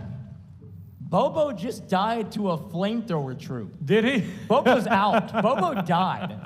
I don't know what happened. NPC got the better of him, man. I mean, obviously, it looks like almost all of their loot goes to the side of the 2 players that got out of the map. But Bobo tried to stay deploy spoiler and ends up dying to a flamethrower havoc troop. What a wild way to go out. I wonder if we got that on the highlight package.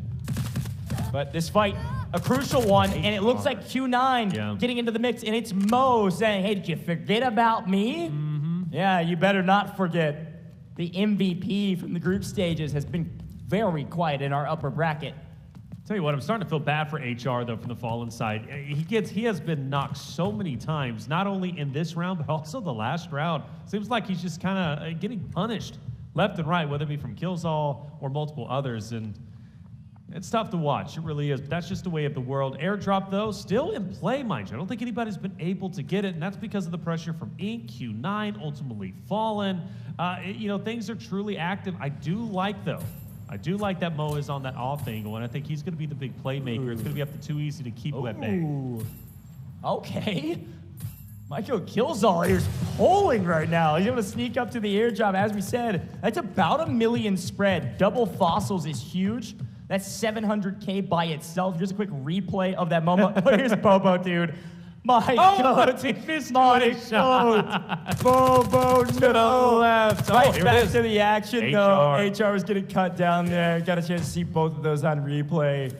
Oh, gosh. A wild moment. But Q9 is on the aggressive stance. By the way, HR has been knocked to yellow timer now for the 2nd time, which means he is out of this lobby. They cannot pick HR back up. Fallen is down to 2 players. Blar laying low. Uzbeshka. Blaric is going to be just up above him. They'll back away. War will then reposition. K1DE, who has been a playmaker in his own right, is going to be relatively separate from his roster. He'll have at least 1 player. And mind you, Mo is going to be the one, as I mentioned before, who's going to be separating himself from everybody else to be the playmaker. So while Ink is focused on falling up ahead, this might open up an opportunity for Mo to, I don't know, eliminate maybe Killzall, who might go into his line of sight relatively shortly, because you're not expecting Mo to be in this off angle, right? So Killzall, they're going to be focused on Uzbeshka, Flarich up ahead. Mo then has priority on Killzall whenever he passes that threshold of the building.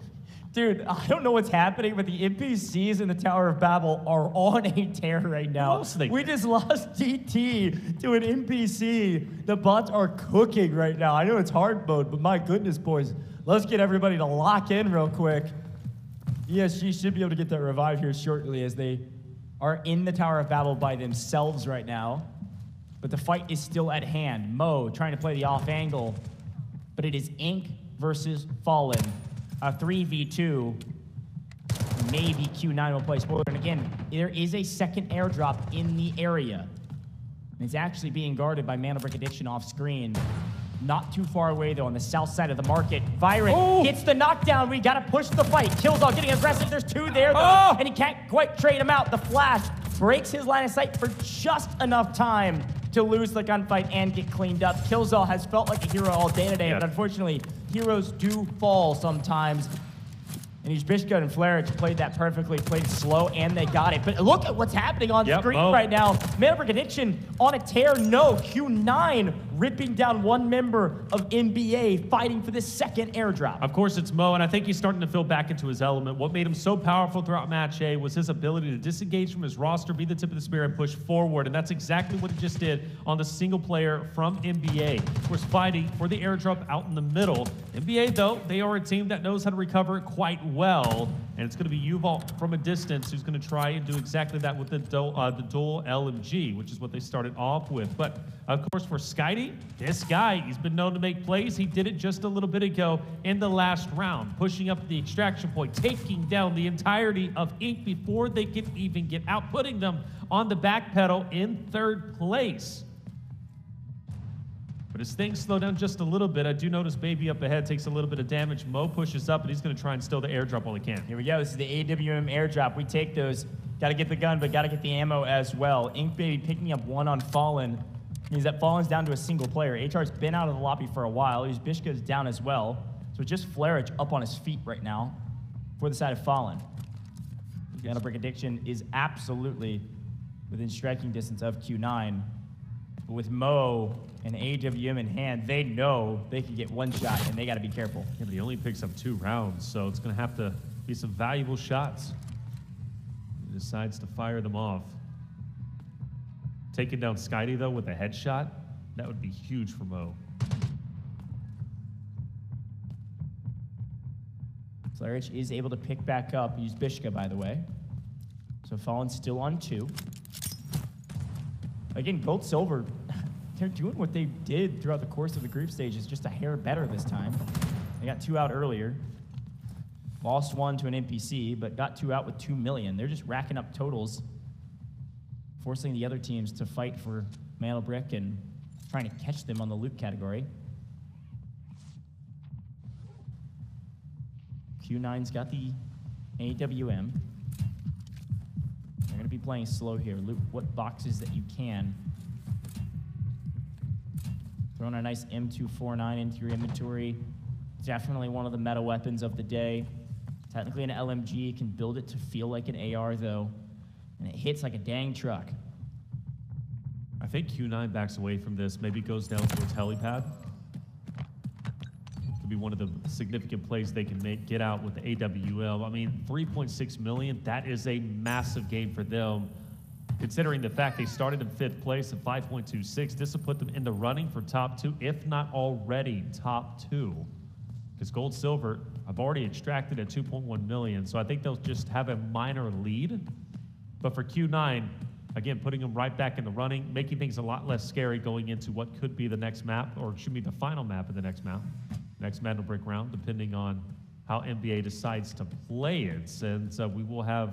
Oh, wow, nice. Boldo died a while ago. Yeah. That timer was about to go down.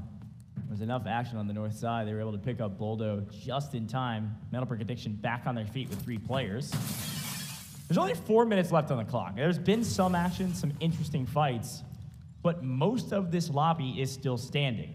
We've basically just lost Bobo to an NPC and HR to the fight earlier.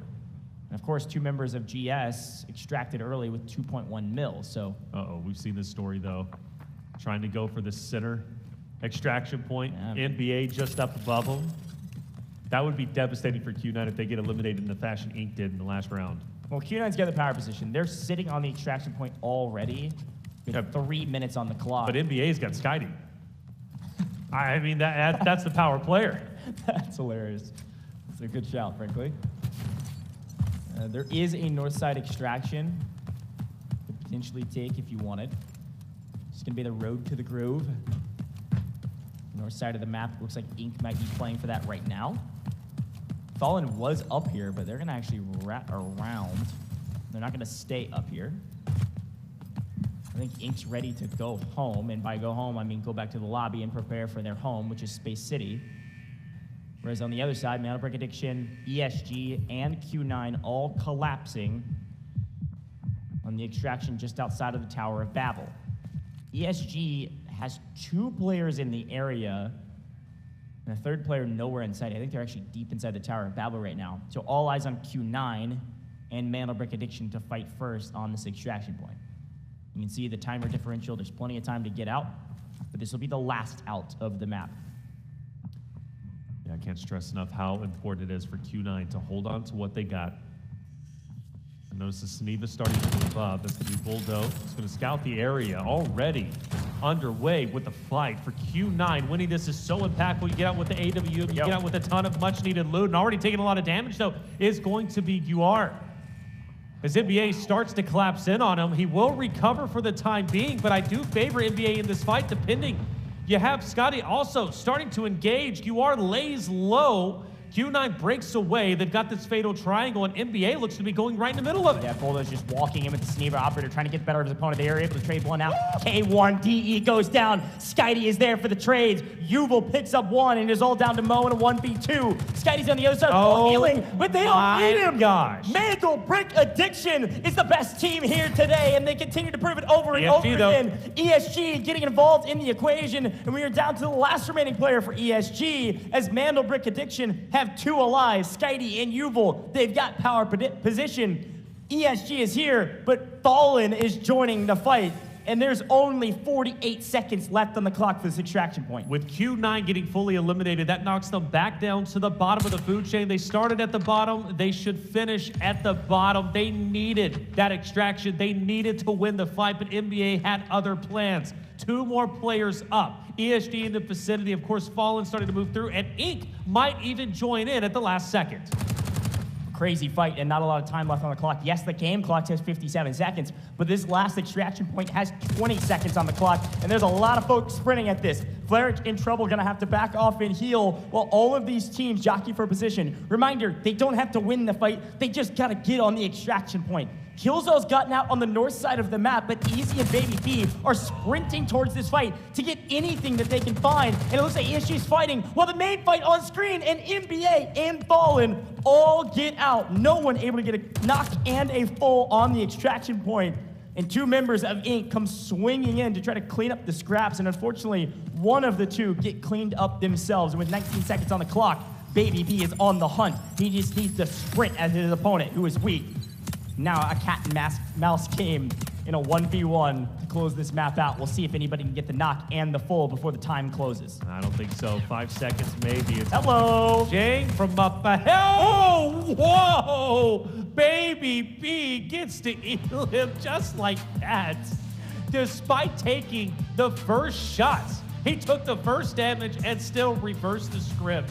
Incredible, incredible performance. But of course, the one still in the show is NBA. The way they pushed it and took down Q9 in that. You mentioned a power position, but NBA is on a different level. The way that they push fights, identical to what they did against Ink just a little bit earlier, albeit Skitey was the one who dismantled Ink. This time around, it was more of a team effort. But let's talk about how special it was for them to take Q9 off of that position in the center extraction. The way Q9 was set up in that fatal triangle, I thought for certain NBA was going to go right into the middle of it and get mowed down. And that did happen to at least the first player. But NBA flipped the script and ended up reversing the tides and taking out Q9. In retrospect, that should have been Q9's fight to win, but ultimately it wasn't. Now, why is that impactful? Well, Q9 was at the bottom of the leaderboard going into the game number 3. Losing that fight reduced the amount of assets that they were able to lead with and extract with. Therefore, Q9 should theoretically still be in last place. Polar opposite from their match A performance. There's a lot we can talk about with that round. Honestly, it was a little bit more heavy-handed than I thought it would be. I thought it was going to be a little bit slower, and it was slow early, but the end was dynamic. Constantly we see that extraction point fought over, and constantly we see the team that gets there first as the team that has the advantage.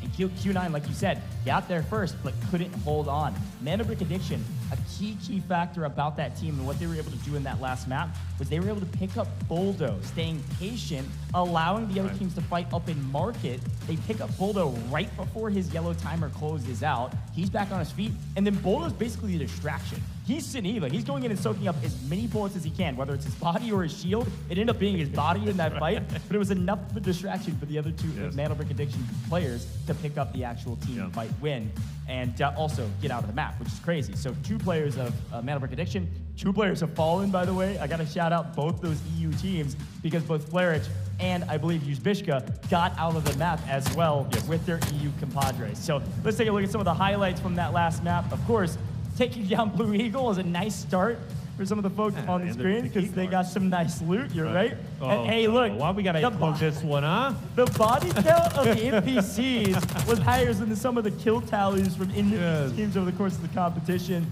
Here's some nice loot as well from some of the different things that they're looting. This is from the first airdrop. Gets 2 fossils, binocs, and gold armor. A nice value add overall. Nice indeed. And of course, Got to include the bots once again. This was an opportunity for Q9, and they do take it. They smoke out the airdrop. They get up there. They get the AWM, and I believe it was Mo, if I'm not mistaken, who was able to get it. First, he started with 2 bullets. He goes back for more. Now, I'm thinking Q9 is free and clear, looking great. But as we know, they end up getting into this fight against NBA at the extraction point, and it was all NBA who was able to take the win. The way that they Wolfpack together and play is just sensational. I don't think there's anybody that can currently match their energy. Yeah, and with one player focused on that other side of the fence, Yuval's able to get the gunfight and get the win. ESG does wipe one member of Inc. And here's the moment, they're fighting each other, they get each other weak, but they all 4 get out.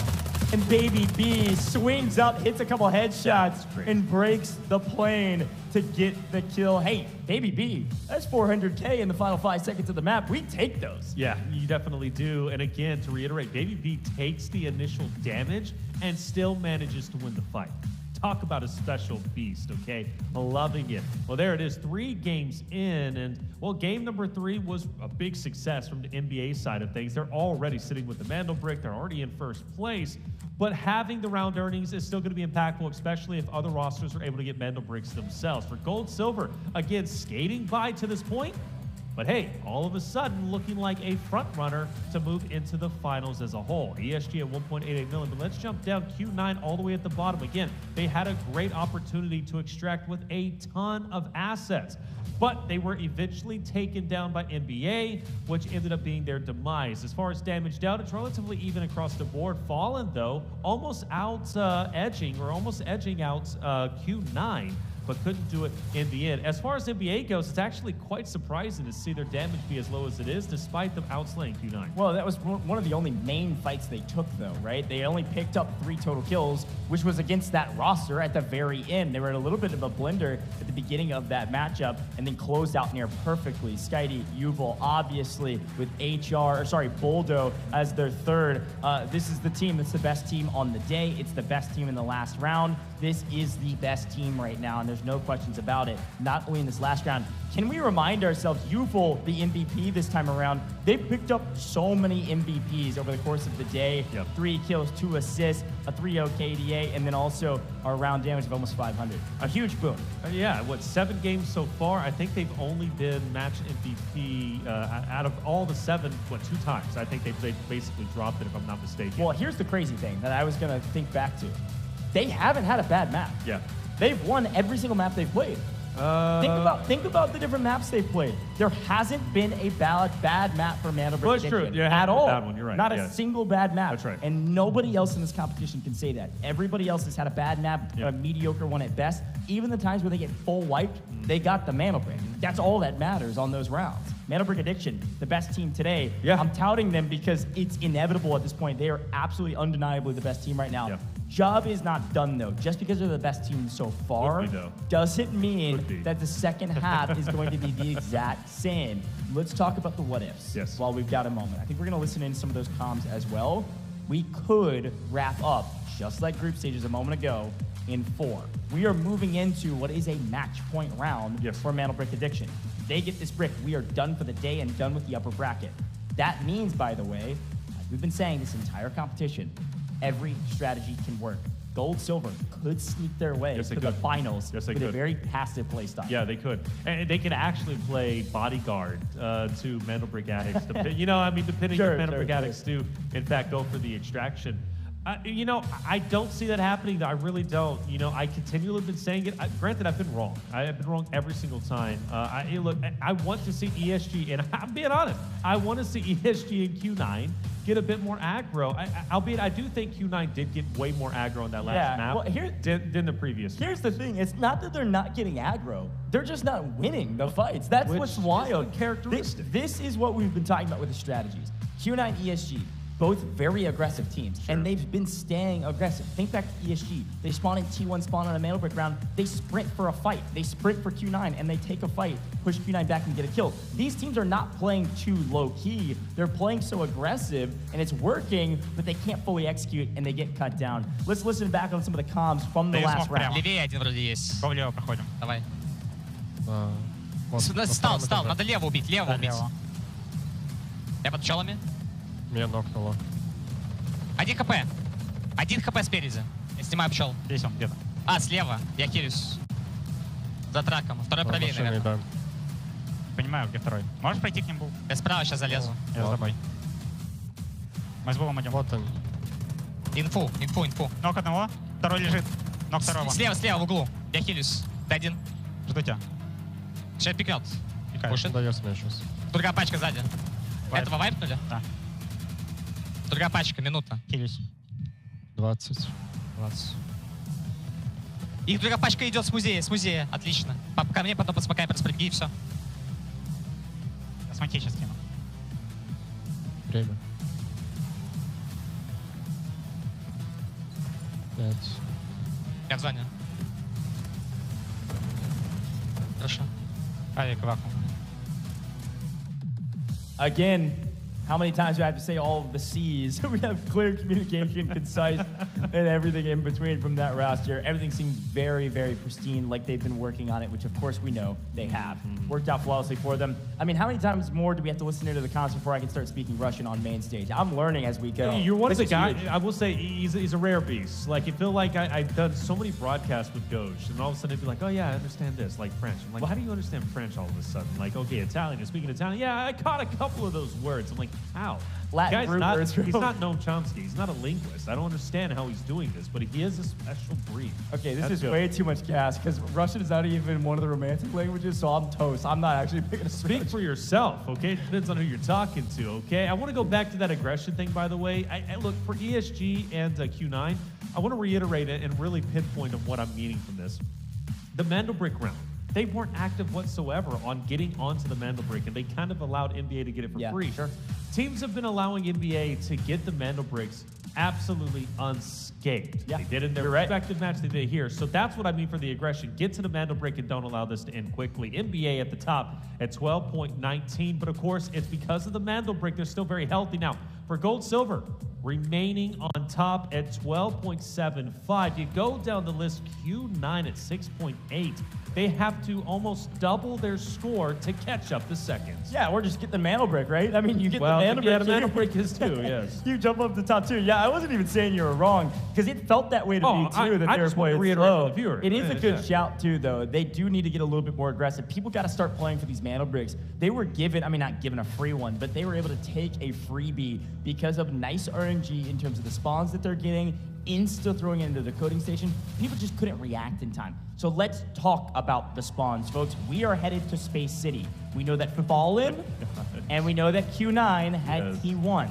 So look who could possibly have T1 going into Space City. Yeah. It could be MandelBrick Addiction again. They are on the docket for it. It could be Gold Silver. Could be GS, who's in second place right now. It could be Inc., who's in third place. It could be ESG, who's in fourth place. Right. The two teams right now on our leaderboard that are in fifth and sixth, respectively, are the only teams that couldn't get T1 spawns, which is going Unfortunate for them. Going into our second round here for MandelBrick and our fourth round overall. Yeah, that is so unfortunate for Q9 and FF, but that's just the way it is. They've had plenty of opportunities, including that last fight against NBA, to stay on their own 2 feet and elevate themselves up when it comes down to the overall match earnings race. But it is scary. Taken for NBA, right? Already a MandelBrick in. Exact same scenario that they were in when it came to match B. Now they have a chance to close it out in upper bracket. Well, look at our operators. As per the usual, hat claw long gone for everybody. Ain't nobody got a hat claw at all, and only one member of the Tempest category having been used. Again, a little bit surprising, but people have been favoring hat claw. Only one Luna is alive as well, or sorry, has been used. All of the Lunas are available to be used going into Space City. This is kind of classic strategy for what we've seen throughout the course of this competition. Gonna see a lot of Lunas, probably one per team, going into round number 4. But I do want to point out, for MandelBrick addicts, Skyding has an opportunity to play Tempest, which is huge for him because it has such a tremendous impact when it came down to his MandelBrick round in game number 2.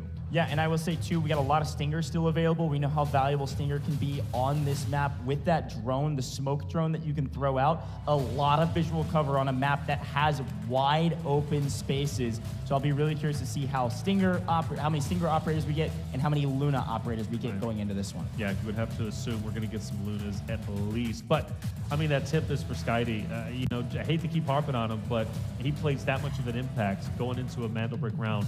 And they also potentially have tier 1 spawn. Sure. I mean, everything, the stars are aligning for this MandelBrick Addict team to take a victory, to close it out in 4 again, setting the narrative going into the finals on day 3 as the undeniable best team. I mean, literally, like I said, the stars are aligning, brother. This is getting kind of wild here, but this is where you want the teams like ESG, you want the teams such as Q9 to now wake up from their slumber and start the challenge. And maybe even Inc. as well, currently in 3rd place, roughly 3 million away from catching up to 2nd, which is gold, silver.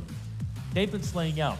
They've been playing unbelievably well, but they did, in fact, run into the Grim Reaper just like Q9 did. Skydie, of course, the roster of NBA, who quite literally silenced Inc. and Q9 at respective maps. So you avoid Q9, or excuse me, you avoid NBA, maybe you have a route directly into the championship run, but top 2 is what matters. Well, also, you can't completely ignore them because if they get a MandelBrick, everybody better Well, jump on them, right? Like, that's the crazy part.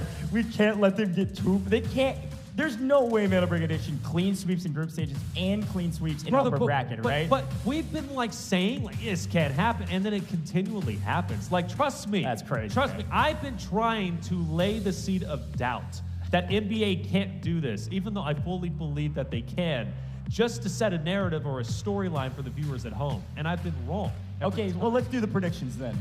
Well, 4, 5, or 6. How many games are we playing? I think NBA closes to 4. He's going 4. I'm going to take his old position, which is 5. I think we at least go to round 5. I don't think the teams are going to allow MandelBrick Addiction to grab this MandelBrick. I will say, though, as we swap, going into round 4, okay. You look confused. No, it's not confusion. It's, well, maybe it is a bit confused. I'm always confused. You're confused that I'm doubling back on the position? No, I'm not. But actually, it did, I do wonder, and you won't know exactly, but Q9 did have the AWM. And they were eliminated. Yeah. And then, of course, it was MandelBrick Addiction who was able to get out. That's a good shout. Did they have enough time to get the AWM? I didn't see, usually, so our system, when you pick up the Lupua ammo and you see the ammo, it's so valuable that it pops up on the, hey, you got a red item. Right. I didn't see that proc. I think MandelBrick Addiction maybe under the gun, maybe didn't pick that up. I'm actually not sure. That is a good question. We'll see if we can get a read. If they bring in an AWM, absolutely could change a lot. I'm thinking we go to game 5. I don't think they're going to be given a freebie, but as per the usual, if they get T1 spawn, you never know, folks. Yeah. There's a lot going on. Yeah. Now, a couple quick reminders before we hop into this game. This could be the last game of the day. We could be done after this, which is wild to say. I mean, we've been live for like 9 hours. The folks are just now waking up over there in the States. And welcome if you are. We could be on the last game of the day. MandelBrick Addiction, the top team of the day.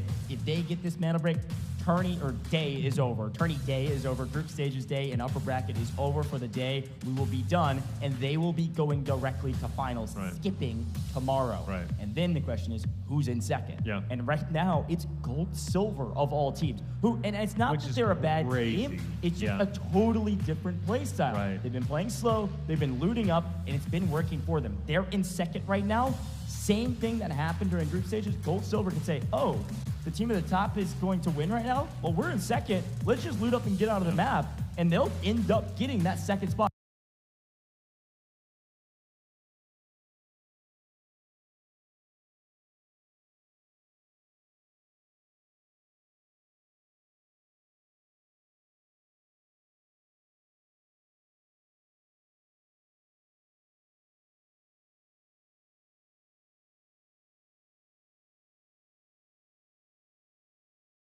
Straight to fun.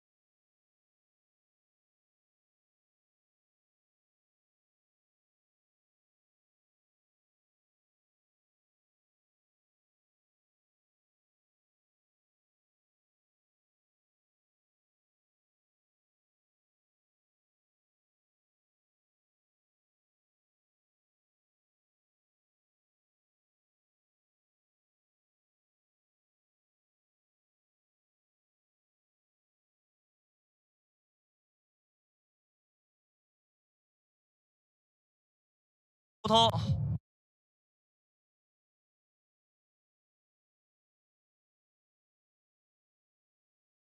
冷静。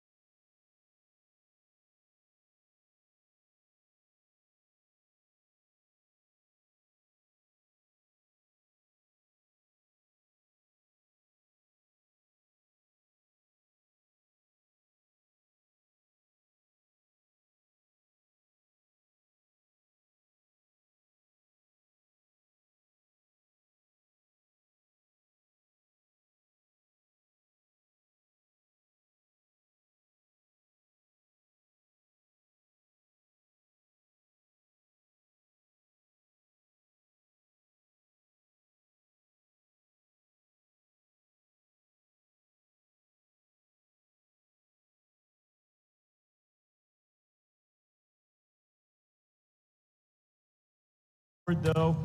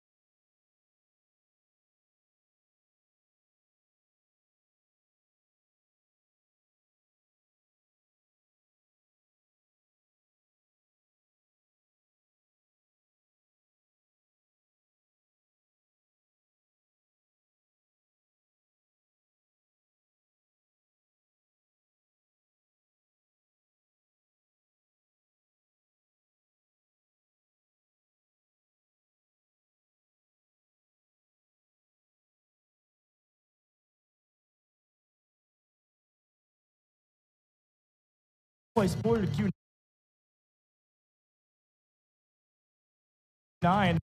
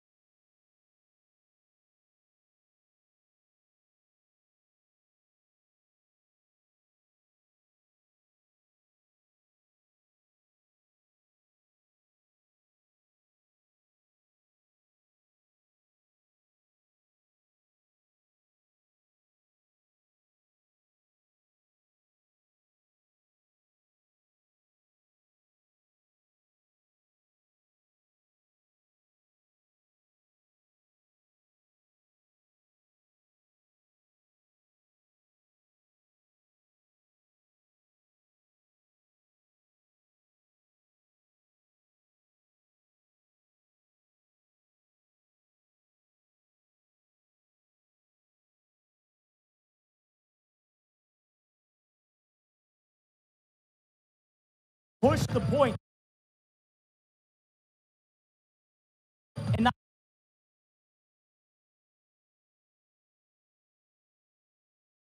here to play trash compactor. We're here to take out the trash and send them packing. But the good news for for Q9, yeah. So used to MandelBrick addiction, getting the MandelBricks. Q9 get the brick. They die for it, but they get the brick. ESG just cleans everybody else up. Everybody up. ESG gets a bit of a win. Obviously, Q9 gets the biggest win, getting the MandelBrick. Things going to start looking scary going into Game 5. The extraction is in. Who gets sent out? Well, it's going to be one player from GS. What a turn of events for Q9 on the precipice of potentially going to the elimination stages, now to potentially going directly into the finals. Such a smart play from K1TE. We'll talk a little bit more about this later. There's still 9 minutes left on this map, by the way. We'll talk more about it later, but pushing up through the smoke, just to barrel stuff. Anybody that was playing for the decode, the timer was so low. His only job was just to protect that decoding station. He didn't even care if he died, but he's able to protect it and stay alive. Huge win there from Q9. Loot value is going to be extremely low, but it doesn't matter. They get the brick. They're going to be near the top of the leaderboard. They're going to be in number 2. ESG, this is such a big opportunity for them to just gather as many assets as possible. But now, obviously, what matters is the MandelBrick. You have to get one. If you want to surpass both NBA and Q9, there's no other choice. The MandelBrick is the only option, the only way. Which makes things spicier than we have seen even in the group stages a little bit earlier, Match A and Match B. This is going to be for the first time like a MandelBrick is truly going to be the win condition. Yeah, if you want to make finals, you got to get a MandelBrick, but you also got to get a MandelBrick with decent loot value. Yeah. Q9 is not out of the woods yet. They are not necessarily making finals yet. Q9 will be the lowest loot value overall with them getting wiped. They'll be in second, but if another team gets a MandelBrick in round 5, and we've got 3 teams with a brick going into the final round of the day, they will be in trouble. Yep. But a great map regardless.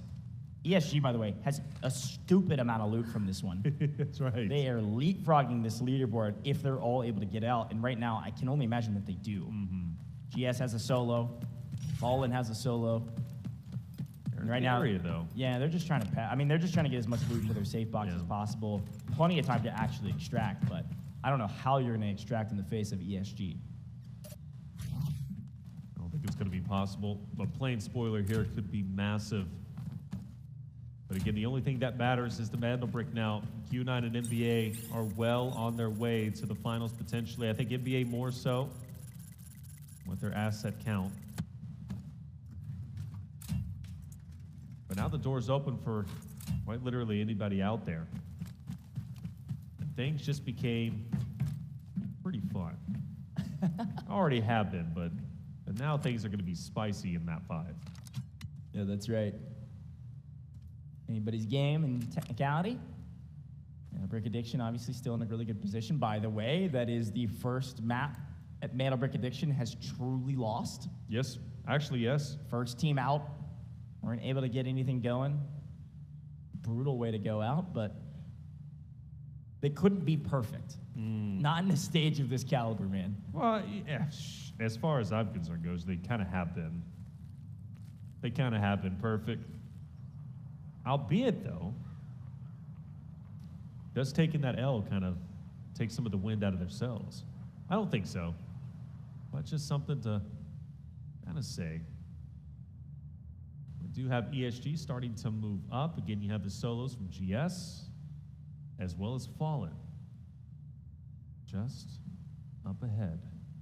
And Oxygen has been known to make a play or two.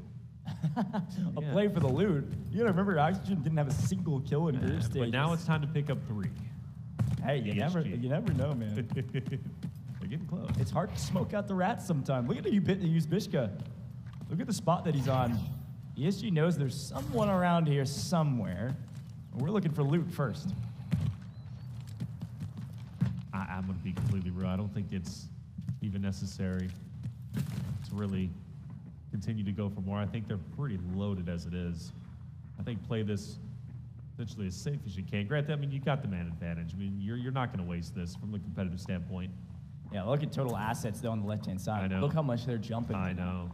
Pushing up over 20 mil. This is what made ESG such a formidable foe in their qualification series. They just had crazy loot. Looks like spotted. Bishka knows that team's below. They know he's here. Ooh, he's going to go to close the door, and he almost loses his life for it. Now in deep trouble. They're just going to trade this out. Yeah, it's kind of weird, isn't it? By the way, the solo from GS manages to extract. Well, no, the solo from GS just died. The other player from GS did get out earlier. My apologies. Yeah, no, you're good. It was actually 2 fights happening at the same time with the same team. ESG cleans house. Use Bishka down. The last remaining player from GS down. And now ESG gets the pick of the litter. They get to loot the rest of the map. They've already killed everybody else. This is the ESG we've been waiting for. Yes. But again, Q9 was the one that got the brick. So Right. ESG will leapfrog all the way up to 3rd place, being the team that has absolutely the most loot value on this map. And in the total match that we've played thus far, for the teams at the top are the teams that got the MandelBrick. And you can pay attention to our extraction timers as well. Should be able to get out the extraction that is just on the outside of the bridge, outside of horizontal test workshop. The one that we always fight over. This time is free and clear. Let's stack our bags with everything that we can. And this is a gigantic map for him, Taylor. Huge. It's going to be pushing 14 mil in total just from this map alone, which is humongous for them, especially if they can get a brick in the next round. They could potentially still play for first place. Oh, definitely, especially if they get a MandelBrick. That's what this is all about. If they can get a MandelBrick, they're head and shoulders above everybody. I think the narrative then will shift from map 6, that they're playing, simply for everybody else is playing for second place, right, rather than first, with the way ESG is currently at. But that's all dependent if ESG manages to get a MandelBrick, which is a lot easier said than done, for sure. But definitely the best game from ESG we have seen so far. Like you said, coming into true form, this is something we've been waiting on. ESG was much hyped up, the number 1 seed coming out from China. Expected them to have a bigger impact in their respective match. But that's okay, because now is the time where they start to step it up. And this feels like the National Geographic side of operations sometimes. Got to hold on and just loot up. Hey, we take those. Golly. Could they hit? I mean, very well. They're pushing 15 mil, man. I know. This is the nature of the game. Here's a quick look at some of the replays here. And this was such a fun encounter. Q9 couldn't quite land that nade, but does trade 1 out of ESG. ESG has the momentum, and they just come sweeping through like a tidal wave, wiping all of Q9 with ease. They end up then cleaning the solo from GS and cleaning the solo from Fallen. They clean house, they clean up all the scraps, and they clean up all the loot. See the player on our screen with almost 4.6 mil as an individual. Absolute gigantic loot game. And they should be able to get out with everything that they want. They're going to get some AWM ammo as well. They're going to have an AWM to play with as well because of the dead bodies on screen. Yep. Huge boon for them, and they're going to get out Great, great map. Almost 15 mil in total, pushing them over 26 mil on the overall leaderboard. But a really fun map. Our first Space City map was a banger. Yeah. We got two more. Well, potentially two more. And it was a bloodbath for the MandelBrick extraction. A lot more so than I was expecting, truthfully. But very well done. As soon as NBA fell, I mean, everybody, they smelled blood in the water, bro. They were sharks. They were ready to feast. They went full speed ahead. And ESG was obviously that roster that wanted it originally, but it was Q9 who stole it for themselves. And once they stole it, they refused to relinquish it. Well done. There it is for Q9. Second MandelBrick of the day, or at least for the upper bracket, has been earned. They will match that of NBA, and both of them will be in first and second place respectively. But with two more potential space cities, it's still wide open for anyone to take the two coveted spots for the finals. And I gotta say, when we tuned into some of the comms, we were showing the player pictures, we had the camera on Q9 right before that game, they looked mad. They were ready to strike, and they were able to do it perfectly.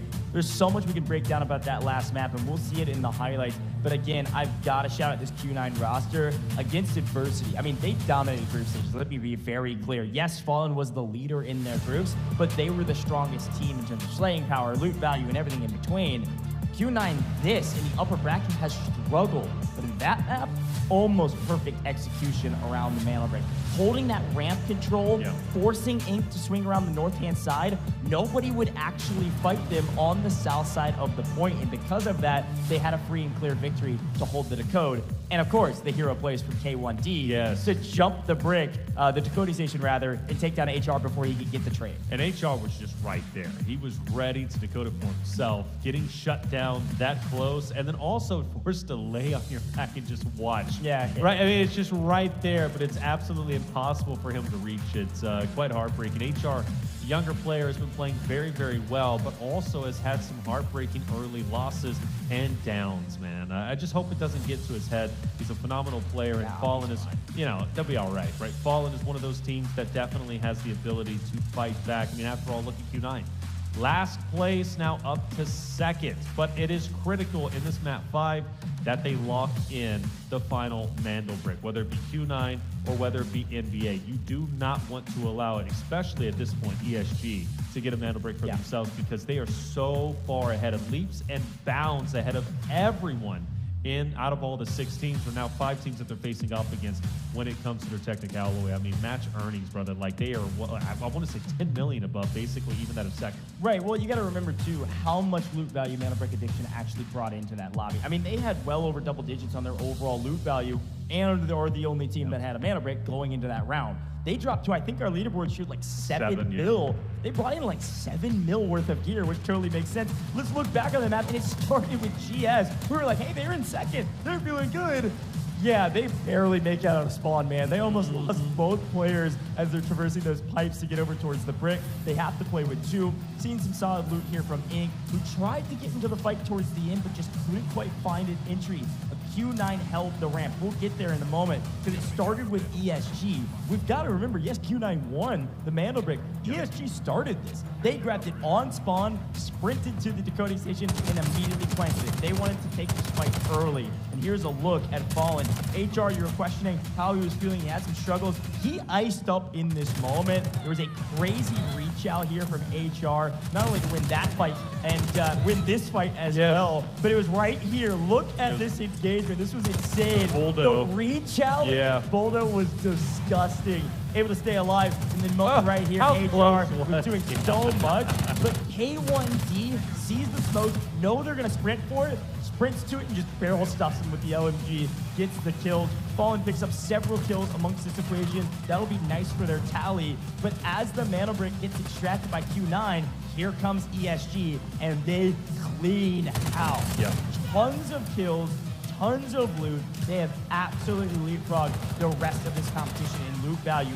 Both of our Chinese teams were down at the bottom of the leaderboard, and both of them just jumped near the top. That's right. Q9 especially. Q9 was at the bottom of the leaderboard. They were in dead last. ESG was in 4th place, but that might as well be 15 places behind that of second, right? Because you already know NBA had a MandelBrick. Of course, others were threatening for that. Now, Q9 come out with 0 round earnings. Of course, they will get the 3 eliminations. That's going to be 1.2 million. But the big thing is they get the MandelBrick decoded, which is going to put them at the same pace of NBA at the top. But for ESG, 14.84 million, 6 round eliminations. What a massive game for them. So they'll put on, of course, on that 14.84, they'll put on an additional, 2.4 million. Just brilliantly done. If they get a MandelBrick, there is nothing stopping them from going into finals. So we've been talking a lot about those two China teams for good reason. Massive moments in this last round. But look at their damage charts, man. Fallen was scrappy. They picked up a lot of kills as well. I believe they picked up 6 as well. That's a nice boon to their tally. They were frying, and they were constantly fighting. They were in a blender pretty much the entire time. But the best team, well, we got to give it to our team that was able to grab the MandelBrick. They pick up 3 kills, and they get the MandelBrick. So they're the best team in that last match as they jump up into second place. Going to be right behind, likely behind, that team of MandelBrick Addiction. We got 2 teams on match point going into map 5. But the hero was your GOAT, my guy. The young gun HR is coming online, able to pick up 3 kills, 719 damage by himself, an assist, and of course a 3-0 KD. So a great map from HR, 19 years old, showing what he's got on main stage in the upper bracket. But Fallen's got to keep stepping up. They've been this close over and over again. They won their group stages, but right now, they're not going to finals if they don't get a brick in this next round. That's it. They need the brick. That's going to be absolutely essential. Now, for Q9, of course, they want this to end now. If anyone else gets a brick, most likely Q9 is going to be behind them because they just don't have the assets. Up at 13, yeah. But they're just way too low. So it's essential for Q9's sake anyways that they end this now, whether it be, of course, them getting the MandelBrick for number 2 or it be even on the opposite side for NBA. I mean, they'll be perfectly fine with NBA ending it because the MandelBrick is the most important thing. But again, for Q9, it needs to end in match 5. Well, what's so interesting is this is a similar-ish position to what they experienced in Group A. Think about Q9. They were in a position right next to Fallen on the leaderboard, the only 2 teams that had a MandelBrick. They go into map 5, and Fallen's the one that grabs the brick, and Q9 says, sounds good to me. Yeah. That means we're headed up to the upper bracket. That could absolutely happen here on Space City in map 5 again. History could repeat itself, this time with the other EU team. If MandelBrick Addiction grabs the brick and plants it, I don't think Q9 is going to get involved. They're going to let them take it. They're going to take second and go to finals. Let's listen into the comms from that last map. 不打的话，要不怎么说提前打？我觉得不会有人打。我们都得低怎么说？都提打吗？哎，打老太了。打老太，我为什么要打？那我不下个，那我不下个，那我接着不下个。我俩买水池了。我俩进步，咱俩进步。就在后面，就在后面。我给个板子对枪好不？我给隔断了，电剑。2个电剑没了。2个电剑全交了，还有手弹。他就在后门。我给板子对枪。不急啊，不急啊，我们打慢点。小炮。哎，我被秒了，这脸上，小心转点。有人去，好像有没人去，2个在我脸上，2个在我脸上。别倒，别倒，铁定打起来了。你脸上一个，可以打，想拔砖。拔不了。然后我们呢？我贴近点，我救人回来吗？好枪，别急，M 别急。不急。打血，他都把架死。好。我不好架。NK 的，我马有烟，没事不用管我，马有烟，3秒烟。2队在里边打 ，NK 死完了。NK 死完了。我知道，脸上倒着 FL 的 FN 的，秒一个。好杀。剩一个，也自己的 TT。还有一个，被秒了，我被震了，没办法，真没办法，兄弟，顶不住了。我起来就被震了，对，真没办法。我拖了1分半这个砖。可以拖着砖拿一个，我们后面保级打经济了。我都在抖，兄弟。这有砖就有戏，慢，我比较慢。Comms sounded good, but I will say, I don't know all the words, but I know at the very end, I saw that one player, K1D, go, he's one shot. He was saying he's one shot. He traded one out and almost got the other one, got him one shot. He was telling his team, help, but they couldn't get there in time. Right. And of course, Q9 get cut down, but it's always good to listen into those comms. Q9, they get the MandelBrick. They're going to be a top 2 team. The question is, can they keep the momentum up going into Space City round 5? Here's a look at the overall leaderboard. MandelBrick Addiction is on top, but only by 1.08. Is a very tiny margin for the two teams with the MandelBrick. Top two making finals, though. You need a brick to make finals, and ESG is crushing the competition, frankly, on the back of that last map in the loot value category, but they will not be going directly to finals. They have to battle through the competition tomorrow if they can't get a MandelBrick. Yeah, if they can get a MandelBrick, they are smooth sailing straight to the finals. We take a look now at the spawn points, and we start to break it down with gold and silver, right? ESG, they will not have the opportunity to have that tier 1 spawn. Now, on the opposite end, though, it will be Eek, who has an opportunity, Fallen, who desperately needs it, and then also Q9, which is a big deal. Q9 has an opportunity to potentially have the tier 1 spawn, too. Yeah, the two teams that have a MandelBrick already have an opportunity to get T1 spawns. Yeah. It's pretty a big moment for both of these squads to take advantage of that. Now, what we do know about Space City is that because there's multiple buildings here, you got Centrifuge, you've got a ton of buildings in the area, especially around where everybody's decoding it. All of these buildings can be inhabited, and there's a lot of room to work. So just being there first doesn't necessarily net you a massive advantage, but we'll take whatever we can get. Here's a quick look at our operators of choice. I can only imagine Skydie might be thinking about breaking out that second Tempest. I'm surprised he didn't already. Well, I think it makes sense. It's like round 4. We don't have to close out in 4. Let's save it maybe for this next That's one. fair. The only player to use Tempest, of course, we can see every team has used one Luna. Likely we'll see most teams use a Luna in this next round as well. What are you waiting for? This could be the last one. Definitely we'll see more Senivas this round, except for, of course, NBA, which is definitely something worth noting. We've got an Aluru for everybody as well. So that's kind of the traditional sense. Again, Byron really not being played at all in this competition, at least in the upper bracket, which is a hair surprising, of course, aside from Ink, as Byron's a great assault operator. And we've got a couple D-Wolves still left to help out. And plenty of Stingers. You're going to see absolutely Stingers, Lunas, Alurus, and Senivas in this round. Stinger definitely a namely one with the smokes. Huge for the rotations. We'll see Q9 maybe even run it, which they haven't done so yet. Sure. Well, I'm curious if we do see the Tempest come back into play, because I feel like that's where truly they find the most, at least, success, right? When you're talking from the NBA side of things. That would be big for them. Again, big map. Map number 5, we're almost guaranteed 6, but it depends on what this Game 5 ends up bringing to the table, man. I mean, truly. 2 teams on it. I think ESG, though, they are super hungry. Super hungry to not miss out on this, because it would be, at least in their minds, to have 25 million, right, assets, and then to lose would just be unacceptable in ESG's mind. So here's my thoughts. ESG, they can't get a T1 spawn.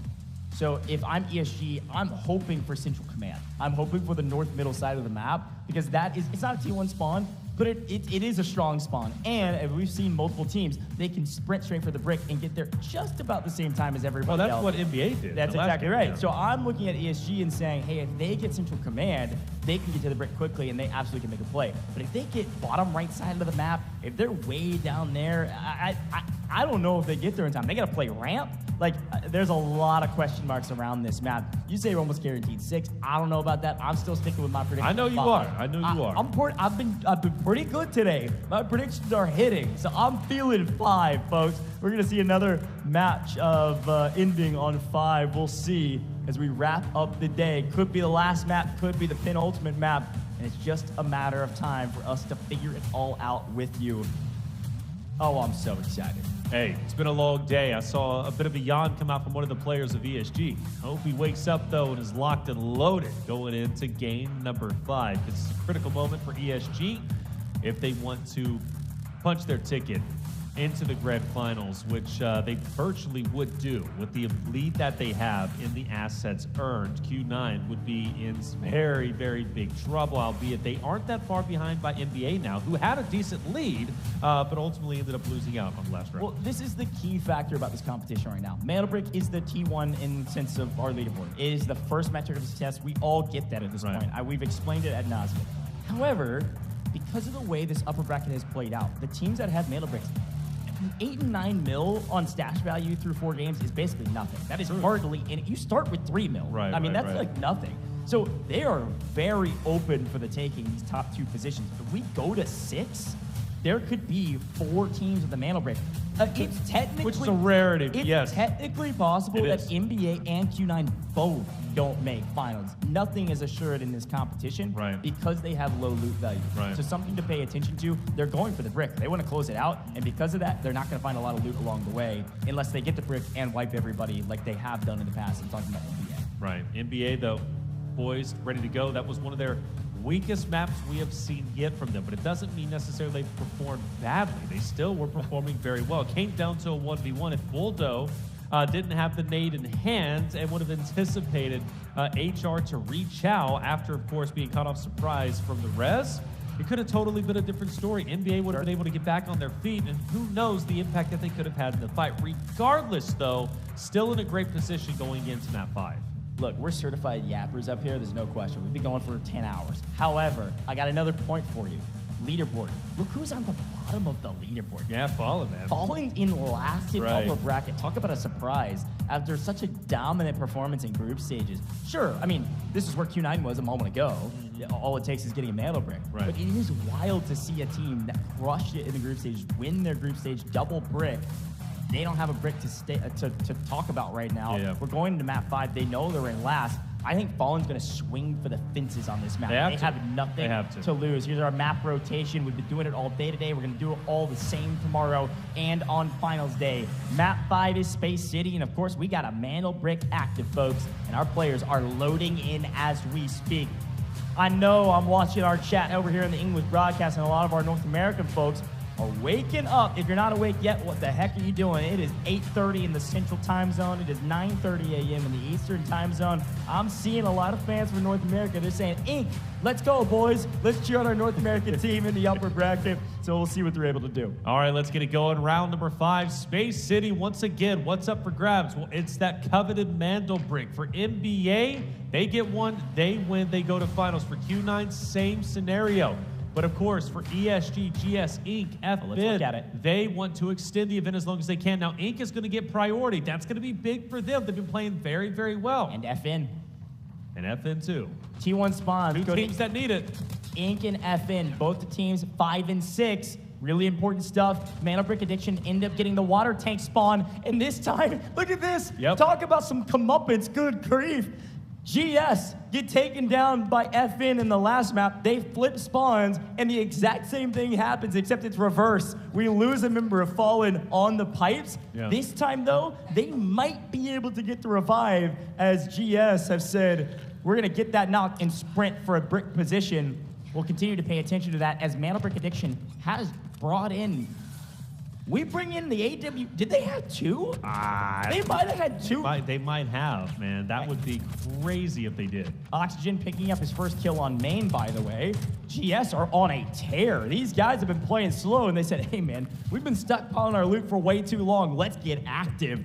Oxygen gets the cleanup on Killzall as well. GS have come to make a statement in map 5. And this is the time to do it when it matters most, especially for Oxygen to wake up. This is big, but is he biting up more than he can chew? He's pushing in aggressively. If he goes through that doorway, he's going to get mowed down by the Inc. roster. And luckily, he's going to pump the brakes because, man, he was feeling himself. He finally got an Elam like he said for the first time, and I thought he was going full steam ahead. Now, settle down, boys.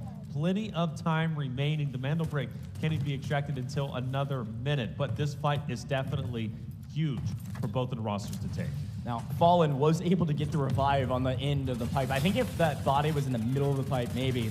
A lot of fights happening right now on main stage, of course. Oxygen able to pick up another. GS going insane, but MandelBrick Addiction is here to make a statement as well. We've lost one member of MandelBrick Addiction. Inc. is out of the map. GS is on a tear. Slow no longer, wiping Inc. with the help of MandelBrick Addiction and losing a few of their members in the process. GS down to a solo. MandelBrick Addiction, all 3 back up, and they've got a nice power position over the top of this MandelBrick. What a way to kick off map 5. Unreal. Unreal indeed. NBA, though, getting back onto their feet is huge. As you take a look at the operators, and obviously a lot to see in the meantime. Yeah, there's a Luna on every single roster as expected. We also see several Toxics. We see almost, I think it's a Stinger on every roster besides GS. So pretty much a lot of the stuff we've been talking about makes a lot of sense. Right now, we are beginning to run out of operators. So the operators you've been saving, waiting for Space City, they've all pre-programmed this. Fun to see a lot of recon operators. Everybody's going to be shooting those shock arrows and recon arrows out there to get some extra information. And for a couple teams, they still have a couple engineers. We do see a Shepherd for one of our squads still in. Now, a rifle found from ESG is a nice 694K. We take that. But right now, all eyes on the MandelBrick. And Boldo is here on spawn, picks it up, and goes sprinting off into the hills. Let's see where he goes to go for the decode. Will it be the same station we have seen time and time again, or will we change it up? Let's see what they decide to do. Well, if it is going to be GS who's going to be waiting for them to go over there, and they might very well have a bit of an impact, and I believe that is going to be one just behind. If he doesn't check his backside, he might get shot into the back, but actually he's going to be okay. They're going to be just down below, excuse me. So, finally, it is going to be extracted. NBA are looking good. Now, the question is for Q9, do they want to come in and try and defend the site? Because, again, they need this. Either way, they want top 2. That's all that matters. Everybody knows, too, this is a part of the UI in game. Because MandelBrick Addiction just started the decoding station, they've actually found one member of Fallen. They were able to find it. Boldo connects with some errant shots, but they end up connecting just enough to knock HR. Everybody just got a notification. Hey, one of the 2 match point teams just started the decoding. If you want to keep playing in this tournament, you better go fight it. That's not the exact verbiage, but that's what's communicated, right? MandelBrick Addiction has nice power position over the decoding station, but plenty of time here. Plenty of time indeed. Until there's not. Typically, we do see the decoding go down until probably about a minute and a half, a minute before fireworks start to explode as the teams start to push in. Curiously, Q9 is still staying quite passive. For them, if NBA gets this, okay, no harm, no foul. Q9 still top 2. They're healthy, they're happy. All eyes have to be on ESG and what they decide to do. They're going to be the furthest away team at the moment. You can't really risk and think and hope and pray that, well, GS makes a move and GS gets in there and starts decoding it for themselves. Also, GS was allowed to get both of their revives. GS is fully restabilized, all 3 up, and I don't think any of those bodies were looted either. So a nice boon for them. Obviously, 2 of those players, if they get knocked again and fold, they will not be able to keep playing, but the fact that all 3 members of GS are alive is nice. They can make a play still. Really impressed with this roster thus far. Completely change of pace, and it caught some folks by surprise. But here comes ESG. They're going to slowly work their way through what will be Fallen first on their way to the decoding station. See if Flarich has anything to say about it. All right, DT, he's going to push up. He's going to be the first aggressor into the engagement. DT will, unfortunately, just lose sight of the player from Fallen who's going to be down below. Time still ticking away. Minute 50 for NBA, who is still decoding. A chance to win this event, or excuse me, the upper bracket move into finals is there. Only time will tell. GS still in the vicinity as well, but ESG starting to get active. And you also notice Q9 wants to go in too. There is a benefit for NBA decoding this for them, and they understand that, and they will now start to come into play. Yeah, they're just barely off your mini-map. We've got a map view you can't see, but Q9 is on the move. We'll continue to update where they're at. Oh, you saw them briefly in the X-ray vision there in the gray. Everybody moving towards this MandelBrick decoding station. This is about to remind us of map 2 from the group stages of Group B. 5 teams. The only team not here is Inc., who got wiped earlier. All 5 teams in a tiny spot, but a lot of real estate in these buildings as well to work with. Here's our entry frag. MandelBrick Addiction now in trouble. Boldo gets cut down. ESG making a move potentially for the brick, but HR punishing one member that goes for it. Here goes DT, casually walking up to the brick, tanks a couple grenades, and should get the steal no problem. Gonna reset the timer to 3.5 minutes. Plenty of time on the clock for anybody to make a move, but ESG in possession of the brick. They do have one member down, and hopefully Fuzhang is able to get this revived so they can stay on their feet and fight for this brick. Yeah, if I'm Q9, I'm a little bit worried now. ESG have such a tremendous lead that I do not, if I'm a Q9 member, I do not want ESG decoding this MandelBrick. I want to challenge. I want to put all my effort and all my eggs into one basket to take down ESG in this moment. If NBA is able to recover, which they do, mind you, all 3 players are back alive. So still anything goes, but ESG is currently in the driver's seat. in the driver's seat to some degree. Now there's Mo, actually. Mo gets the MandelBrick. Yeah, well, Mo not only gets the MandelBrick, but also Fallen cleans up, I believe, the last remaining player at ESG. So they got a player on yellow timer right now. That's Lee Yoon down, fully down for a moment. Q9 in control, but it is still anyone's ball game. Again, if Q9 or MandelBrick Addiction get this brick, both of those two teams are making it to finals. Look, I'm not putting strategy in these players' minds. They have their own strategy going into this. They've trained for this. They know exactly what to do in this situation. If I'm MandelBrick Addiction, I do not shall this decoding station. I don't think you should. I don't think Q9's in possession of it. I do not shall this decoding station. If ESG is in command of it, I do. Yeah. So right now, MandelBrick Addiction is going to play extremely slow and not worry about the decoding station right now. That is Q9's responsibility. They're going to lie in wait and just pick up anybody that goes into their crosshairs. If I'm them, honestly, I'm flooding this site, especially if it gets down to maybe like 30 or so seconds. I'm flooding the site and trying to slay out anybody that gets anywhere close. Fallen, like you said, is starting to push up. And, well, will HR be able to get a touch? I think so. He tried this before, but he's taken down before he can get the touch. And Q9 goes for the finish, and they'll get it. MandelBrick Addiction are the ones playing spoiler. Yep. Like we mentioned, MandelBrick Addiction said, no, that's our friends. That's the other team that's got the MandelBrick right now. That is our ticket to the finals. A well-placed shock arrow, and HR just can't quite get a handle of that MandelBrick. Probably less than a second away from stealing it, and unfortunately, shock arrow cuts him down. All right, so now, just a minute and 15 remaining. Fallen on the outskirts. They want to get active. They want to get in there. For ESG, same scenario. GS Crazy Dog also moving up behind that of Fallen and ESG.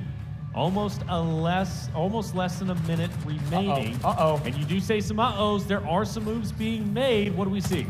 ESG and GS are trading blows off screen. Everybody's staring at the MandelBrick, but these two teams are running into each other on the low side of the map, just trying to get here. Here comes ESG. Only one player on their feet, a behemoth in the loot value category, but they're not going to be even able to play for this brick because GS is playing spoiler, and GS gets the revive as well. We've got a full team of 3 for gold silver who could potentially make a play for this brick here shortly. Yuzbishka goes down, Fallen cut down. HR still dead on the point with Flarage. Yuzbishka out, Fallen is cut down out of this competition, out of map 5, and all of a sudden, you've basically got 2 teams holding the decoding station. Who can breach the front? One from the east, one from the west. QR, Q9, who are they? MandelBrick Addiction and Q9 are together working in tandem to hold this position and put both teams into the finals. Q9 will win the upper bracket, but MandelBrick Addiction shakes their hand and says, we will join you there as we have our top 2 teams moving into the upper bracket. Massive plays, Q9, NBA working together to protect the MandelBrick. Now they're fighting. And now they got to fight. I mean, what does it matter at this point? Now it's just celebration fights. What an impact that the NBA has had. What an impact Q9 has also had. The fact that they were at the bottom and now they're at the top just comes to show you the MandelBricks are quite literally everything. Near flawless execution. Everything else going forward is just for style. Q9 does get cut down. MandelBrick Addiction wins the gunfight as a little bit of a salute and a nod to say, hey, we helped you get there. Let us take our kills. Let's rack up our points and put some extra stats on the board. GS, man, I'm actually so impressed with this roster. As much as we were a little bit ragged on them with the slow playstyle, they came out swinging in map 5, and they have a chance to be last team standing on the map. It's a true 3v3, frankly, just for fun. Right. And Bobo gets first blood. Boldo goes down. It's going to be a 3v2, and GS getting extremely active. They know upper bracket is over, but why not show the world that they can play aggressive if they want to? They've been playing strategic all day today, and it's just not enough. There they are. Bobo going huge. Jubileer down, and it's all up to Skydie to win a 1v3, and he can't do it. GS, the last remaining players on the map. GS, the last standing team on the map. But unfortunately for GS, as much as they had a great upper bracket run, and they did come online in map 5, it just wasn't enough. It comes down to MandelBricks, and Q9 and NBA are moving straight to the finals. You will not see NBA or Q9 tomorrow at all. They're going to be lying in wait at the stadium. We had a chance speak to NBA just a little bit ago. Skydie asking him, how do you feel going in to the upper bracket? How do you feel about potentially going to the finals? And he says, look, the job's not done. You could tell the determination was on his face, fully locked in. Still well-spoken, mind you. Mind you, he was great. But you could really see the determination on his face. And Skydie said, basically, look, we respect every team out there. We're not taking anything for granted. And we want to continue to play our game. I don't want to give anything too detailed away. And he didn't. And whatever they're doing is working. And whatever they're doing could very well lead them to become champions in the first ever Delta Force Invitational. On the flip in Q9, a team that was second seed in the location of China throughout the qualifiers, just behind that of ESG, has now overtaken ESG's spot. Q9 are the #1 seed going into the finals currently. That's a good shout. Two teams have booked their tickets to the finals. Now, all 4 of these teams that did not. Crazy to say, ESG heading down to the lower bracket. GS heading down to the lower bracket. Inc, FN, Fallen wins their group stages, doesn't make it to the finals, headed down to the lower bracket. They are not going to lower bracket round 1 though. We'll talk a little bit more about that schedule later as we give our flowers to the last remaining team on the map, GS. Gonna sit here for 3 minutes and eventually extract. They know that they did everything they could. They pushed aggressively. They fought so many teams, frankly, throughout the course of it. They were the reason ESG didn't make a play towards this brick. They couldn't get past GS. GS beat them in a fight, wiped ESG, got them down to a solo. Here's some look at some replays. And this is a look at the trap that Q9 and MandelBrick Addiction kind of haphazardly, accidentally worked together for, and then realized what they could to say, hey, why don't we just hold positions here? We know MandelBrick Addiction doesn't have to move for this. And then, of course, Bobo just goes huge, hiding in a corner, and barrel stuffs his opponent to get some kills and add a nice tally to the leaderboard. You'll actually see, look at this, GS almost catches ESG in total loot value based on the predetermined score before the kills, which is pretty wild to say. Again, it is. They were a team skated into the upper bracket, and they almost put on an insane show in map 5 to jump in straight to the finals. Crazy map from everybody. They all deserve to be here. There's no question about it. Oh, well, I mean, I think all the teams, right, deserve to be here. I mean, after all, they are quite literally the best in the world. No spots were given. Everything was earned throughout the qualifying stages. So just making it to this stage on the international global stage is a huge accomplishment.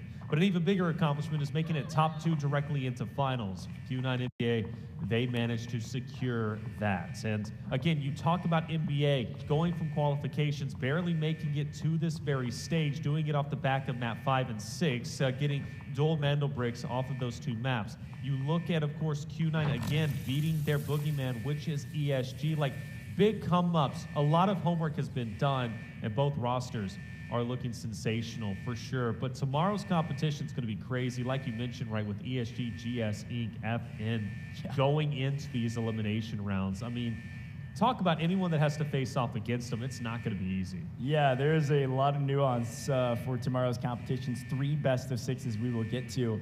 Talk a little bit about that here in a moment, but we'll watch GS head off in style here in about 50 seconds. Crazy Dog, Bobo, Oxygen, they've had their ups and downs, let's be very clear.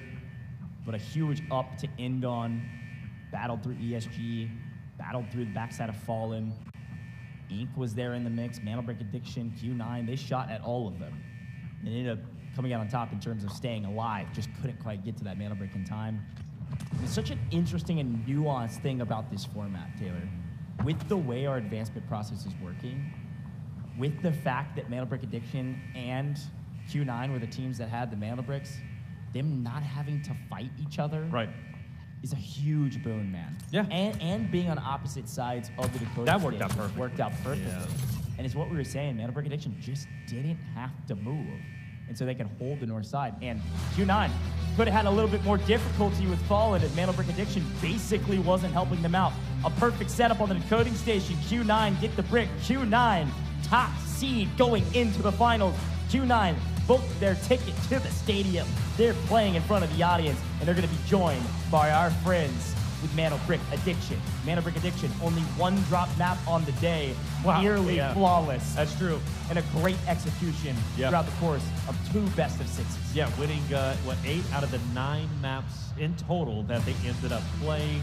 and they did, in fact, close the only team to close out a respective group in just 4 maps, right? They did so just before Q9. Thumbs up, baby. Q9 looking very, very solid. Obviously played very well. Coming into this, we were hyping them up based off of the scrims. The scrims were incredible. They were looking great. And even better today, yeah, they took a couple of stumbles. There was maybe some question marks that were being brought up. But in the end, it was them. Now we look on MandelBrick, Addict. Smiles finally starting to come through. You got a couple chilling, but I think finally now they start to realize, okay, we're good. And even Skydie finally starting to crack a smile himself. They know the job's not done, though. That's you heard right. it from Skydie's mouth himself. But you could be happy a little bit right now, you know? Everything we wanted to do. We're feeling good, but job is not done. We are just getting started. One thing I want to point out, A1DE, the most animated player on Q9, no questions asked. A player on the right. You saw the energy, the passion of like, why haven't we been doing this? We finally did it. Thank goodness we are here at this stage. I think they're going to be in the lab. They're going to be VOD reviewing going into the finals day, and they're going to be watching day 2 intensively. All smiles though for our good friend HR. Some up and downs in his own right, but some clutch plays for him. Q9 with a nice celebration as they are excited about the finals. So pumped for both of these teams, man. Well earned in a grueling competition. Yeah, I mean, just again, not playing tomorrow is going to be huge for them. I think they're already there. There are certain teams that definitely need the additional practice, especially in the LAN setting. They're going to get that tomorrow, but for Q9 as well as MandelBrick Addiction, like I think they're perfectly fine. They don't need the additional day of competition. They just go straight to the finals, business as usual, continue to play how they've been playing. Yeah, no, I totally agree. I mean, again, MandelBrick Addiction dropped 1 map, and frankly, in that last map, you count that as a win because they could have played for the decoding station. Right. There was just no point to. If they push up for that decoding station, take the steal just for ego's sake, they could theoretically throw that map away, and we could have gone to Game 6. You could have seen. I mean, obviously, look who was last alive. It's Gold Silver. I mean, they could have grabbed the MandelBrick, and it could have been a 3-way tie going into round 6. Yeah. So a smart play, a nice IGL call. We, of course, saw it in the booth because we could see the X-ray and see where they're positioned. They picked up on it immediately, and they said, guys, do not move, hold this position, and they were the ones that killed Fallen who were trying to steal it. So a great play from MandelBrick Addiction and a great win from Q9. Yeah, but ultimately, super excited to watch the elimination matches tomorrow. I mean, ESG, I don't think their story is done being told as of yet. I really don't. I think they're going to be going into finals with the base of the way they've been playing. I think they're even hungrier now as they watch their brethren, of course, of Q9 go directly into finals. ESG wants to match the energy. You know, there's a lot of pride, obviously, from the location of China. But naturally, there's a lot of pride. You just want to be better than your other, of course, compadres. And in this case, right, being Q9. I mean, that's just just the case. That's just how it goes, right, in any competitive format. Well, let's take a look at the match results. We know exactly what's going on. It was cut and dry. We didn't have to wait for any map this time around. Every stage of the day was different, and upper bracket certainly different than our group stages. Our 2 teams at the top, not a lot of loot to write home about, but they got the bricks. Q9, 2 bricks secured. They are first place and first seed in the finals with MandelBrick Addiction in second, nearly right behind them as well in loot value. So a very fun round to watch. The only teams to get MandelBricks are the only teams headed to finals. But look at the totals there for ESG and Gold Silver. This Pretty is insane. This is an omen for the teams that they're going to be finding in the lower bracket. They are going to be out for blood when we get into the elimination rounds tomorrow. Yeah. And I think you said it before. It is going to be a brutal fight against these teams that, hey, again, even Fallen at the bottom of his leaderboard. Frankly, not a good upper bracket from them compared to what we've seen. Right. ESG and Fallen on paper were the top 2 teams and the top 2 seeds on paper in people's minds, at least, going into this competition. Both are headed to the lower bracket. Nobody eliminated. But here are our first 2 teams headed to the finals in the Hangzhou Esports Center on the 21st. They do not play tomorrow. They lie in wait at the stadium. That's right. Who's going to be the remaining 4? Well, tomorrow we'll get our answer. But for now, we know the 2 teams. It's going to be Q9 coming from China. And then on the opposite side, you've got NBA from EU. Nice to see an EU team actually be up there, right? I mean, we were highlighting Fallen, obviously. We thought they were going to be, the torchbearers, if you will, for the EU side of things. MandelBrick Addicts, though, they still the show in wonderful fashion. Again, winning 8 out of their 9 games. That is a crazy stat line. Yeah, we can go back and watch the VOD. It's actually wild what they were able to execute on main stage. Again, these guys, they don't have huge competitive backgrounds. Some of them have tier 2 esports backgrounds. Some of them are playing Delta Force as their very first esports, and they're able to play like that with that much composure. when, again, they won the EU region. Let me be very clear. I guess technically on paper, it's actually MandelBrick Addiction as the top seed from EU. But again, it wasn't pretty at all, right? It was kind of actually similar to Q9 here. Able to go back-to-back on the bricks and put themselves at the top of the leaderboard. Didn't look great, but they did what they needed to do. Here, it looked phenomenal. They look like they're in final form. They've been in the lead. We've been hyping them up all day today. And again, want to tip our hats to Q9, who Q9 looked really good in group stages. You got to remember, they lost to Fallen, exact same situation, but reversed. Here's a look at our highlights, and it started with a little bit of repeat of history as Fallen, unfortunately, lose one in the smoke and on the pipes here. Yuzbishka couldn't quite make it before GS. He's able to strike down from distance to reenact some revenge from the map before. But this was a crucial moment, of course. Not only GS able to stay alive with one player and then get all of their revives, but this is where our one North America team that made it to upper bracket gets cut down extremely early, which means there's only 5 teams fighting for the decoding station and not 6. Ink is off the table at this point already. Yeah, and then obviously we started to move a little bit further. ESG managed to take the MandelBrick for themselves. And that's where, of course, Q9 started to, take note, like, all right, we cannot afford to have ESG take this because they are too far ahead when it comes to the overall assets count, right? Q9 would have been in deep trouble. I love the attempt, though, from DT. He gets up in there, he gets the touch, and manages to get away with the sliver of health. Yeah, able to get away with a sliver of health and get the reset. But this is where Fallen goes to make a play. HR is on the decoding station going for the steal, and a shock arrow cuts him down. Q9 went, oh, is there somebody here? Oh, nope, they got cut down. Let me back off and run back to cover. And this is where the death trap was set up. Because Fallen actually plays fluid ESG for getting the full and actually playing for NBA. NBA had one side, Q9 had the other side. Nobody could get to the decoding station. And excitement on the faces and in the voices of Q9 because they know they got a ticket to the finals. That's right. They're going to be playing for a crazy amount of cash. Yeah, I'm going to say it, cool, calm, and collected typically throughout the comms, but right there, finally, passion, celebration, as they realized what they had just achieved. Going into the finals, not having to grind through the elimination rounds. A job well done, boys. Q9, of course, NBA, phenomenal job all around. We take a look at the round 5 results. Naturally, Q9 with the MandelBrick decoded. That's all that matters. You do have to say, though, I will say, 8 round kills from GS is also a big stat line for them now. And NBA, man, you got to remember, MandelBrick Addiction picked up 8 kills on that map. They were the heroes of that decoding station. Q9 are going to be top seed, but MandelBrick Addiction are the team that everybody is watching. They are going to VOD review this squad. Look at the damage. They also top the damage charts. Of course, GS pick up a crazy amount of damage, post-mortem, if you will, after the MandelBrick was decoded, but NBA was the top fragging team. They did the most damage, and they were the saviors of that decoding station. Could Q9 hold it without NBA? Absolutely. Yeah. But it would have been way harder. Well, it would have been a lot harder, right? And I think there was an opportunity for HR from Fallen to potentially get a touch. Remember, he gets shut down just next to the decoding station, and in large part because of Q9 and NBA. I really do think this round potentially doesn't end necessarily. We go to a game 6 if it wasn't for NBA slaying as heavily as they did.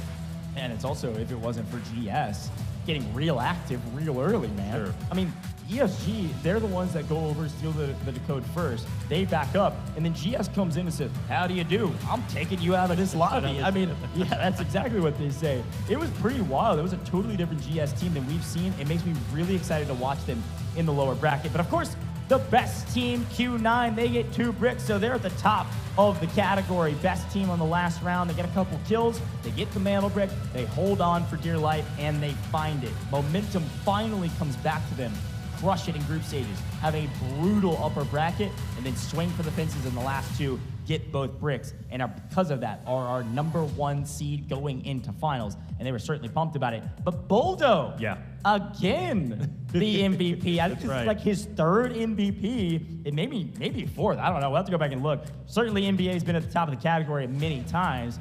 3 kills, an assist, 636 damage, solid numbers for the guy. I think that's a 2nd or 3rd, like you said, and I believe 7th, if I'm not mistaken, from NBA as a whole out of their 9 games. Core MVP. I mean, just a dominating performance. All 3 players phenomenal. We look at our match MVP. It's got to be Skydie.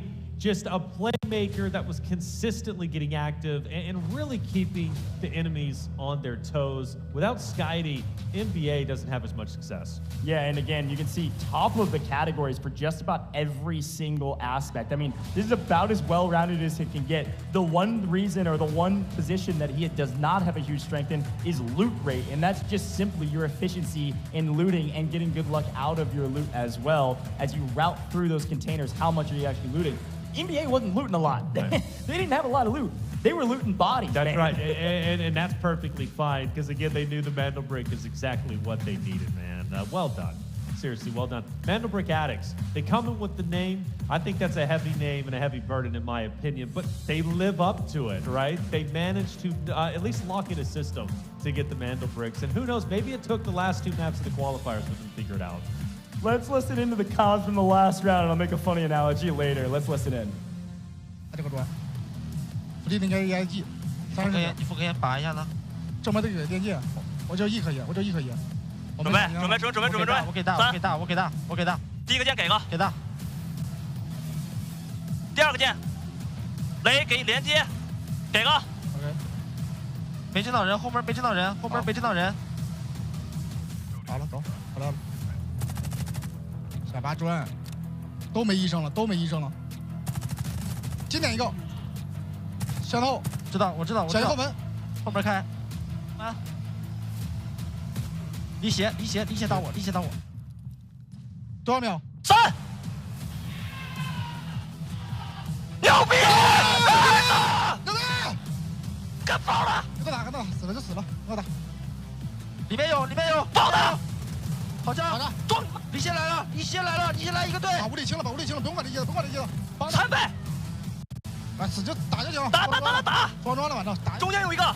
没事，赢了。拿走！牛逼！ That right there is raw passion, baby. When they got that decode, they screamed and were so excited, as you should be, man. Right. I mean, talk about a turnaround in the upper bracket. Really cool to listen in and see the excitement behind their voices of how they felt in that moment. When that timer hit 0 and they got that MandelBrick and they knew that they won, the excitement was huge. It was not only palpable in their voices and their tones, but also just the levels, man. We're screaming. I love it. Was not cool, calm, and collected. But that is not where you want cool, calm, and collected in the winning moments. We take a look at really the results all the way through. We started with Group Stage A. It was Fallen, Q9, and GS, who ended up winning respectively, going to the upper bracket directly. For Group Stage B, NBA, ESG, and then Inc. also moved forward. And then this is where things got interesting. The top 6 teams from Group Stage A, Group Stage B faced off against each other. Ultimately, it came down to the wire, but it was Q9 and NBA who were able to secure their spots directly into the finals, leaving the bottom 4 teams of ESG, GS, Inc., and FN to go into tomorrow's competition in upper bracket turn 2. Their job's not done with. In fact, the beginning is here, right? They still have a long journey of potential, 18 games tomorrow that they're going to have to grind through. It's not going to be easy, but becoming a champion never is. Yeah, we've got 3 best of 6s tomorrow. Now, these teams, because they made it to the upper bracket, they're going to upper bracket round 2, like you mentioned, so they won't necessarily play 18. They could play 12, though, right, which is absolutely the case. I mean, most of the teams did play 12 here today, and the teams that didn't will play at least 12 tomorrow, if not 18, for some of the folks that didn't make it to upper bracket. A lot going on in this competition, and a lot more Delta Force to be played, and a lot to finish with tonight before we close things out. That's all the games we have for tonight. So we played 18 games. Well, we could have played 18 games. We went 5-4-5, so 14 in total, I suppose. But a great day here in the office. It has been an absolute blast. And we've got 2 teams that have booked their tickets to finals tomorrow, elimination day, and a chance for teams to make it to the finals and join these 2 teams that earned it. We're going to head down to the stage with Lucia and check in with some of our winning teams. 再次恭喜 NBA 晋级烽火世界杯总决赛。Congratulations to NBA for qualifying into the grand final of Delta Force Invitational. 再次恭喜你们拿到了通往决赛的钥匙啊！现在我们来到赛后采访环节，再次先欢迎各位，也请各位简单的和大家打个招呼吧。Olivia, please say hi to our audience. Hello to everyone, and thank you for your support. Hi. Hello. Thank you for passing me the mic. OK 想第一个问题想问一下，他们目前打下来整体的感觉怎么样？会不会稍微有一些疲惫了？How's the feelings, everyone?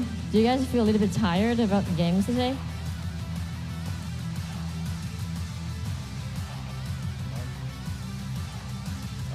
Okay, there is a meme that sounds like I really feel. But anyway, I want to say thank you to everybody for your support. I want to say thank you, my teammates. You're my life last year. 好的非常感谢他讲的就是今天打下来确实是稍微有点累了，但是非常感谢一直支持他们的人，包括他的队友然后他的队友是他的这个救生员这个 life saver。OK。Yeah, thank you. I feel great, but tired. 感觉非常好。Yeah, I feel pretty good because we can finally play on the stadium. I was really hoping that we could advance to that stage and play there. Also, I really like. I feel very nice that we actually managed to use our playstyle well, and it works. 他们非常开心能够进入到总决赛，去到一个更大的舞台去征战。同时的话，也非常感谢自己今天的所有的一些战术都是成功的打了出来OK， 那下一个问题想问一下，他们在总决赛当中比较想遇到的对手会是哪一位呢 ？Who do you want to face the most when it comes to the grand final? Usually, I don't really care about who's playing against me. Okay. But I want to play with our Russian-speaking another team, Fallen, because we advanced both from EU region, and I want to keep playing and play against them again tomorrow.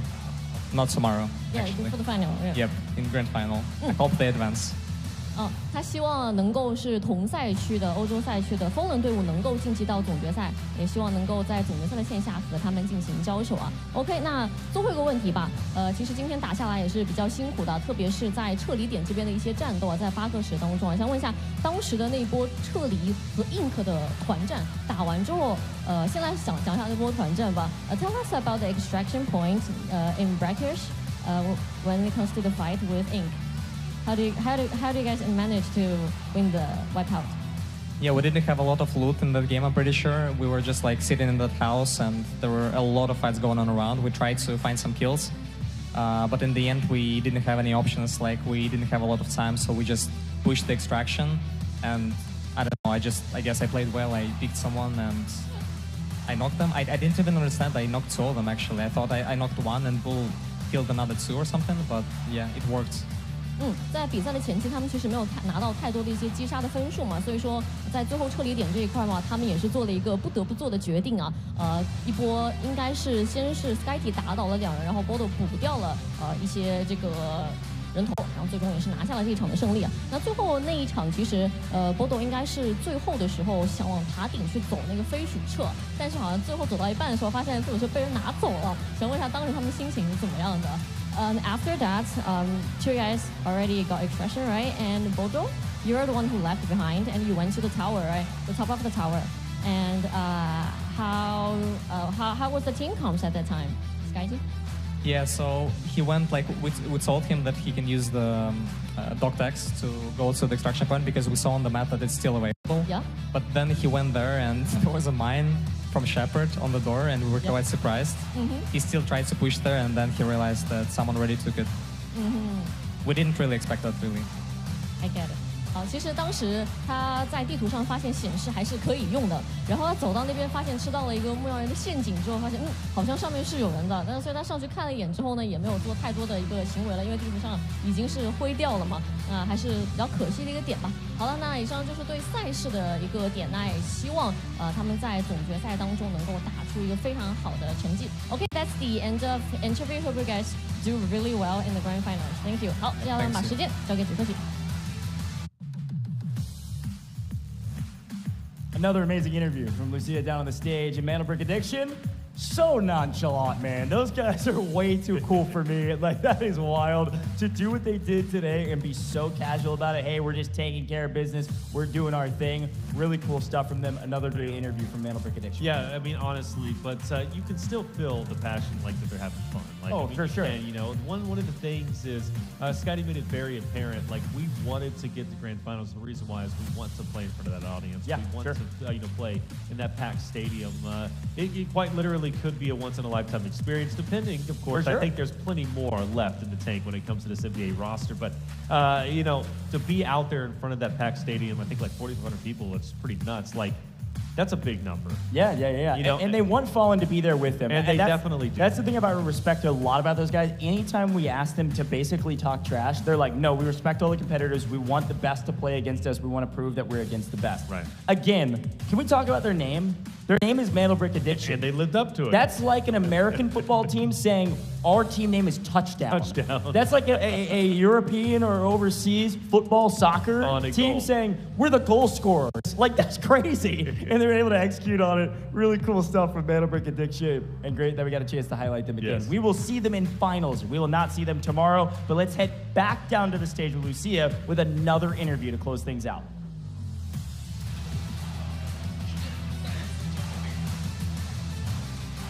再次恭喜秦九晋级烽火世界杯总决赛 ！Congratulations for Q9 to qualifying to the grand finals of Delta Force Invitational。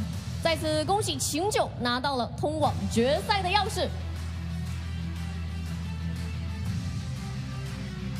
好的啊，欢迎各位啊！今天是满编啊，来这一场采访是满编，来跟大家打个招呼。Hello， 大家好，我是秦九的果然。Hello， 大家好，我是秦九的 MO。Hello， 大家好，我是秦九 Kid。在问下双专这个问题之前，先把话筒给到 MO， 身体 OK 吗？还 OK 吗？非常的 OK， 充满了斗志。充满了斗志。OK， 好，来话筒给到果然。听说啊，听魔说啊，今天这场比赛打着憋着一股气是吧？来问一下双专的感觉如何？双专是勇敢者的奖励。勇敢者的奖励，没错。说到勇敢这个点，必须把话筒给到 Kid。来，在一专的时候啊，在专点互专神 Kid， 当时那一波混研就跳拉进去，抱着什么样的一个决心？因为当时时间不多了，我过去就是跟你以命换命，我就给你报了。只要我给你报成功了，这个专就是我的了。没错啊，其实在这个队内语言当中也有听到各位的一个交流啊。那想问一下，几位吧 ，MO 可以先回答。想问一下，就是前期的时候，其实总体来说经济都没有那么的好啊，怎么做出调整的？怎么说？我们三个人的反应，包括调整，就是心态嘛。而心态一直在鼓励，包括我们教练一直在鼓励我们三个。然后我们本来也是就是从烽火杯过来的，总决赛什么的也都经历过，兄弟们斗志昂扬的，只能说秦九不打前3场。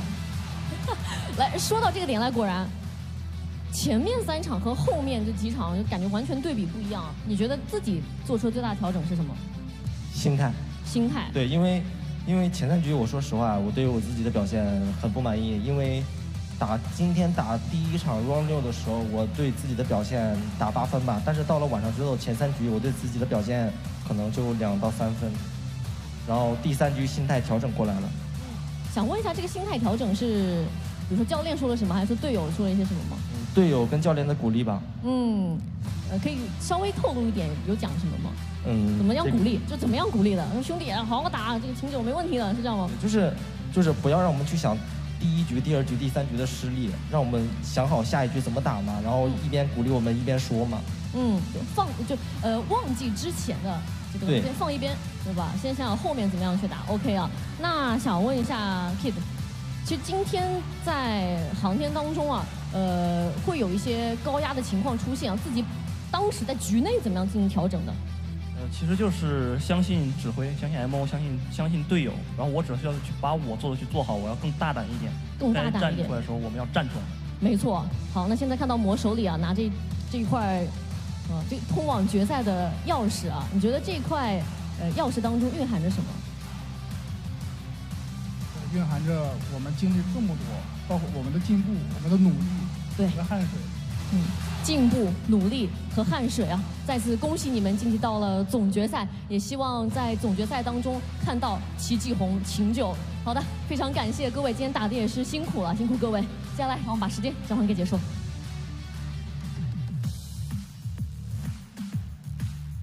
Another great interview, Taylor. It was really fun to watch. And as per the usual, all smiles. They're excited about the competition. They're excited to make grand finals. And they are one of the only two teams that will be there on finals day. Really pumped for those guys. They earned it. A great turnaround in the upper bracket. But again, I am reminded of the domination of what they executed in group stages. Very similar to what MandelBrick Addiction was able to do in their groups. Yes, Fallen took the win, but it was Q9 that kind of propped them up and said, sure, take it so that we can head on with you. Yeah, you know, MandelBrick Addiction was by far the most consistent team throughout the entirety of the day. However, Q9 did show, I think, a higher skill ceiling per se. Sure, yeah. You know, and for me, I think Q9 truly is a team that could do very well in the finals. Naturally, they are there, and that's the reason why they're there, is because they were a dominant team today. But two wonderful teams, clearly the best, right, out of all the rosters that ended up competing, out of all 12, ended up making it to the finals, that'd be NBA as well as Q9.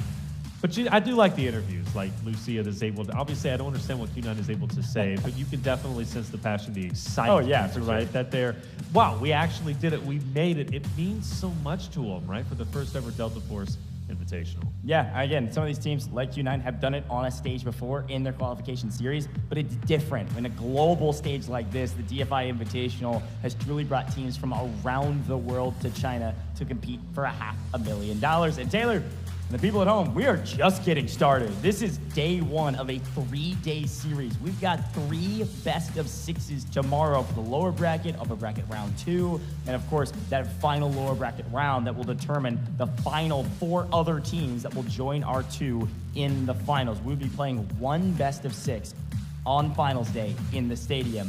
It's going to be crazy. Folks at home are not going to want to miss it. But Taylor, just to kind of recap the day while we close out the rest of the show, any other big hits that we haven't talked a ton about that you want to highlight? We've got some great individual highlights. Obviously, Skydie, MVP of our match overall. Yeah. Big numbers from that team, Q9. Great numbers from that team. Any other things you want to highlight before we close things out? Personally, I think LEG, for example, from the LATAM region, played very well. Yeah, Egypt, Brazil, yeah. And so that was a big surprise for me coming out of Match B. I was very impressed, even from Ink's perspective, like from North America, making it to the group, to upper bracket was, in my opinion, a huge success. I really appreciated the way Kills was able to play. The way he stepped it up was tremendous. Ink is looking like a very talented roster. I love the fact that NA does have some solid representation. So I was super happy with them. Obviously, MandelBrick Addiction, we kind of covered how good that they truly are. I think Gold Silver also is another tremendous surprise. Yeah, they showed their true colors there in map number 5, man. That was wild. They've been playing slow, but it was obviously strategic. They could play fast if they wanted to. But as we look to our highlight players of the day, good grief, here are some of the top of the categories. KD per match, 9? We talking a 9 from Boldo? What in the world? Crazy. Mass extracted loot value. Dior with 8.8 mil is a wild stat. And then Mo, damage per match, highest damage per match. These are the highest numbers in each of these categories. 2,604 damage is crazy. And then assists, we've got Skydie with 7. So a lot of individual stat lines that are super impressive, and overall great numbers for all these guys. Yeah, and I think the big thing to take away, right, is obviously getting 2 for themselves whenever it comes to NBA. So NBA Q9 making it to finals. They had a big journey that they had to travel, but they both are able to do it respectively.